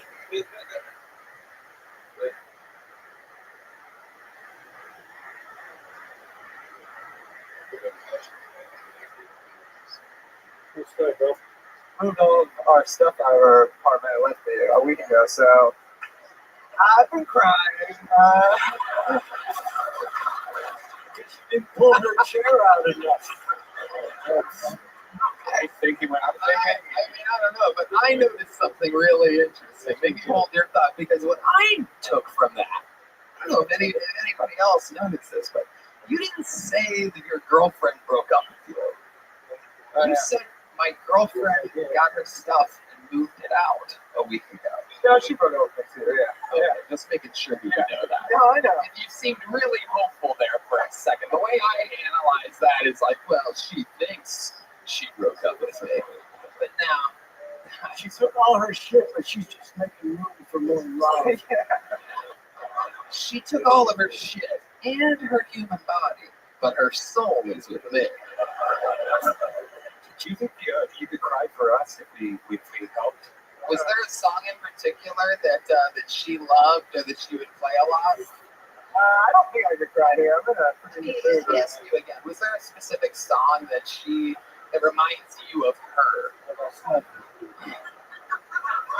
don't know. Maybe, yeah, I don't know. You don't know? How long were you with her? I mean, I'm sure there's songs that remind me. I don't know if they make me cry though. If they play. That's not what I'm asking. Okay. Let's Sure. take the cry thing. Let's go with the song "Everlong" by Foo Fighters. That would make. What are your thoughts when you think about Everlong from the Foo Fighters? What does it remind you of? A time with her? No, they're not just the lyrics of the song. You know, they're just a sad song in general, I guess. You said it. You get a spotlight up, Paul. I'll play it too. Keep fucking playing it, don't stop. Now let's go. Just look out there. Look at the camera. Wait, are you trying to sing? Is that? No, I mean I can try. I'm not good at it. Yeah, we go sing. She might see this. This could win her back. Tonight, Come on, you got this, Paul. I throw myself into the out of her head, she sang.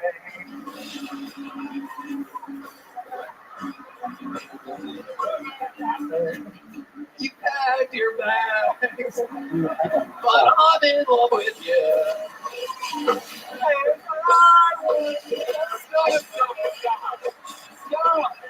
Stop.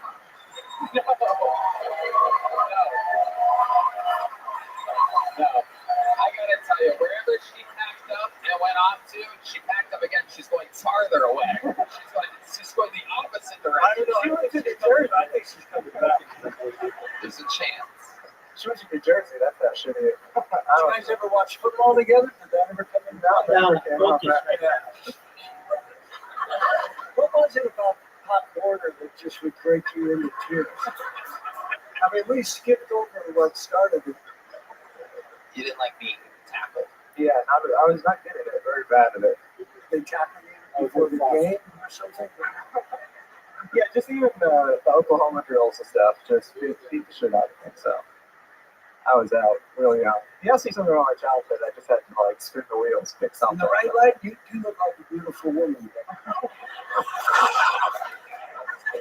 She's a strong light, good backlight for you. What's the longest stand-up set you've ever done? 20 minutes. I'd love to have you on the secret show. Whoa, look at that. All ciphers. You have the joke book already, huh? Yeah, I do. Okay, well, there you go. Paul Cyphers. You have a small one and a big one? That's amazing. I love that. It's fun to hear the people that have had. Did I fucking miss a bucket full? Bye, big dog.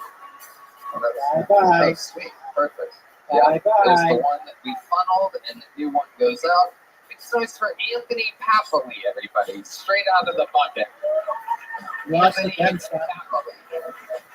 60 seconds. What's up? Dude, I'm not from Texas, all right? I'm trying to learn about Texas.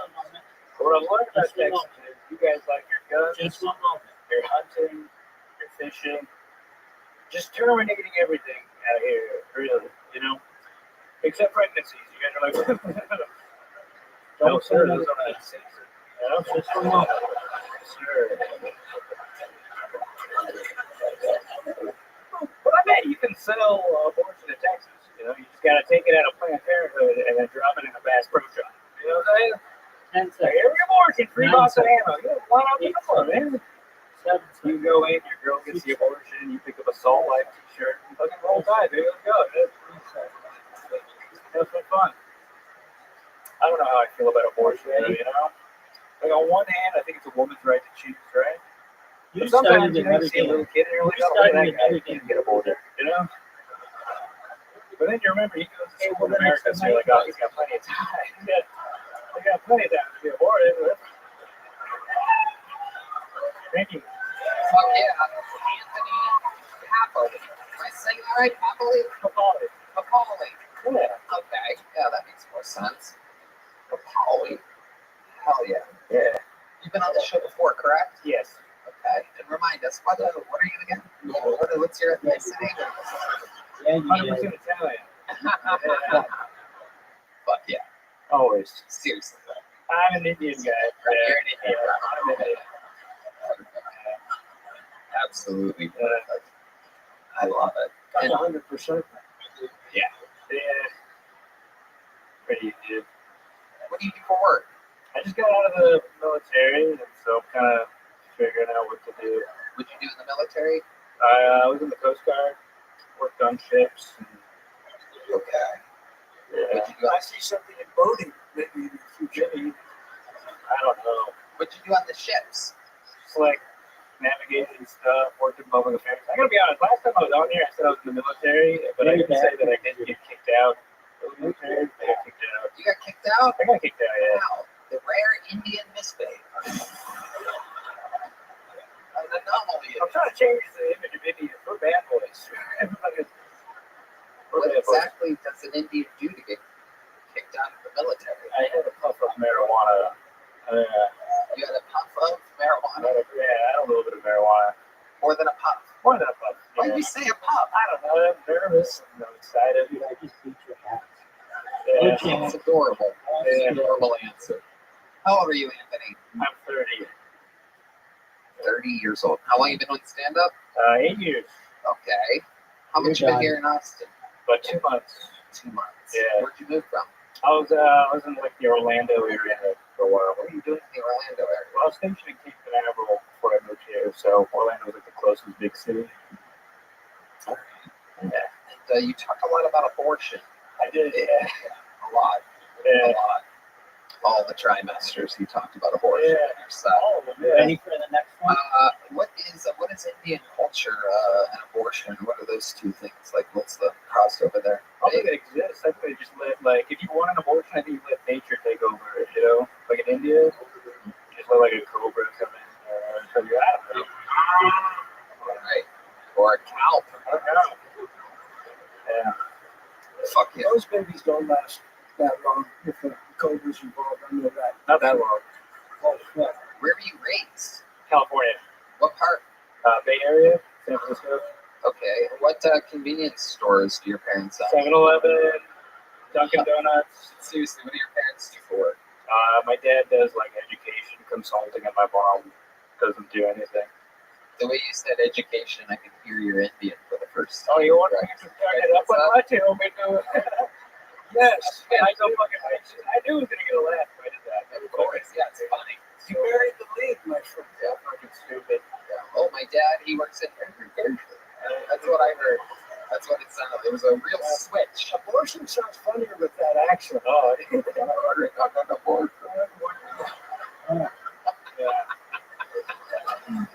Spot on Indian accent. I activated it.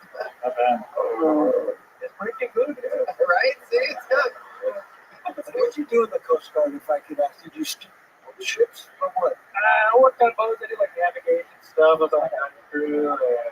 You're still just trying to guide ships. Yeah. I think we haven't been in war for a while. Ships are docked. Okay. What's the most Indian thing about your Indian father? What's the most Indian thing about my Indian father? Other than the fact that he's Indian. Does he do something super Indian? I don't know. My dad came here when he was like 18. You ever walk in and he's like floating in the living room on That'd be crazy. like meditating or something? You're like, Dad, how do you do that? That'd be sick. What are you walking about? That's great. Watch, it's gonna be like, I'm not gonna know it's gonna be Indian Heritage Month or something like that. I'm like, oh god, here we go. I get it back. I'll have to face it. So offensive. How dare you say we talk exactly like that? My dad is very Americanized. He came here and fell in love with America. Listens to like classic rock. Makes you How what? long was he in India for? That's what I told you.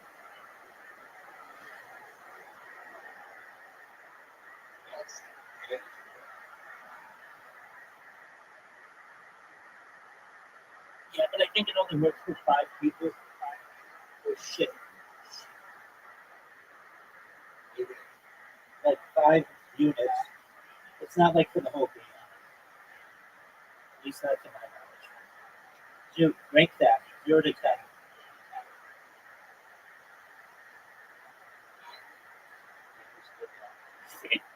18 years. 18 years. But meanwhile, every other word that you said didn't sound Indian. But you said education sounded super. I think it's just ingrained in me. My dad used to make me just study so hard. When's the last time you talked to your dad? I don't know, like a week maybe. Right. Let me ask you something. Do you think that if we called your father, said hello to him for a second, got a barometer of fucking what he kind of sounds like, right? Because you said he's super Americanized. So my guess is that he might not sound that Indian, right? I don't think so. Right. I don't either. Right. But here's my point. Here's what I want to do. I want to get a little test tube of his fucking natural accent, his American accent. Then I want you to ask him what field he works in. Okay. Because I want to see if his education sounds Indian. Because I bet the fucking I bet the genie doesn't fall far from the tree. Probably he's not going to say the word education just for it. He'll just say consultant. Was he proud that he took all the education knowledge and went into the Coast Guard? Fuck, oh, yeah, he's pretty worried. You know, maybe people come here to become doctors, engineers, and I was like, can we call your dad real quick? You want to call him? Yeah, let's call him. That's his phone? Okay. Oh, that is my phone. Yeah. Yeah. Yeah, damn. Nothing's quick. We take it off of him and then comes to check out for it. What if you just hold it like that? Yeah, put it on speaker. Make sure your volume's all the way up. And here, I'll hold the phone and you just listen. Let's see if he can reset my phone.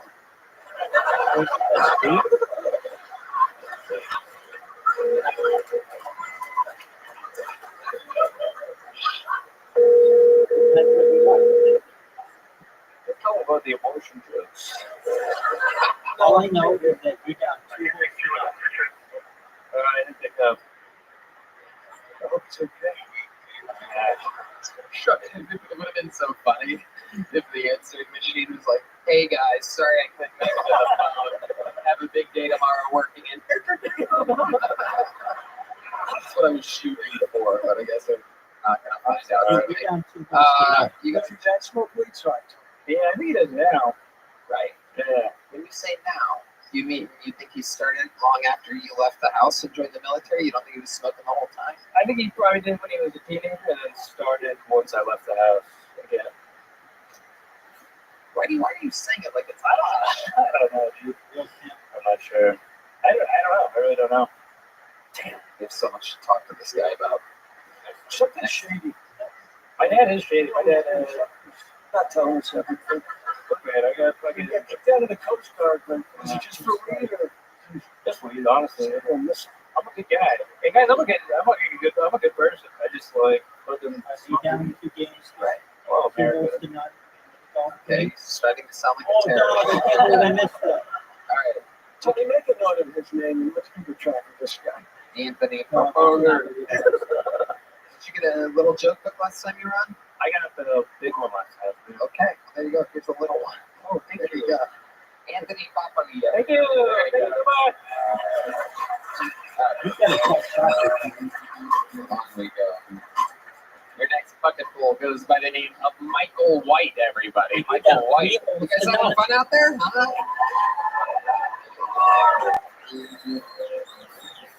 Listen, Michael White. What's up, ATX? I'm from Corpus Christi, the city of Selena. I live 2 hours away from Mexico. I'm here. My white privilege doesn't activate until I enter Hayes County. And there's not a lot of black people in my city for the police to harass. So I'm like the substitute teacher. I lived in the streets for 5 years because my stepdad didn't like me. Wiggle, oppression, and real. I got my first car when I was 21. So after sleeping at bus stops and contracting in the projects for 4 years, I was able to live in my car until I got my own apartment.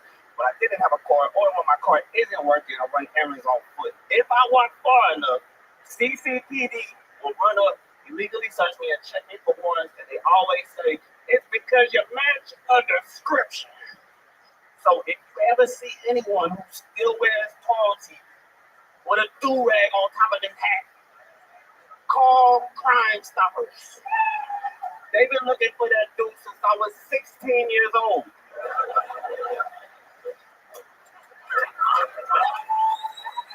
I fucking love it. Michael White. Hell yeah, this is like your 8 Mile right now, dude. Somebody just told me that on TikTok. Yeah, I love it. When I was lying outside. You only had one shot, and let me tell you, you did not miss your chance to blow. That's a good 8 Mile reference right there. Okay, so let's just jump right into it. What the fuck? I love it. Where are you from? Okay. Okay, Corpus Christi. Yeah, the city of Selena. All right. Yeah. I've been there. The lady that Cardi B is trying to be like. Oh shit! Don't start any wars here, my friend. We got no beef here. Sorry, Cardi. All right, so let's talk about it, Michael. There's so much, by the way. I literally am so excited about this. I don't even know where to begin. So, are you aware that you have a screen mask tucked into some type of sideways baseball cap or something like that? You know what you're dressed like right now? Oh yeah, laundry day. I had to wear your mama muscle shirt. Strong ass bitch.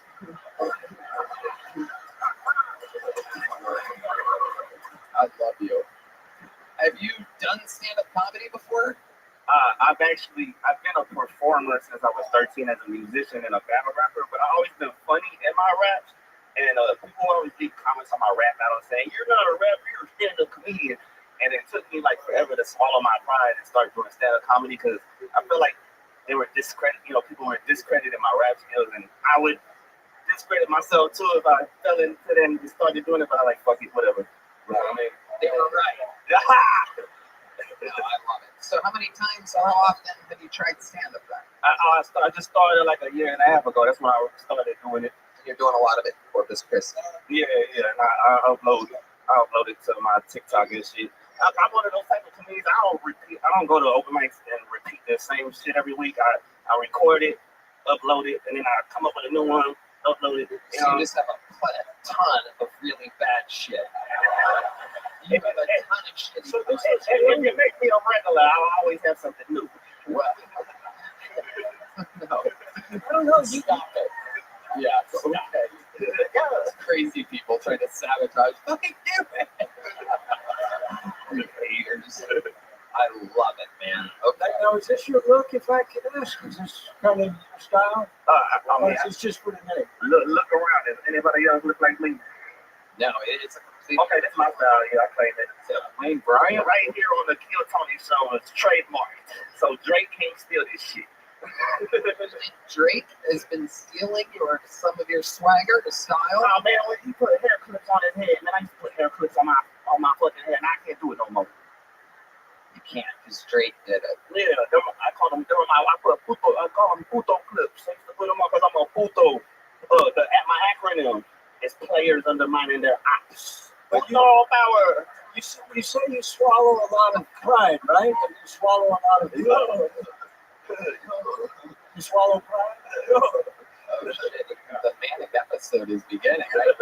This is crazy. I'm having flashbacks. It's unbelievable. Who knows? This time next week, Drake might be dressed like Rick Moranis shrunk him. This is incredible. I do think the cops are doing the right thing. Yeah.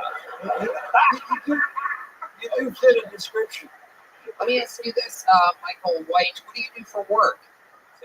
All right, so I'm one of the most known artists in my city. So I use my rap fame to start a spaghetti delivery service out of my kitchen. My ex-girlfriend from Italy taught me how to make the best spaghetti. You know what I'm saying? That's opener. He needs that to be the opener. Like a delivery app? I'm a spaghetti plug, and I said, nah, Facebook is the app. But here's the thing, though. I only do it when I need to pay the bill, and when I don't need to pay the bill, I spend my time on my career. That's why I'm always broke back on my TikTok for money to eat.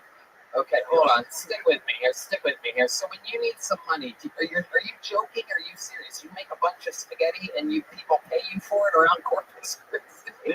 Hey, man, we love food. We love food in Corpus. Gives him a CD and a bowl of spaghetti. We love food in Corpus. Out of his trunk that he sleeps. So you know how easy it is to sell food in Corpus? Everybody sells food. Tell us about it. I sell, man. While I'm cooking, I beat my quota. Like I'm right there messaging everybody, my cousin while I'm cooking. So how much spaghetti are we talking about? You sell it in what kind of containers are you cooking? My quota is 14 plates at a night. So how do you... Which is $10 a plate, $5 a gas. Hold on, Michael. Stick with me over here, Michael. Over here, Michael, over here. Stick with me here, okay? What do you put the spaghetti on when you deliver it to me? Is it a plate with tin foil? Is it a Gladlock container? To-go boxes. Oh, like styrofoam folding to-go boxes. Yeah. You've invested in the styrofoam boxes. Yeah.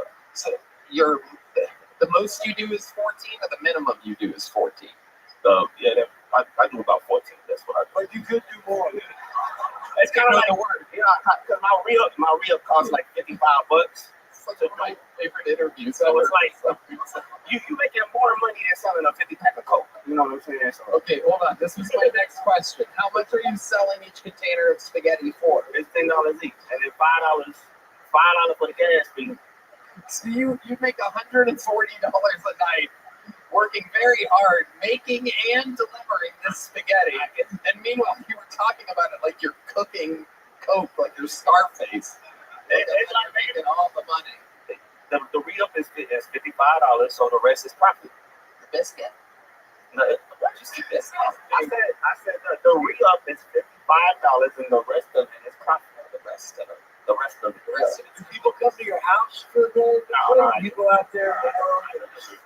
Just go out there. The way you say that you deliver makes me think that your house might not be the greatest conditions for somebody to come eat spaghetti at. Can you describe your place for us? Is it a studio? It's like an efficiency size, you know. But here's the thing, you know, it's a It's not a more like Dean Martin. Welcome, hey, come on in. It's Michael White's. Who wants some fucking spaghetti? Come on. He's one of the nicest guys. He give you the wife beater off his head. You're gonna love this guy's fucking spaghetti. It's so good. Look, don't judge the size of his clothes. Don't judge a man. everything is bigger in Texas. I honestly want to try this fucking spaghetti. Let me ask you this. Can you give us an example of how you make it? Well, my ex from Italy, she taught me how to make it. I know, but what do you remember? Man, I'm gonna tell the whole world my recipe. Leave a couple key ingredients out. Give us the backbone of your sauce. I don't know how to do that without snitching on myself. That's like, come on, dude. It's fucking tomato sauce. Go ahead. Give us a little. Just start rattling off your quantity. Well, I mean, no one's here to steal your spaghetti recipe. I mean, okay. Well, the basics is tomato sauce, hamburger meat. Hamburger? And then the rest is me making it live.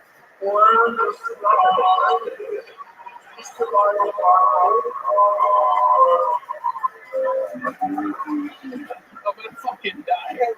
Why would she leave you?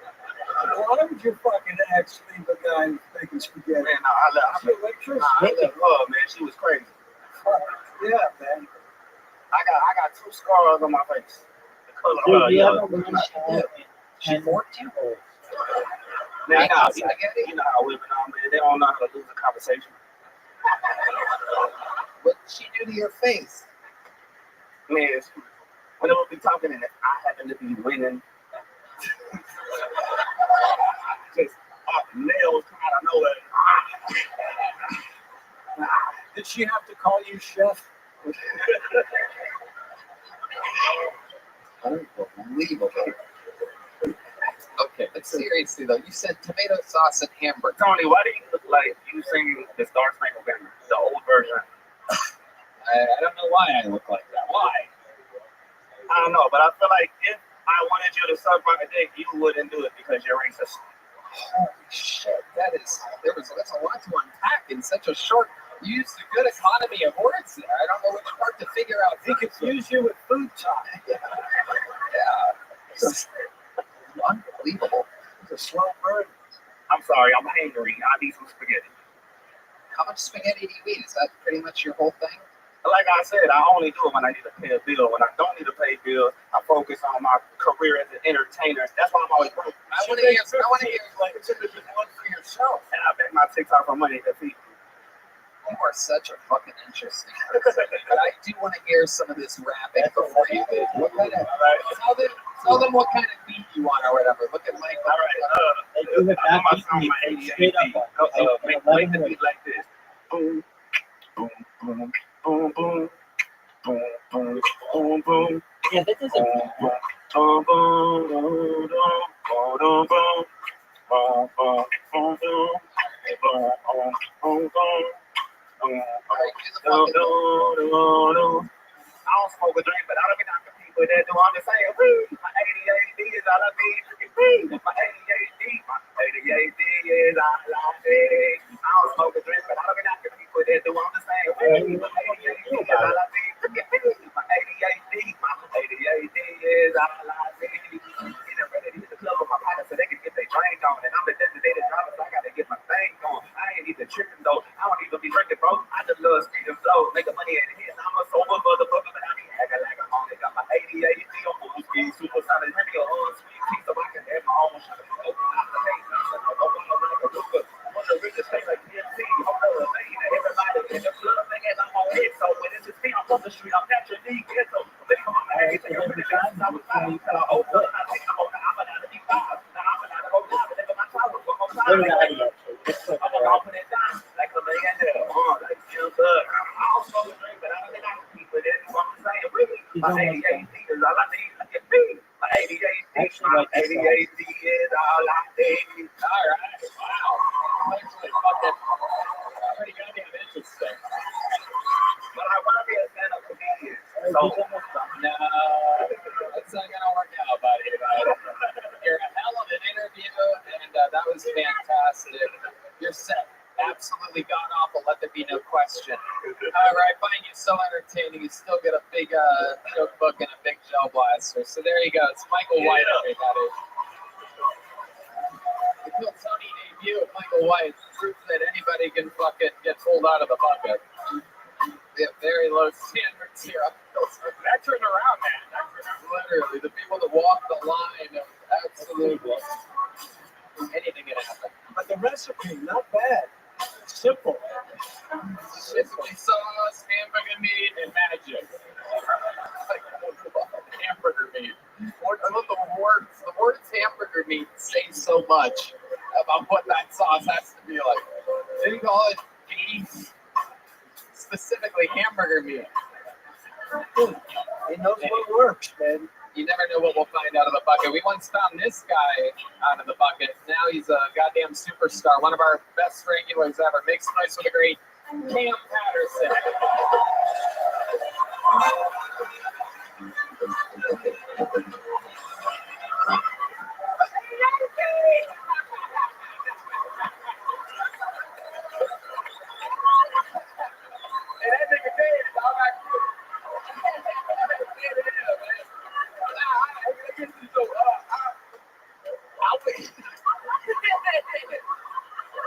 I went surfing for the first time a couple days ago. I did not like it because I can't swim that good. Well, I can swim very good for a black guy, so I can paddle my ass off. But y'all motherfuckers got me beat. You know what I'm saying? And the dude I was surfing with, he was gay. Or maybe y'all thought he was gay. He was gay as hell, dog. You know what I'm saying? And we was in the ocean. I thought he wanted to fuck me, so I was scared. And he just kept saying like nice shit. Like, oh, you look so good in that wetsuit. You like a real good swimmer. Like, you trying to fuck me, sir. This is terrifying. And then at one point, we see like this beautiful ass sunset. The sunset was beautiful, dog. Like, it was nice. And then I looked at him, he looked at me, and then we kissed. And I'm playing. That's what I'm talking about. I saw that beautiful ass sunset, bro. I was like, damn, but that shit was beautiful. And he looked at me, like, it is beautiful. And kind of like, yeah. And I was like, yeah, dude. And he went, if heaven was a real thing, and I got scared. I don't want to be in the ocean with no atheist thinking that's crazy. You know what I'm saying? You don't even believe in miracles, bitch. That's insane. Like, I'm dying, and I'm like, oh, God, help me. Nobody's coming to save you, nigga. Nobody's going to save you. I got my time. So, Cam Patterson, the new minute 22 seconds. For real? Yeah, I don't want to do that shit. That nigga, I like that nigga, man. He cool. That was... I probably got half the time for something now with his goddamn Worth it for that. Worth it for that laugh, my friend. That was very surprising, especially since he thought Drake was going to steal from him. It took a matter of seconds for Cam Patterson, of all people. Give me a do-rag, nigga. I don't know. I don't think that's a do-rag. That's what that is. This shit not safe, I tell you that, man. It's a brown spot on. Yeah. That is something wild. That's like an old pilgrim. So wild. Did you really learn how to surf? Yeah, I did. Yeah, I was surfing in Malibu with Cameron Weiss. Okay. Yeah. Wow. That shit was dope. I got up on the board. I stood up and shit. That nigga really was. I think that nigga was trying to fuck me. I was pretty scared. Yeah. Interesting. And you were able to stand up on the board on the wave? Yeah, I'm like athletic as fuck. Dog. I can really do almost anything. You know what I mean? How were you when you didn't have a surfboard to hold on to? What you mean? Like you're swimming out there? Well, I drowned 4 times. But on the surfboard, nigga, I was fine. You understand me? I was really good. Yeah. So it was your instructor that had the crush on you? I'm pretty sure he was gay. Yeah, moved up. Yeah. Is he like holding you by your waist, helping you like get on the thing? Nah, but he was saying like weird shit, like you look great in that wetsuit with my ass was out. I was like, nigga, it's a bodysuit, nigga. Leave me alone, bro. This is scary. That's terrifying, dog. Should I say to it? It was a wetsuit. It wasn't just you, right? I wasn't the wetsuit. Yeah. I'm confused now. They laugh. I'm very confused. What just happened? No, they laugh like, what do you mean, brother? What are you talking about? With regards to what? Huh? What else is going on in your world, Cam? Oh, we just did the shows in Florida. That was epic. Massive venues in Florida with a lot of your family. Yeah, a lot of my family came out. My best friend came. My brother came. I got to meet one of your real best friends from the streets. I mean, full on ankle bracelet, probation. I mean, straight up. Sometimes just taking off and running when he saw the security people at the theater. But they go, what up? All right, that's cool. Look at that. Yeah, but it was fun. Tell us about it. Anything else? It was cool. I mean, that was it when I got out. You know what I'm saying? Was his dad there? Oh, of course. Did you talk about the spelling thing from a couple episodes ago? I didn't get a chance. We were so busy. There was so much going on. He actually, his dad had soul food waiting for us. Yeah. It was you missed out, man. We had a good dinner with my uncle. Like, you guys ate more after that. We had a whole dinner. Nigga, that's so crazy. We waiting on you. They want to eat till you got there. I was like, man. I told them to eat without me that UFC was starting. I couldn't eat the second dinner in 3 hours with a bunch of black people. Bunch of surfers, man. Yeah, those big surfing athletic types. If y'all want a camera, Tony, my family love that nigga, man. What a camera at? They love Tony. Yeah, absolutely. I did feel bad missing the fucking thing, but 2 Keltoni fans were fighting in main events in the UFC this past weekend. Yeah. Unfortunately, did not turn out so well. Thank you, Cam. You're the man. Rock the ball. Fuck yeah. Hey, y'all. You know, even we have a hard time buying tickets sometimes. Sometimes I find out last minute that something awesome is happening in my town, and it's just impossible to find last minute tickets. You shouldn't have to worry when you buy tickets to your next big event. Game Time is the fast and easy way to buy tickets for all the sports, music, comedy, and theater events near you.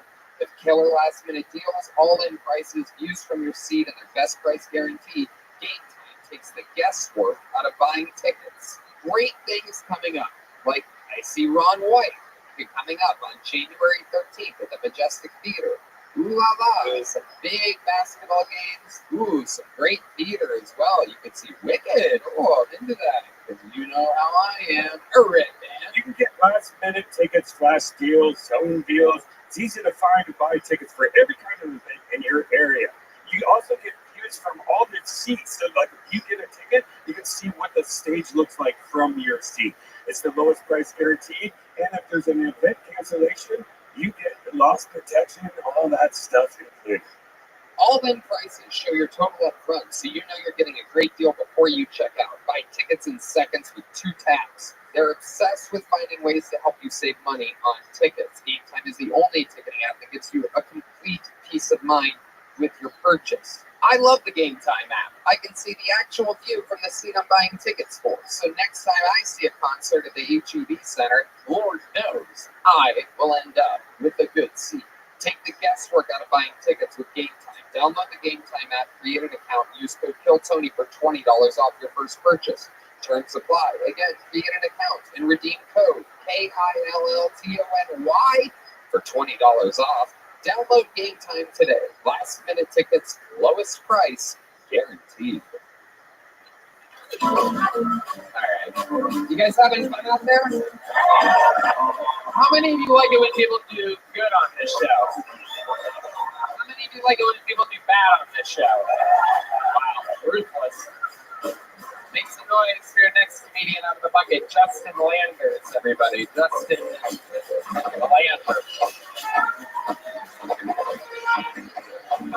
How's everybody doing tonight? You know, my wife, she makes and sells a lot of miniatures, so we got boxes of these things around the house. And the other day, I was off digging one, and I found this little bitty Lone Ranger mask. And immediately, I thought, we're taking this in the bedroom. We're going to do some role playing. And at first, I thought I'd just strap it on my dick and call him the Armless Bandit. You know, he just runs around stealing the pussy. But instead, I put it on my wife's vagina. And I'll be damned if that thing didn't look like the hamburger.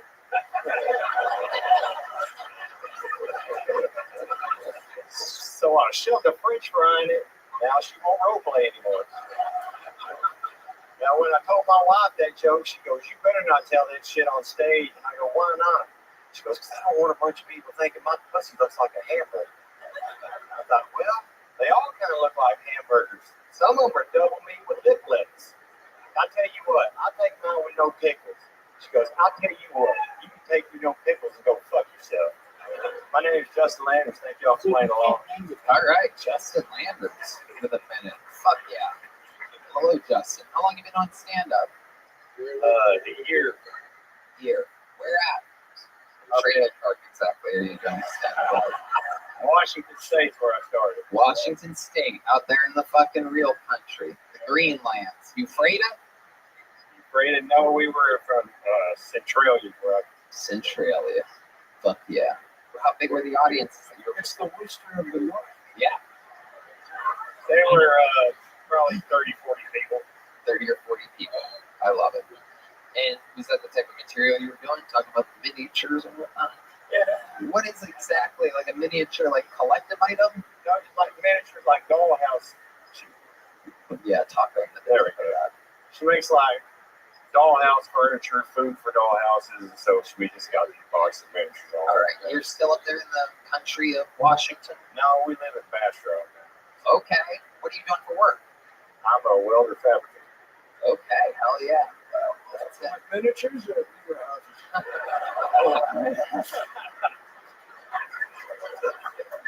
Because if they're small, you gotta go bigger.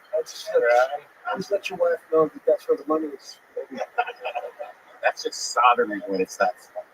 So you're out there welding. What else about you? What do you do for fun? Well, anymore, I haul my son around to rodeos. He rides bulls. And, okay. I did that for about. How old's your son? 16. 16. And how long did you ride bulls for? I rode bulls for about 15 years. Wow. Look at that. Anything big ones or no? Big ones. Some miniature bulls. Yeah. They got to stay on 8 minutes. Yeah.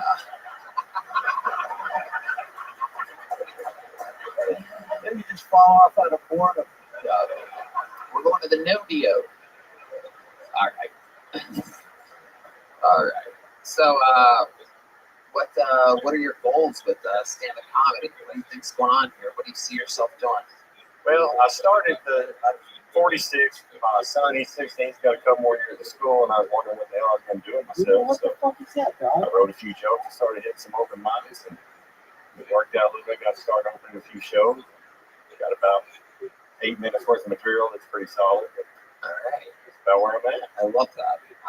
How's the crystal meth lab going? Have you ever tried it? What's the most hillbilly thing about you? Because I know what people from Eastern Washington are like. We have some friends, the great and powerful Davey Wester, who has cerebral palsy and always has a big lip of tobacco, and it's leaking out of his face. How are you? He's one of the regulars at the Comedy Store, and I could see a little bit of him in you. I see that maybe it was a grandfather or someone really close in your genealogy fucked a family member. That's what they do there. Tell the people that I'm not making this up. That is what it's like. It's basically, as you can tell, Billy Bomb Thornton here looks like one of the fucking half a devil's reject. There you go. like the purgatory reject or something like that. All right. So what's something white trash about you? White trash about me. I live in trailer parks. I sound like this. And that's one of the big ones for sure. And I've been pouring girl most of my life, so there you go. Hell yeah. I love it. How do you, what do you do for fun when you're not doing stand-up? Or not since your rodeo days are behind you? Oh, anymore. I just hang out with my wife and my kids mostly. How long have you been with your wife? 17 years. Wow. What is it? How do you stay erect while fucking her after 17 years? Is there something you imagine? Is there something about her that drives you crazy? I'm interested. No, she still works for me. She's all good. Yeah, she works for you. So the role play, that was just something you were trying. Yeah, that wasn't. I was seeing the mask. It do something. Do you ever are you ever so sick of fucking your wife that you use the welder's mask when you're fucking her? No, but I put on a pair of shafts before. Whoa, nice. That's a normal Wednesday night for me. You might get some more noises out of her if you brought a blowtorch into the bed. Yeah. That's a big Washington angle. Yeah. Oh, here she is right now. This lovely wife that she is. All right, Justin. Well, oh yeah, we have another one, right? I feel like there's something more though. I feel like there's something I'm missing about you here. You ever almost die or save anybody's life or anything like that? Yeah, I've almost died several times. So, yeah, let's hear about some of those. That's what I'm kind of wanting to. They're all bull-riding stuff. I got jerked down so hard one time when the bullet hit me on the end of the chin, the back of my head, split in the middle of my back. Hold on, I'm hard as a rock right now. You have to slow down. You almost made me come in my pants. I'm sorry because on this show, I'm gay, everybody. You remind me of me if I did something really bad once. You look like I could have done that angle. Yep, 100%. That was you trying crystal meth one time. It was like Parks and Rec or meth? Parks and Rec or Parks and Meth? Method of Park. You ever do a crazy drug? You seem like you maybe have skipped the hard stuff and just gone straight to sniffing like a normally legal substance. Like I tried a little bit of everything, but anymore I narrow it down to hallucinogens and weed like everybody else. So, yeah. A lot of fans out there. I love it. So is glue involved? Miniatures? Miniatures no glue? No. Elmer's or just Elmer, a neighbor? Just Tester's model glue. Rubber cement? Not from that keyboard cleaner. Computer keyboard cleaner? It's all really white trash drug. I don't know what let us even go down that way.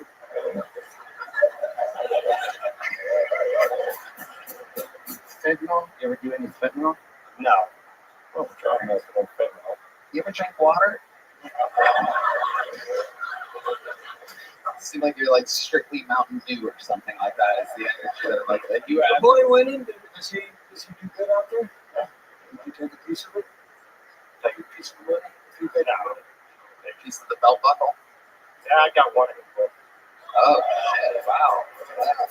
There was that. Was the moment where I came in my pants. Everybody. All right, Justin. Fun times. Here's a little joke book. Thank you, Justin Landers, everybody. You gave him the miniature. Yeah, he's getting miniature set. A miniature joke book. All right, this looks like a new name. Let's see what happens here. Makes it nice for Frank Awasika. Frank Awasika. Or Awasika.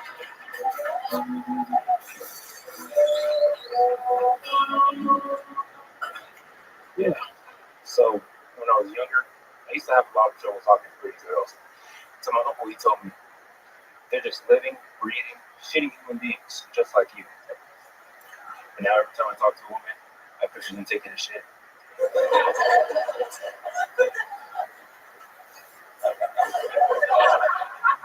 Why do y'all eat so much corn? If you couldn't tell by that last joke, I am a virgin. Yep. Vaginas have a long history of ducking me. Out of C-section.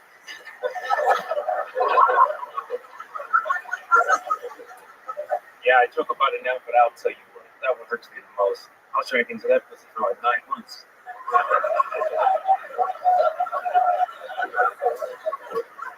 All that, and the doctor just coughed off me, bro. He pulled me out of there, and he was like, I was like, man, what the heck? He was like, man, I had to get you out of there. Your head is huge. It's been pushing for like 72 hours. And there's corn all over my operating table. Okay, Frank Alvasica. By far one of the funniest floating pink hats we've ever had on the show before. Absolutely incredible. I've never seen a pink hat do an entire 60-second set like that before. That was amazing. Frank, welcome. How long have you been doing stand-up? A few years now. Okay, where at? Mostly here in Austin. Here in Austin. Is this where you're born and raised? No, I was born and raised in Houston, Texas. Houston, Texas. A lot of fans. Are you really a virgin? Yes and no. Can you give us an explanation of exactly what you mean? Okay. Because I'm writing the joke. Whenever people ask me that question, I kind of sideways it, right? Because the term virgin is a social construct, I guess you could say. So whenever you guys ask me about it, you're talking about like, oh, has he been in some punani? But whenever I say I'm a virgin, I'm talking about alcohol. Like I don't drink alcohol. Wait, what? I'm a virgin to alcohol. At least when I wrote that joke. Yeah, that's. Wait, what? The fuck just happened? Yeah, that's crazy. You admitted to a totally different thing. That had nothing to do with the C-section. So have you been inside of a woman or a man or anything before? Are you a virgin? These are real personal questions you're asking me. Hell yeah. I don't know what show you thought you signed up for, but you're in it. It's not all corn and games. Yeah. Exactly. It's the real deal. I mean, you mentioned it. You talked about it during your set, so I'm just going back to try to figure out Tony, what else we can talk about. I've been in pussy, yeah. Hell yeah. How old are you? I'm 26. 26 years old. What do you do for work? I fuck pussy. Well, I've recently had a change of occupations, and right now my main source of income is poker. Poker? Yeah. Okay. It's also my main source of debt, so. What are we talking about? How much do you spend, or how many hours do you spend playing poker? Too much. Maybe like 7-8 hours a day. A day? So you're online? Most of the time. Right. So wow, that's your. Even talking to him, he doesn't want to tell you what he has. Yeah. I don't like to give out personal information. You're keeping your cards very close to your chest. Hey, that's good for comedy. You're gonna go places. Yeah. Hold it all in and make up shit. Yes, make him figure out my joke on the river. Yeah.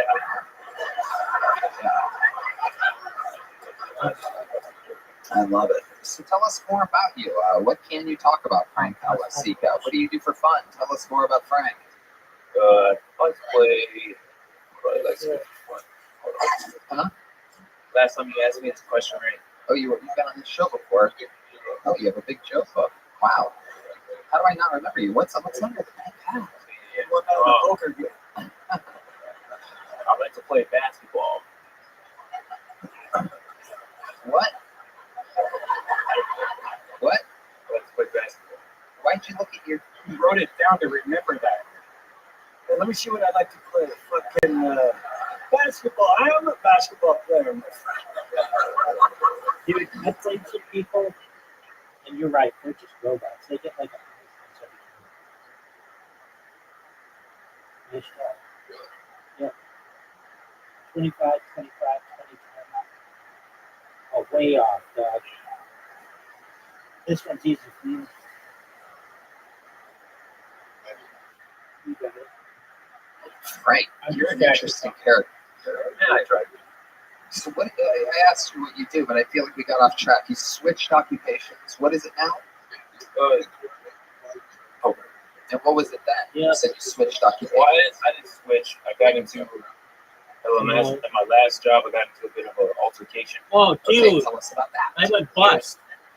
So, all right. So it's a not that serious. It's a wee bit of a. Just tell us the story. We'll decide if it's serious and everything else. All right. So where were you at? What kind of job was this? I'm waiting these tables, right? And a middle-aged woman comes in. She has short hair, a business suit. You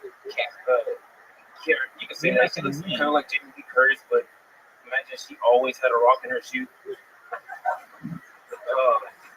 Yeah, she comes in and everything's all right, right? She's wearing a suit. I'm like, all right, you can have a seat. And everything's normal as business casual. And she orders a lobster. And great choice because the tip on that is like $8 at the time. So, I'm already liking it. The tip on that's like $8. And then, okay, long story short, I get her the food. Never thought I'd miss miniatures. Long story. Okay, so we get her the food, right? And not even 10 minutes goes by. And it's gone by. She's not even 10 minutes goes by, and then she's like, "Excuse me, right? I have to go." She's like, "I'd like to check." I was like, "Oh, I hope everything's okay." She's like, "Yeah, no, I just have to get out of here." Yeah, keep going. So she's like, "Yeah, no, I just have to get out of here." And I was like, "Okay, well, I can get your doggy bag."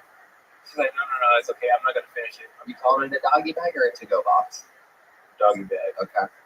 All right. You're going down treacherous territory. Sarah, go ahead. And she goes, no. It's okay. I would just like to check. Oh. So I slapped her across the face. Really? You got to get your shit together, Sharon. You can't be wasting all this food. There's starving kids in Africa.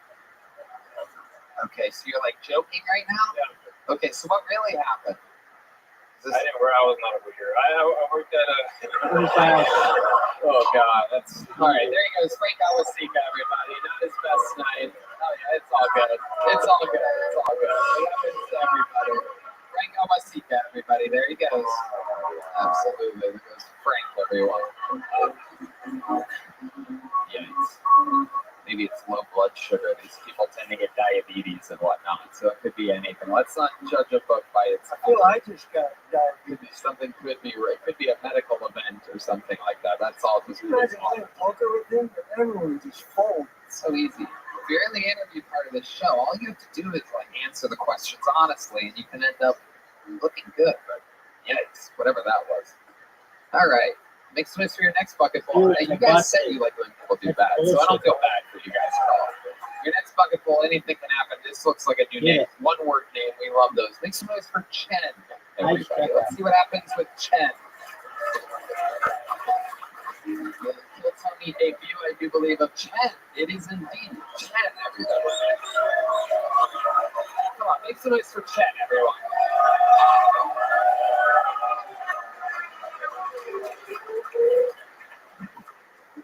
Hello. So, Christmas is upon us. It's a season for gifts.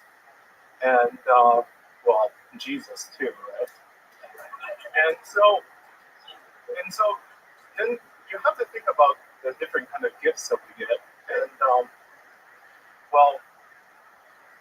the one gift that always irked me was something like the gift of life. Because the person who mentions it usually follows it up with what you owe them. When you go to church, they talk about the gift of life. When you go visit your mom, she's like, I gave you the gift of life, so you owe me. But the thing with these kind of gifts is I didn't ask for it. I'm just given it. And by the time I'm already here, it's already too late. So, I don't know. So gifts are these kind of things. Oh, dude. Okay, Chen. Absolutely. All right, let's talk about it, Chen. Fuck yeah. I love it. You are you an Asian woman? What's going on here exactly? I don't know exactly. I don't know what they are right now. Oh man. What's going on, Chad? Okay. How are you? You okay? Is this your first time doing stand-up? No, well, first time doing stand-up, but this is not my first mic. Right. Yes.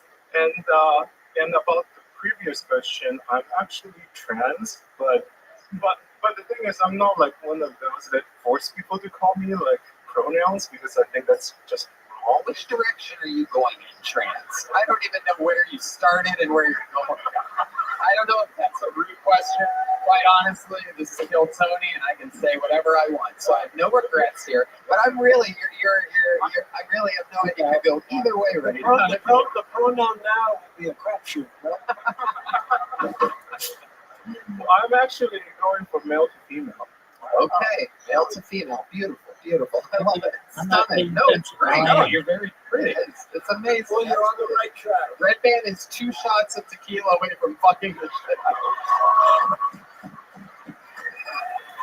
I mean, the beer goggles are really helping around this scene. So. I love it. So, Chen, that's great. This is all good to find out. I love it. So when did you realize that you were a woman, or feel like you were a woman? When did that start? How old are you? Right now I'm 32 actually. 32. So when does it start for you? When I was young, it's not. So, okay. This is one of those really weird things because when you look at people who became trans, a lot of times it's people who strongly want to be a woman when they first started up, but I'm not like that. It's more like, first of all, like I'm okay with being a boy, but I don't want to be a man. And you're okay with being a boy, but you don't want to be a man. Yes. Right. Are you sure you're on the right track? Well, and also I don't have the desire to dominate things either. In fact, I'm actually submissive, but that's another topic. Ooh, Red Band, look how excited Red Band is. Submissive.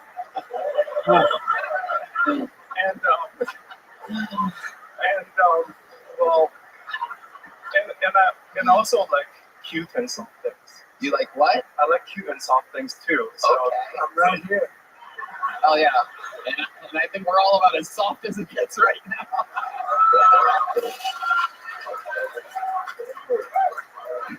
Like personally, you're close enough. Thank you. That means a lot to me.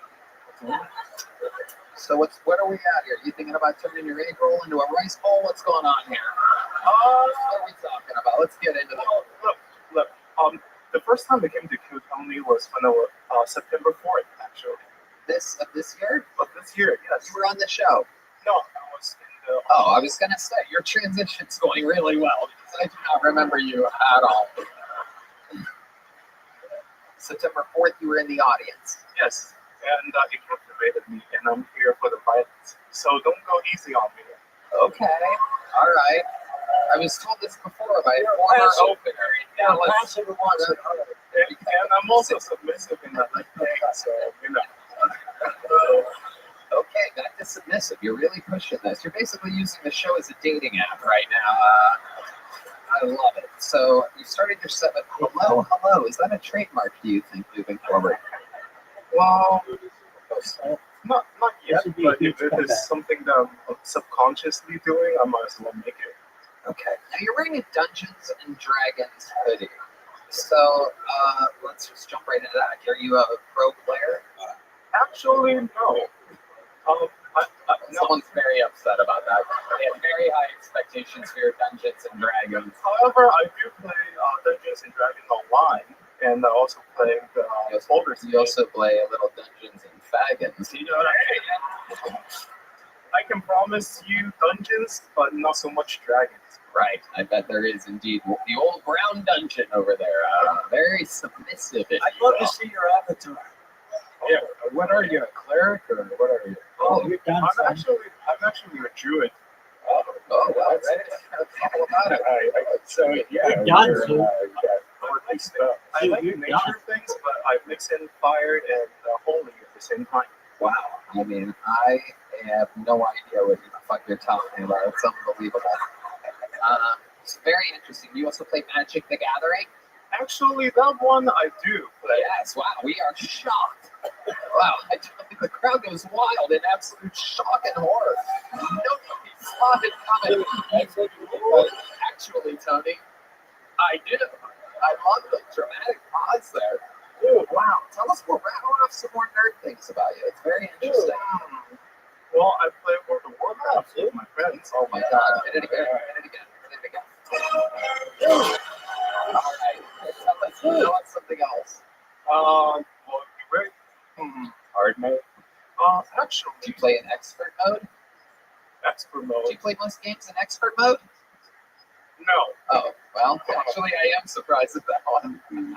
Because I'm actually more American than Asian, so if you have expectations of me carrying the What kind of American are you? Native American? I'm not exactly sure. All right. Believe it or not, I'm actually born from Wuhan. Oh. Which is unfortunate. Wow. And I think you're going to end up in a laboratory. I saw that. Yeah. I could tell. I spent a month there. There's many things to talk about, but we have time. Yeah, no, we do. You're gonna have a extra long interview here, no doubt about it. Very compelling story. So tell us more about this transitioning adventure. What are some things you do to be more, if you're becoming more ladylike, or some goals for you, or whatever? Are you basically just saying anyone can fuck you at any time in your asshole?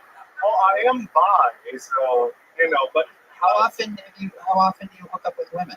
And when you do you consider that like a lesbian relationship? Do you have them like eat out where your balls are?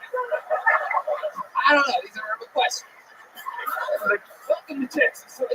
This is figuring out trans in Texas. So Tony, trans Texas Tony, triple T.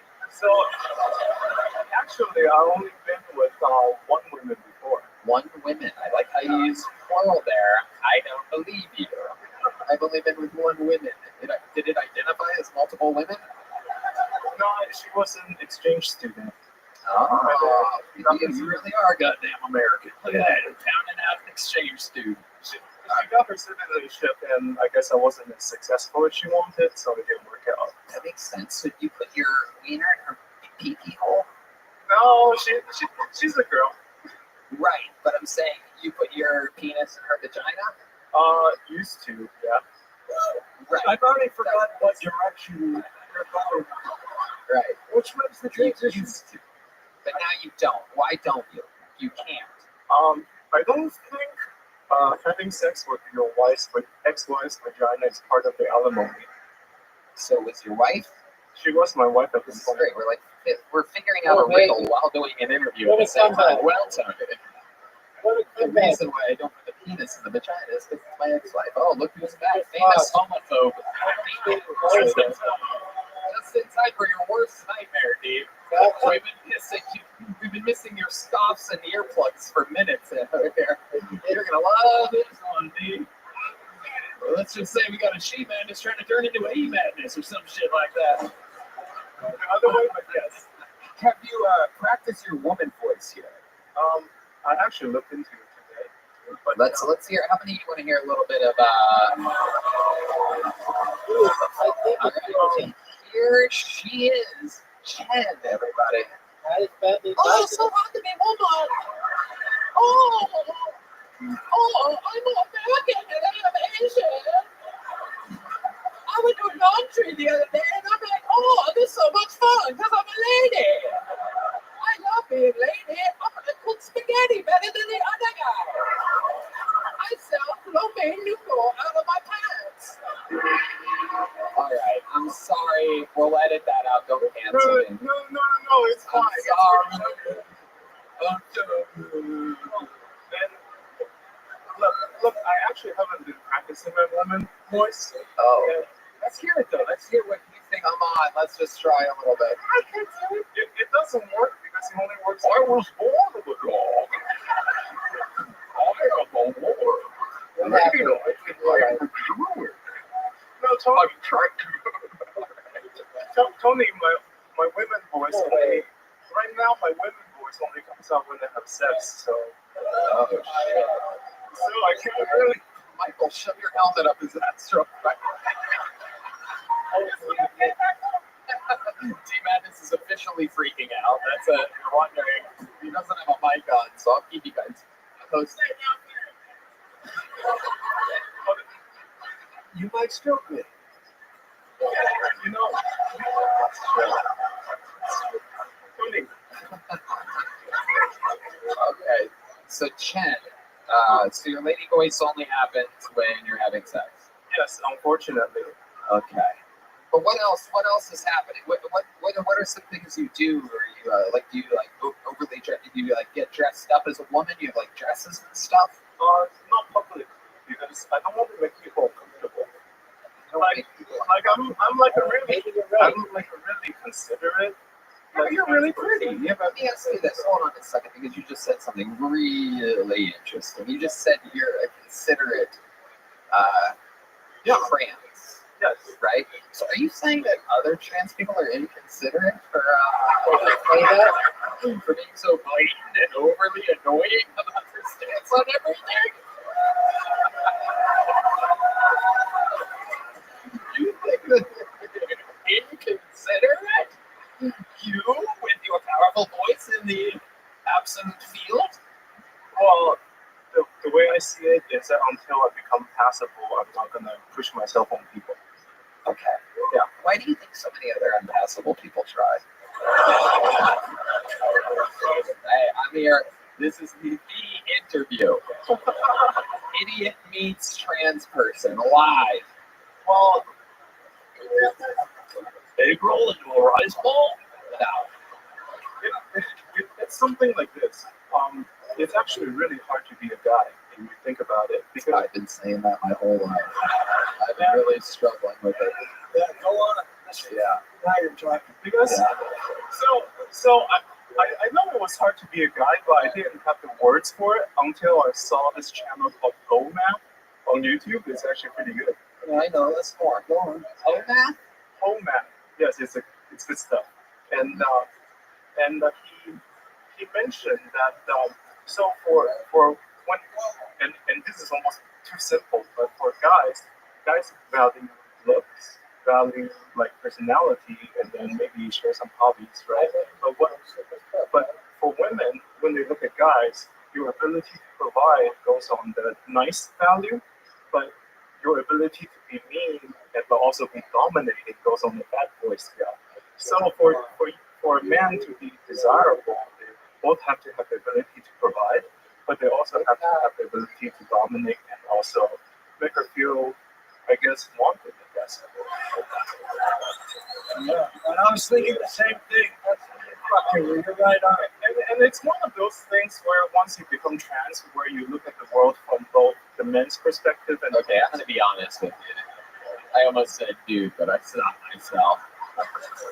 I got so ADHD during your explanation of that I literally started thinking about the song ADHD from the guy that makes spaghetti out of his, what he called industrial size apartment, which I'm pretty sure is a fucking janitor's closet.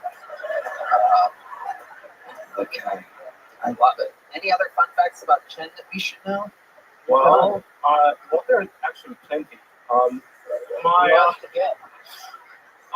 So when I was in the audience, like everyone here, I made a promise that I wanted to be good on stage because I saw the bases here, and I didn't. Oh my god! No! Wait! Oh my god! What is about to happen right now? Because look, comedy is the antitoxin to social media if you really think about it. Because if you look at social media, people are like having fantastic lives all the time, right? But in comedy, people bomb a lot of times. So you realize that life is not as good as social media, but it's also not as bad as stand-up comedy. Transition is complicated.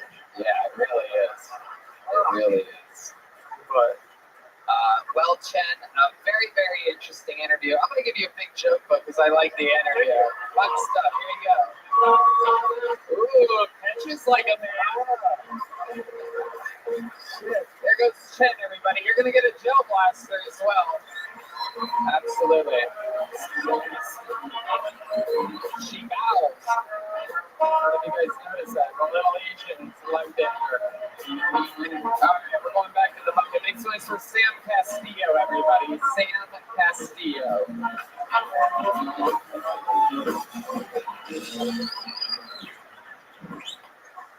Just got out of a long relationship. It's hard to move on, you know? It's hard to forget her. Because she's from India, so all my clothes still smell like her food. Yeah. It's very loving, warm home, but you know, it's rough. I remember when I met her family. Everyone in her family were arranged marriages. And they told us, if you guys get married, you're going to be the first ever love marriage in our family. I said, same for mine.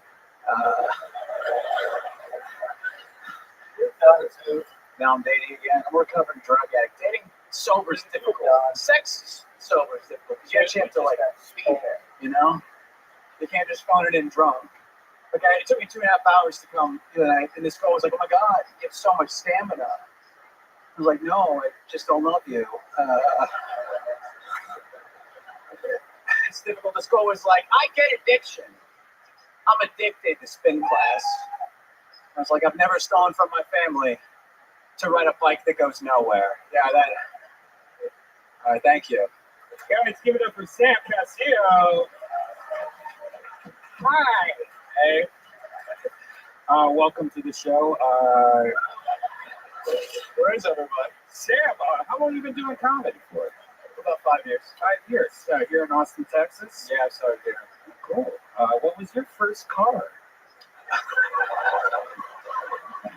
My first car, it was a GMC truck. Wow, did you get a hand-me-down, or did you like save up for it? Or? Yeah, it was a hand-me-down. What do you think about this, Scott? It's interesting. So an Indian food. You suck, dude. No, I'm kidding. I didn't see anything. How'd it go? Do it again. 1, 2, 3, 4. No? Okay. Holy shit, what the fuck are you, dude? What did I miss? How do you think it went if you had to update me? I got a double bag of IV drip today from our good friends over at Connect Mobile Health. We went for the double bag. And it turns out you get one of those and drink water. So I had to make a choice. Either I pee or I pee my pants. I have a feeling I would not have peed my pants by the sound of the audience during your set, though. So you're recovering from We're gonna edit this. what's your drug? Oh, wait, one of my drugs of choice? What, you said you're I was a pill recovering. addict. Yeah. What was it? The pills. I was addicted to everything the pill was. Mainly benzos. They have pills on the Shire? Yeah, I was addicted to Xanax was the main one. I was also a coke addict. I was also an alcoholic. Nice. Yeah. Tell us about your wildest night. Wildest one? I just got public intoxication 2 days after getting a minor possession. It was like my first week here. That was when I was... That's a minor possession. You were with a young girl. Yeah. The miniatures, we call them? Yeah. Are you transitioning? I just got done. Your hair is transitioning. Hell yeah. Was the last comic? Went from a Bilbo to a Frodo. All right. I love it. What do you do for work? I'm a line cook. Okay. How long have you been doing stand-up? About like 5 years. 5 years. All of it in Austin? Yeah. Okay. How's it going for you? It's going pretty good. What was your best joke tonight? Do it again. Best joke tonight was when you're sober, you actually have to have sober sex with somebody. It's difficult to like, you have to be there. You can't just fake it drunk. The other day I had sex. It took me 2 hours to come. And this girl was like, wow, you have a lot of stamina. I just told her, no, I just don't love you. I liked it better the first time. Well, I'm sorry. Did it get a laugh the first time? Okay. Thank you, guys. Thank you. Thanks for being there for me. How old are you? I just turned 30. What do you do for fun? I just started boxing. It's a lot of fun. All right, put the mic in the mic stand. Let's get a spotlight. Let's see a little bit about boxing. You got some boxing for me, Matt Mueller? All right, look out that way.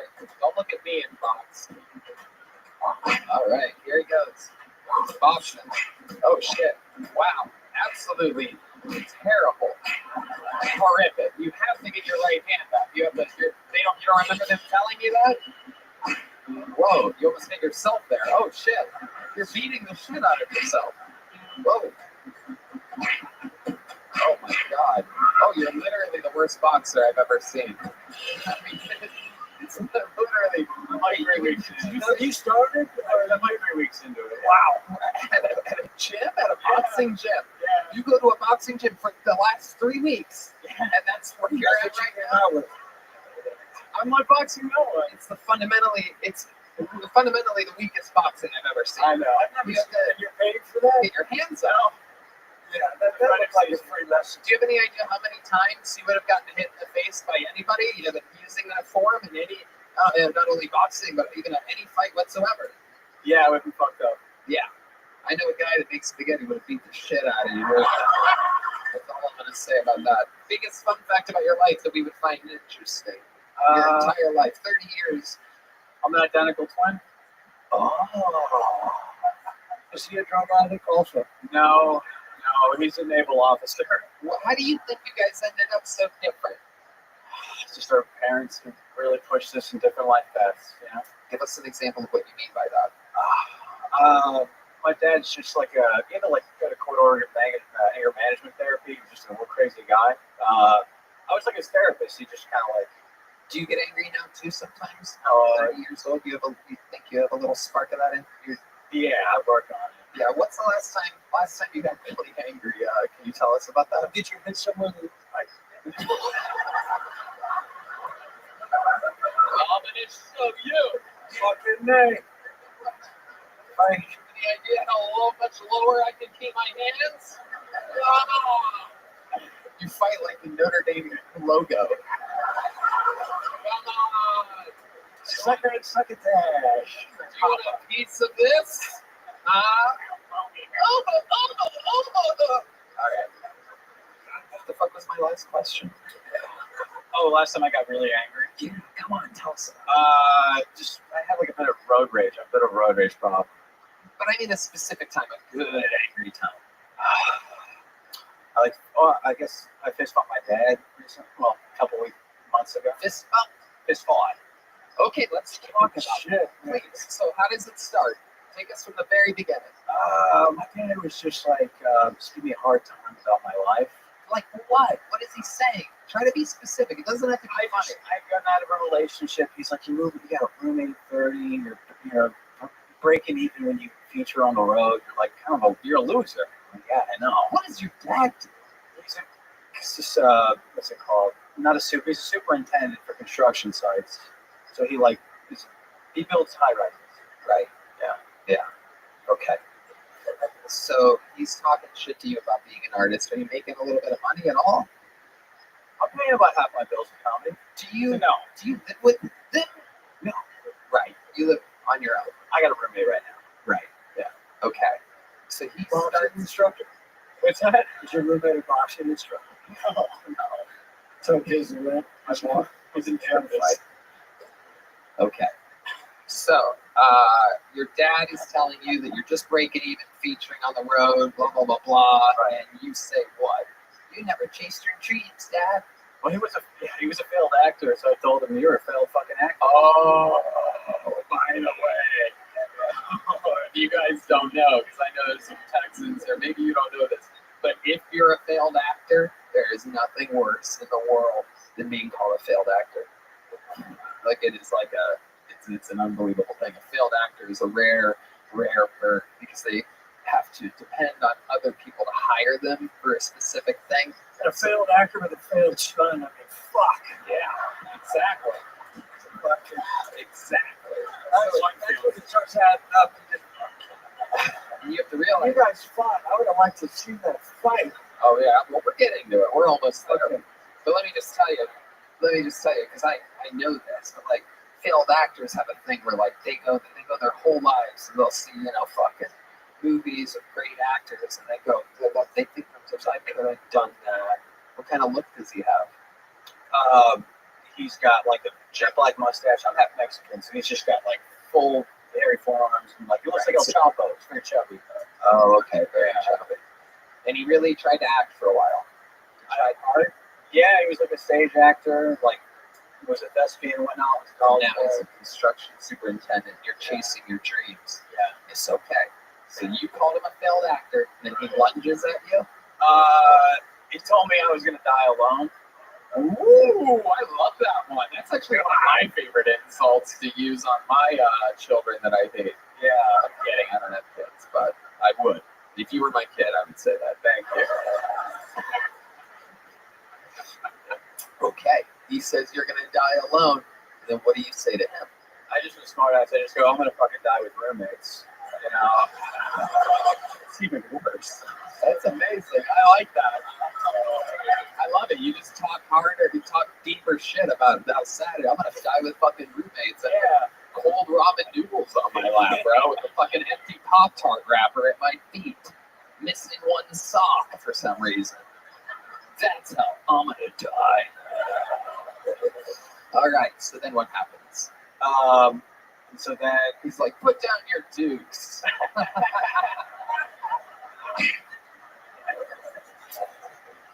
And my mom starts to like cry, and so we. Oh hell yeah! So then we like get a few swings in, we stop, and we stop. But funny, no one connected, right? Just body shots for sure. Even though your head fully exposed. Absolutely incredible. So when was this fight? It was a few months ago. Right. So you're like, fuck this. Dad got the best of me. I'm going to the boxing gym. No, I'll be ready next time. You and your dad have a rocky relationship. We're good now, kind of. The one that made me push to boxing was I faced off my brother, and he knocked over the Christmas tree, and so that's why I started boxing. Yeah. So you fought your brother. I also fought my brother. Your twin brother? Yeah. Oh my God. Yeah, he really fucked me up. Yeah. He went into the Navy, and you went into the fucking nothing. Right. Wow. Did he knock over the tree and try to hit too? Yeah, he was pretty drunk. And he spun around and knocked over the tree. Fuck. All right, Sam. Well, I honestly have no idea what happened during your set. I went pee for the first time in absolute years during somebody's set. But you're still getting a little joke book. There you go. Sam Castillo, everybody. I don't think I can do the double bag of the idea anymore. Before a show. Hey, look, pee bag under there. I think we need a pee bag. Yoni, order pee bags. I shall piss in my throne from here on out. For I almost soiled my shorts on this day. All right, back to the show. And we're back. Hello, everybody. All right. Red Band saying this should be the last bucket full of the night. But we started a little late. I don't know. Make some noise for 60 seconds uninterrupted from Bill Rhodes, everybody. Bill Rhodes. Sure, baby. We'll just take this up here. Good evening, everybody. I am Bill Rhodes, the foul mouth teacher. I am actually a teacher, which is kind of fucked up because as a college student, I was absolutely horrible. If you pull up my high school transcripts, you can see that this young lady right here is not the only one with 34 C's in this room.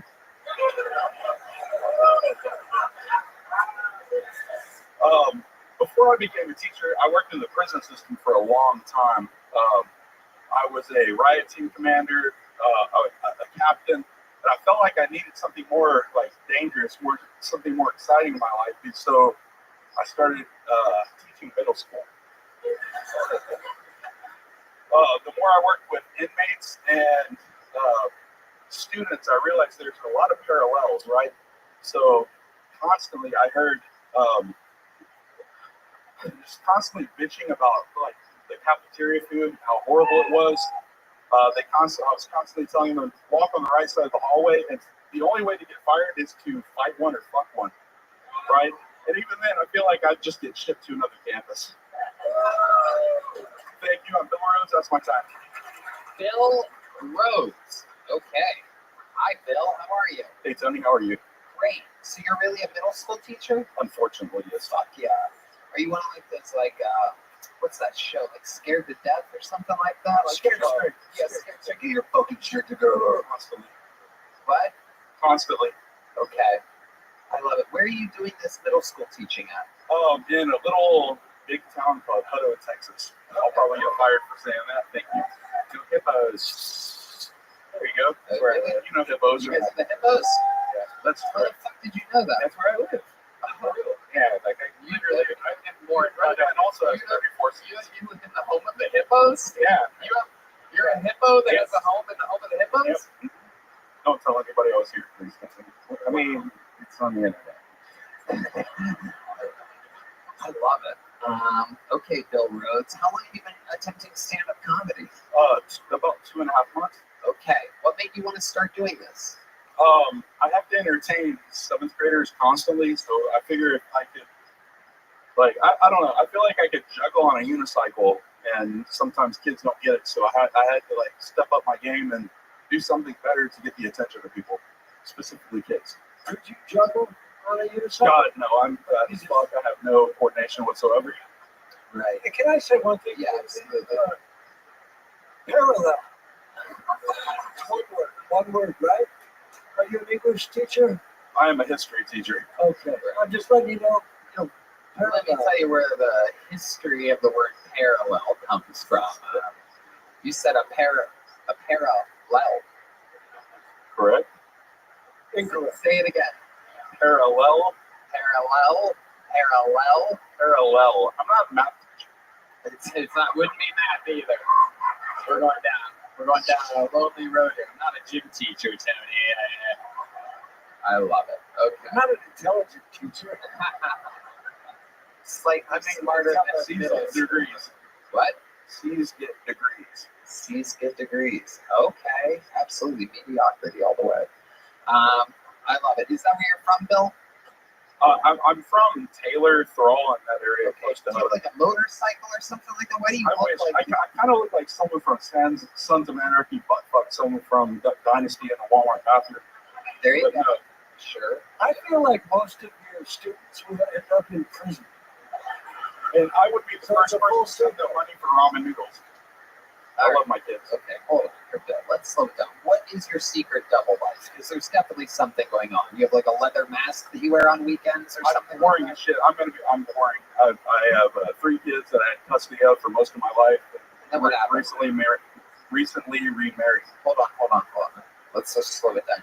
You said that you have 3 kids who you had custody of most of your life. You still have custody of them? I do. Oh, okay. All right. Mom had the internet and did other things. What do you mean? She left. Wait, what did she do? Left me with 3 kids. I don't care. Right. You didn't follow up at all? No, my kids are with me. Right. Do you know where she is? She is, I don't know, wherever some guy on the internet was from. Right. How do you know she left you for some guy on the internet? She told you that? Kind of. Right. Tell us more. When I worked at a prison, I worked long nights all the time, and I came home, and one day she just decided she didn't want to be there anymore. So, did she leave a letter or something? No, she was there. She told you in person? Yeah, she was like, "I'm out like that kid in dodgeball." She said that? Yeah, for real. Were you already a middle school teacher when she said that? I was a high school teacher at that time. And you were once the fat kid playing dodgeball, weren't you? I am still the fat kid playing dodgeball. Right. Absolutely. Okay, so how old are your kids? My youngest is 15. My boys are, since my daughter can have 1, that's it. And my boys are 19 and 20. Wow, 19 and 20. Are they built like accountant beefcakes as well? My younger son is. He looks like he didn't have a mom, like he fell right out of my ass. Oh. Okay.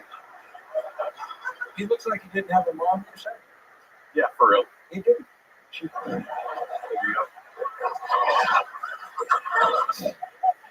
left pretty quick.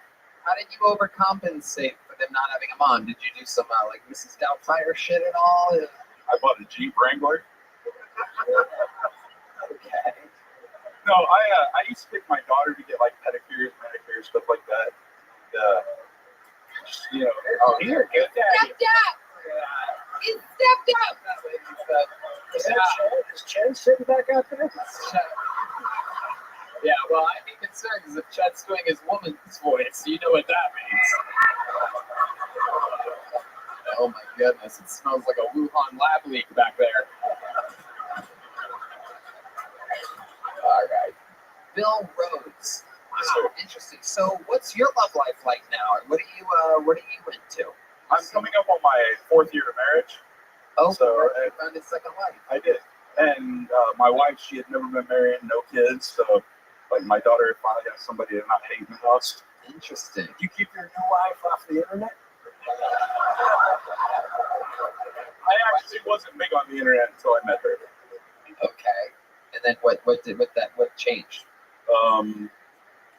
I became a teacher. I don't know. I worked in the prison system for a long time. I just didn't have time, and when I became a teacher, What did you do in the prison system?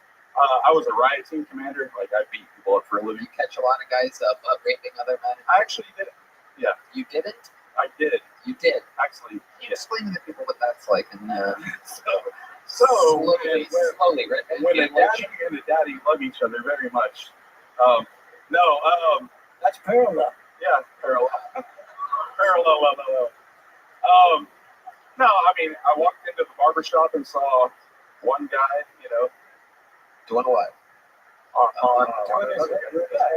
Yeah. He's getting his wank mouth-ified. Like, they were earning barber credit. What was that? They were earning barber credit. Okay. It's prison talk, sorry. All right. That's called barber credit. Not blowjob credit. It's a blowjob. He was sucking his dick for haircuts. That's where the money is. Craziest thing you've seen happen as a middle school teacher. Wildest thing that surprised you that you've seen these rabble-rousing kids nowadays up to? I had a kid for an entire year fake that he had Tourette syndrome, and he would like yell shit out. Genius! That's gonna be the fucking smartest kid you ever taught. So I have. Oh yeah, that's genius. I have Tourette syndrome. Like I used to have like little twitches and stuff. So like I fell in love with this kid. I'm like, oh, you know, I'm getting my god. Yeah, not like that. Not like that. What are his tics? So his tics are like, boy, Ann sure has some big titties. And these are people in the classroom. I have that in the classroom. Oh my god, he's a genius. Are you aware that he's a genius? I didn't know until after spring break when I called his mom. She was like, what Tourette syndrome? Works at a barber shop now. Oh my god, this kid's gonna be the president of the United States one day. That's hilarious. The next old, like, rich, racist rapist in the White House. Oh my god. So he would just say things that he wanted to. He would just say things that he wanted to say. Yeah, and he pretended like it was a medical condition. And not only did he not get in trouble, but you're like, it's okay. You're all good, buddy. It's okay. I'm the dumbass that didn't call mom. Oh my god. Was he doing it? Did you end up talking with teachers about it, or were you too embarrassed? Were you the only one that fell for it? I was his advocate. I was like, I have Tourette's and 2 guys. You have to give him a chance. And he was like, let me suck on them titties. That's awful. I'm honestly jealous of this kid that I didn't think of that when I was in middle school. I tried to get him moved to honors. It really is. I'm serious. That's a fucking sign of intelligence. How were the titties though? You're like, okay. So they were 7th grade. I'm not allowed to say. Right. Tell me after. You would be the most ruthless. If there was a video game of pedophiles, you would be the final boss. There's no doubt about it. It's like, oh, you got to deal with Mr. Rhodes, the middle school teacher. Oh,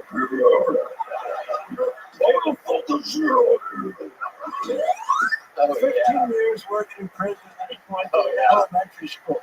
You think you're going to get to my prison riot experience? Is it hurt when I touch you there? Oh, there you go. Look, he jumps right into the son of a bitch. All right, Bill Rhodes. Fun times, my friend. You're chasing a wild dream. We're gonna bleep the fucking school system that you mentioned. That's all right. Now, I'm trying to get fired. I need something else. okay, well then we will leave it in. I don't know. Just be you, man. You're on track. Thanks, Mom. There you go. Thank you guys. Bill Rhodes, everybody. All right, here you go. Take one of those. Oh no, you dropped it. Now you gotta keep it here. Oh, here. So, Dropped it. I'm just kidding. Here you go. Bill Rhodes, everybody. There goes Bill Rhodes. Bill Rhodes. I got Tourette's, man. Genius kid. That kid that made up the Tourette's is going to be here in fucking 14 years, killing at 21 years old. Mark my fucking orders. All right. Make some noise for your final bucket pull of the night. Tanner Tuttle, everybody. Tanner Tuttle. Very interesting name. Let's see what happens here. Tanner Tuttle. Hey. So growing up, I had druggy parents. I don't know if anyone else grew up with drug addicts or anything. It kind of gives it away, though, when they come to a comedy club, because they don't clap like this. So it really, really sticks out. But also, like when I was born, I was a healthy-sized baby. I was 8 pounds, 15 and a half ounces. Right? Decent-sized baby. My parents still tried to fight the nurse and the doctor in that room. My mom's waving a shiver like, that baby's supposed to be a full 9 pounds. Where the fuck's that other half ounce at? They're my druggies. All right. Hell yeah. Cool. And it's like, I get it. Like, it sounds bad, but it's like growing up, I always had a roof over my head. We had food on the table every night. We were super proper when we would eat, too. Like, everything had to be in the right order, okay? Your forks on the left, your knife and burnt spoons to the right. All right, that's my time. Thank you, guys. All right, Tanner Tuttle. Hi, Tanner. Hello. Where are you from? Las Vegas, originally Cedar City, Utah. Okay.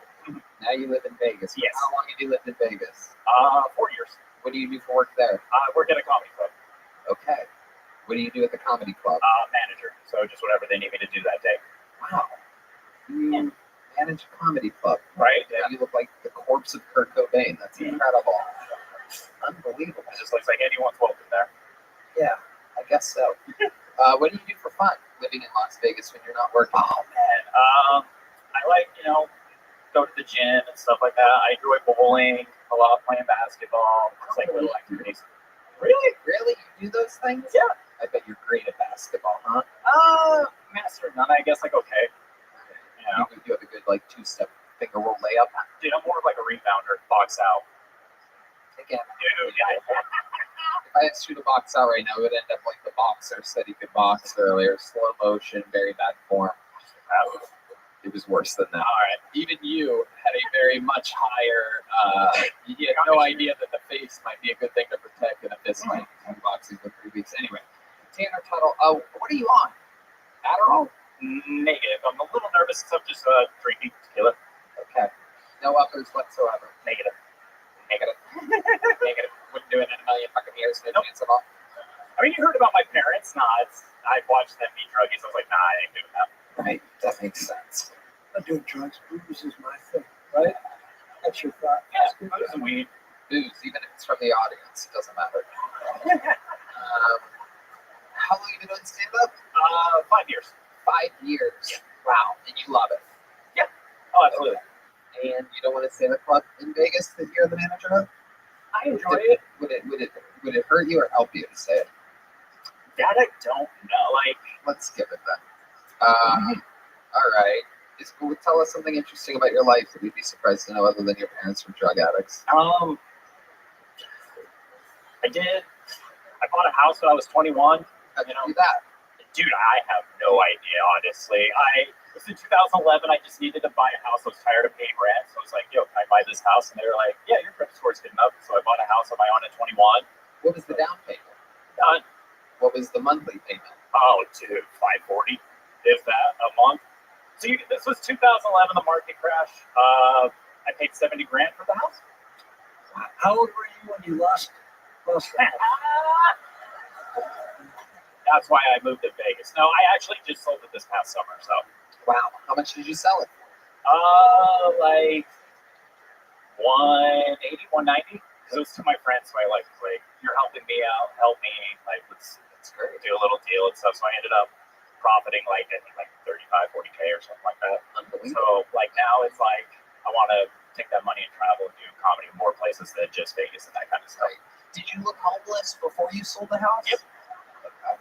100%. Incredible. So like I did this because like I grew the beard and everyone's like, yeah, you look good. I'm like, I look good, looking trashy. They're like, yes, man. Okay. If everyone else seems to like it, I'll keep it going. I don't like it. You want me to go back you and look shave like before though. Maybe we could shave half and then do a side by side. All right. Anything else crazy we should know about you before we let you go, Tanner Tuttle? I did the Naked Roast at Skate Fest the past 2 years. Stuff like that. Okay. What did people say about your jump on the Naked? From what I heard from everyone else, I was the biggest one. Wow. But that's what I heard. God works in mysterious ways. I bet it was. My guess is it was mostly pubes. Yeah. No, I cleaned up for it. Wow. I cleaned up for it. Trust me. I've been this past year. Everyone was like, "He was the only one that looked trim," and I'm like, "Okay, why is everyone looking?" But right. Make it right. All right, Tanner Tuttle. Well, thank you very much for coming on. Here's one of these. We got to keep it moving. We're running into overtime. Only one person live for this. Only one person can do the job that needs to be done in this very moment. Kill Tony Hall of Famer, one of the legends of the game, the Parliament of Portland, the Memphis Strangler, the Tijuana Tarantula, the Harlem Globetrotter, the Bronx Bomber, the Geriatric Juggler, the Vanilla Gorilla, the Big Red Machine. This is indeed the one and the only William Montgomery.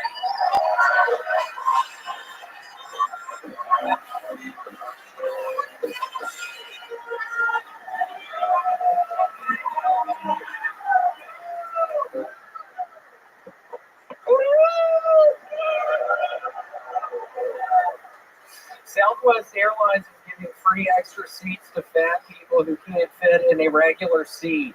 If you're so morbidly obese that your fat ass can't fit in a Seagull Airlines seat, you don't need to be getting on an airplane. You need to be getting on a Stairmaster. With your fat ass. But seriously, you don't need to be getting on an airplane. I'm sure there's a cheesecake factory within driving distance of your house, fat ass. Apparently, Matthew Perry died because he ate too much ketamine. Shit, I ain't ever gonna eat another carrot again.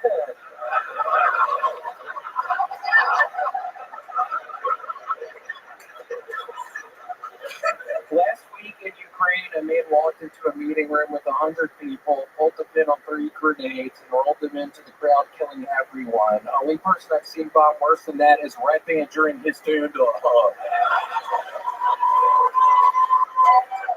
He killed 100 people, dumbass! It's a bunch! Okay, that's my time. Thank you. 1 minute, 18 seconds from the great red god, William Montgomery. Very fun, William. The extra seats on an airplane Stairmaster. That's what I meant. Honestly, if you're fat, don't get on the Stairmaster. That's what destroyed my sciatic nerve. Is that true? Yeah, that's why I had to stop working out. I haven't worked out in probably 8 months. I'm starting to get numb in my arm. Who was laughing at that? Yeah, no, it's been 8 months. I need to. Good job, Thomas. But I need to start working out again. Did somebody tell you that not working out would help you with your sciatic nerve? No, it just was hurting so bad. I mean, I have to sleep on my stomach at night. If I sleep on my back, which my sciatic nerve is hurting, it gives me sleep paralysis. I have to sleep on my tummy at night. Can you explain to us what happens when a guy like William Montgomery gets sleep paralysis? Step by step, go right ahead and take us through it. So you're sleeping, you're laying on your back. Where do you normally keep your hands when you're sleeping on your back? No, just by my sides, kind of on either side. And then what happens? Oh yeah. Frightening. Like, go ahead, frightening. Yeah, I know, but I'm laying on my back and I just kind of wake up and something's wrong because I cannot move anything. And I'm just opening up my eyes and I just see this like thing in front of me. Can you describe the thing? It's like, remember the creature from the Black Lagoon? Who could forget that? It looks like the creature from the Black Lagoon. No, I can't even really describe what it is. It's literally just a shadow figure. Oh, great job, dumbass. I'm having the fucking set of my life up here right at back. Holy shit! This thing was about to really take off, dumbass. That's all your fault. Oh, he's pointing at the lady next to him. The guy, wow, throwing that poor lady under the bus. But I think it was the guy. Oh, okay. They're just some drunk Texas people. Fuck yeah. Fuck yeah, dude. All right, so William, back at it. Ketamine carrots, love it. Hootie Hoo from the Get, absolutely love it. Hootie Hoo, I was doing a bunch of that in Chicago. I was there this past weekend, and if a joke didn't land, which was, I don't know, 75% of them, it really wasn't a good percentage for me this past weekend. I would just do a Hootie Hoo, and everybody would respond, and it really helped me out moving forward. So, yeah, I was at like 75% just bombing, just nobody. Which really was kind of, it messed up my pride a little bit. I was thinking I was making some strides with this whole stand-up thing, and I sort of got out with like 25% of the shit I'm saying. Can you do one of the jokes that didn't go so well for you? Can you give us an example of one of the jokes that were bombing during your headlining set? 7 sold-out shows at a 75% bomb ratio. It's very interesting. One of them that I thought was going to go well was, so I got high the other day and thought blood was coming out of my ears. It was. These people seem to love that. It's not a fully formed joke at all, but your fans love that. That didn't go well in Chicago. Let me ask you this. Could you hear a paper cup fall during your show in Chicago like we heard here tonight? No, I couldn't. I've been around people that rude before. I mean, that's so fucking rude. I mean, come on. It's literally my 5-year fucking anniversary tonight for being a regular on the show. It's still... Open up, sir!